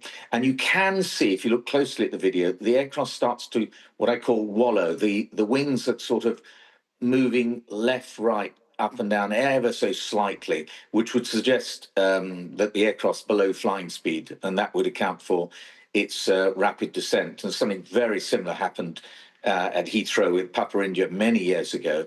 It was Britain's worst aircraft accident, where the first officer, or the second officer, in fact, had raised the flaps early, and that caused the aircraft to stall and come down in just very, very similar attitude to the what we saw on this accident. So, you know, it's a suggestion as one of the things, but it does look like it was either loss of lift or loss of power that brought this aircraft down. And Alistair, you refer to something like that happening previously. When it has, is it human error, plain and simple? Well, yes, it could be, but it could also be, a technical failure, because the flaps could have come up on their own. The thing here, the problem is, well, the gear was still down. So, you know, where is the commonality between gear not coming up and flaps coming up, for example? And there isn't any unifying factor. So that's why I suggested that perhaps the flaps were raised instead of the gear, because they're really, I cannot think of a reason why gear wouldn't be raised, unless, of course, it was hydraulic failure, because it's the thing you do on takeoff, you raise the gear. So, you know, the two things fitting together, and I've tried to dispel this idea from my mind, but it's difficult to do so. But nonetheless, when the black boxes are found, the cockpit voice recorder and the flight data recorder, then the investigators will be able to piece together exactly what happened on this flight. And they'll know fairly quickly, because they recreate in a simulator from the data they receive the flight path and the position of all the instruments, the position of all the flying controls, and what was said on the flight deck and on the radio, etc. And so, I'm confident that they will find out what happened fairly soon. Alistair, when pilots and co-pilots are taking off, are they fairly careful about clearly saying what they are going through in terms of the routine, both for each other's benefit, but also for the voice recorders, which will be fundamentally important to the investigation? Well, of course they do. They're trained to operate with any pilot working for that company on that aircraft type. They'll be able to meet for the first time before the flight, and yet, because they operate in the standard, what we call standard operating procedures, they're able to work together like as if they were a finely tuned team who've been operating together for many years. And but the factor here is that one of the pilots was very inexperienced, and the other one, the captain, was very experienced. So you have this difference between the two. Now, you do expect that pilots will do what they've been trained to do. But occasionally people make mistakes, and hopefully the other pilot picks it up, or if the other pilot doesn't pick it up, then there are warning messages that come up automatically on the flight deck, warning you when something is wrong. So in the case of the flaps were removed early, then they're going to get a stick shake, a stall warning, basically. And you don't have long to react. You know, it'd be really, really quick when the aircraft's at low altitude. It's very, very tricky to save the aircraft if you have something like the flaps coming up at that altitude. It really would be difficult to recover from that. Well, look, an added complication is, of course, Ahmedabad is a populous city. 5.5 million people or so live in the main metropolitan area, and it's built up around the airport. An expert I was speaking to earlier on saying it has quite a long runway. I don't know if you've flown there yourself, Alistair, but what do you know of the airport itself? Well, I haven't flown there, so I can't speak for the airport itself. But what has been said is that the pilots didn't line up at the very beginning of the runway, but that's not necessarily a problem if there is sufficient runway to line up a little bit further down, start your takeoff roll a little bit further down the runway. It's not ideal, but it can be done. And the other factor is it was mentioned by your spokesperson that the aircraft was on full power. But in fact, when airliners take off, they don't use full power. They rarely use full power. They use what's known as reduced thrust. And the reason for that is you don't need full power if the aircraft isn't taking off in a critical performance.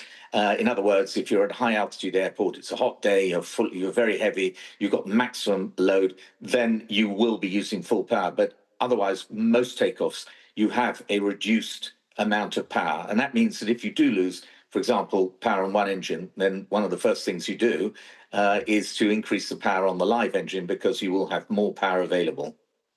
Alistair, it'd be good to just finish off by reiterating the points that have been made around the safety of the Boeing 787 Dreamliner, a relatively new plane from Boeing. I think it's been in service around about 14 years, and this is the first major accident that it's had.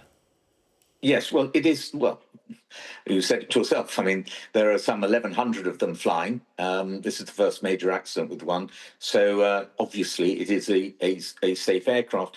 But, you know, when you have an accident, it's not necessarily type specific. There can be factors that cause an accident that are not directly attributable to the model or the make of the aircraft. So at this point in time, I would not be blaming Boeing, but, you know, the accident investigators are going to go through this like a fine-tooth comb. They'll produce a report. Generally, these full reports don't come out for about a year or 18 months, but the initial part of the investigation should, well, one would hope, find the main cause of the accident or one of the attributable causes of the accident, and so they should be able to work on that fairly early. And then the only time we would hear as the public what those causes were is when the accident investigators are fairly certain that they can release information at this early stage.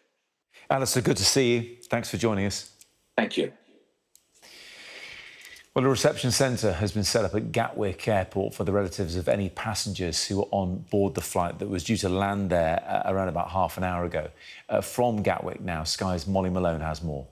We know, of course, 242 people were on board this flight and 53 British nationals, 169 Indian nationals. As you alluded to, Gatwick Airport have set up a reception centre to provide information, to provide support to loved ones, to families of people that had those family members on board. We know we can probably expect some people might want to be coming direct to the airport to receive assistance, going to the Air India flight desk here. Others will be using that emergency hotline that's been set up by the Foreign Office. We also know that Sussex Police are assisting Gatwick Airport with their investigation as well, and the Department for Transport in the last couple of hours have confirmed that they've sent over 4 of the UK's accident and investigation team who are due to arrive over in India tomorrow afternoon. We also know that Buckingham Palace, the King and the Queen have extended their deepest sympathies to the families that have been impacted by this, and the Prime Minister, Sir Keir Starmer, as you'd expect,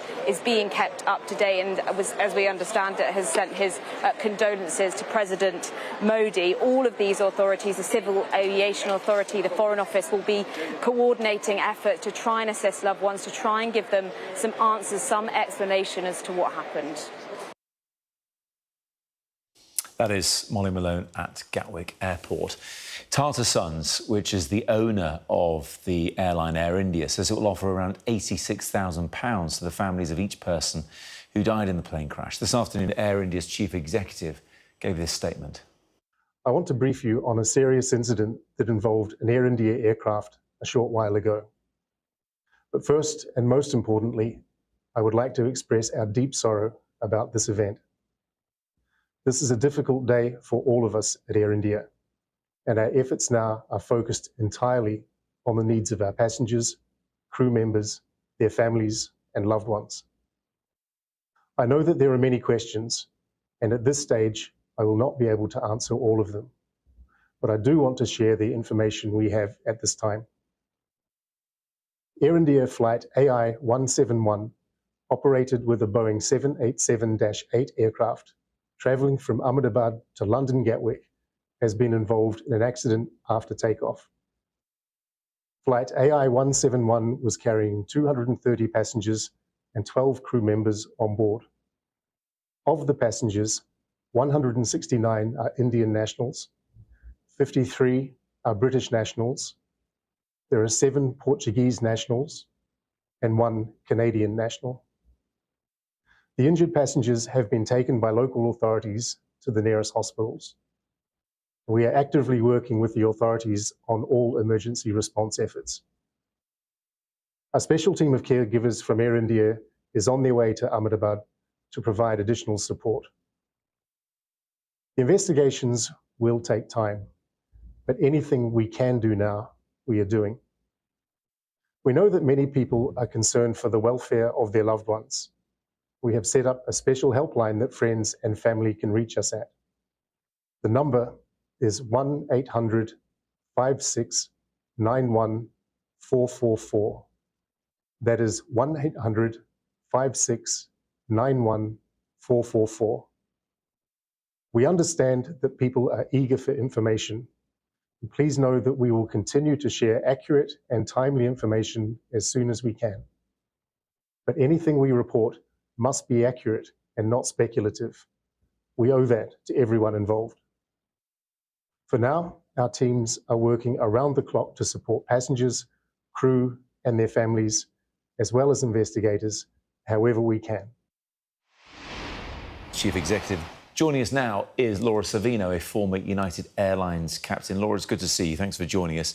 I know you've flown pretty much every Boeing going except for the 787 Dreamliner, and a lot of the former pilots we've been talking to have been focused on the landing gear, the wheels, for the uninitiated, still being down after takeoff, and the flaps still being in the wrong position. If we play the video now of what we've got of the takeoff, just talk us through what you think is going on. Okay, well, here's the aircraft rotating. It looks like it used up all of the runway, and it's a pretty long runway, so they're heavy. It's hot out. It's very hard to tell from this grainy video, but I don't see the flaps in the takeoff configuration. The gear is remaining down. Now, of course, as soon as you have a positive rate, you're going to retract the gear because of the drag. They never retracted the gear, which, you know, there's lots of things you could speculate there. At that point in the rotation, they would be bringing the gear up. Did they bring the flap handle up instead? I'm not saying that happened. That's a possibility. They used the full length of the runway. It was a full aircraft. It was a very long flight. So they probably were very heavy on fuel, and they used the whole length of the runway. In fact, you can kind of see the dust blowing up off the end of the runway there as they're finally rotating. They did initially get a climb, but it was kind of a shallow climb. They should be going to about 15 degrees nose up climb, and it looks like they're struggling to do that. Then the aircraft settled and started to come back down. Did they have a loss of thrust? You know, this aircraft has very, very powerful engines. It can climb quite efficiently on, you know, one single engine without any problems. So did they have complete loss of thrust? We should be able to determine that really quick. Just the video, if it has any sound, you'll be able to hear if the engines were producing thrust or not. Yes. Laura, when you're in the cockpit and taking off, as you've done many, many times, Where are you putting your hands in terms of affecting the landing gear, affecting the flaps and that kind of thing? Do these things look similar? Are they similar sort of levers that you're using to affect those things?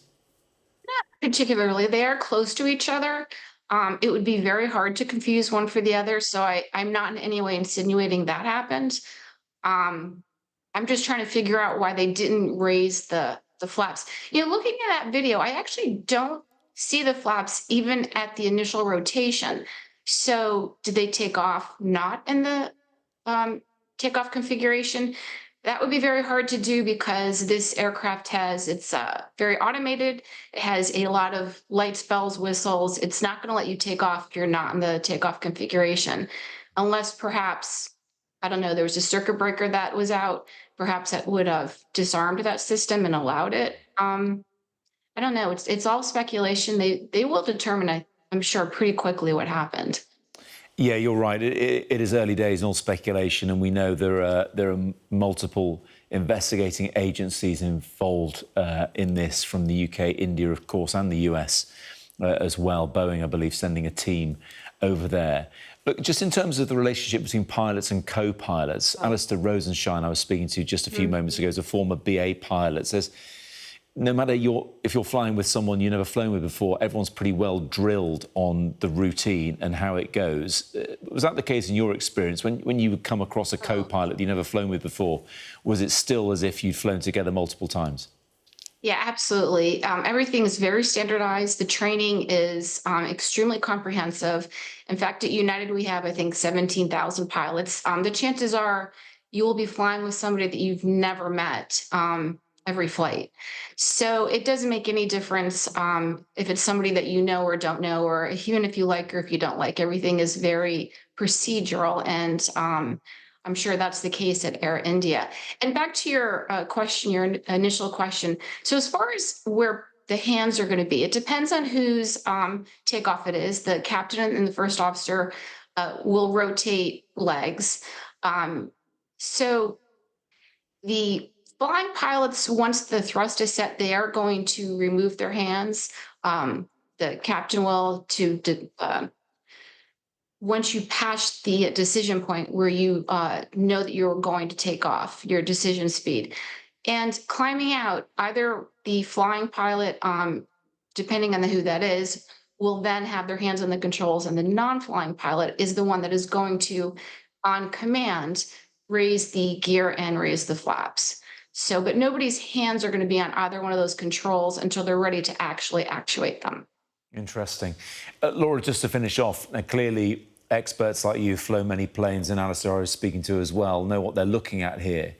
But when it comes to a crash happening, does it send waves through the pilot community? Do people communicate what they think happened? And do you then go the extra mile to reassure passengers the next time you fly as well?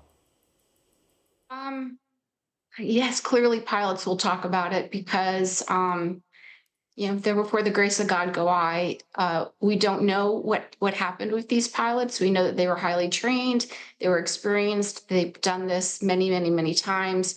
Was there something mechanical that that bit them? Was there, you know, some sort of a pilot oversight? We don't know, but certainly pilots are very keen on understanding when a crash happens to ensure that they themselves don't repeat those mistakes. And it also becomes a big part of our training. Whenever there is any kind of an incident or accident, that is greatly analyzed at companies, you know, airlines, and we will then practice those situations to make sure that our pilots don't repeat those mistakes, or, you know how to deal with the incident or mechanical, whatever it is that happened ourselves. Laura Savino, really appreciate your time. Thanks for joining us very much indeed. Much more on that story dominating the news today, the crash of the Air India plane, coming your way on Sky News next. We arrive. A secret hospital hidden in the Myanmar jungle, treating the victims of this bloody war. This is Myanmar today. Its military rulers don't want the world to see, but we have. I fight for my own future. I fight for my generation futures. This is an actual crime. They don't care for that. Myanmar army is only a couple of kilometers away. So this is a major humanitarian disaster.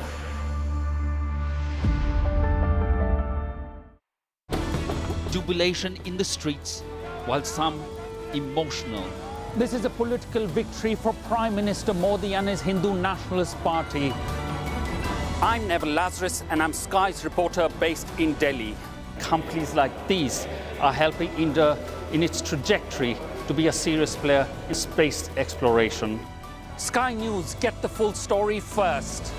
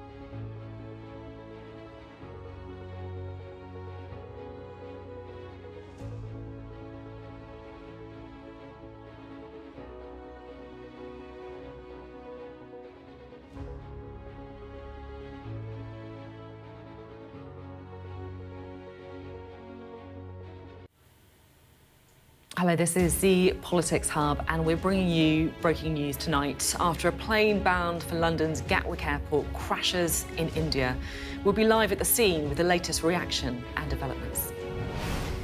242 people were on board the Boeing 787 Dreamliner, which came down just seconds into its flight.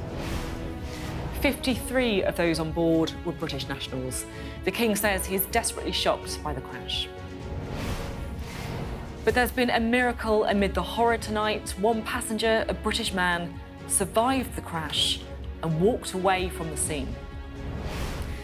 Well, an investigation is now, of course, underway into what caused the Boeing 787 to lose height so soon after taking off. Back here in the UK, in the last hour, it's been confirmed the Foreign Secretary has chaired a COBRA meeting on the crash.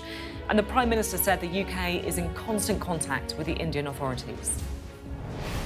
There will be British and Indian families across the land who are absolutely impacted by this, and our thoughts, first and foremost, are with them.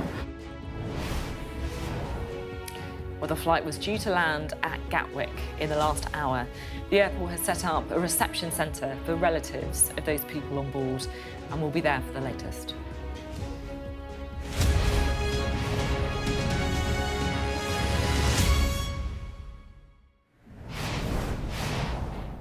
Hello, good evening. Well, over the course of today, details and reaction has been coming in after Air India Flight 171, a Boeing 7878, came down just after 9 in the morning UK time, shortly after taking off. Well, let's just get an update, shall we, on what has happened today with this report from our international correspondent, Alex Rossi, and a warning, it does, of course, contain footage that you may find distressing. It was clear almost immediately that the Air India flight was in serious trouble. Less than a minute after takeoff, the aircraft began losing altitude before a massive explosion filled the sky. This CCTV footage shows what happened from another angle. The aeroplane fails to gain height, flying low and flat before the moment of impact. A mayday call had been made just before it came down. Fully loaded with fuel, the Boeing Dreamliner crashed into a residential area at 1:38 p.m. local time. The flight was bound for London's Gatwick Airport.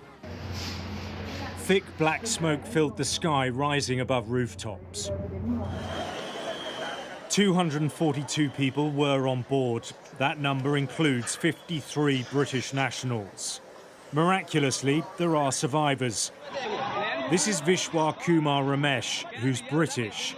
He can be seen moments after the crash, walking away dazed, but relatively unscathed. In the video, he tells people around him that he came off the plane. He was travelling with his brother, whose fate is unknown. At the family's home in Leicester, they're still trying to understand what happened. Even though we survived, yeah, it's a miracle. Like, still worried about our other brother, my other brother. The airline has set up an emergency helpline for the relatives of those on board. At number 10, the Prime Minister paid tribute to the victims. There will be British and Indian families across the land who are absolutely impacted by this, and our thoughts first and foremost are with them. Obviously the investigation is going on. We've dispatched an investigation team that's been deployed. The Foreign Secretary is leading on this, and we'll obviously update as soon as we can. But we're working with the Indian authorities on this to establish the facts. The scale of the tragedy has been compounded by its location, right in the heart of a built-up neighbourhood. Debris is scattered everywhere, with parts of the aircraft lodged in buildings. Photographs taken from inside housing used by medical workers show part of the plane's landing gear. In a dining room nearby, plates are still on tables, evidence that residents were eating when the aircraft tore through. Emergency crews are continuing to arrive at the scene as teams search for any signs of life and begin the grim task of recovering bodies. We are actively working with the authorities on all emergency response efforts. A special team of caregivers from Air India is on their way to Ahmedabad to provide additional support. The investigations will take time, but anything we can do now, we are doing. This has now become a coordinated response involving multiple agencies on the ground.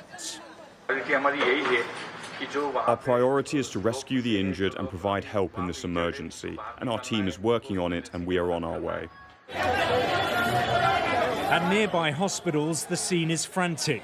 Casualties are being rushed in for treatment, many with severe injuries, and many, many more are expected in the hours ahead. The cause of the crash at this stage remains unknown. Aviation investigators are now beginning the long and complex process of determining what went wrong in what is already being called one of the worst disasters in India's aviation history. Alex Rossi, Sky News.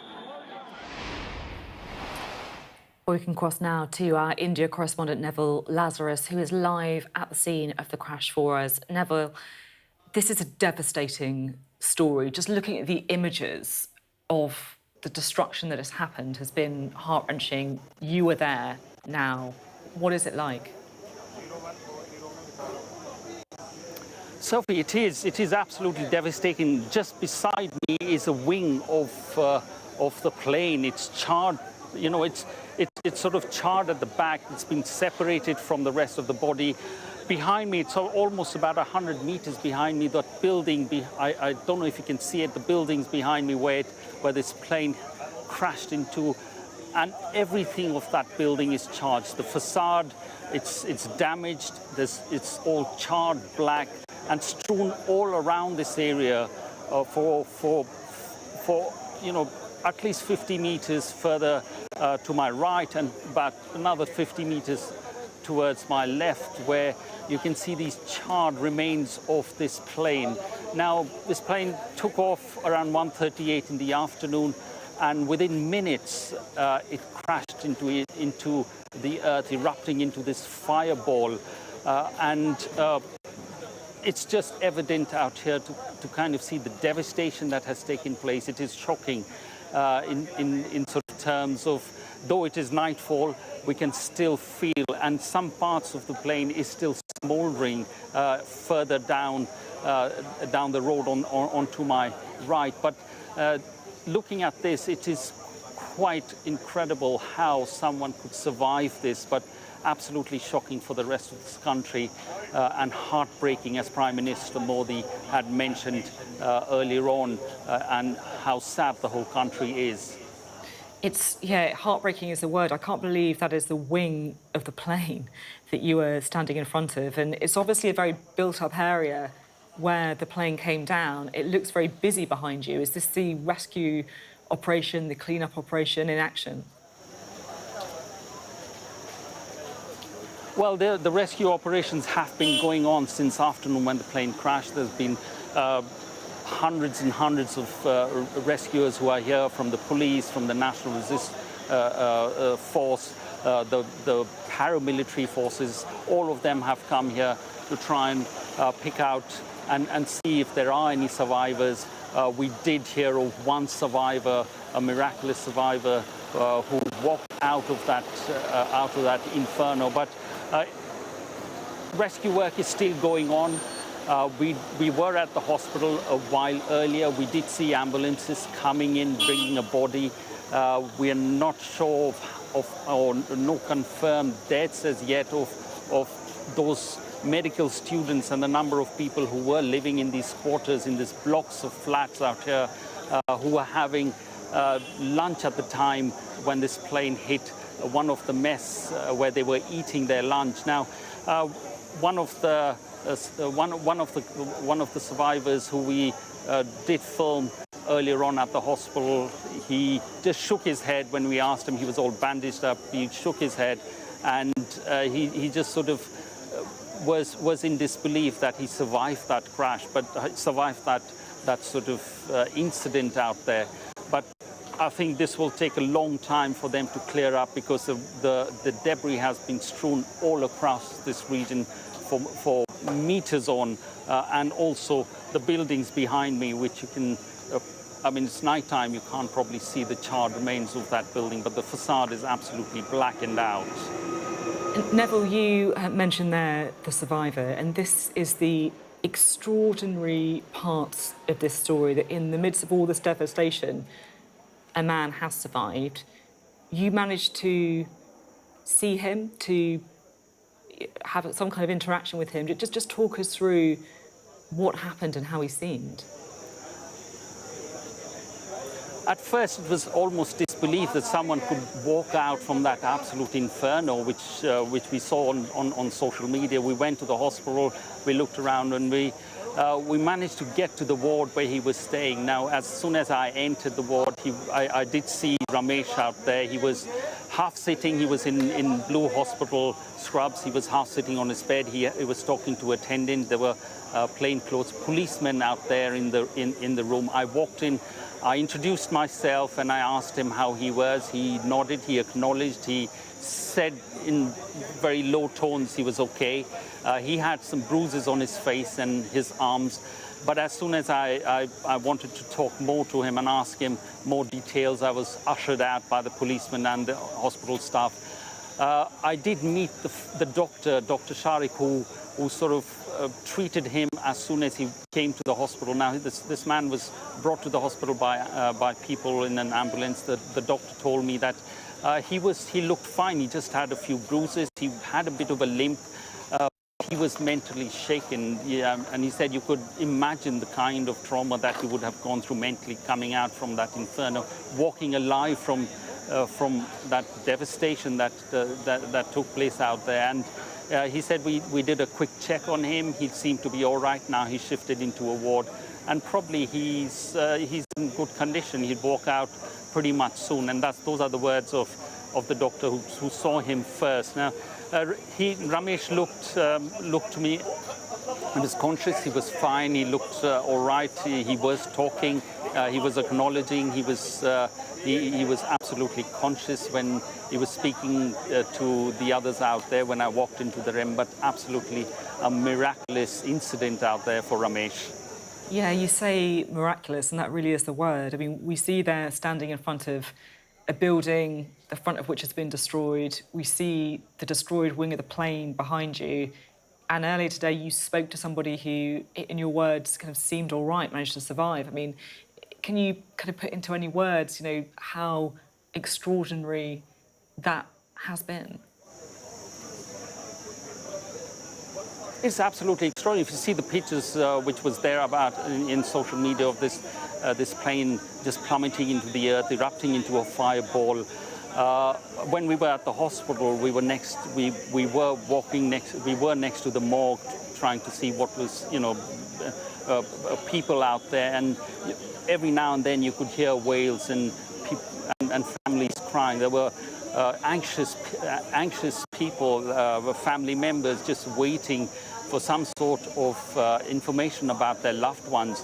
One person who was volunteering at the hospital said that some bodies were burned beyond recognition, and they were doing DNA testing out there on family members and matching it with the bodies that were brought in. Now, if you see what I see out here with the kind of charred remains of this plane, it would be incredibly devastating if family members saw bodies of their loved ones in the state they would have been brought to the hospital. But nevertheless, the administration has set out, booths out there in front of the morgue with people trying to help as many family members and friends as possible to identify their loved ones. But a really shock out here in the country. This is one of the worst air crashes the country has experienced in decades. There was one in 1996 in a place called Chakri Dadri, where 349 people had died when a Saudi Arabian flight had crash landed there. That was one of the worst aviation incidents in this country, this being second to that in terms of the numbers of dead and injured, not only from the plane crash, but also those who have lived in these flats, in this block of flats where the plane crashed into. Extraordinary and devastating news as well. Neville, thank you so much. And Neville, look after yourself. I'm sure it's been a very difficult story for you to be covering today as well. Thank you. Well, as Neville was saying, one passenger, of course, the British national, managed to survive the crash in the wake of all that devastation and destruction, named as Vishwas Kumar Ramesh. His family live in Leicester. And our correspondent, Shamam Freeman-Powell, has been speaking to his brother, and Shamam joins us now. Shamam, it's a devastating story, and you have this miraculous, it seems, survival in the midst of it. What happened when you spoke to the family?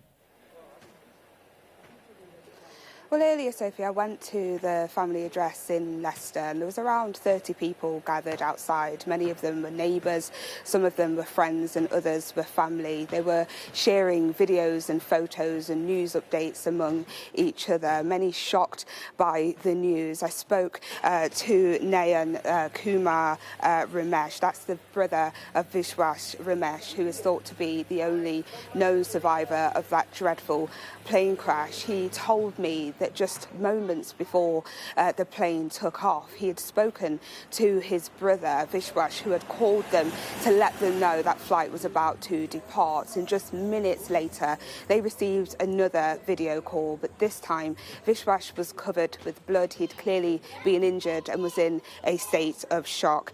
Now, he explained to me that he believed it was a miracle that his brother was able to survive this awful crash, but also said that the family are still worried. They're very concerned because there was another relative on that plane, their brother AJ. This is what he had to say. When he was on the runway, well, my dad called him and Vishwa said, oh, we're going to take off soon. And then literally like 2 minutes later, he video called my dad. As he crashed, he said, oh, our plane's crashed. All of that. I don't know where my brother is. I don't see any other passengers. I don't know how I'm alive, how I exited the plane. I can hear your voice shaking. I know this is a silly question, but how are you and your family keeping up at the moment? I mean, you can say the state of my mum is like, we're all just, I've got no words to describe it. And many would say it was a miracle that Vishwas was able to get out of that plane, but you're still waiting on news, aren't you, for your other brother? Yes, absolutely. This is a miracle he survived. What about the other miracle for my other brother? Just hearing about this crash. I'm scared to fly now, just to even stay on a plane now. Shamam, you know, you think that you have a glimmer of some kind of hope or good news in the survival of this miraculous survival, but then you hear that he had a brother on the plane, and I guess it just the reality of it just kind of really comes home to you, doesn't it? What were the family like? Because I guess my question, I asked the question because you kind of think that it does seem so extraordinary that somebody managed to escape. You think maybe they had some kind of background in aviation, that they knew something, but it feels like a very ordinary family. It could have been any of us. Absolutely, Sophie. We've got to bear in mind as well the early reports that all of those passengers on that plane were believed to have been dead. And so hearing that, knowing that you have two relatives on that plane was definitely extremely concerning for their family. Now, when I spoke to Nayan, he said that they had received this video call just moments after that plane had sadly crashed. They saw the state of their brother, but then it was after that they saw the news reports confirming that it was believed that all had died. So there was a state of confusion, a state of shock and worry. In that interview, we heard Nayan refer to his mother. He said, look at her, you can see she's in pieces. She was sat on the floor staring into space, clearly in a state of shock. All the family are now just waiting for updates, as we are, wanting to find out what's happened to their loved one, AJ. Nayan did say that he was planning on trying to get to India tomorrow to find out more information and to visit his brother in hospital, but they're still waiting for updates. They've been supported by family members, by friends, but say authorities haven't really given them any information. But of course, this is still fresh. The updates are continuing to come through, and they are hoping that they will have better news. They, of course, recognise that it is extraordinary that he was able to survive, but their worries are now with AJ. They want news on their brother. Shamam, thank you very much indeed. Shamam Primopal there, speaking to us from Leicester. Well, in the last hour, the Prime Minister spoke about the incident. Let's take a listen to what he had to say. Well, the images and news from India is absolutely devastating, and I speak for the entire country in saying our thoughts are with each and every one of those involved. There will be British and Indian families across the land who are absolutely impacted by this, and our thoughts, first and foremost, are with them. Obviously, the investigation is going on. We've dispatched an investigation team that's been deployed. The Foreign Secretary is leading on this, and we'll obviously update as soon as we can. But we're working with the Indian authorities on this to establish the facts. I would say to all families, friends of anybody affected to please contact the Foreign Office for further information. Are you in contact at all with any affected families, and do you know anything more about this possible British survivor? And if I may, is there going to any plans for a COBRA? Well, in relation to the question of a survivor, obviously we're establishing the facts and the investigation is ongoing. We're in constant contact with the Indian authorities. We've dispatched our own team that's been acknowledged to work with them. I think it is important for all friends and family to contact the Foreign Office so we can roll out this as quickly as possible. But it is an ongoing investigation. It'll take some time. But, you know, our hearts and our thoughts are absolutely with the friends and families of all those affected who are going to be absolutely devastated by this awful news. Well, let's cross now to Downing Street and speak to our political correspondent, Rob Powell. Rob, very serious words from the Prime Minister, and I guess the Foreign Office will be grappling on how best to support these families. Yeah, and the Foreign Secretary a little earlier chaired a COBRA meeting, which is, of course, that high-level meeting where they bring together ministers and officials from various departments and agencies to update them on the latest in times of emergencies or huge disruptive events, but also to formulate a government-wide decision and path really for going forward. You would imagine you'd have agencies like maybe the Air Accident Investigation Branch attending, the Department for Transport would likely be there as well. We do know that 4 investigators from the AAIB, the Air Accident Investigation Branch, are heading to India this evening on a flight from Heathrow that's due to get in to India tomorrow. They had essentially asked their Indian counterparts if they needed assistance. They got the message back saying yes, so they are going there. They're getting expert status, as it's called in the technical term, because of the presence of British passengers on that flight. It basically means that those investigators get more access to the information being gathered by the Indian investigators there as well. We don't have any confirmation of further COBRA meetings that could go on, but of course they are convened in a fairly ad hoc way as the situation develops. So much of that may depend on the information coming out from the ground in India.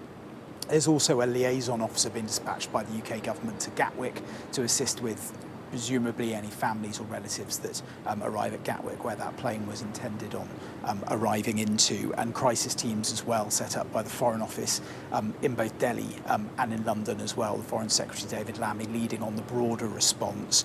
We have obviously had condolences, you've heard from the Prime Minister there, and also from other cabinet ministers like Heidi Alexander, the Transport Secretary as well. Other MPs, especially those that have constituencies with large Indian communities, sending their condolences and handing out the Foreign Office phone number that's been set up for any concerned families or relatives. We've also had Rishi Sunak, the former Prime Minister, whose wife Akshata Murthy is Indian, the daughter of an Indian tech billionaire, sending his condolences to everyone affected, saying thoughts and prayers go out to the British and Indian families who have lost loved ones today. Very little in the way of, I think, concrete information, though, coming out of government and coming from Keir Starmer in that interview today, though. Them not wanting to get ahead of the investigators in terms of what the cause could be. So I think the mode at the moment is very much establish the facts and send condolences. Rob, thank you very much indeed. Rob Powell there, keeping us up to date from Downing Street. Well, let's get some political reaction, shall we, from both sides of the House. Joining us now are the Labour MP, Warren Just, and the Conservative MP, Shivani Raja. Thank you both so much for being with us on what is a truly devastating day. Shivani, if I can go to you first. You're an MP in Leicester where the survivor, the sole survivor, is from. What's your reaction to what we've seen today? So yeah, I was absolutely horrified, like many of us, in the wake of the news. And my deepest condolences, thoughts and prayers to all the passengers on board, their families, the residents locally impacted, and also the emergency services and rescue efforts on the ground. It's truly heartbreaking for everyone that's been involved. It's heartbreaking, really, is the word. You know, you just see this family, the miracle of the man who walked away from the aeroplane And then, of course, that crushing knowledge that his brother was also on the plane. Your heart must go out to them. Yes, absolutely. And, the survivor is a ray of hope on what's actually been a really dark and devastating day here in Leicester. And we have reached out to the family to offer our kind of support and also condolences and sympathies as well. Leicester is a place with a big Indian community, of course. How has the community been reacting today? So we all know aviation accidents are incredibly rare, but when they do happen, they are so dramatic and so tragic that it has left pretty much everyone feeling quite shaken up. This flight route in particular is very popular amongst my constituents.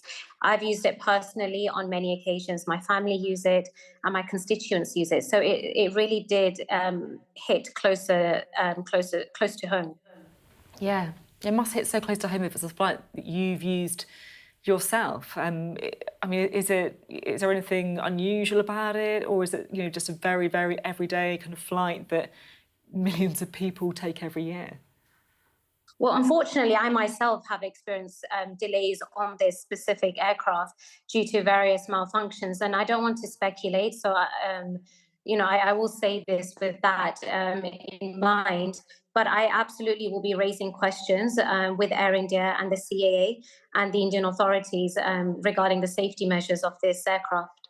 That's interesting. So you're going to go to these bodies on behalf of your constituents to try and get the answers that they will be looking for now? Absolutely.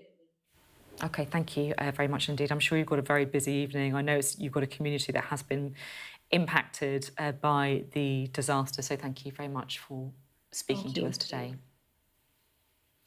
Right, let's talk to Warinder Jas, shall we? Thank you again for being on the programme. And again, it's the community that you represent who have been impacted, I'm sure, by the crash we've seen today. What's your reaction? Well, this is very shocking and devastating news. I do have a large Indian population within my constituency. My deep condolences and thoughts, sympathies to all those affected. And I cannot say more further than what a lot of people have already said. It truly is shocking. And also the circumstances of the accident as well. The plane crashed very shortly after taking off. And I very much reiterate what the Prime Minister has said and welcome the support that the government is offering to people, not only in this country, but in India as well. Yeah, as you say, it's absolutely devastating. I feel we can sense the emotion that you're feeling about it as well. How has your own community and your constituency been reacting? I think everybody is actually still in shock. It's very difficult to comprehend exactly what happened. I've seen videos of the plane taking off and then not being able to maintain altitude and then crashing into the ground below. And I think people are just very, very shocked that something like this has happened. A London-bound aeroplane. I think we need to find out exactly what has happened, what caused this accident. But I think at the moment people are just in extreme distress and shock. Yeah, you're absolutely right there. You make the point about the fact that this plane came down so soon after taking off, and we just heard there from the MP Shivani Raja saying she's going to be writing to some of the bodies and some of the authorities to get questions to get her questions answered on this. Is that something that you would echo? Yes, I would. I would fully support Shivani in what she's doing, because I think my immediate reaction after overcoming the initial shock was, how did it possibly happen? I know that airplanes sadly do on occasions crash, but it's supposed to be the safest mode of transport. And I've heard what the sole survivor said about the plane taking off. 30 seconds later, there was a loud bang, and then everything happened so quickly. So I think we need to find out what exactly happened within that space of 30 seconds or so. So I would fully support the steps that Shivani is taking. Thank you so much for coming on the programme on what I'm sure is a difficult day for you. And as you say, lots of questions that do remain. Thank you. Thank you. Well, joining us now to discuss all of today's events is Sally Gethin, who is an aviation expert. Thank you for being with us. I mean, look, I have so many questions about this. I feel like both of those MPs there were vocalising some of the questions that people have around this. And I just wondered if you could shed some light or give some theories on why this plane seems to have come down so soon after taking off. So we have to follow the evidence rather than jumping to conclusions. And I want to stress that aviation is a safety-first industry, and the reason it is so safe is there are lessons learned from all these incidents whenever they occur, and very thorough investigations take place. And that's how we come to have a viable aviation industry and air travel options in the first place. Now, to look at it, so we have a very modern airliner aircraft, the Boeing 787, and it's in service. There are over 1,000 of these aircraft in operation around the world without major incident up till now. Having said that, there were a few concerns inside Boeing by some of the workers there in the earlier days when the aircraft was after it had been launched, and there do tend to be some teething issues sometimes with airplanes as well. But these were said to have been properly investigated. And then, obviously, it has become a very popular aircraft, and also particularly with Air India, which is India's major flag carrier. You see, this is it. It's a very popular aircraft. I mean, I'm not an aviation expert, but everyone knows the kind of Boeing. It's like it's the one that everyone uses, right? And I guess my question is there any red flags about this particular plane or the footage that we've seen? Because there has been some speculation about the fact that it was at very low altitude. It didn't seem to be going up in the air after taking off. There's questions about whether it had its kind of like wings down slightly. What is there anything from looking at the picture of it taking off that caused concern? The immediate thing that occurred to me was how perfect the weather was. And in fact, the aircraft itself was flying at this point with the nose slightly up. Now, when it's trying to climb, ascending, it needs to be pitched up a little bit higher than that. It needs to show a higher angle of ascent.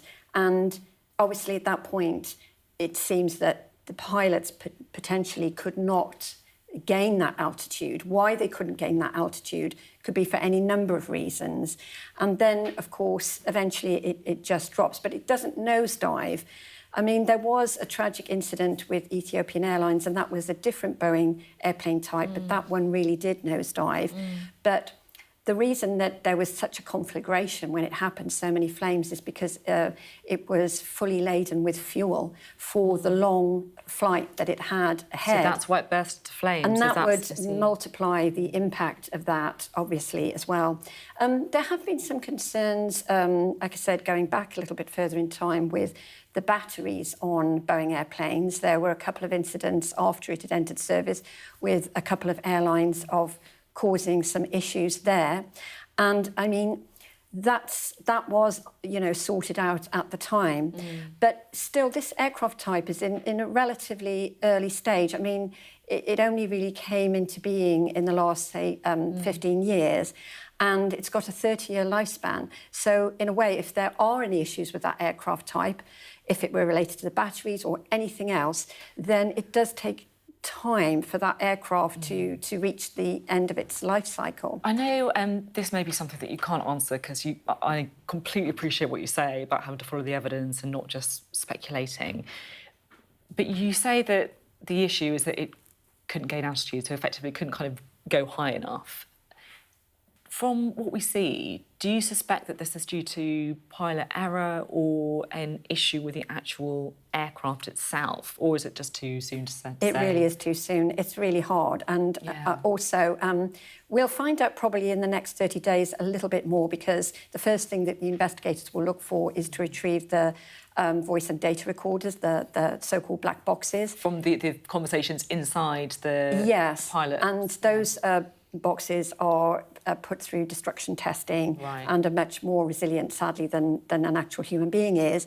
And they will reveal a lot more. And then a preliminary report should be issued at the end of the first 30 days, and then the full investigation and a full report about a year from now. Now, I need to ask you about the survivor, which feels like this miracle that has happened in the face of so much devastation. I mean, I'll be honest, I just cannot get my head around how, if you look at the footage of the complete devastation that this crash has caused, the fire, the buildings, the destruction of the aircraft itself, and yet someone is able to almost just walk away from the plane. I mean, how can that happen? Yes, and when things like what seat did that person have, that was the sweet spot, if you like, the unique position that they had on the plane. There are certain parts of an aircraft which are traditionally known to be a bit safer than others. For example, the rear of the plane is actually regarded as slightly safer than the rest of the cabin. But you use the word miracle, and the first thing that sprang to mind is that word was used in regards to an incident on the Hudson River in New York some time ago. It was called Miracle on the Hudson. In that incident, everybody survived because of the very quick response of the actual pilot. But, miracles do sometimes occur, and again, this is testimony to the fact that perhaps there is an answer to some of this, and that's what investigators will be looking at. It's interesting, you say there with the miracle on the Hudson River that was due to the actions of the pilot. It feels like this miracle is due to the actions of that particular passenger. I mean, I'm guessing that they must have found a way off the plane before the impact, before the fire, whether that's through a door or a window or something. Yeah, it's really hard to gauge. We don't know where on the airplane they were seated, and at this point in time, we don't know how the impact occurred initially. And very strange things can happen in airplane crashes. So, yes, potentially they could have been flung into some little pocket somewhere that some the way the aircraft disintegrated could... It's very hard to tell, but there could have been some protection in some part. Is there any way that they could have opened the door of the aircraft mid-air and jumped out before, or can you not? Is it not that easy to open the emergency exit? I think that's a stretch, and also even people can have catastrophic fatal incidents just falling off a horse, for example. Yeah. So any height, even like above 10 feet, can be catastrophic. So I think somebody trying to disembark from a particular altitude, and so I think that the investigation will reveal more forensically. Do we? So you mentioned there about the safe spots on a plane. Then what is the current thinking on where is safest? I mean, traditionally there is a school of thought that further back in the airplane, back in the cabin, more towards the rear of the aircraft affords greater protection. It's just historically with the statistics that lends some plausibility to that theory. Yeah.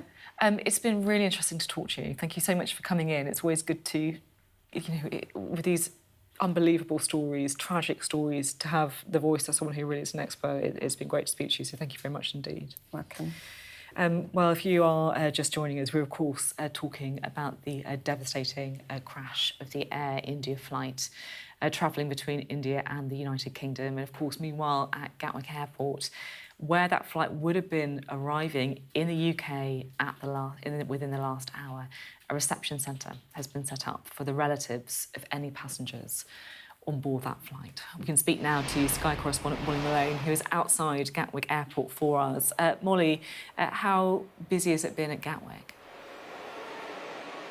Well, it should have been just over an hour ago that flight was landing here at Gatwick. People might have been going through passport control, collecting their bags and making their onward journeys. Instead, the situation is so tragically different. We know, of course, that 242 people were on board that flight, including 53 British nationals and 169 Indian nationals. I've been here at Gatwick all day. They've set up a centre, a reception centre, to provide assistance, to provide information and support for families and loved ones, clearly desperately searching for answers. We expect that some people probably came here to the airport, to the various Air India desks to speak to staff themselves. Others, of course, will have been using that emergency hotline that was set up by the Foreign Office. This was supposed to be a routine flight. Air India have a number of them each week between Ahmedabad and here at Gatwick. We know that they run between those two airports a direct, nearly a 10-hour flight each week. Instead, of course, we have the High Commissioner, we have 4 members of the Air Accident Aviation team heading out to India, expected to arrive tomorrow afternoon. We know that the Prime Minister has called the situation devastating. He's being kept updated. He's convened at Cobra, which is fairly typical when we have situations such as this that require all sorts of coordination and cooperation between agencies here in the UK and out in India as well. We know that Buckingham Palace, the King and their Queen, have extended their deepest sympathies to all of those involved, the hundreds and hundreds of families that will have had loved ones on board that flight. And all day, Sophie, we've had people coming past as the world's media have gathered here at Gatwick Airport asking what's happened, what's going on, the news clearly sinking in, and really asking the questions that so many families will still be asking tonight as they desperately await answers. Yeah, Molly, it really is, as you say, this horrific wait for families trying to hear more news of loved ones, of people that they know who are on that flight. You know, it really just doesn't bear thinking of at all. Whenever these incidents happen, despite the fact that, you know, flying is always seen as something that is very safe, you know, all the figures show, there will, of course, be that nervousness among people. What's the atmosphere been like at Gatwick Airport? Oddly, actually, the activity has been fairly normal, as you'd expect at a busy international airport. People have been coming and going as normal, but clearly cameras and cameras lined up here, people really asking what's happened. It's devastating news and quite shocking for people that will be travelling, which will be making international flights. This is the UK's second busiest, second largest airport, and it's absolutely shocking news for everyone hearing exactly what's happened to those 242 people on board that flight. Yeah, it's devastating news. Molly, thank you very much indeed. Molly Malone there, bringing us the latest from Gatwick Airport. As Molly was saying, the Indian, of course, flight, London-bound Air India plane carrying 242 people crashing just after takeoff. One survivor, miraculous, although that is British passenger Vishwas Kumar Ramesh, surviving the crash, but of course more information we are awaiting on the other people on that plane. And we do now know that the Indian Civil Aviation Minister has confirmed that a formal investigation has now been launched by the Aircraft Accident Investigation Bureau. Our science correspondent Thomas Moore has been looking at what could have gone wrong. Fatal plane crashes are rare, but they do happen. The Boeing 787 Dreamliner has a stellar safety record. This is the first fatal crash. So what could have gone wrong? Well, flight AI-171 departed at 13:38 local time from Ahmedabad, a city in the Indian state of Gujarat. It was heading for London Gatwick, due to land just over 9 hours later. Actual flight data shows the aircraft leaving on time, accelerating down the runway and lifting off. But it only reached an altitude of 190 metres before crashing just beyond the airport perimeter into an accommodation block for doctors. The aircraft was the original 787-8 model of the Dreamliner, which Boeing started building in 2009. Air crash investigators will examine the 2 black boxes that record the conversations in the cockpit and also the data from the aircraft. What will they look for? Well, first off, the engines. At takeoff, they would have been working at maximum thrust. Even if there's a mechanical failure in one, the aircraft should have still been able to fly. So did the aircraft collide with a flock of birds as it lifted off, causing both engines to lose power? It's caused crashes in the past. They'll also look for evidence of pilot error. The captain and co-pilot were experienced, with more than 9,000 flying hours between them. But other crashes have been caused by pilots accidentally shutting down the one remaining working engine. Video shows that the plane doesn't drop from the sky. It looks like it's coming in to land. One experienced pilot told Sky News the flaps on the wings don't seem to be extended as they should. I can't see any sign of takeoff flap being set. And with an aircraft of this type, you would have to have the correct flap setting for takeoff. So if for any reason that hadn't been selected or it had failed, that would perhaps be an explanation for why such a well-designed public transport aircraft should go down immediately after takeoff. It's too early to know exactly what went wrong. Indian air safety authorities will lead on the investigation with help from the UK's Air Accident Investigation Branch. Experts from Boeing are also on standby. They'll want to quickly establish whether this is a catastrophic one-off or if there is evidence of a technical problem that could affect the 1,100 or so other Dreamliners currently in service. Thomas Moore there on some of the questions that will, of course, be answered after the plane crash. The London-bound Air India plane carrying 242 people crashing shortly after takeoff in Ahmedabad in Western India.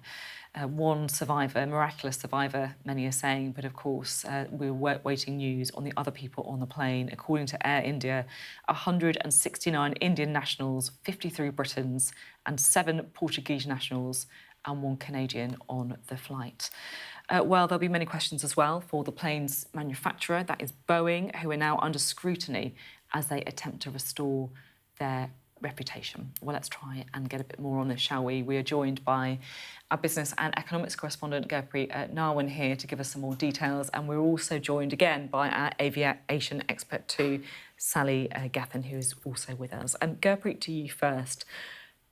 Boeing will be scrambling now, I guess, to restore their reputation and to convince people that, frankly, their planes are safe to get on. Yeah, I mean, I think it's worth saying at the start that we still don't know what's caused this incident. It might have nothing to do with the manufacturer at all, but it's definitely raised more questions for Boeing, a company that's already under a huge amount of scrutiny after a spate of incidents, some of them, as the one we've seen today, catastrophic.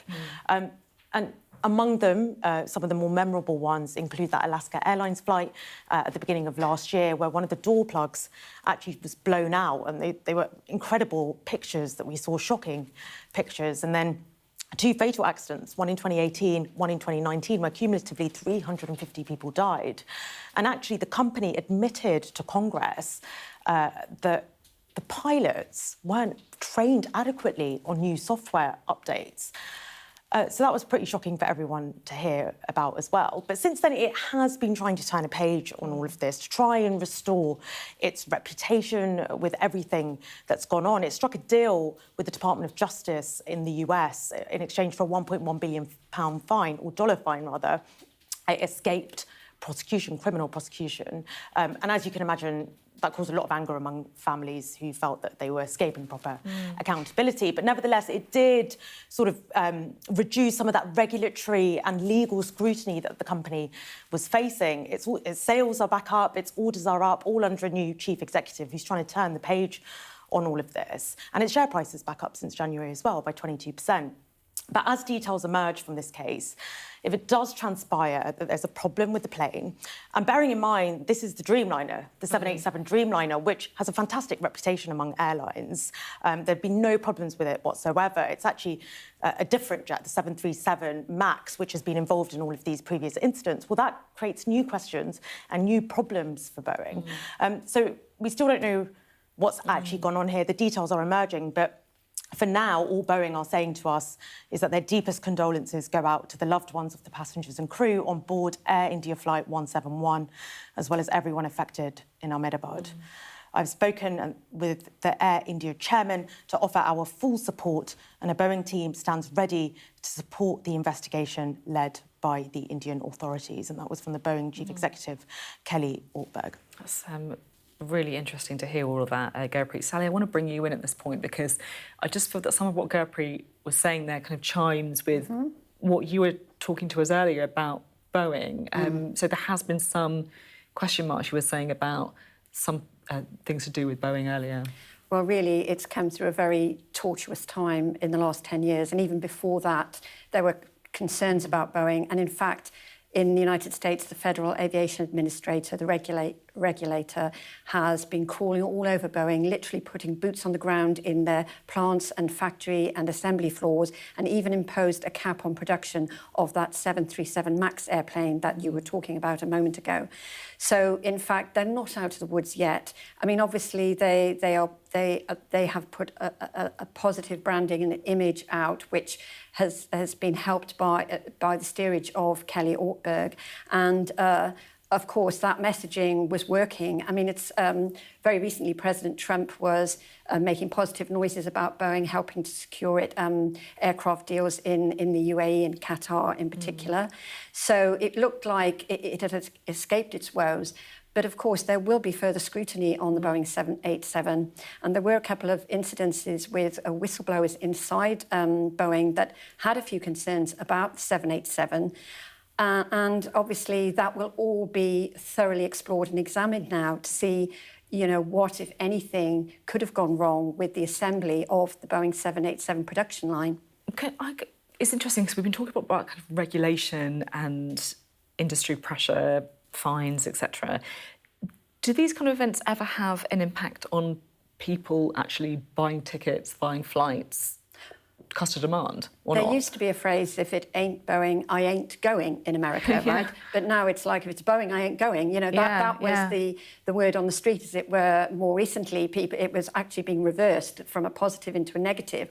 And I think also, obviously, Boeing is the face of aviation in the United States, and one could argue globally, because America is the biggest nation in terms of air travel. So there are anxieties raised by the travelling public about, you know, taking air travel in the United States, not solely laid at Boeing's door. I mean, there are some other wide issues to do with air traffic management. We had that issue with the Washington, D.C. plane crash at the start of the year, if you recall, as well.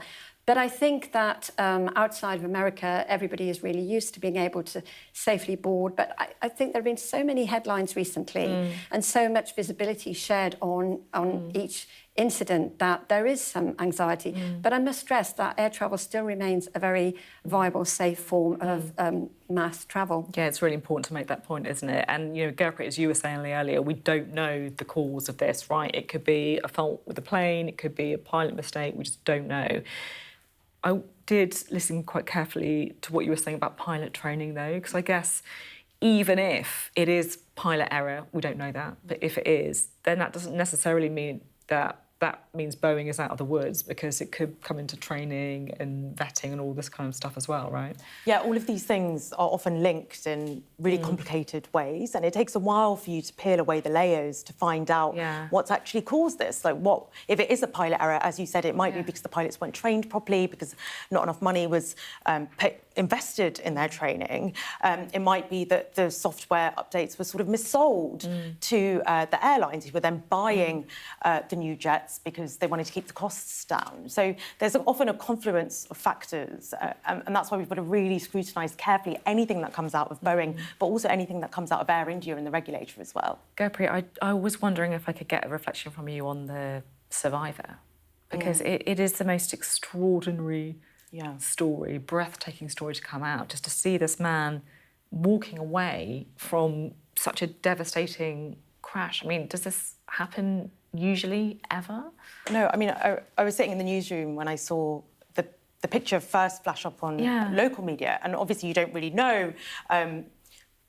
I don't know about the local media. I don't know if I can trust it. I don't kind of follow the news there, and I didn't believe it. I thought that just can't be right. And I was having a conversation with some of our colleagues, and we've all sort of in disbelief that this could be the case. And it's truly astonishing. And what struck me is the picture of him just walking away, looking almost totally unscathed. It's extraordinary. It's extraordinary, because you hear, like you say, I didn't believe it at first. And you first think, oh my goodness, you know, he may be in like a really, really bad way. And then you just see him just walking. I mean, the guy looked like he was in shock, right? Which I'm sure he must have been. But that footage that I think we can show now of the man there, gesturing to people, reacting to people. We know that he met our reporter Neville Lazarus in the hospital as well. Truly a miracle, and these things really don't happen very often at all. Can I just say thank you both very much for your analysis and for bringing us up to speed on so many elements of this very fast-moving story. Thank you very much indeed. Well, it has been an extraordinary day, a devastating day, of course, and so many people on board that plane on Boeing. We've been speaking about the miracle that happened today as well, and the family of the British man who somehow escaped this morning's Air India plane crash say that he has no idea how he walked away from the disaster. They spoke to him, he video called them just after it. Vishwas Kumar Ramesh is believed to be the only survivor from the Gatwick-bound aircraft, and tonight we have been hearing from his family, who are from Leicester. When he was on the runway, my dad called him, and Vishwas said, "Oh, we're going to take off soon." And then literally like 2 minutes later, he video called my dad. As he crashed, he said, "Oh, our plane's crashed." All of that. I don't know where my brother is. I don't see any other passengers. I don't know how I'm alive, how I exited the plane. I can hear you're both shaking. I know this is a silly question, but how are you and your family keeping up at the moment? I mean, you can see the state of my mum. Like, we're all just, I've got no words to describe it. And many would say it was a miracle that Vishwas was able to get out of that plane, but you're still waiting on news, aren't you, for your other brother? Yes, absolutely. This is a miracle he survived. What about the other miracle for my other brother? Just hearing about this crash. Like, I'm scared to fly now, just to even stay on a plane now. An extraordinary, devastating day and a real roller coaster of a day as well. The news coming through about that plane crash, the news that someone survived it miraculously, and then, of course, the realisation that he had a brother on that plane as well. We'll have continuing coverage of this on Sky News in just a few moments' time.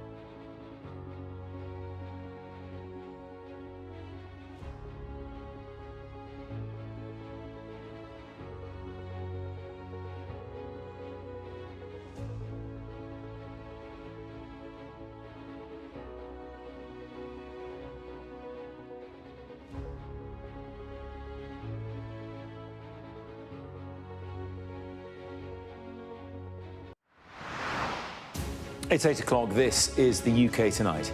More than 50 UK nationals are on board a plane that crashed in one of India's worst ever aviation disasters. But one British man miraculously survived.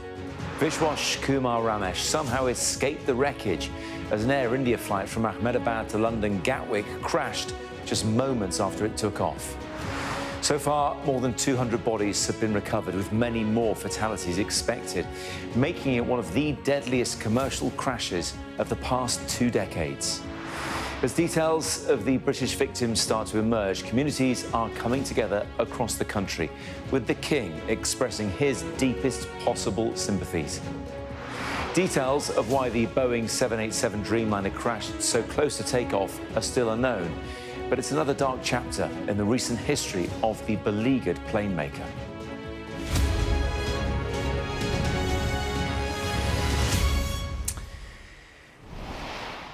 Good evening. We start tonight with what looks like being one of the worst aviation disasters of the past 20 years. Shortly after 6 o'clock this evening, Air India Flight 171 from Ahmedabad was due to land at London Gatwick.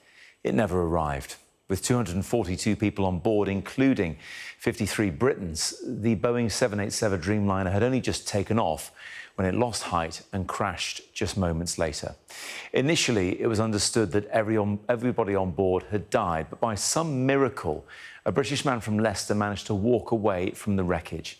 Sky News has spoken to his family, whose joy at his survival is mixed with pain. His brother was also on the plane, presumed to be amongst the victims. We'll hear from them shortly. But first, our international correspondent Alex Rossi has this report and a warning. It does contain footage of the crash that you might find distressing. It was clear almost immediately that the Air India flight was in serious trouble. Less than a minute after takeoff, the aircraft began losing altitude before a massive explosion filled the sky. This CCTV footage shows what happened from another angle.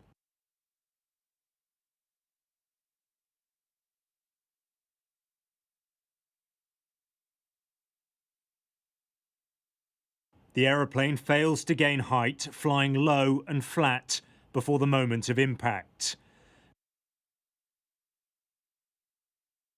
A mayday call had been made just before it came down. Fully loaded with fuel, the Boeing Dreamliner crashed into a residential area at 1:38 p.m. local time. The flight was bound for London's Gatwick Airport. Thick black smoke filled the sky, rising above rooftops. 242 people were on board. That number includes 53 British nationals. Miraculously, there are survivors. This is Vishwas Kumar Ramesh, who's British. He can be seen moments after the crash, walking away dazed, but relatively unscathed. In the video, he tells people around him that he came off the plane. He was travelling with his brother, whose fate is unknown. At the family's home in Leicester, they're still trying to understand what happened. Even though we survived, yeah, it's a miracle. Like, still worried about our other brother, my other brother. The airline has set up an emergency helpline for the relatives of those on board.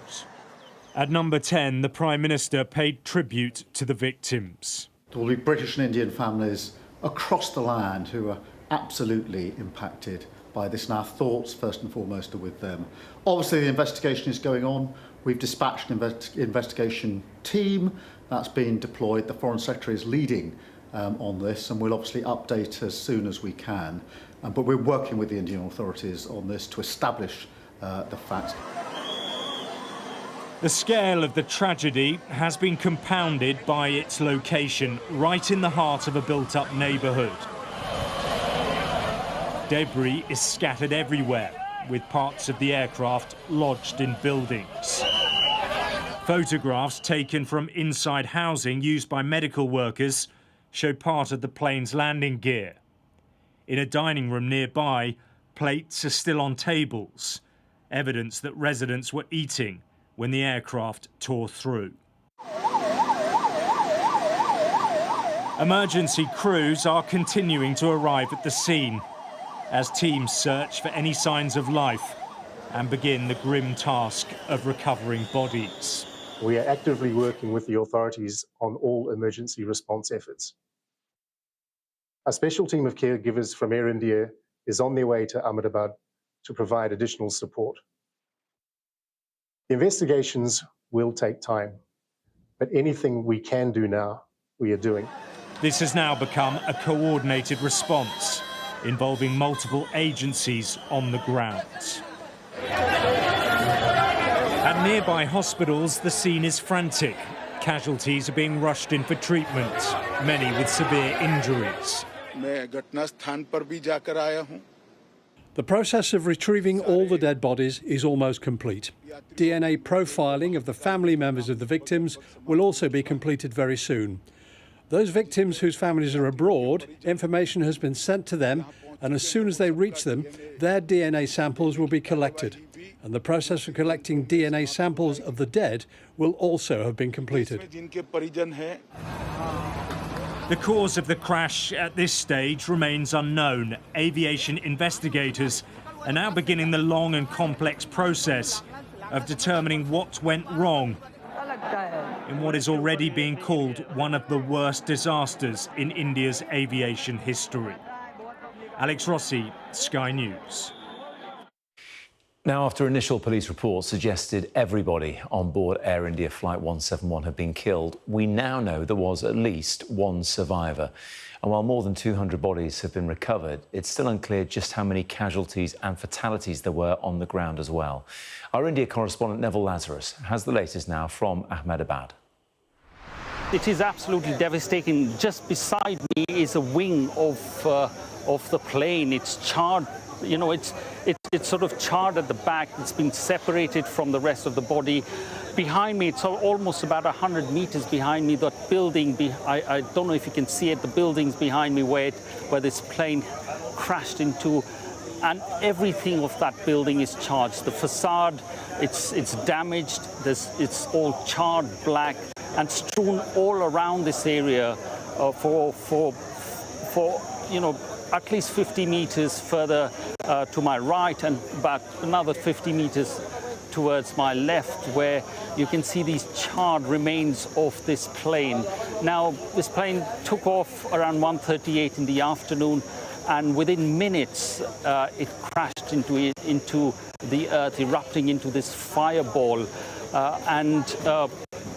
It's just evident out here to kind of see the devastation that has taken place. It is shocking in sort of terms of, though it is nightfall, we can still feel, and some parts of the plane is still smouldering further down the road onto my right. But looking at this, it is quite incredible how someone could survive this, but absolutely shocking for the rest of this country and heartbreaking, as Prime Minister Modi had mentioned earlier on, and how sad the whole country is.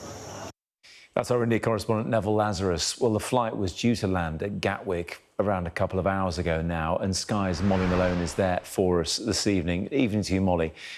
What has been the response there? Because they've set up facilities in case people had turned up expecting to be welcoming relatives off a flight, haven't they? Yeah, that's right. As you say, Matt, this should have been a flight that 2 hours ago was landing here at Gatwick Airport. People would have been perhaps greeting family and friends and making their onward journey. Instead, the situation tonight is so tragically different. We know that 242 people were on board that flight, and that includes 53 British nationals and 169 Indian nationals. I've been here at Gatwick Airport throughout the course of the day. We know that they've set up a reception centre looking to provide assistance, looking to provide support to the hundreds of family members with loved ones on board that flight. We expect that some people throughout today, into tomorrow and throughout the coming days will be coming here to the airport to speak directly to staff. Others will be continuing to use that emergency hotline that's been set up by the Foreign Office. This was supposed to be a routine flight. They run a number of them, Air India, each week between Ahmedabad and Gatwick Airport. It was around a 10-hour flight that should have landed just before 6:30 here this evening. Instead, we have a situation where the High Commissioner for the UK is heading out to India, as are 4 members of the UK's air accident investigation team. The Prime Minister, as we know, is being kept updated. He's called the situation devastating and has convened COBRA, which is fairly typical when you're coordinating agencies and authorities both here and internationally. We've also heard, as you might expect from Buckingham Palace, the King has been kept updated. He's extended his deepest sympathy to all those involved. Matt, we've had a number of people throughout the course of the day here coming up to us, the world's media gathering here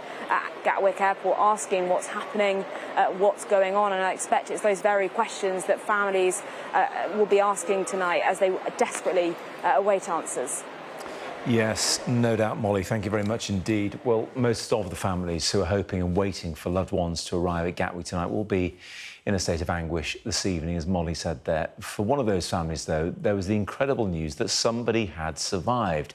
Vishwas Kumar Ramesh is, so far, the only confirmed survivor of the crash and was able to speak to his family in Leicester once he'd been taken to hospital. He doesn't know the fate, though, of his brother, who was also on the same plane.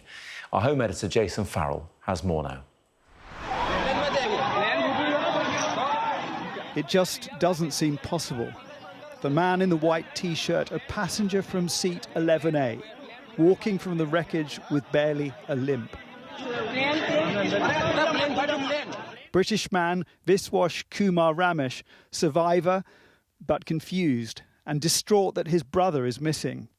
His family in Leicester spoke to him in hospital and just before takeoff. When he was on the runway, well, my dad called him and Vishwas said, "Oh, we're going to take off soon."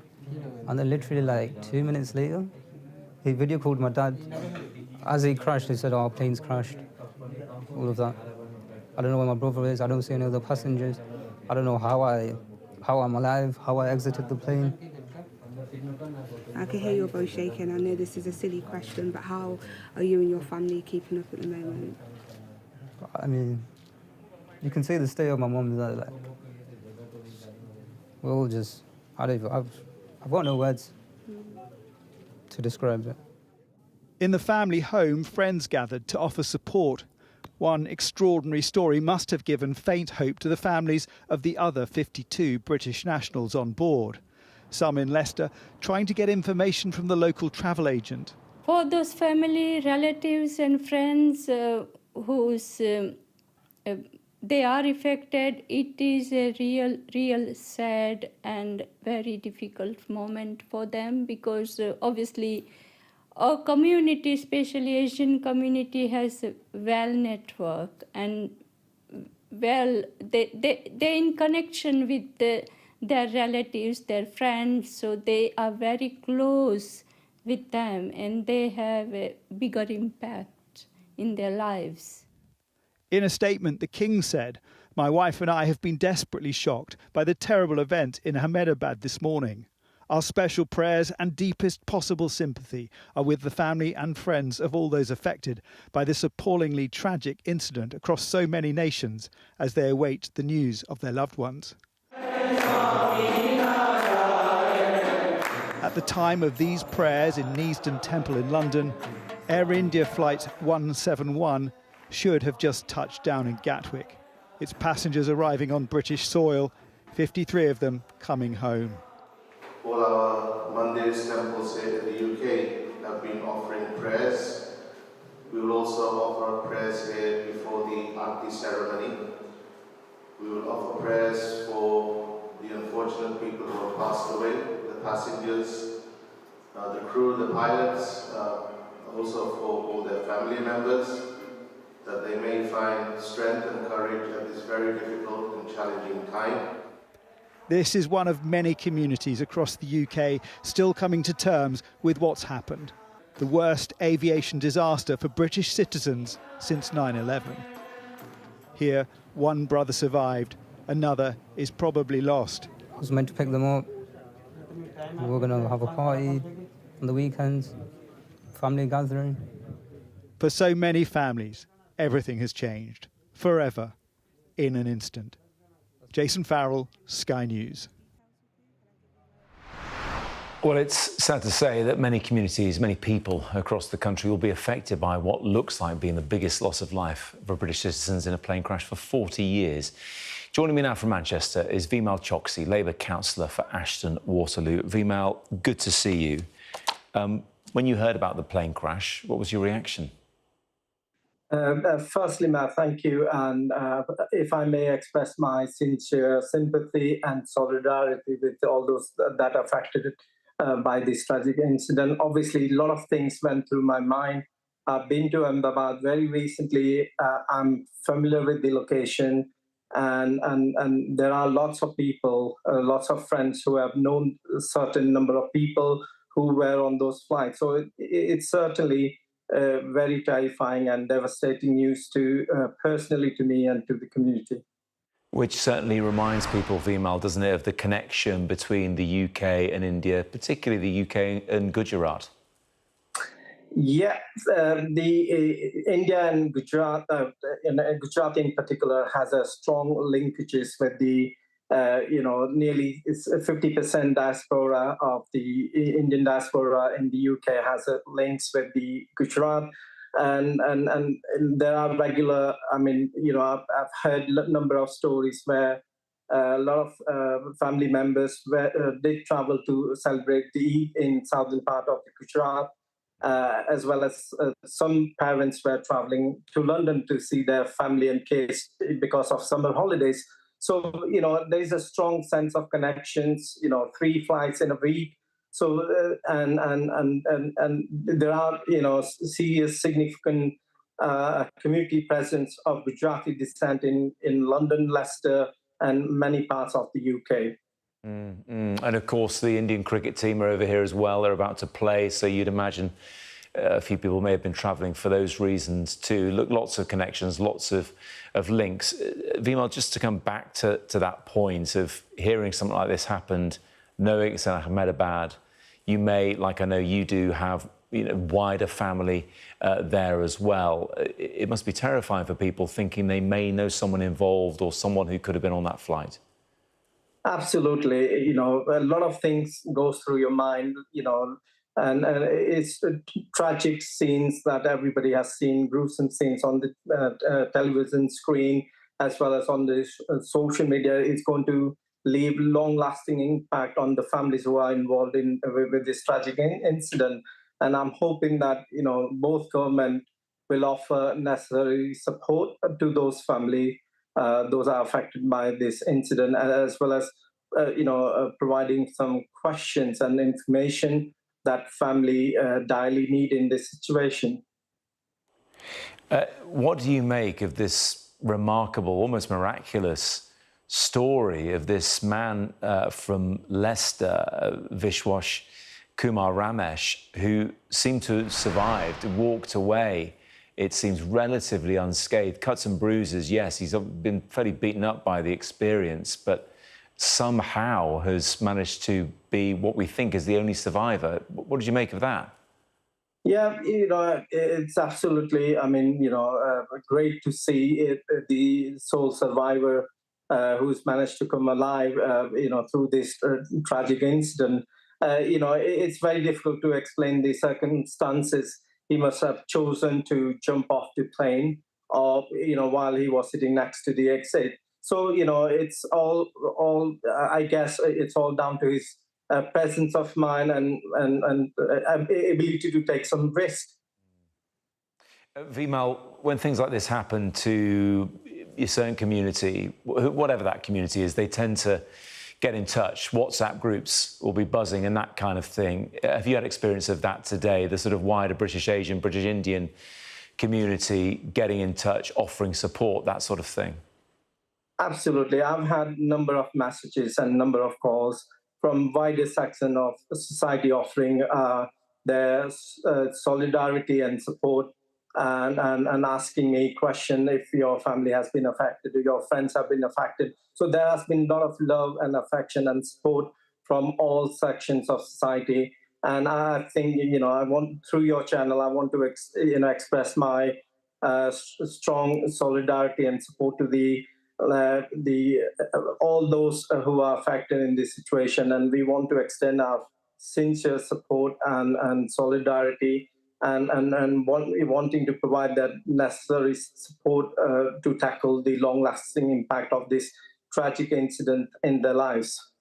Appreciated, Vimal. Thanks so much for joining us. That's Vimal Choksi, who's the Labour councillor from Ashton Waterloo in Greater Manchester. Thank you very much. Thank you. Well, just some breaking news to bring you now. And while we were talking there, it has been confirmed by Air India that 242 people were on board the plane and all but one of them died in the crash. They say the sole survivor, who we know to be Vishwas Kumar Ramesh, is being treated in hospital. So in the past few moments, Air India has confirmed that all but one of the 242 people who were on board flight AI 171 died when it came down in Ahmedabad. So look, what else do we know about that flight and what caused it to crash just moments after it took off from Ahmedabad Airport? Our correspondent Thomas Moore has been taking a closer look. Fatal plane crashes are rare, but they do happen. The Boeing 787 Dreamliner has a stellar safety record. This is the first fatal crash. So what could have gone wrong? Well, flight AI 171 departed at 13:38 local time from Ahmedabad, a city in the Indian state of Gujarat. It was heading for London Gatwick, due to land just over 9 hours later. Actual flight data shows the aircraft leaving on time, accelerating down the runway and lifting off. But it only reached an altitude of 190 metres before crashing just beyond the airport perimeter into an accommodation block for doctors. The aircraft was the original 787-8 model of the Dreamliner, which Boeing started building in 2009. Air crash investigators will examine the 2 black boxes that record the conversations in the cockpit and also the data from the aircraft. What will they look for? Well, first off, the engines. At takeoff, they would have been working at maximum thrust. Even if there's a mechanical failure in one, the aircraft should have still been able to fly. So did the aircraft collide with a flock of birds as it lifted off, causing both engines to lose power? It's caused crashes in the past. They'll also look for evidence of pilot error. The captain and co-pilot were experienced, with more than 9,000 flying hours between them. But other crashes have been caused by pilots accidentally shutting down the one remaining working engine. Video shows that the plane doesn't drop from the sky. It looks like it's coming in to land. One experienced pilot told Sky News the flaps on the wings don't seem to be extended as they should. I can't see any sign of takeoff flap being set. And with an aircraft of this type, you would have to have the correct flap setting for takeoff. So if for any reason that hadn't been selected or it had failed, that would perhaps be an explanation for why such a well-designed public transport aircraft should go down immediately after takeoff. It's too early to know exactly what went wrong. Indian air safety authorities will lead on the investigation with help from the UK's Air Accident Investigation Branch. Experts from Boeing are also on standby. They'll want to quickly establish whether this is a catastrophic one-off or if there is evidence of a technical problem that could affect the 1,100 or so other Dreamliners currently in service. Joining me now is aviation expert Anita Mendarata. Anita, good to see you. Thanks for joining us here on the UK Tonight. What's your sort of instinctive reaction to what we've seen, particularly in the video that's been released of the plane taking off? What do you think happened? I think my instinctive reaction is that today's word of devastating is absolutely to be applied. We've seen an extremely unusual situation, and I think we need to put this in context in that if we look at global aviation, every single day, almost 100,000 aircraft take to the skies. This one incident has put enormous amount of fear and concern naturally into people around the whole principle of aviation. But what we're seeing is that the uniqueness of this incident that has occurred, and we've had data media and hypothesis right through the day is not something we've ever seen. Boeing has never seen it. Air India has never seen it. Global aviation has never seen it. We know what elements we can rule out in terms of reasons for why this might have occurred, but we also know that there's a significant amount of analysis and understanding that needs to take place through the investigation. We know it wasn't an environmental issue. We know that the weather didn't have a role to play. But was it a bird strike? Was it something on the runways? Was it something with air traffic control? Was it the aircraft? Was it the pilot? It could have been a number of these elements. We as the global community need to stand back and watch and allow the investigation to identify not just information, but verified information. That is fundamentally important. Also, what's really critical, as we're focusing on what happened, we need to also focus on to whom it happened. There are a number of lives that have been lost on the aircraft. If you think of one survivor making it off the aircraft, that is miraculous. And as much as people say he walked off the aircraft and he was unhurt, he is psychologically traumatized for the rest of his life. That is incredibly important to recognize, as is all the people within Air India, any family and friends related to all the passengers and the crew on board, and the community in Ahmedabad itself. That was a high-density residential community that was struck by this tragedy. They are going to lose people. They are losing their people. And all of this needs to be taken into account. So the investigation and what happened is one thing. The humanitarian response, the compassion and the support that's required is another. And we must not lose sight of that. Yeah, appreciate it. Anita, in terms of setting the context on this, I mean, what's your understanding of when a plane crash happens, the proportion of the reason being human error or technical faults? We've seen, for example, with Boeing planes, not the same kind of plane, others, technical reasons, software glitches being responsible for plane crashes in recent years. Does that tend to be the case, or is it more likely to be human error? It can be a combination. The possibility of it being a cocktail is very important, because when you look at aviation engineering, to me, it's very much engineering and art combined. It is remarkable, the ability that we have to be able to fly. But equally, it's about the capability of the pilots to be able to manage that engineering. It's a partnership between man and aircraft, ultimately, or woman and aircraft, whatever the case may be. But it's very important to recognize that whatever happened, there were so many things happening at once and so quickly. This was magnified by the fact that there was no additional runway. So once the aircraft had reached that, as they call, point of no return, where they have to depart, they needed to go for the air. Whatever was happening with the actual hardware on the aircraft, whether it was a breach of operating protocols, something technical, something with the pilot, they didn't have the space to be able to find the height that they needed, nor a safe space to land.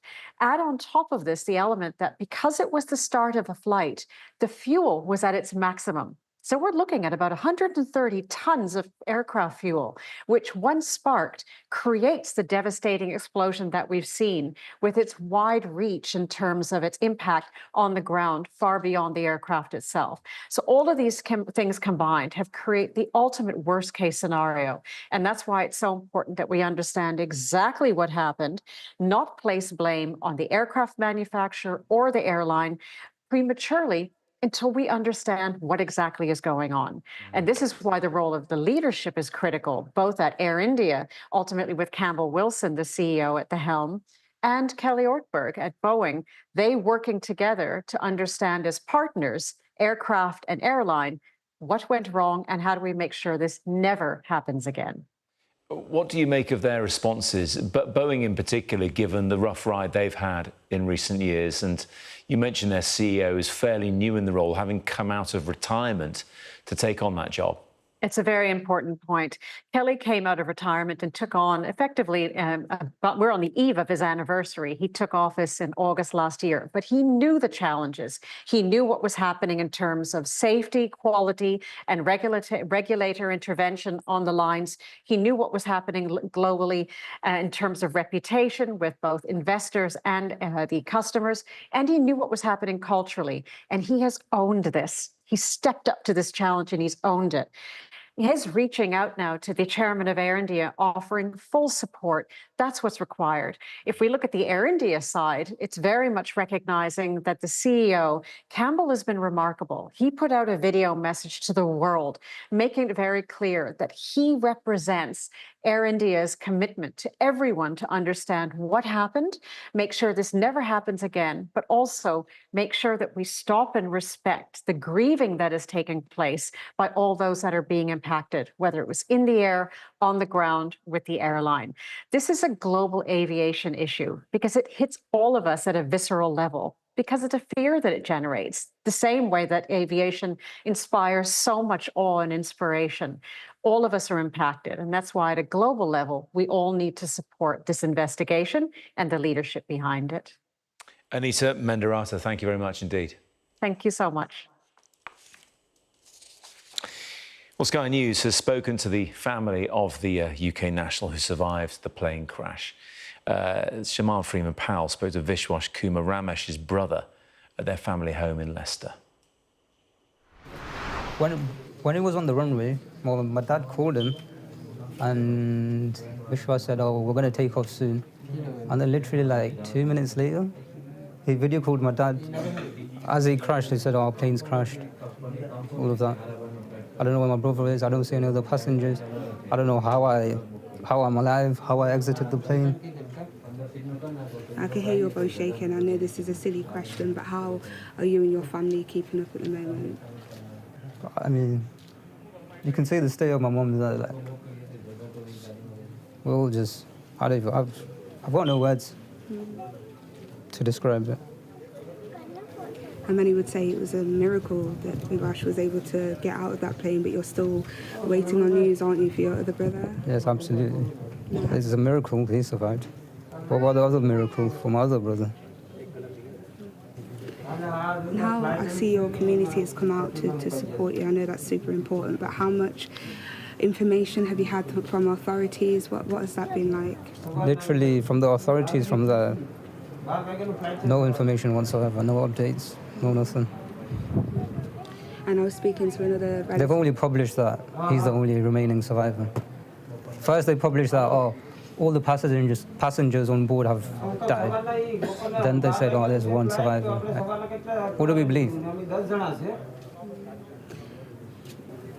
And that's why we came, because we heard those reports and we wanted to confirm it. But I imagine it must have been scary listening and hearing that. What was going through your mind? Yeah, like you said, scary and everything. Like, just hearing about this crash. Like, I'm scared to fly now, just to even stay on a plane now. And what were your plans meant to be for today? I know that you were speaking about meant to be going to the airport, is that right? Tell me. Yeah, that's right. Like, I was meant to pick them up. We were going to have a party on the weekends, family gathering.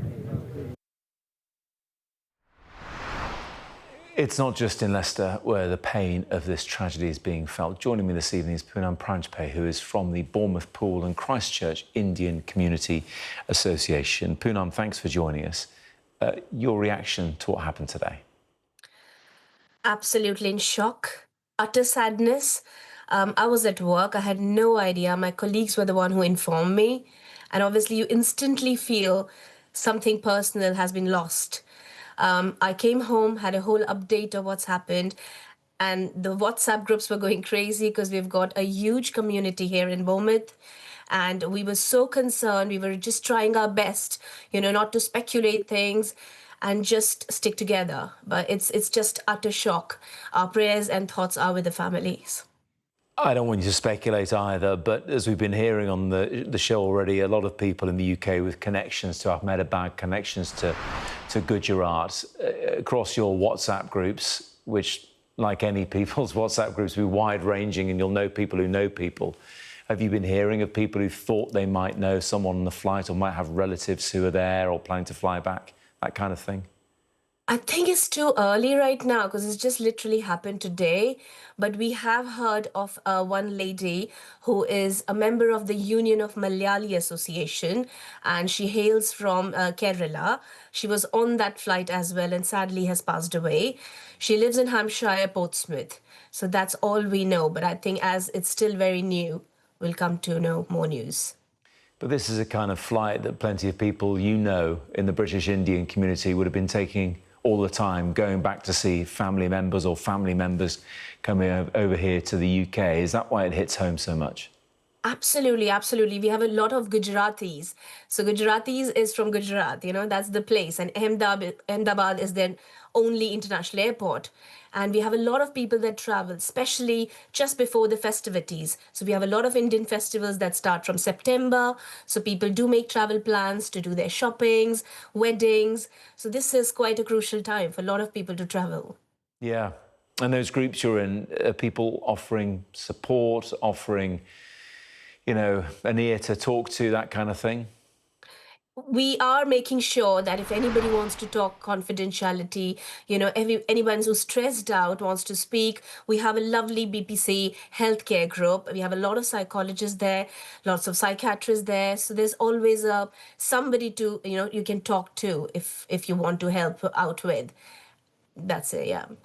I need to ask you a similar question to what I've asked our other guests this evening, your reaction to the fact, and I'm afraid it's been confirmed that out of the 242 people on board the flight, all but one of them died. But remarkable, miraculous even, that that man from Leicester, Vishwas Kumar Ramesh, managed to survive. What do you think about that? I think he's absolutely blessed. It's just a miracle, to survive out of that. He literally jumped just before the crash, I've heard. Again, it's a story. I don't know what the reality is, but it is surely a miracle. It is surely a miracle. And I can just imagine how the family must be feeling, knowing that he's there, he's alive, but obviously he'll be traumatized for the rest of his life. Yeah, I mean, Poonam, I'm not sure we know the exact details of how he managed to get out of that plane, but it seems that he was sat in seat 11A, had his boarding pass with him, and is now in hospital in Ahmedabad being looked after. But yeah, remarkable survival. People will still want to make those flights, won't they? They'll still want to go back to see relatives, maybe go back home, come the other way as well, of course. Do you think people are going to feel a bit more nervous about that now? They're going to be a bit uneasy about that? Definitely. We're going to be super, super anxious now when we are flying. It's going to be really a tough journey. It used to be a tough journey before, knowing that we are leaving our parents, either that's from India or for going from London. But now it's going to have a lot of fear, a lot of anxiety, and it's just going to be stressful. Poonam, appreciate you joining us this evening. From Bournemouth, Poole and Christchurch Indian Community Association. Thank you very much indeed. Thank you. Thank you. Well, earlier this evening, the Prime Minister, Keir Starmer, gave his reaction to the crash. Well, the images and news from India is absolutely devastating, and I speak for the entire country in saying our thoughts are with each and every one of those involved. There will be British and Indian families across the land who are absolutely impacted by this, and our thoughts, first and foremost, are with them. Obviously, the investigation is going on. We've dispatched an investigation team that's been deployed. The Foreign Secretary is leading on this, and we'll obviously update as soon as we can. But we're working with the Indian authorities on this to establish the facts. I would say to all families, friends of anybody affected to please contact the Foreign Office for further information. Are you in contact at all with any affected families, and do you know anything more about this possible British survivor? And if I may, is there going to any plans for a Cobra?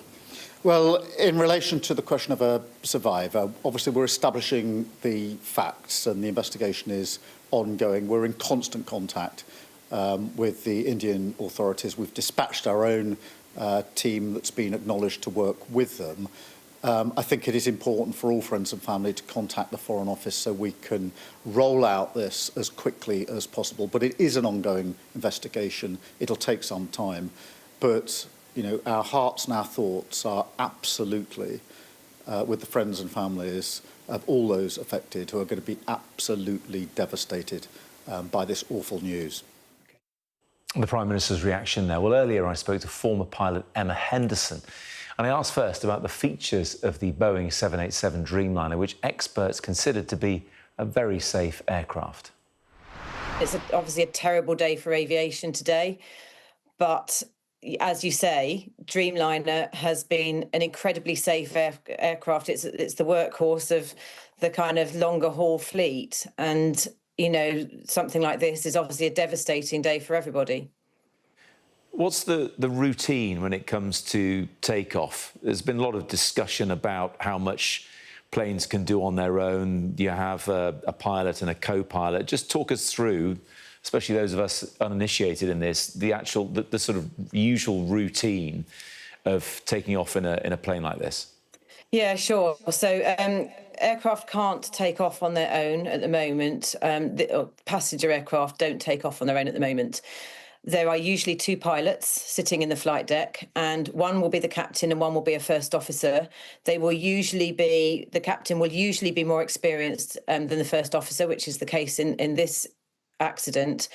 And one of the pilots will be flying the aircraft and the other will be monitoring the takeoff and making calls and carrying out actions. So on the takeoff roll, once you reach the speed at which you rotate, which is the bit where you raise the nose and get the front wheel, the nose wheel off the runway, that's the rotate speed. Once the aircraft moves from being on the ground to in the air, you're looking for what's called positive climb. So you are positively climbing away from the ground. And that's where the monitoring pilot would make the call, positive climb.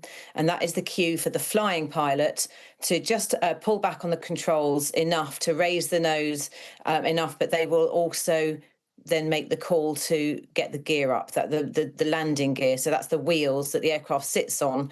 They're called the landing gear. So you want to get those up into the undercarriage of the aircraft and clean up the aircraft to make sure there's as little drag as possible. So that would be the normal thing you would expect when you're flying, when anybody's flying anywhere. The first thing you will hear on takeoff is a noise, and that noise is the landing gear going up into the undercarriage.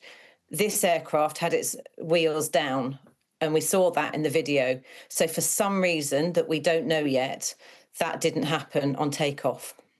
Let me just scrutinise a little bit more about that routine.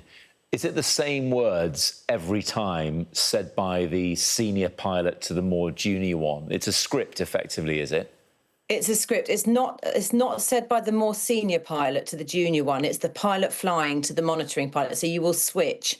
So one pilot will fly one leg of a flight, the other pilot will fly the other leg of the flight, and whoever's not doing the flying, and that can be the captain or the first officer, but both pilots are equally qualified on the aircraft type.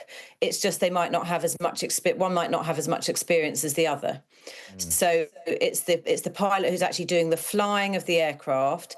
The other pilot is monitoring the radio, doing the radio calls, monitoring speeds, monitoring systems, and making calls like rotate, which is the call that gets you to pull back on the controls to raise the nose of the aircraft in the first place, get the takeoff going, and the next call you would expect to hear is the positive climb call. And you can see in the footage there that it climbs, the gear doesn't go up, and it immediately starts to sink. Is there anything else, Emma, that strikes you from the footage? The only other thing that I can see from the footage is that in every other way, the aircraft, from what we can see, looks normal. It doesn't look like it's on fire. It doesn't look like there's any kind of what we call yaw, which is the twisting motion that might indicate an engine problem. Whether or not that's angles, I don't know, but that will be the sorts of things that the investigators will be looking at. You know, what was the flap position on the wings? Why was the gear down? What was happening to the end? You know, was there a problem with the engines that we don't know about? Yes. That's the sorts of things they'll be looking at. Well, Tata Sons is the owner of Air India and says it will offer around £86,000 to the families of each person who died in the plane crash. This afternoon, the chief executive of Air India gave this statement. I want to brief you on a serious incident that involved an Air India aircraft a short while ago. But first, and most importantly, I would like to express our deep sorrow about this event. This is a difficult day for all of us at Air India. and our efforts now are focused entirely on the needs of our passengers, crew members, their families, and loved ones. I know that there are many questions, and at this stage, I will not be able to answer all of them, but I do want to share the information we have at this time. Air India flight AI 171 operated with a Boeing 787-8 aircraft traveling from Ahmedabad to London Gatwick has been involved in an accident after takeoff. Flight AI 171 was carrying 230 passengers and 12 crew members on board. Of the passengers, 169 are Indian nationals, 53 are British nationals, there are 7 Portuguese nationals, and 1 Canadian national. The injured passengers have been taken by local authorities to the nearest hospitals. We are actively working with the authorities on all emergency response efforts. A special team of caregivers from Air India is on their way to Ahmedabad to provide additional support. The investigations will take time, but anything we can do now, we are doing. We know that many people are concerned for the welfare of their loved ones. We have set up a special helpline that friends and family can reach us at. The number is 1-800-5691-444. That is 1-800-5691-444. We understand that people are eager for information. Please know that we will continue to share accurate and timely information as soon as we can. But anything we report must be accurate and not speculative. We owe that to everyone involved.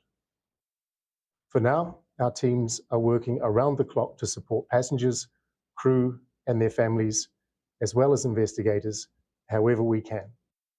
That is the CEO of Air India. Now, the type of plane involved in the disaster, a Boeing 787 Dreamliner, previously had a stellar safety record. In fact, this was its first fatal crash. But for Boeing as a company, it's a different story. The beleaguered plane maker has been mired in a number of scandals in recent years. Sky's Gurpreet Narwan has the story of its troubled recent history. Door panels blowing off, missing bolts, fuselage blowouts. A spate of incidents and crashes, some of them catastrophic, that have rocked the aviation industry. And more questions for Boeing, one of the world's largest plane manufacturers and once the darling of corporate America.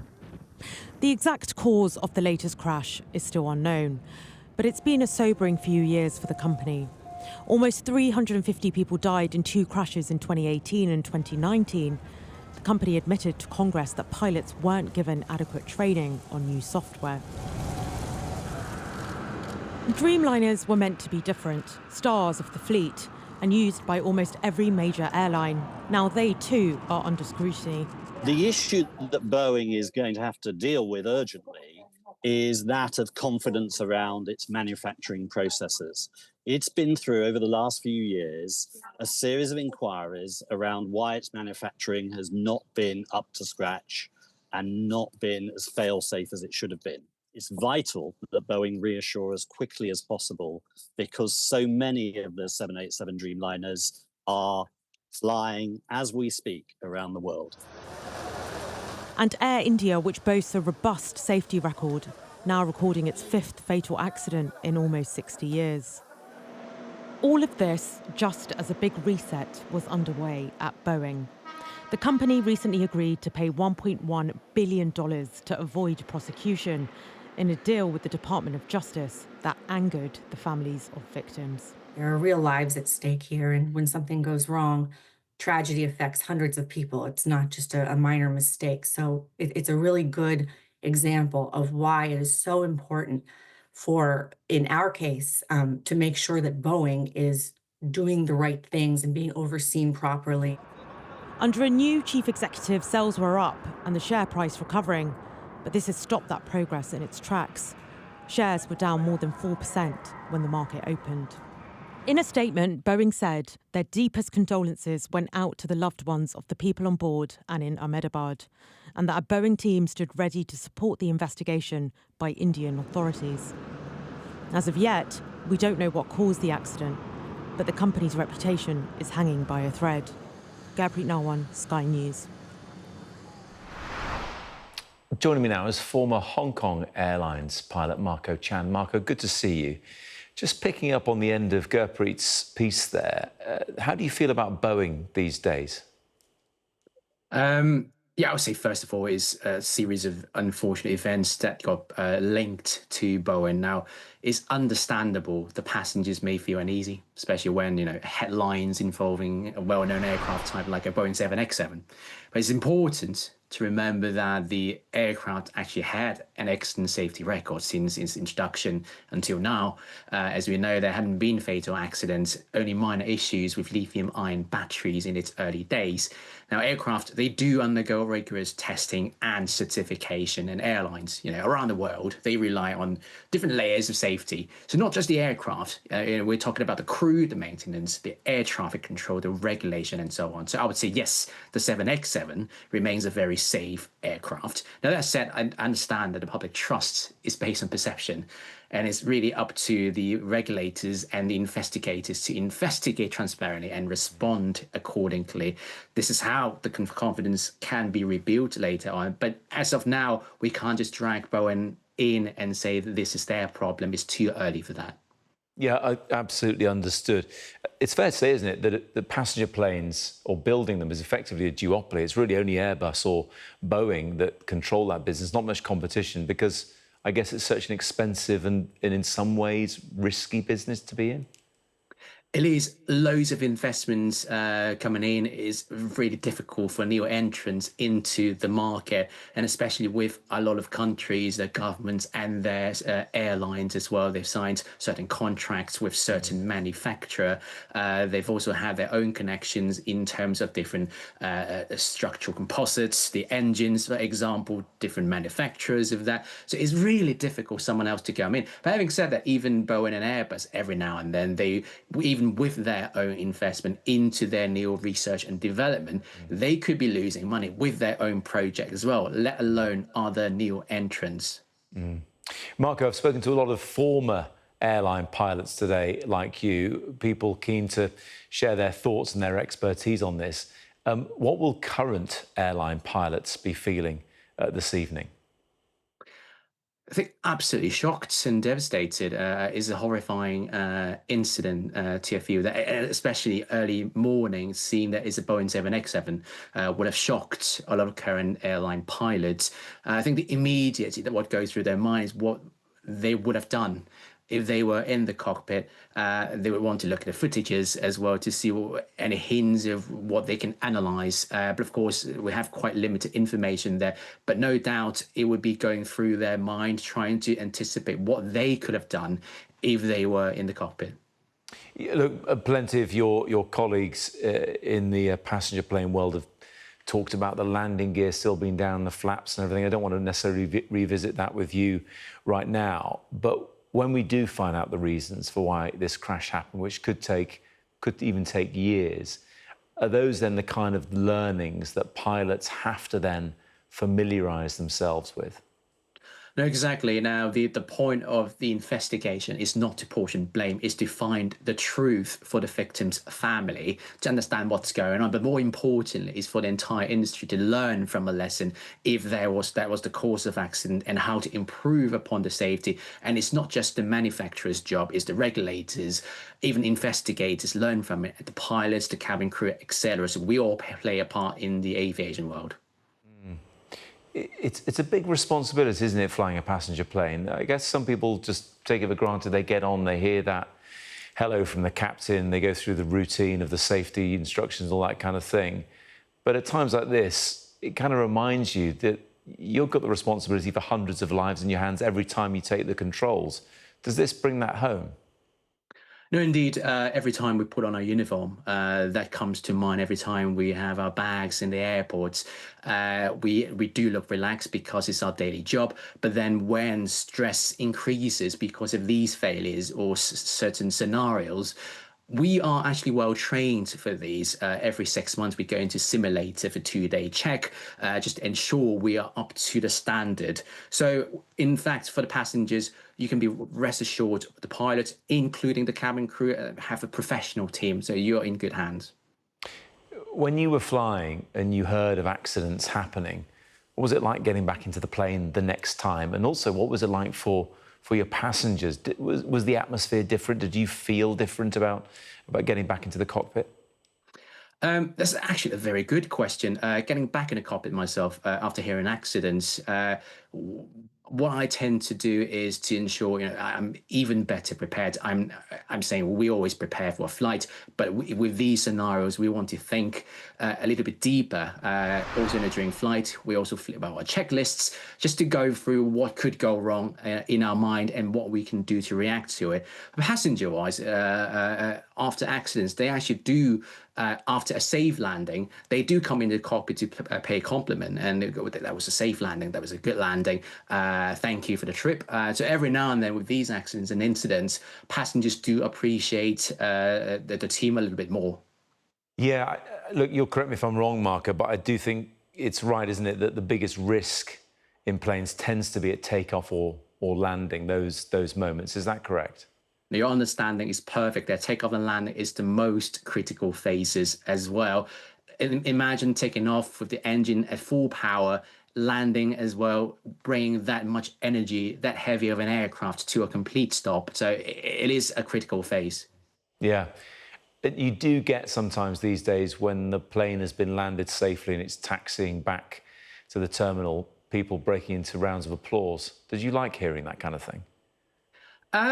Actually, a bit of mixed feeling, if you ask myself. So first of all, I always enjoy a compliment. I wouldn't mind passengers clapping for me. However, at times you would think, well, I'm just doing my job, really. So my job is to ensure passengers' safety. So yeah, really, I'm just doing my job. Although it would be nice to hear some clapping, but yeah, it is just our job to ensure passenger safety. Yeah, I appreciate that. Marco, thanks so much for joining us. That's former Hong Kong Airlines pilot Marco Chan speaking to us this evening. Thank you. Well, that's just about all from the UK tonight for the moment. Next, Yalda Hakim will host a special edition of The World with more on today's tragic events in Ahmedabad. But just to remind you of the latest, we're hearing that all but one of the 242 people on board did die in that Air India crash so soon after it took off from Ahmedabad Airport earlier on. Not yet clear on how many people on the ground may have died, but speculation is around dozens of people, perhaps as many as 60 to 65. Of course, one of the buildings hit by the aircraft was housing doctors who worked nearby. So early days, but it could be that more than 300 people have died in this. Remarkably, as we've been discussing, one man from Leicester, Vishwash Kumar Ramesh, surviving, although his own brother was on the flight and did not survive. We're assuming, given that he is said to be the only survivor.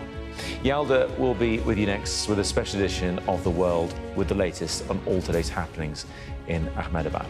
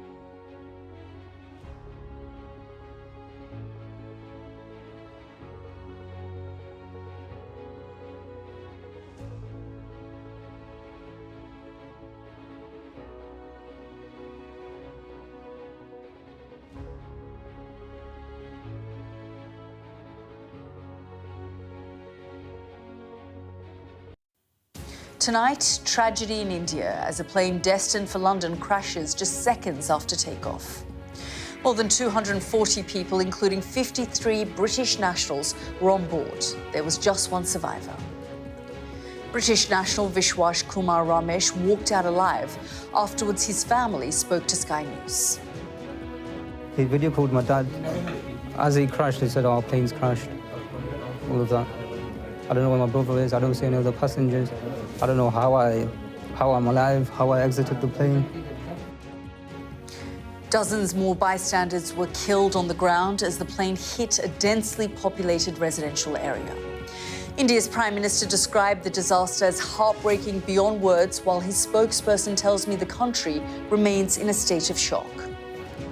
India cannot come to grip with the reality that less than under a minute, 241 lives were lost, extinguished.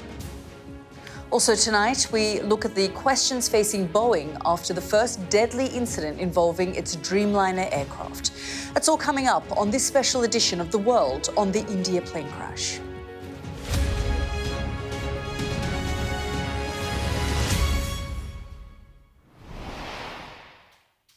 A national tragedy that took seconds to unfold. The words of the Indian government speaking to me tonight after one of the country's worst ever aviation disasters. Taking into account passengers and bystanders, 290 people have died, and the tragedy is actually multinational, with dozens of UK citizens, 7 Portuguese and a Canadian all among the dead.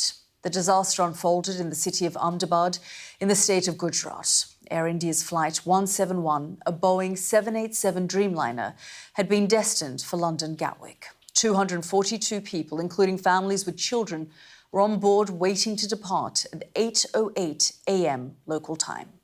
But just seconds after takeoff, a mayday signal was received by air traffic control. The plane's last recorded position showed it had an altitude of just 625 feet. The Dreamliner crashed into a residential hostel in a densely populated area, killing many bystanders.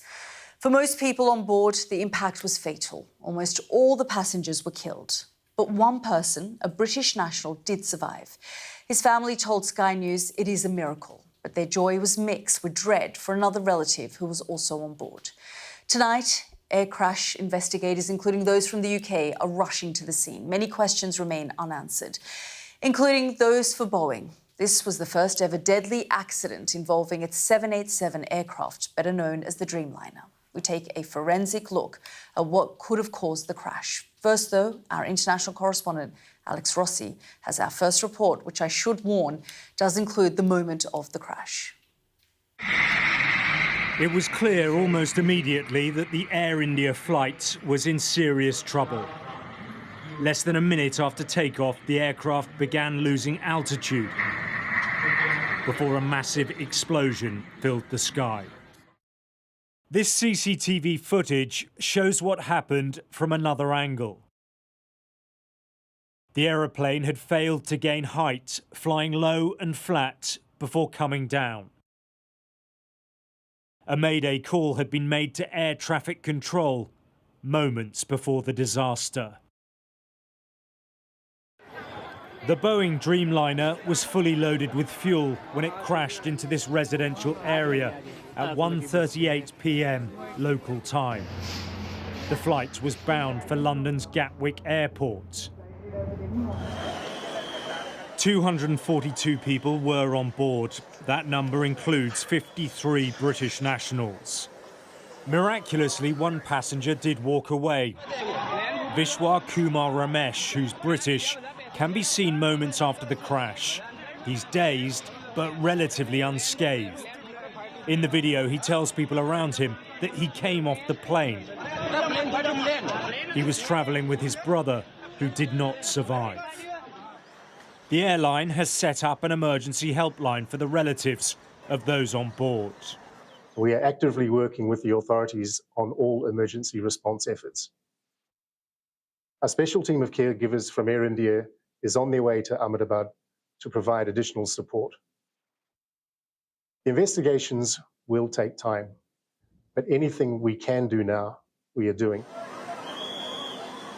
The scale of the tragedy has been compounded by its location, right in the heart of a built-up neighbourhood.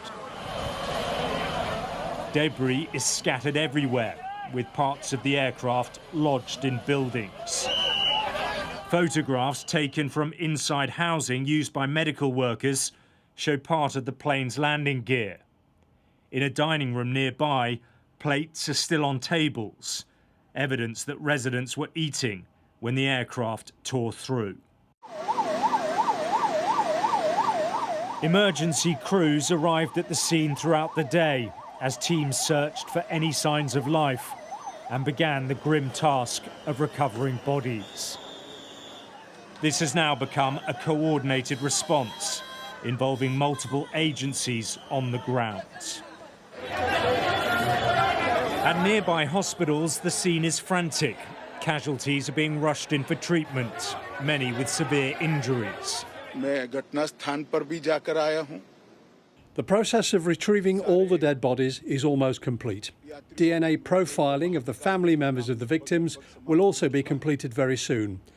Those victims whose families are abroad, information has been sent to them, and as soon as they reach them, their DNA samples will be collected.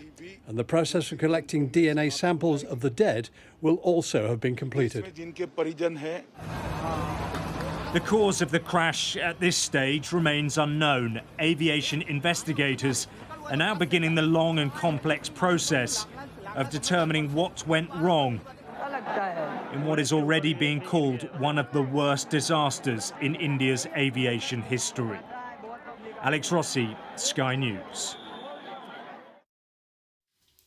Well, let's go straight to our Neville Lazarus, who's in Ahmedabad for us tonight. And Neville, I mean, what's a tragic accident, but also a miracle for the sole survivor, Vishwash Ramesh Kumar. You actually met him at the hospital and when he was brought to the hospital. Just tell us about that. That's correct. We did get to the hospital. We heard about the survivor, and it was quite unbelievable to know that someone would have survived, walked out from that unscratched instead. In fact, from that inferno of the crash where this plane plummeted into the earth, erupting into a fireball. I went into the ward. Access to that was very, very hard and difficult. I went into the ward and I did see him half sitting up on his bed. He was in his blue hospital fatigues. He had some scratches on his arms and face, and he was talking to some attendants. I approached him and I asked him his name. He confirmed and asked him how he is, and he nodded, acknowledged, and said, I'm okay. And I approached him to start talking and asking about his experience, but I was asked to leave the place immediately because of the police and hospital staff had told us to move away. Now, he's obviously one of the miraculous escapees of this inferno. Just outside his ward, there were women and family members wailing and crying. You could hear them all the time. But Ramesh looked he was conscious. I did speak to a doctor who saw him from the trauma center, which he was the first to attend to him. And he told me that Ramesh, when he came there, he was fine. He had a slight limp in his walk, but he had a few scratches on his arms and face. But he was fine. He was okay. He was conscious. Only thing he said he was mentally absolutely shaken up, and one would imagine something like that would have happened to him. But a miraculous escape for sure. Yeah, absolutely miraculous, but what a horrifying, tragic situation. And of course, India and the world is coming to terms with this tragedy now. And of course, international investigators have started to arrive at the scene. That's right. There has been. We are at the site of the crash site, but this just behind me is the buildings where some of the students who were there. This is a block of flats where they were staying. They were eating at the mess when the crash happened. We have heard reports of several students from the hospital who have lost their lives. There have been some injuries. We saw some of the injuries at the hospital. But all across this area, there is debris of the plane. Just beside me is a wing of the plane, and it's absolutely charred. All across the area, sort of 20, 30 meters down this side, 20, 30 meters down the other side, there's debris of the plane. Everything is charged. The building behind me is charged. The facade of it is broken, charred, and you could just imagine the kind of inferno that would have taken place when the plane crashed. It was carrying loads and loads of aviation fuel, and the pictures that we saw from social media when the plane plummeted into the earth, erupting into this fireball. One couldn't imagine this kind of destruction. The nation in shock. This is one of the worst tragedies that has taken place in the country in its aviation history. One was there in 1996 in Charki Dadri when 349 passengers had died when a Saudi Arabian Airlines had crashed. But this is definitely one of the worst. Yeah, absolutely. Neville, thank you so much for bringing us up to date. Well, as we've been hearing, the sole surviving passenger was a British national of Indian origin. The fact Vishwas Kumar Ramesh walked out alive was described as a miracle by his family. But speaking to Sky News before Air India confirmed the deaths of all the other passengers, they expressed concern for another family member who was unaccounted for. Our home editor Jason Farrell has this report. It just doesn't seem possible. The man in the white T-shirt, a passenger from seat 11A, walking from the wreckage with barely a limp.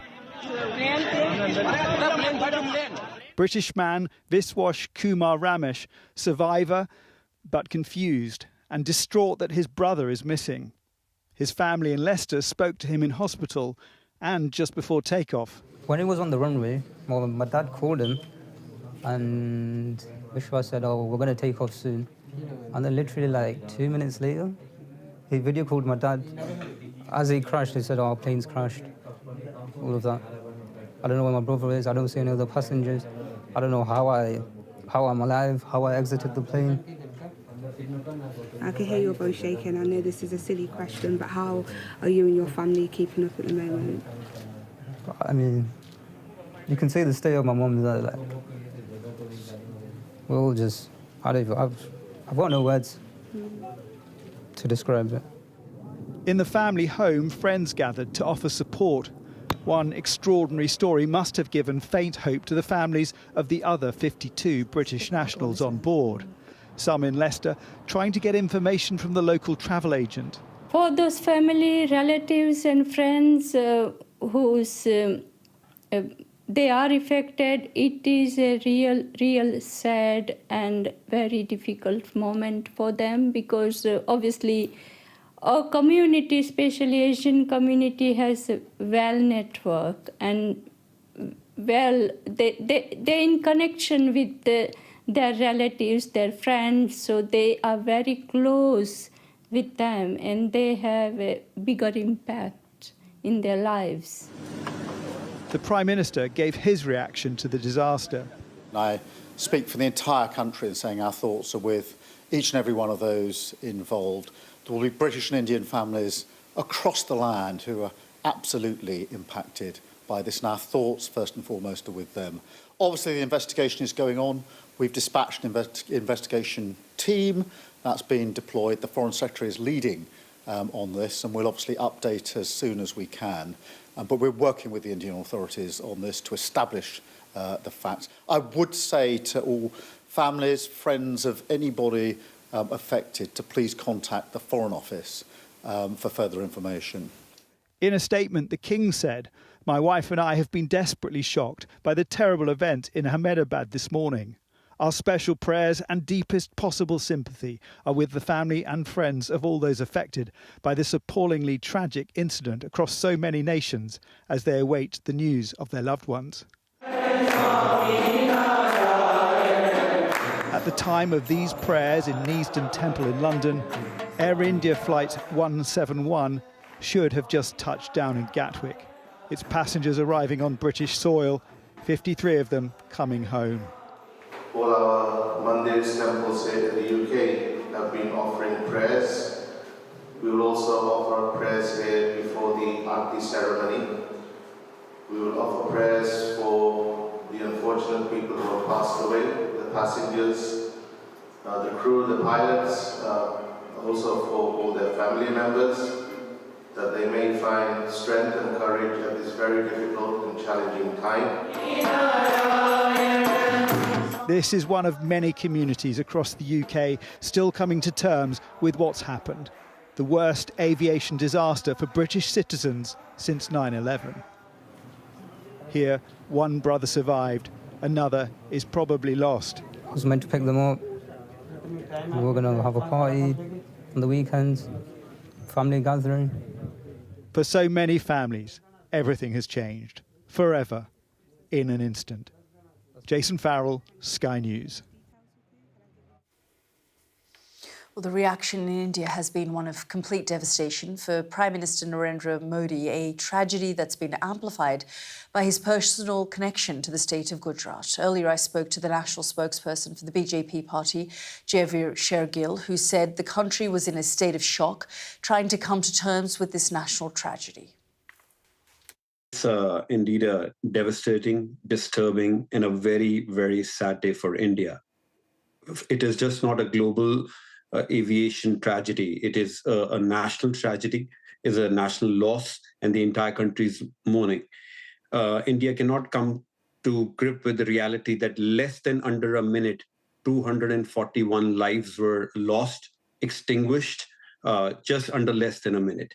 And at this hour, I'll also express our condolences to the 53 British nationals who were on board, the one Canadian national and 7 Portuguese nationals. So India, England, Portugal stand together in this hour of grief. There is one medical survivor who is a stable Indian origin British national man. And this government of India is committed to a complete, impartial, threadbare investigation.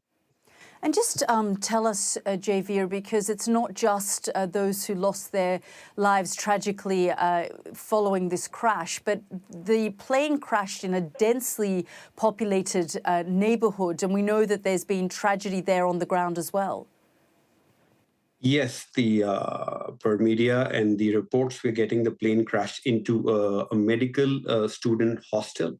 There have been many injuries reported. They are under medical supervision, undergoing recovery. So we pray for their speedy recovery. These were young medical students living in hostel and at that time of the crash having their meal. So yes, this is just not a tragedy which happened mid-air, but impacting lives on ground as well. We understand that a British national has survived, but can you confirm that at this stage it is just the one survivor? Because of the bodies are being identified, there is a procedure of DNA sampling, but with 125,000 liters of fuel on board with high temperature bursts, it is unlikely that barring the one British national, there is any other survivor, sadly. The exact number will be confirmed by the government of India, the relevant authority, after the DNA sampling and the identification of the body. The family members of the deceased, both nationally and internationally, have been informed. At this hour, the focus of the nation and the government is to provide swift, compassionate relief to the families of the deceased. And I also wonder, I mean, for the Prime Minister Modi, this would be quite personal. I mean, he, views Gujarat as his state. He was the chief minister there for a very long time. How is he responding and reacting to this tragedy? Prime Minister, indeed, this is a personal loss for the Prime Minister. And the entire government functionary, including the Home Minister of India, Mr. Amit Shah himself, is on ground at this juncture to supervise the entire incident site and to ensure that there is the administration provides a quick, swift relief to the families of the deceased. For Prime Minister, for entire nation, in fact, it is a sad, sad day, as I said at the beginning of the show. Having said that, of course, there are worries, there are questions regarding aviation safety, but the government of India, Prime Minister Narendra Modi, is committed to an impartial and a deep, detailed investigation. What led to this tragic loss of life under less than a minute? Yeah, absolutely. And we understand that Tata & Sons, the company that owns Air India, has already offered compensation to families of those who have lost their lives in this tragedy. Is that not premature at this stage? Mr. Kim, I being the national spokesperson of a political party in India, it is not apt for me to comment on any corporate decision at this juncture. But I hope that every stakeholder, whether it is government, whether it's a company owning the airline, will work together, and it is a surety work together to get into deep and detail and to the bottom of this incident. That was Javeer Shergill, BJP spokesperson, speaking to me a little earlier. Well, you're watching The World with me, Yalda Hakim, and continuing coverage of the air disaster in India. Next, a forensic analysis of what we know so far as air crash investigators head to the scene.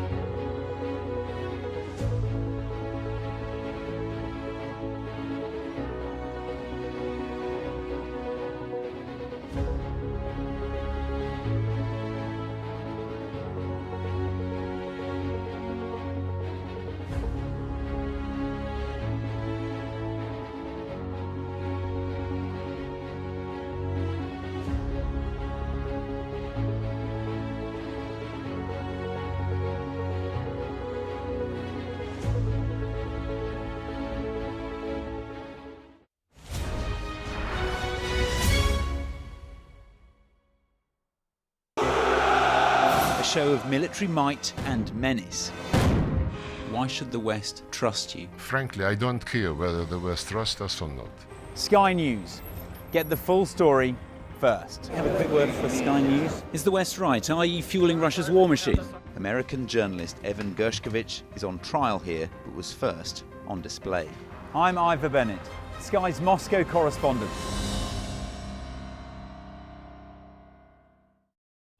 We arrive. A secret hospital hidden in the Myanmar jungle, treating the victims of this bloody war. This is Myanmar today. Its military rulers don't want the world to see, but we have. I fight for my own future. I fight for my generation's future. This is an actual crime. They don't care for that. Myanmar army is only a couple of kilometers away. So this is a major humanitarian disaster.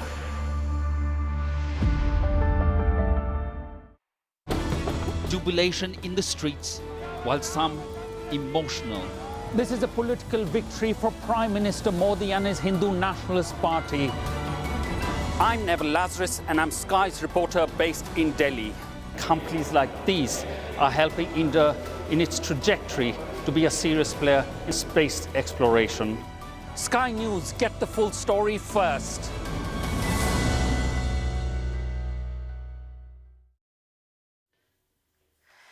Welcome back. Well, what caused the air disaster in India remains unknown. Tonight, UK air accident investigators are heading to the country to try to help those already working in Ahmedabad. Sky's science correspondent Thomas Moore has been looking at the possible issues they'll consider. Fatal plane crashes are rare, but they do happen. The Boeing 787 Dreamliner has a stellar safety record. This is the first fatal crash. So what could have gone wrong? Well, flight AI-171 departed at 13:38 local time from Ahmedabad, a city in the Indian state of Gujarat. It was heading for London Gatwick, due to land just over 9 hours later. Actual flight data shows the aircraft leaving on time, accelerating down the runway and lifting off. But it only reached an altitude of 190 metres before crashing just beyond the airport perimeter into an accommodation block for doctors. The aircraft was the original 787-8 model of the Dreamliner, which Boeing started building in 2009. Air crash investigators will examine the 2 black boxes that record the conversations in the cockpit and also the data from the aircraft. What will they look for? Well, first off, the engines. At takeoff, they would have been working at maximum thrust. Even if there's a mechanical failure in one, the aircraft should have still been able to fly. So did the aircraft collide with a flock of birds as it lifted off, causing both engines to lose power? It's caused crashes in the past.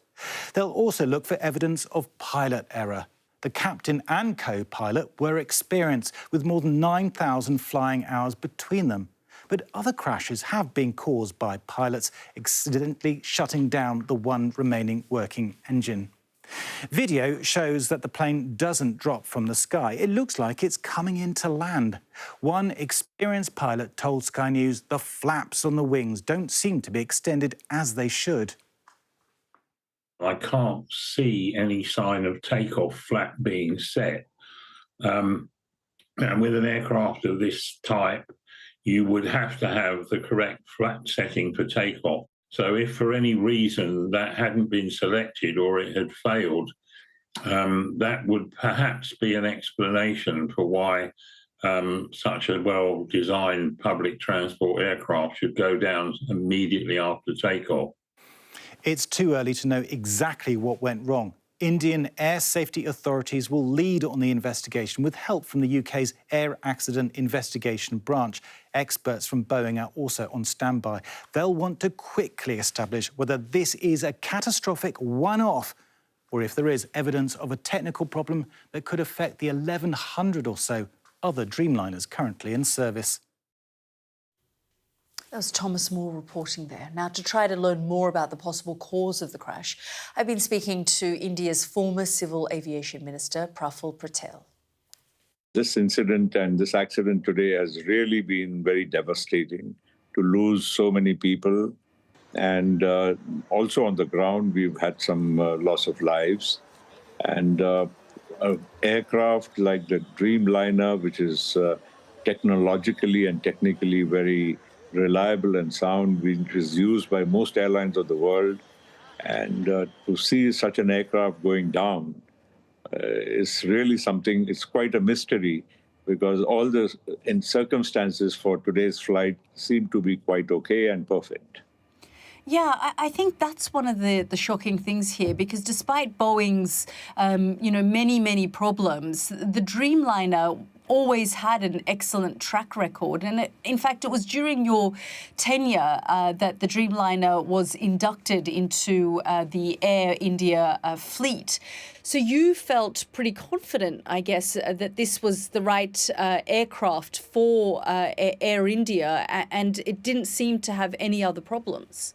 I spoke to a captain who had flown this very same aircraft 3 days ago on a flight to Tokyo, and I asked him, did you feel that there were any problems with the aircraft, or did you have anything which you could notice which was not in line? And they were saying that no, it was absolutely fine, as good as it can be. And remember, see, one thing, any aircraft is as good as it is maintained. So the age of an aircraft is not dependent on how old it is, but it is dependent on how well it is maintained. And that's the question I want to ask you about the maintenance of this particular airline, because we have seen over the course of the years, not many, but previous Air India flights that have crashed, or airlines that have been affiliated to Air India. Do you think that there should be any questions being asked right now about the maintenance, especially around the Directorate General of Civil Aviation? I have been in this ministry for many years, and I know what the protocols they follow. In fact, at times, even our airlines and pilots complain that our DGCA is extremely strict compared to other countries. In terms of maintenance, this aircraft is been, maintained by Air India Engineering Services for many, many years. And as I said, an aircraft is as good as it's maintained. And this has flown this very morning from New Delhi to Ahmedabad. And from Ahmedabad, it had already decided, was cleared rather, to fly to London's Gatwick. The pilot in command was a very experienced pilot of 8,500 hours of flying. And obviously, as all of us know, when we fly, the pilots do pre-flight checks. And even if on takeoff, there is any midway, if they find that they're not gaining enough power or there's some other problem, they can abort takeoff. And I'm sure there's enough runway length available to abort and safely stop the aircraft. So in this case, as soon as it lifted, probably something went wrong, and the pilot gave a mayday call. And in 30 or 40 seconds of that, the aircraft crashed into the nearby buildings. So obviously, the pilot would have known if there's a problem. And the previous sector, which was from New Delhi to Ahmedabad, would have definitely also given some findings if the pilot would have noticed some deficiency. That was Praful Patel speaking to me earlier. This is The World with me, Yalda Hakim, next up on the programme. What the disaster could mean for Boeing, already in recovery mode after the crashes involving its 737 MAX aircraft.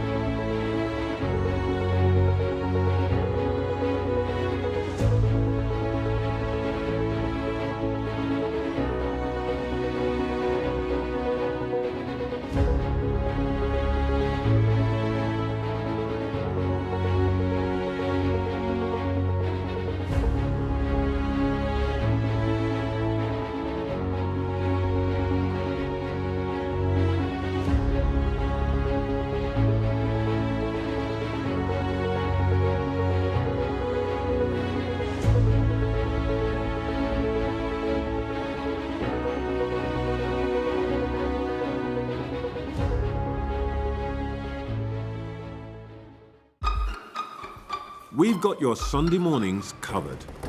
From the front page and the sounds of the streets to the voices of the people who make the major calls and big picture politics beyond Westminster.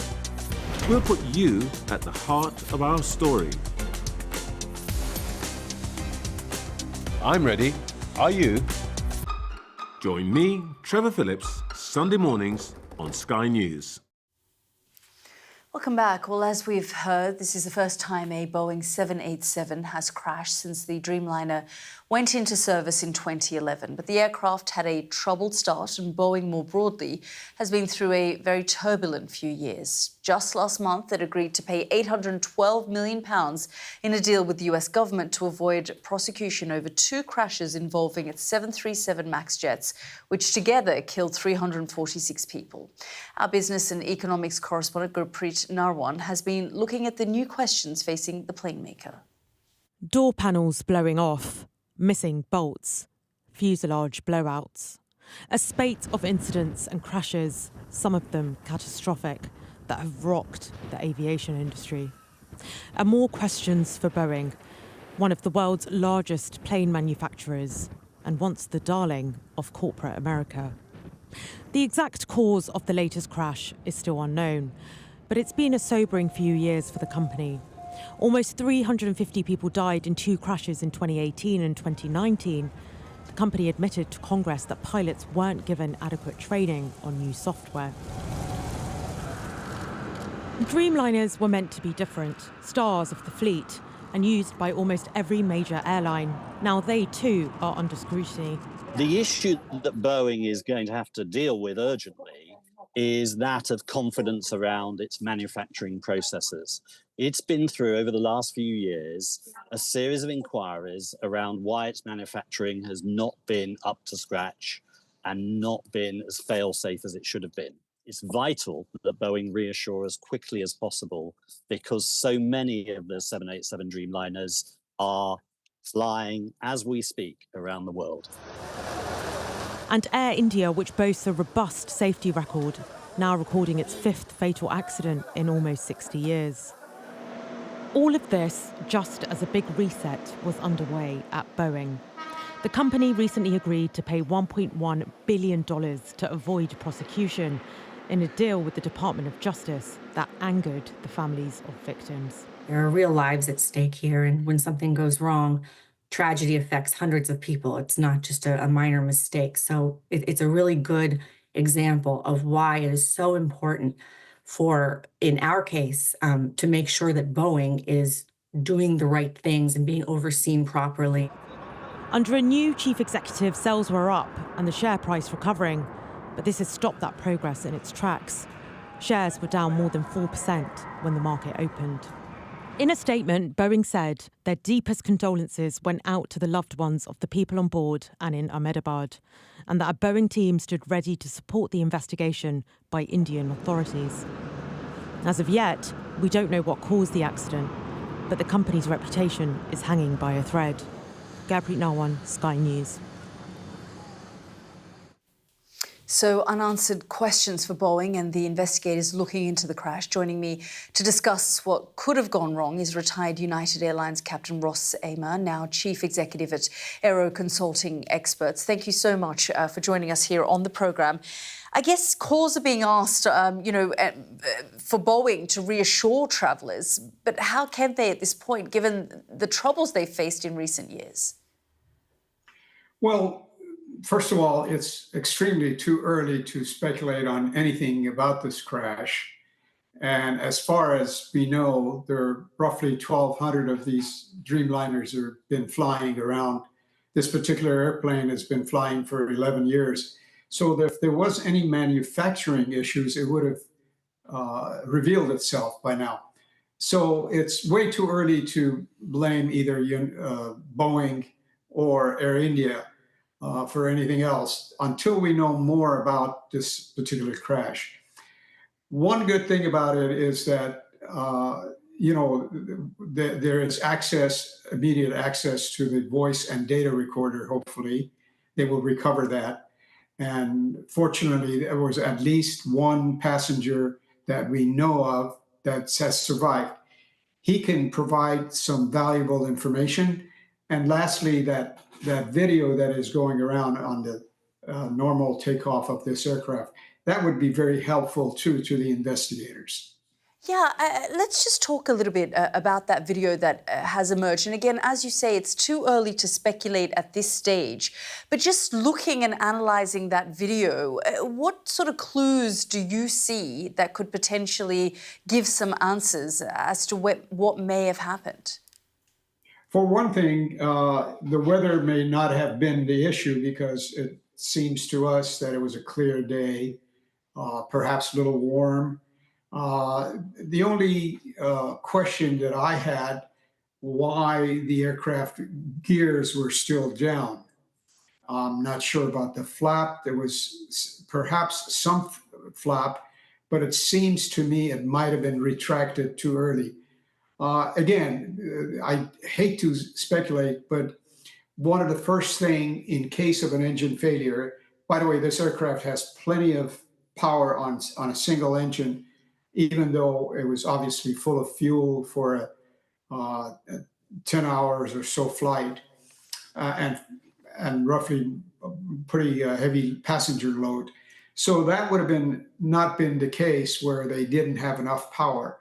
And normally we use what we call a reduced takeoff thrust in order to save the engines unless we absolutely need the maximum power, where they could have added by hitting what we call a toggle switch and get all the power out of the good engine. So, but it will, fortunately, because we have the access to most of the information, it'll be determined, hopefully soon, what caused this tragic crash. And I may remind everyone that considering all the flights that have flown daily on a 787, it's still a very safe aircraft. Yeah, and to that point, I mean, it has an excellent track record, an excellent reputation. You were an instructor at Boeing for these 787 Dreamliners. Were there any concerns about it flagged at any point, or did it sort of have a very good reputation from the get-go? Well, if you remember, that there was some teething problems which we have with any new aircraft. In case of the Dreamliner, initially because there was that battery fire, lithium-ion battery fire, which they grounded the aircraft for a while until the new design of the battery case was introduced. Then this particular engine on Air India, I believe it is a Rolls-Royce engine. There's two choices for the engines on this Dreamliner. One is the GE engine, and one is the Rolls-Royce. I believe Air India may have had a mix of the two type engines. If it was a Rolls-Royce Trent 1000 engine, they did have some issues with that engine initially. As far as I know, it was taken care of. And the aircraft also was, the ones with that type of engine were grounded for a while before they fixed those engine issues. So it's been mostly trouble-free aircraft for a long, long time. Ross, I'm going to just keep you there because a few moments ago, in the United States, Transportation Secretary Sean Duffy made some remarks to try and allay the fears around the aircraft. I just want to play that to our audience and then get your reaction. If there are initial factors of concern in regard to safety, as the administrator noted, we will be made aware and we will take action because for us, safety is paramount. But whenever one of these planes go down, we take it very seriously and deploy every asset and resource at our avail to assist in those investigations. I'll just note that I just want to commend the FAA. Their team is readily deployable. They are ready at a moment's notice. They have a go bag. They have vaccinations. They're remarkable in how they operate. So kudos to your team. Thank you, Acting Director. That was United States Transportation Secretary Sean Duffy. Ross, he's obviously just trying to, make it clear that they do take this sort of thing seriously, and we just have to wait for the investigation to unfold. Yes, this particular accident, unfortunate accident, because it involved a Boeing aircraft, so Boeing will be involved, Rolls-Royce or the GE, the engine manufacturer, will be involved, also the FAA and the NTSB. And I'm hoping that our Indian partners will allow the help from FAA and NTSB because they have the experience. And as far as hopefully finding those orange boxes, we used to call them black boxes, the voice and data recorder, that'll be extremely helpful in determining what went on in that cockpit that last minute. Why was the aircraft sinking while it was perfectly straight and level and climbing initially to about 600 feet? Yeah, and just in terms of the Dreamliner, I mean, would you describe it as an incredibly advanced piece of technology? It is. It's the ultimate technology that we possess, with the exception of perhaps Airbus 350 that could rival it. 787 has been an amazingly advanced aircraft in safety. The safety aspect of that cockpit is incredible. And that's why, like I said, yes, I know even one crash is too many, but when you look at the daily usage of this airplane all around the world, I think it's been an incredibly safe airplane so far. Ross Amer, we're really grateful that you've joined us here on the programme. Thank you so much. My pleasure. Now, the British Foreign Secretary David Lammy has chaired a COBRA meeting with senior ministers this evening to discuss the UK government's response to the crash of the Gatwick-bound flight. There were 53 British nationals on board, and many of the others on the plane would have had connections to the UK with friends and relatives living here. Well, let's go straight to our correspondent Molly Malone, who joins us from London's Gatwick Airport. And I mean, Molly, this is such a tragedy, and to think that just a few hours ago that plane would have landed and so many friends and family would have probably been at the airport to greet all of those passengers arriving back into the UK. Yeah, exactly that, Yalda. This is a flight that just over 3 hours ago should have been landing here at Gatwick Airport, the UK's second largest, second busiest airport. Instead tonight, the situation so tragically different. As you say, we know 242 people were aboard that flight, including 53 British nationals and 169 Indian nationals, with only one British survivor. I've been here at Gatwick Airport throughout the course of the day. We know that they set up a reception centre looking to provide support, looking to provide assistance to the hundreds of people that would have had loved ones on that flight. We expect really that some people may have come here direct to the airport, speaking to staff, trying to work out exactly what happened, trying to gain some answers. Others, of course, using that emergency hotline set up by the Foreign Office. This was supposed to be a routine flight, and Air India put on a number of them, and they have been over the course of the last couple of years, flying between direct, a 10-hour flight between Ahmedabad and here in Gatwick. Instead, this one ended so very differently. Instead, we have a situation, of course, where the High Commissioner, the UK High Commissioner, and 4 members of the UK's Aviation Safety Board are heading out to India to cooperate, to join up efforts to try and establish the facts, to try and establish exactly what happened. Yada, I've been here throughout the course of the day. The world's media have been gathered here, and as you'd expect, a busy international airport, many people coming up to us asking what's happened, what's going on. The news clearly taking some time to sink in, and really that will be the case for the many hundreds of people absolutely devastated this evening by what's unfolded. Yeah, absolutely, and over the coming days as well. Molly, thank you so much for bringing us up to date. Now, special prayers have been offered at Hindu temples here tonight as members of the Indian diaspora come to terms with this tragedy. Tripti Patel, president of the Hindu Forum on Britain, joins me now. Thank you so much, Tripti, for joining us here on the programme. Namaste. This is a tragedy that's rocked so many people here in the UK as well, because they have such close connections to India, and they were waiting for many of these passengers to arrive back in the country. Today is incomprehensible tragedy. Today's tragedy has really shaken all of us.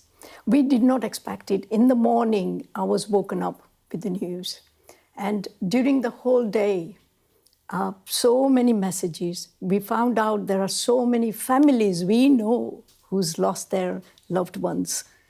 There are people here who've been living for a long time, and the family is going back and forth, back and forth. Sometimes you have young couples living here and their parents come and help. Sometimes they go back and come back on different times. It's just, nobody would have expected this, because the record, as we all know, the record is very good in terms of the flights and the plane as well. And nobody would have guessed that this would happen straight away, you know, when it was just flying off. I would like to offer, first of all, a prayer for all the departed souls.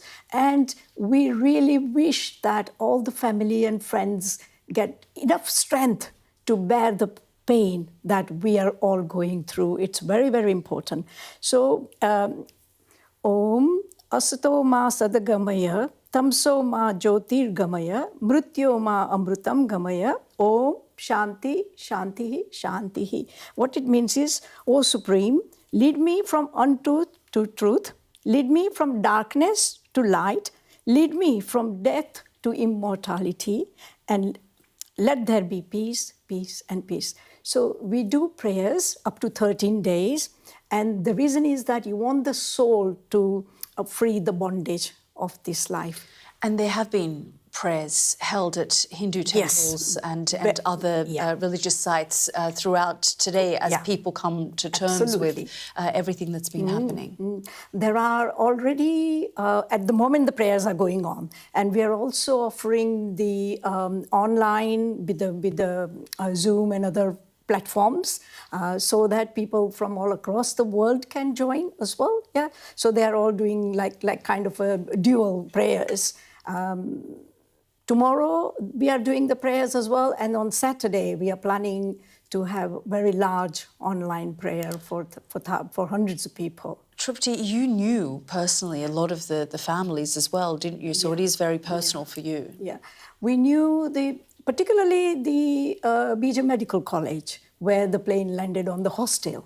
And there were 28, 30 young students taking their lunch. And they are related to various parts of Gujarat, and there are people in there who comes from our part of Gujarat, where I've been brought up at Vidyanagar at the Sardar Patel University, and we have a hospital there as well. And the nurse was coming here through there, and she's gone, and her family and everybody. You know, it's very, very, very, very disheartening when you hear. There are also doctors, the young couple, doctors, and 3 children. When looking at their pictures, it just makes you, how can you even stop crying? You know, we Indians, we Gujaratis are very with IQ, we have EQs as well quite a lot. So it's very difficult to console people all day long. Tomorrow will be same and the day after will be same. But everybody's also trying to do the meditation sessions, do the prayers. And you know, when you do prayer for the world, we have many prayers.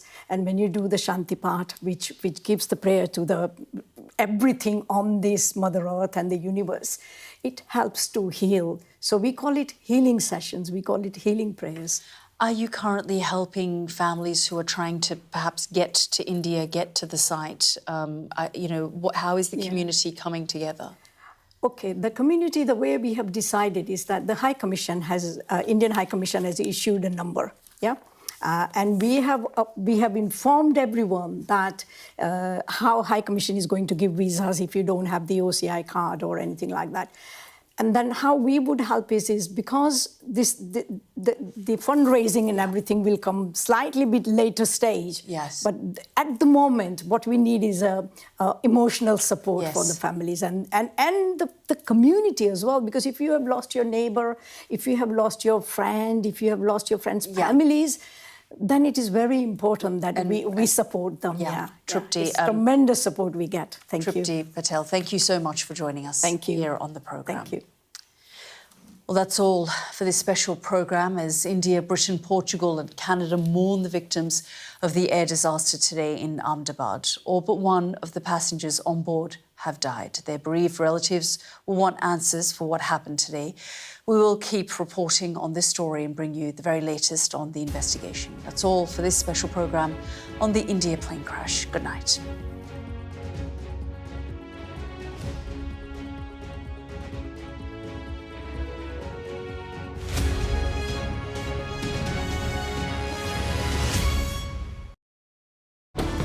Jubilation in the streets, while some emotional. This is a political victory for Prime Minister Modi and his Hindu Nationalist Party. I'm Neville Lazarus and I'm Sky's reporter based in Delhi. Companies like these are helping India in its trajectory to be a serious player in space exploration. Sky News, get the full story first.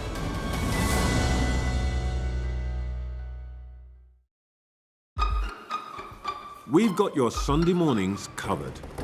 From the front page and the sounds of the streets to the voices of the people who make the major calls and big picture politics beyond Westminster. We'll put you at the heart of our story. I'm ready. Are you?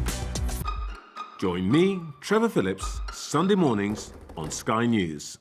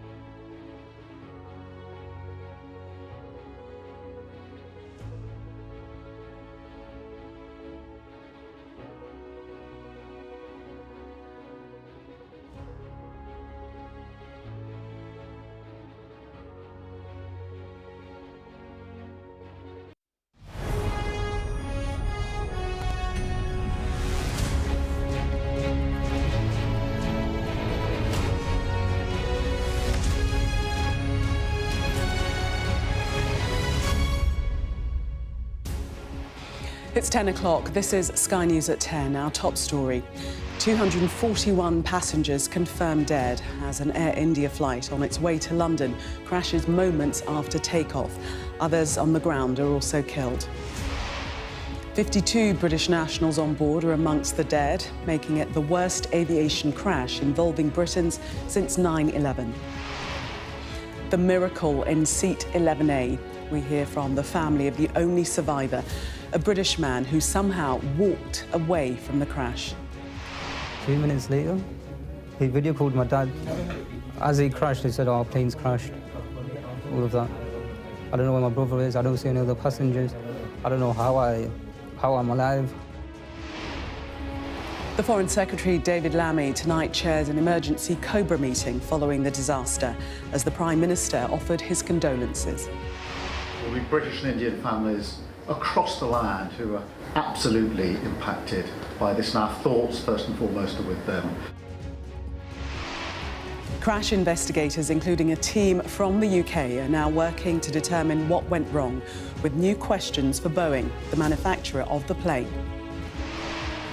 Well, that story is dominating tomorrow's front pages. We'll have more in our press preview from 10:30 right through to midnight.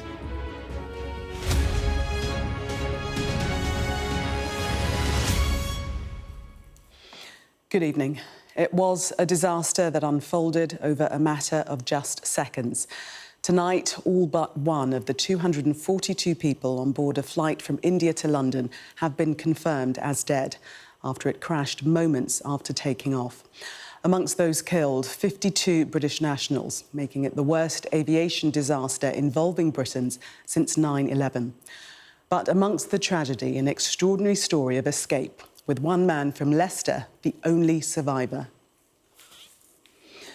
The incident occurred in the west of the country, in the bustling city of Ahmedabad. Air India's Flight 171, a Boeing 787 Dreamliner, taxied onto the runway at the city's main airport, en route to London Gatwick. The plane, carrying 242 people, departed at its scheduled time of 1:38 in the afternoon local time, 9:08 this morning UK time.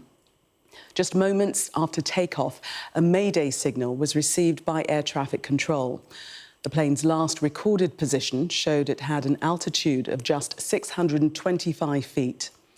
The plane then crashed into a residential hostel housing doctors, where many were said to be on their lunch break. The explosion caused fires to the surrounding areas. Well, Sky's India correspondent Neville Lazarus joins us now, live from the scene of the crash in Ahmedabad. And Neville, what is the situation at the moment? Obviously, investigations have begun. Yes, they have started. We've seen a number of officials from the Director General of Civil Aviation Authority out here. I did manage to speak to one who said they haven't yet found the black box. They are still searching for you. This was an hour ago.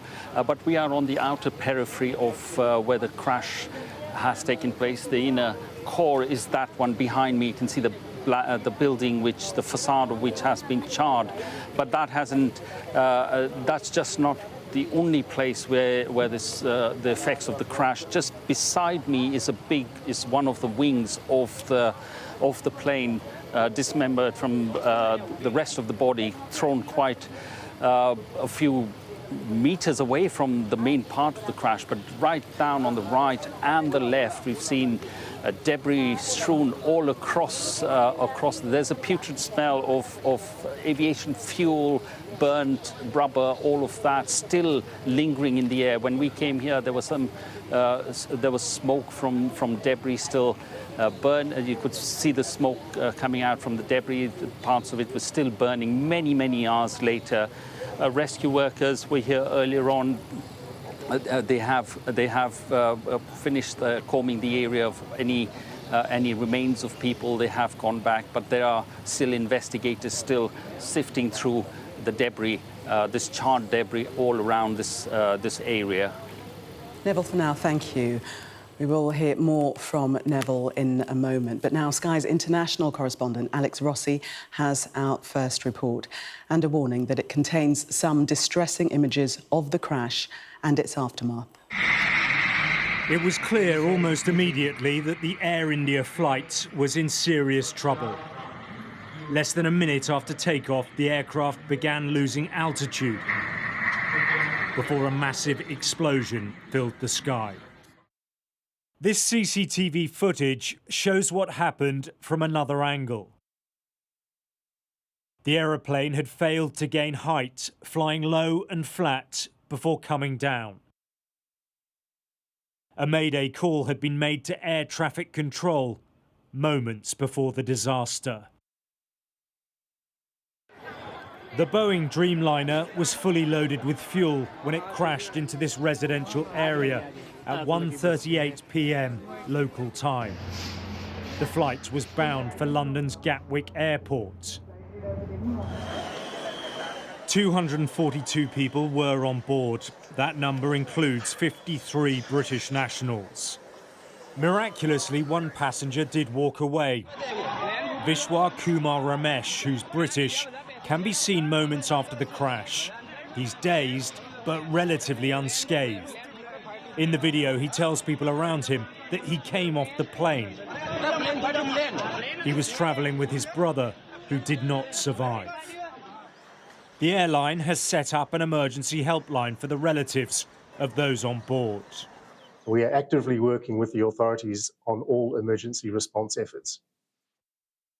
A special team of caregivers from Air India is on their way to Ahmedabad to provide additional support. Investigations will take time, but anything we can do now, we are doing.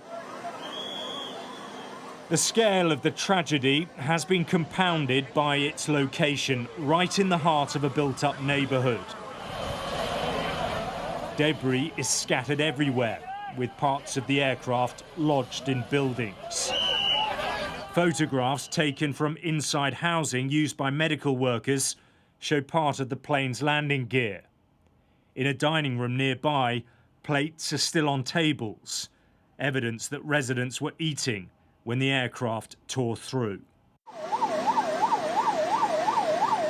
Emergency crews arrived at the scene throughout the day as teams searched for any signs of life and began the grim task of recovering bodies. This has now become a coordinated response involving multiple agencies on the ground. At nearby hospitals, the scene is frantic. Casualties are being rushed in for treatment, many with severe injuries. The process of retrieving all the dead bodies is almost complete. DNA profiling of the family members of the victims will also be completed very soon. Those victims whose families are abroad, information has been sent to them, and as soon as they reach them, their DNA samples will be collected. And the process of collecting DNA samples of the dead will also have been completed. The cause of the crash at this stage remains unknown. Aviation investigators are now beginning the long and complex process of determining what went wrong in what is already being called one of the worst disasters in India's aviation history.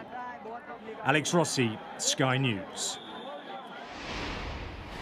Let's return now to our India correspondent Neville Lazarus, who's at the site of the crash. Neville, we saw there in Alex's report that there is just one survivor, and you managed to speak to him earlier.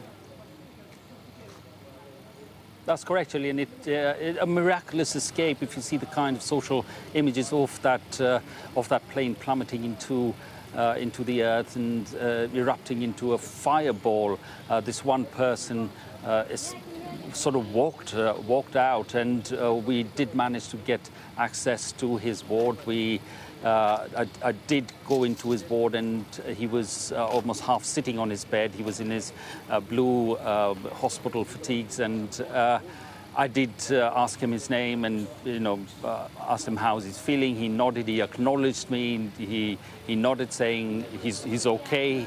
He had a few bruises on his hands and his face, but otherwise he was conscious. He was just sort of acknowledging, and he was conscious, awake, talking to some of the attendants out there, and then immediately there were plainclothes policemen and the hospital staff who ushered me away. They didn't want me to talk to him anymore. There were officials going to get briefings from him, etc. But he looked absolutely, he looked fine. He looked like someone who's had a slight accident.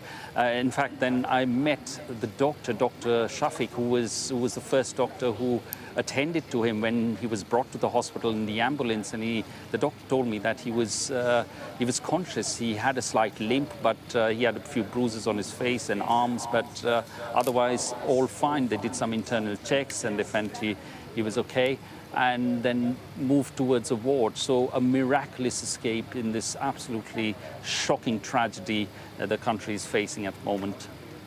Vishwash Kumar Ramesh, the only survivor. Neville, thank you very much. Here, the King and the Prime Minister express their condolences to those affected by the disaster. Details of the 52 British nationals killed in the crash are still emerging. But as we just heard, there was an escape almost beyond belief for one man whose family live in Leicester. Our home editor, Jason Farrell, reports. It just doesn't seem possible. The man in the white T-shirt, a passenger from seat 11A, walking from the wreckage with barely a limp.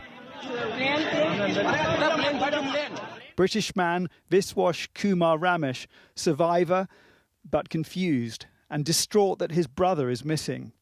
His family in Leicester spoke to him in hospital and just before takeoff. When he was on the runway, my dad called him and Vishwa said, "Oh, we're going to take off soon." And then literally like 2 minutes later, he video called my dad. As he crashed, he said, "Oh, our plane's crashed." All of that. I don't know where my brother is. I don't see any other passengers. I don't know how I'm alive, how I exited the plane. I can hear your voice shaking. I know this is a silly question, but how are you and your family keeping up at the moment? I mean, you can see the state of my mum. Like, we're all just, I've got no words to describe it. In the family home, friends gathered to offer support. One extraordinary story must have given faint hope to the families of the other 52 British nationals on board. Some in Leicester trying to get information from the local travel agent. For those family, relatives and friends whose they are affected, it is a real sad and very difficult moment for them, because obviously our community, especially Asian community, has a well network, and they're in connection with their relatives, their friends, so they are very close with them, and they have a bigger impact in their lives. The Prime Minister gave his reaction to the disaster. I speak for the entire country in saying our thoughts are with each and every one of those involved. There will be British and Indian families across the land who are absolutely impacted by this, and our thoughts, first and foremost, are with them. Obviously, the investigation is going on. We've dispatched an investigation team that's been deployed. The Foreign Secretary is leading on this, and we'll obviously update as soon as we can. But we're working with the Indian authorities on this to establish the facts. I would say to all families, friends of anybody affected to please contact the Foreign Office for further information. In a statement, the King said, "My wife and I have been desperately shocked by the terrible event in Ahmedabad this morning. Our special prayers and deepest possible sympathy are with the family and friends of all those affected by this appallingly tragic incident across so many nations as they await the news of their loved ones." At the time of these prayers in Neasden Temple in London, Air India Flight 171 should have just touched down in Gatwick. Its passengers arriving on British soil, 53 of them coming home. All our mandirs, temples here in the UK have been offering prayers. We will also offer prayers here before the Aarti ceremony. We will offer prayers for the unfortunate people who have passed away, the passengers, the crew, the pilots, also for all their family members, that they may find strength and courage at this very difficult and challenging time. This is one of many communities across the UK still coming to terms with what's happened.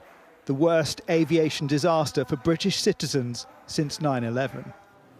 Here, one brother survived, another is lost.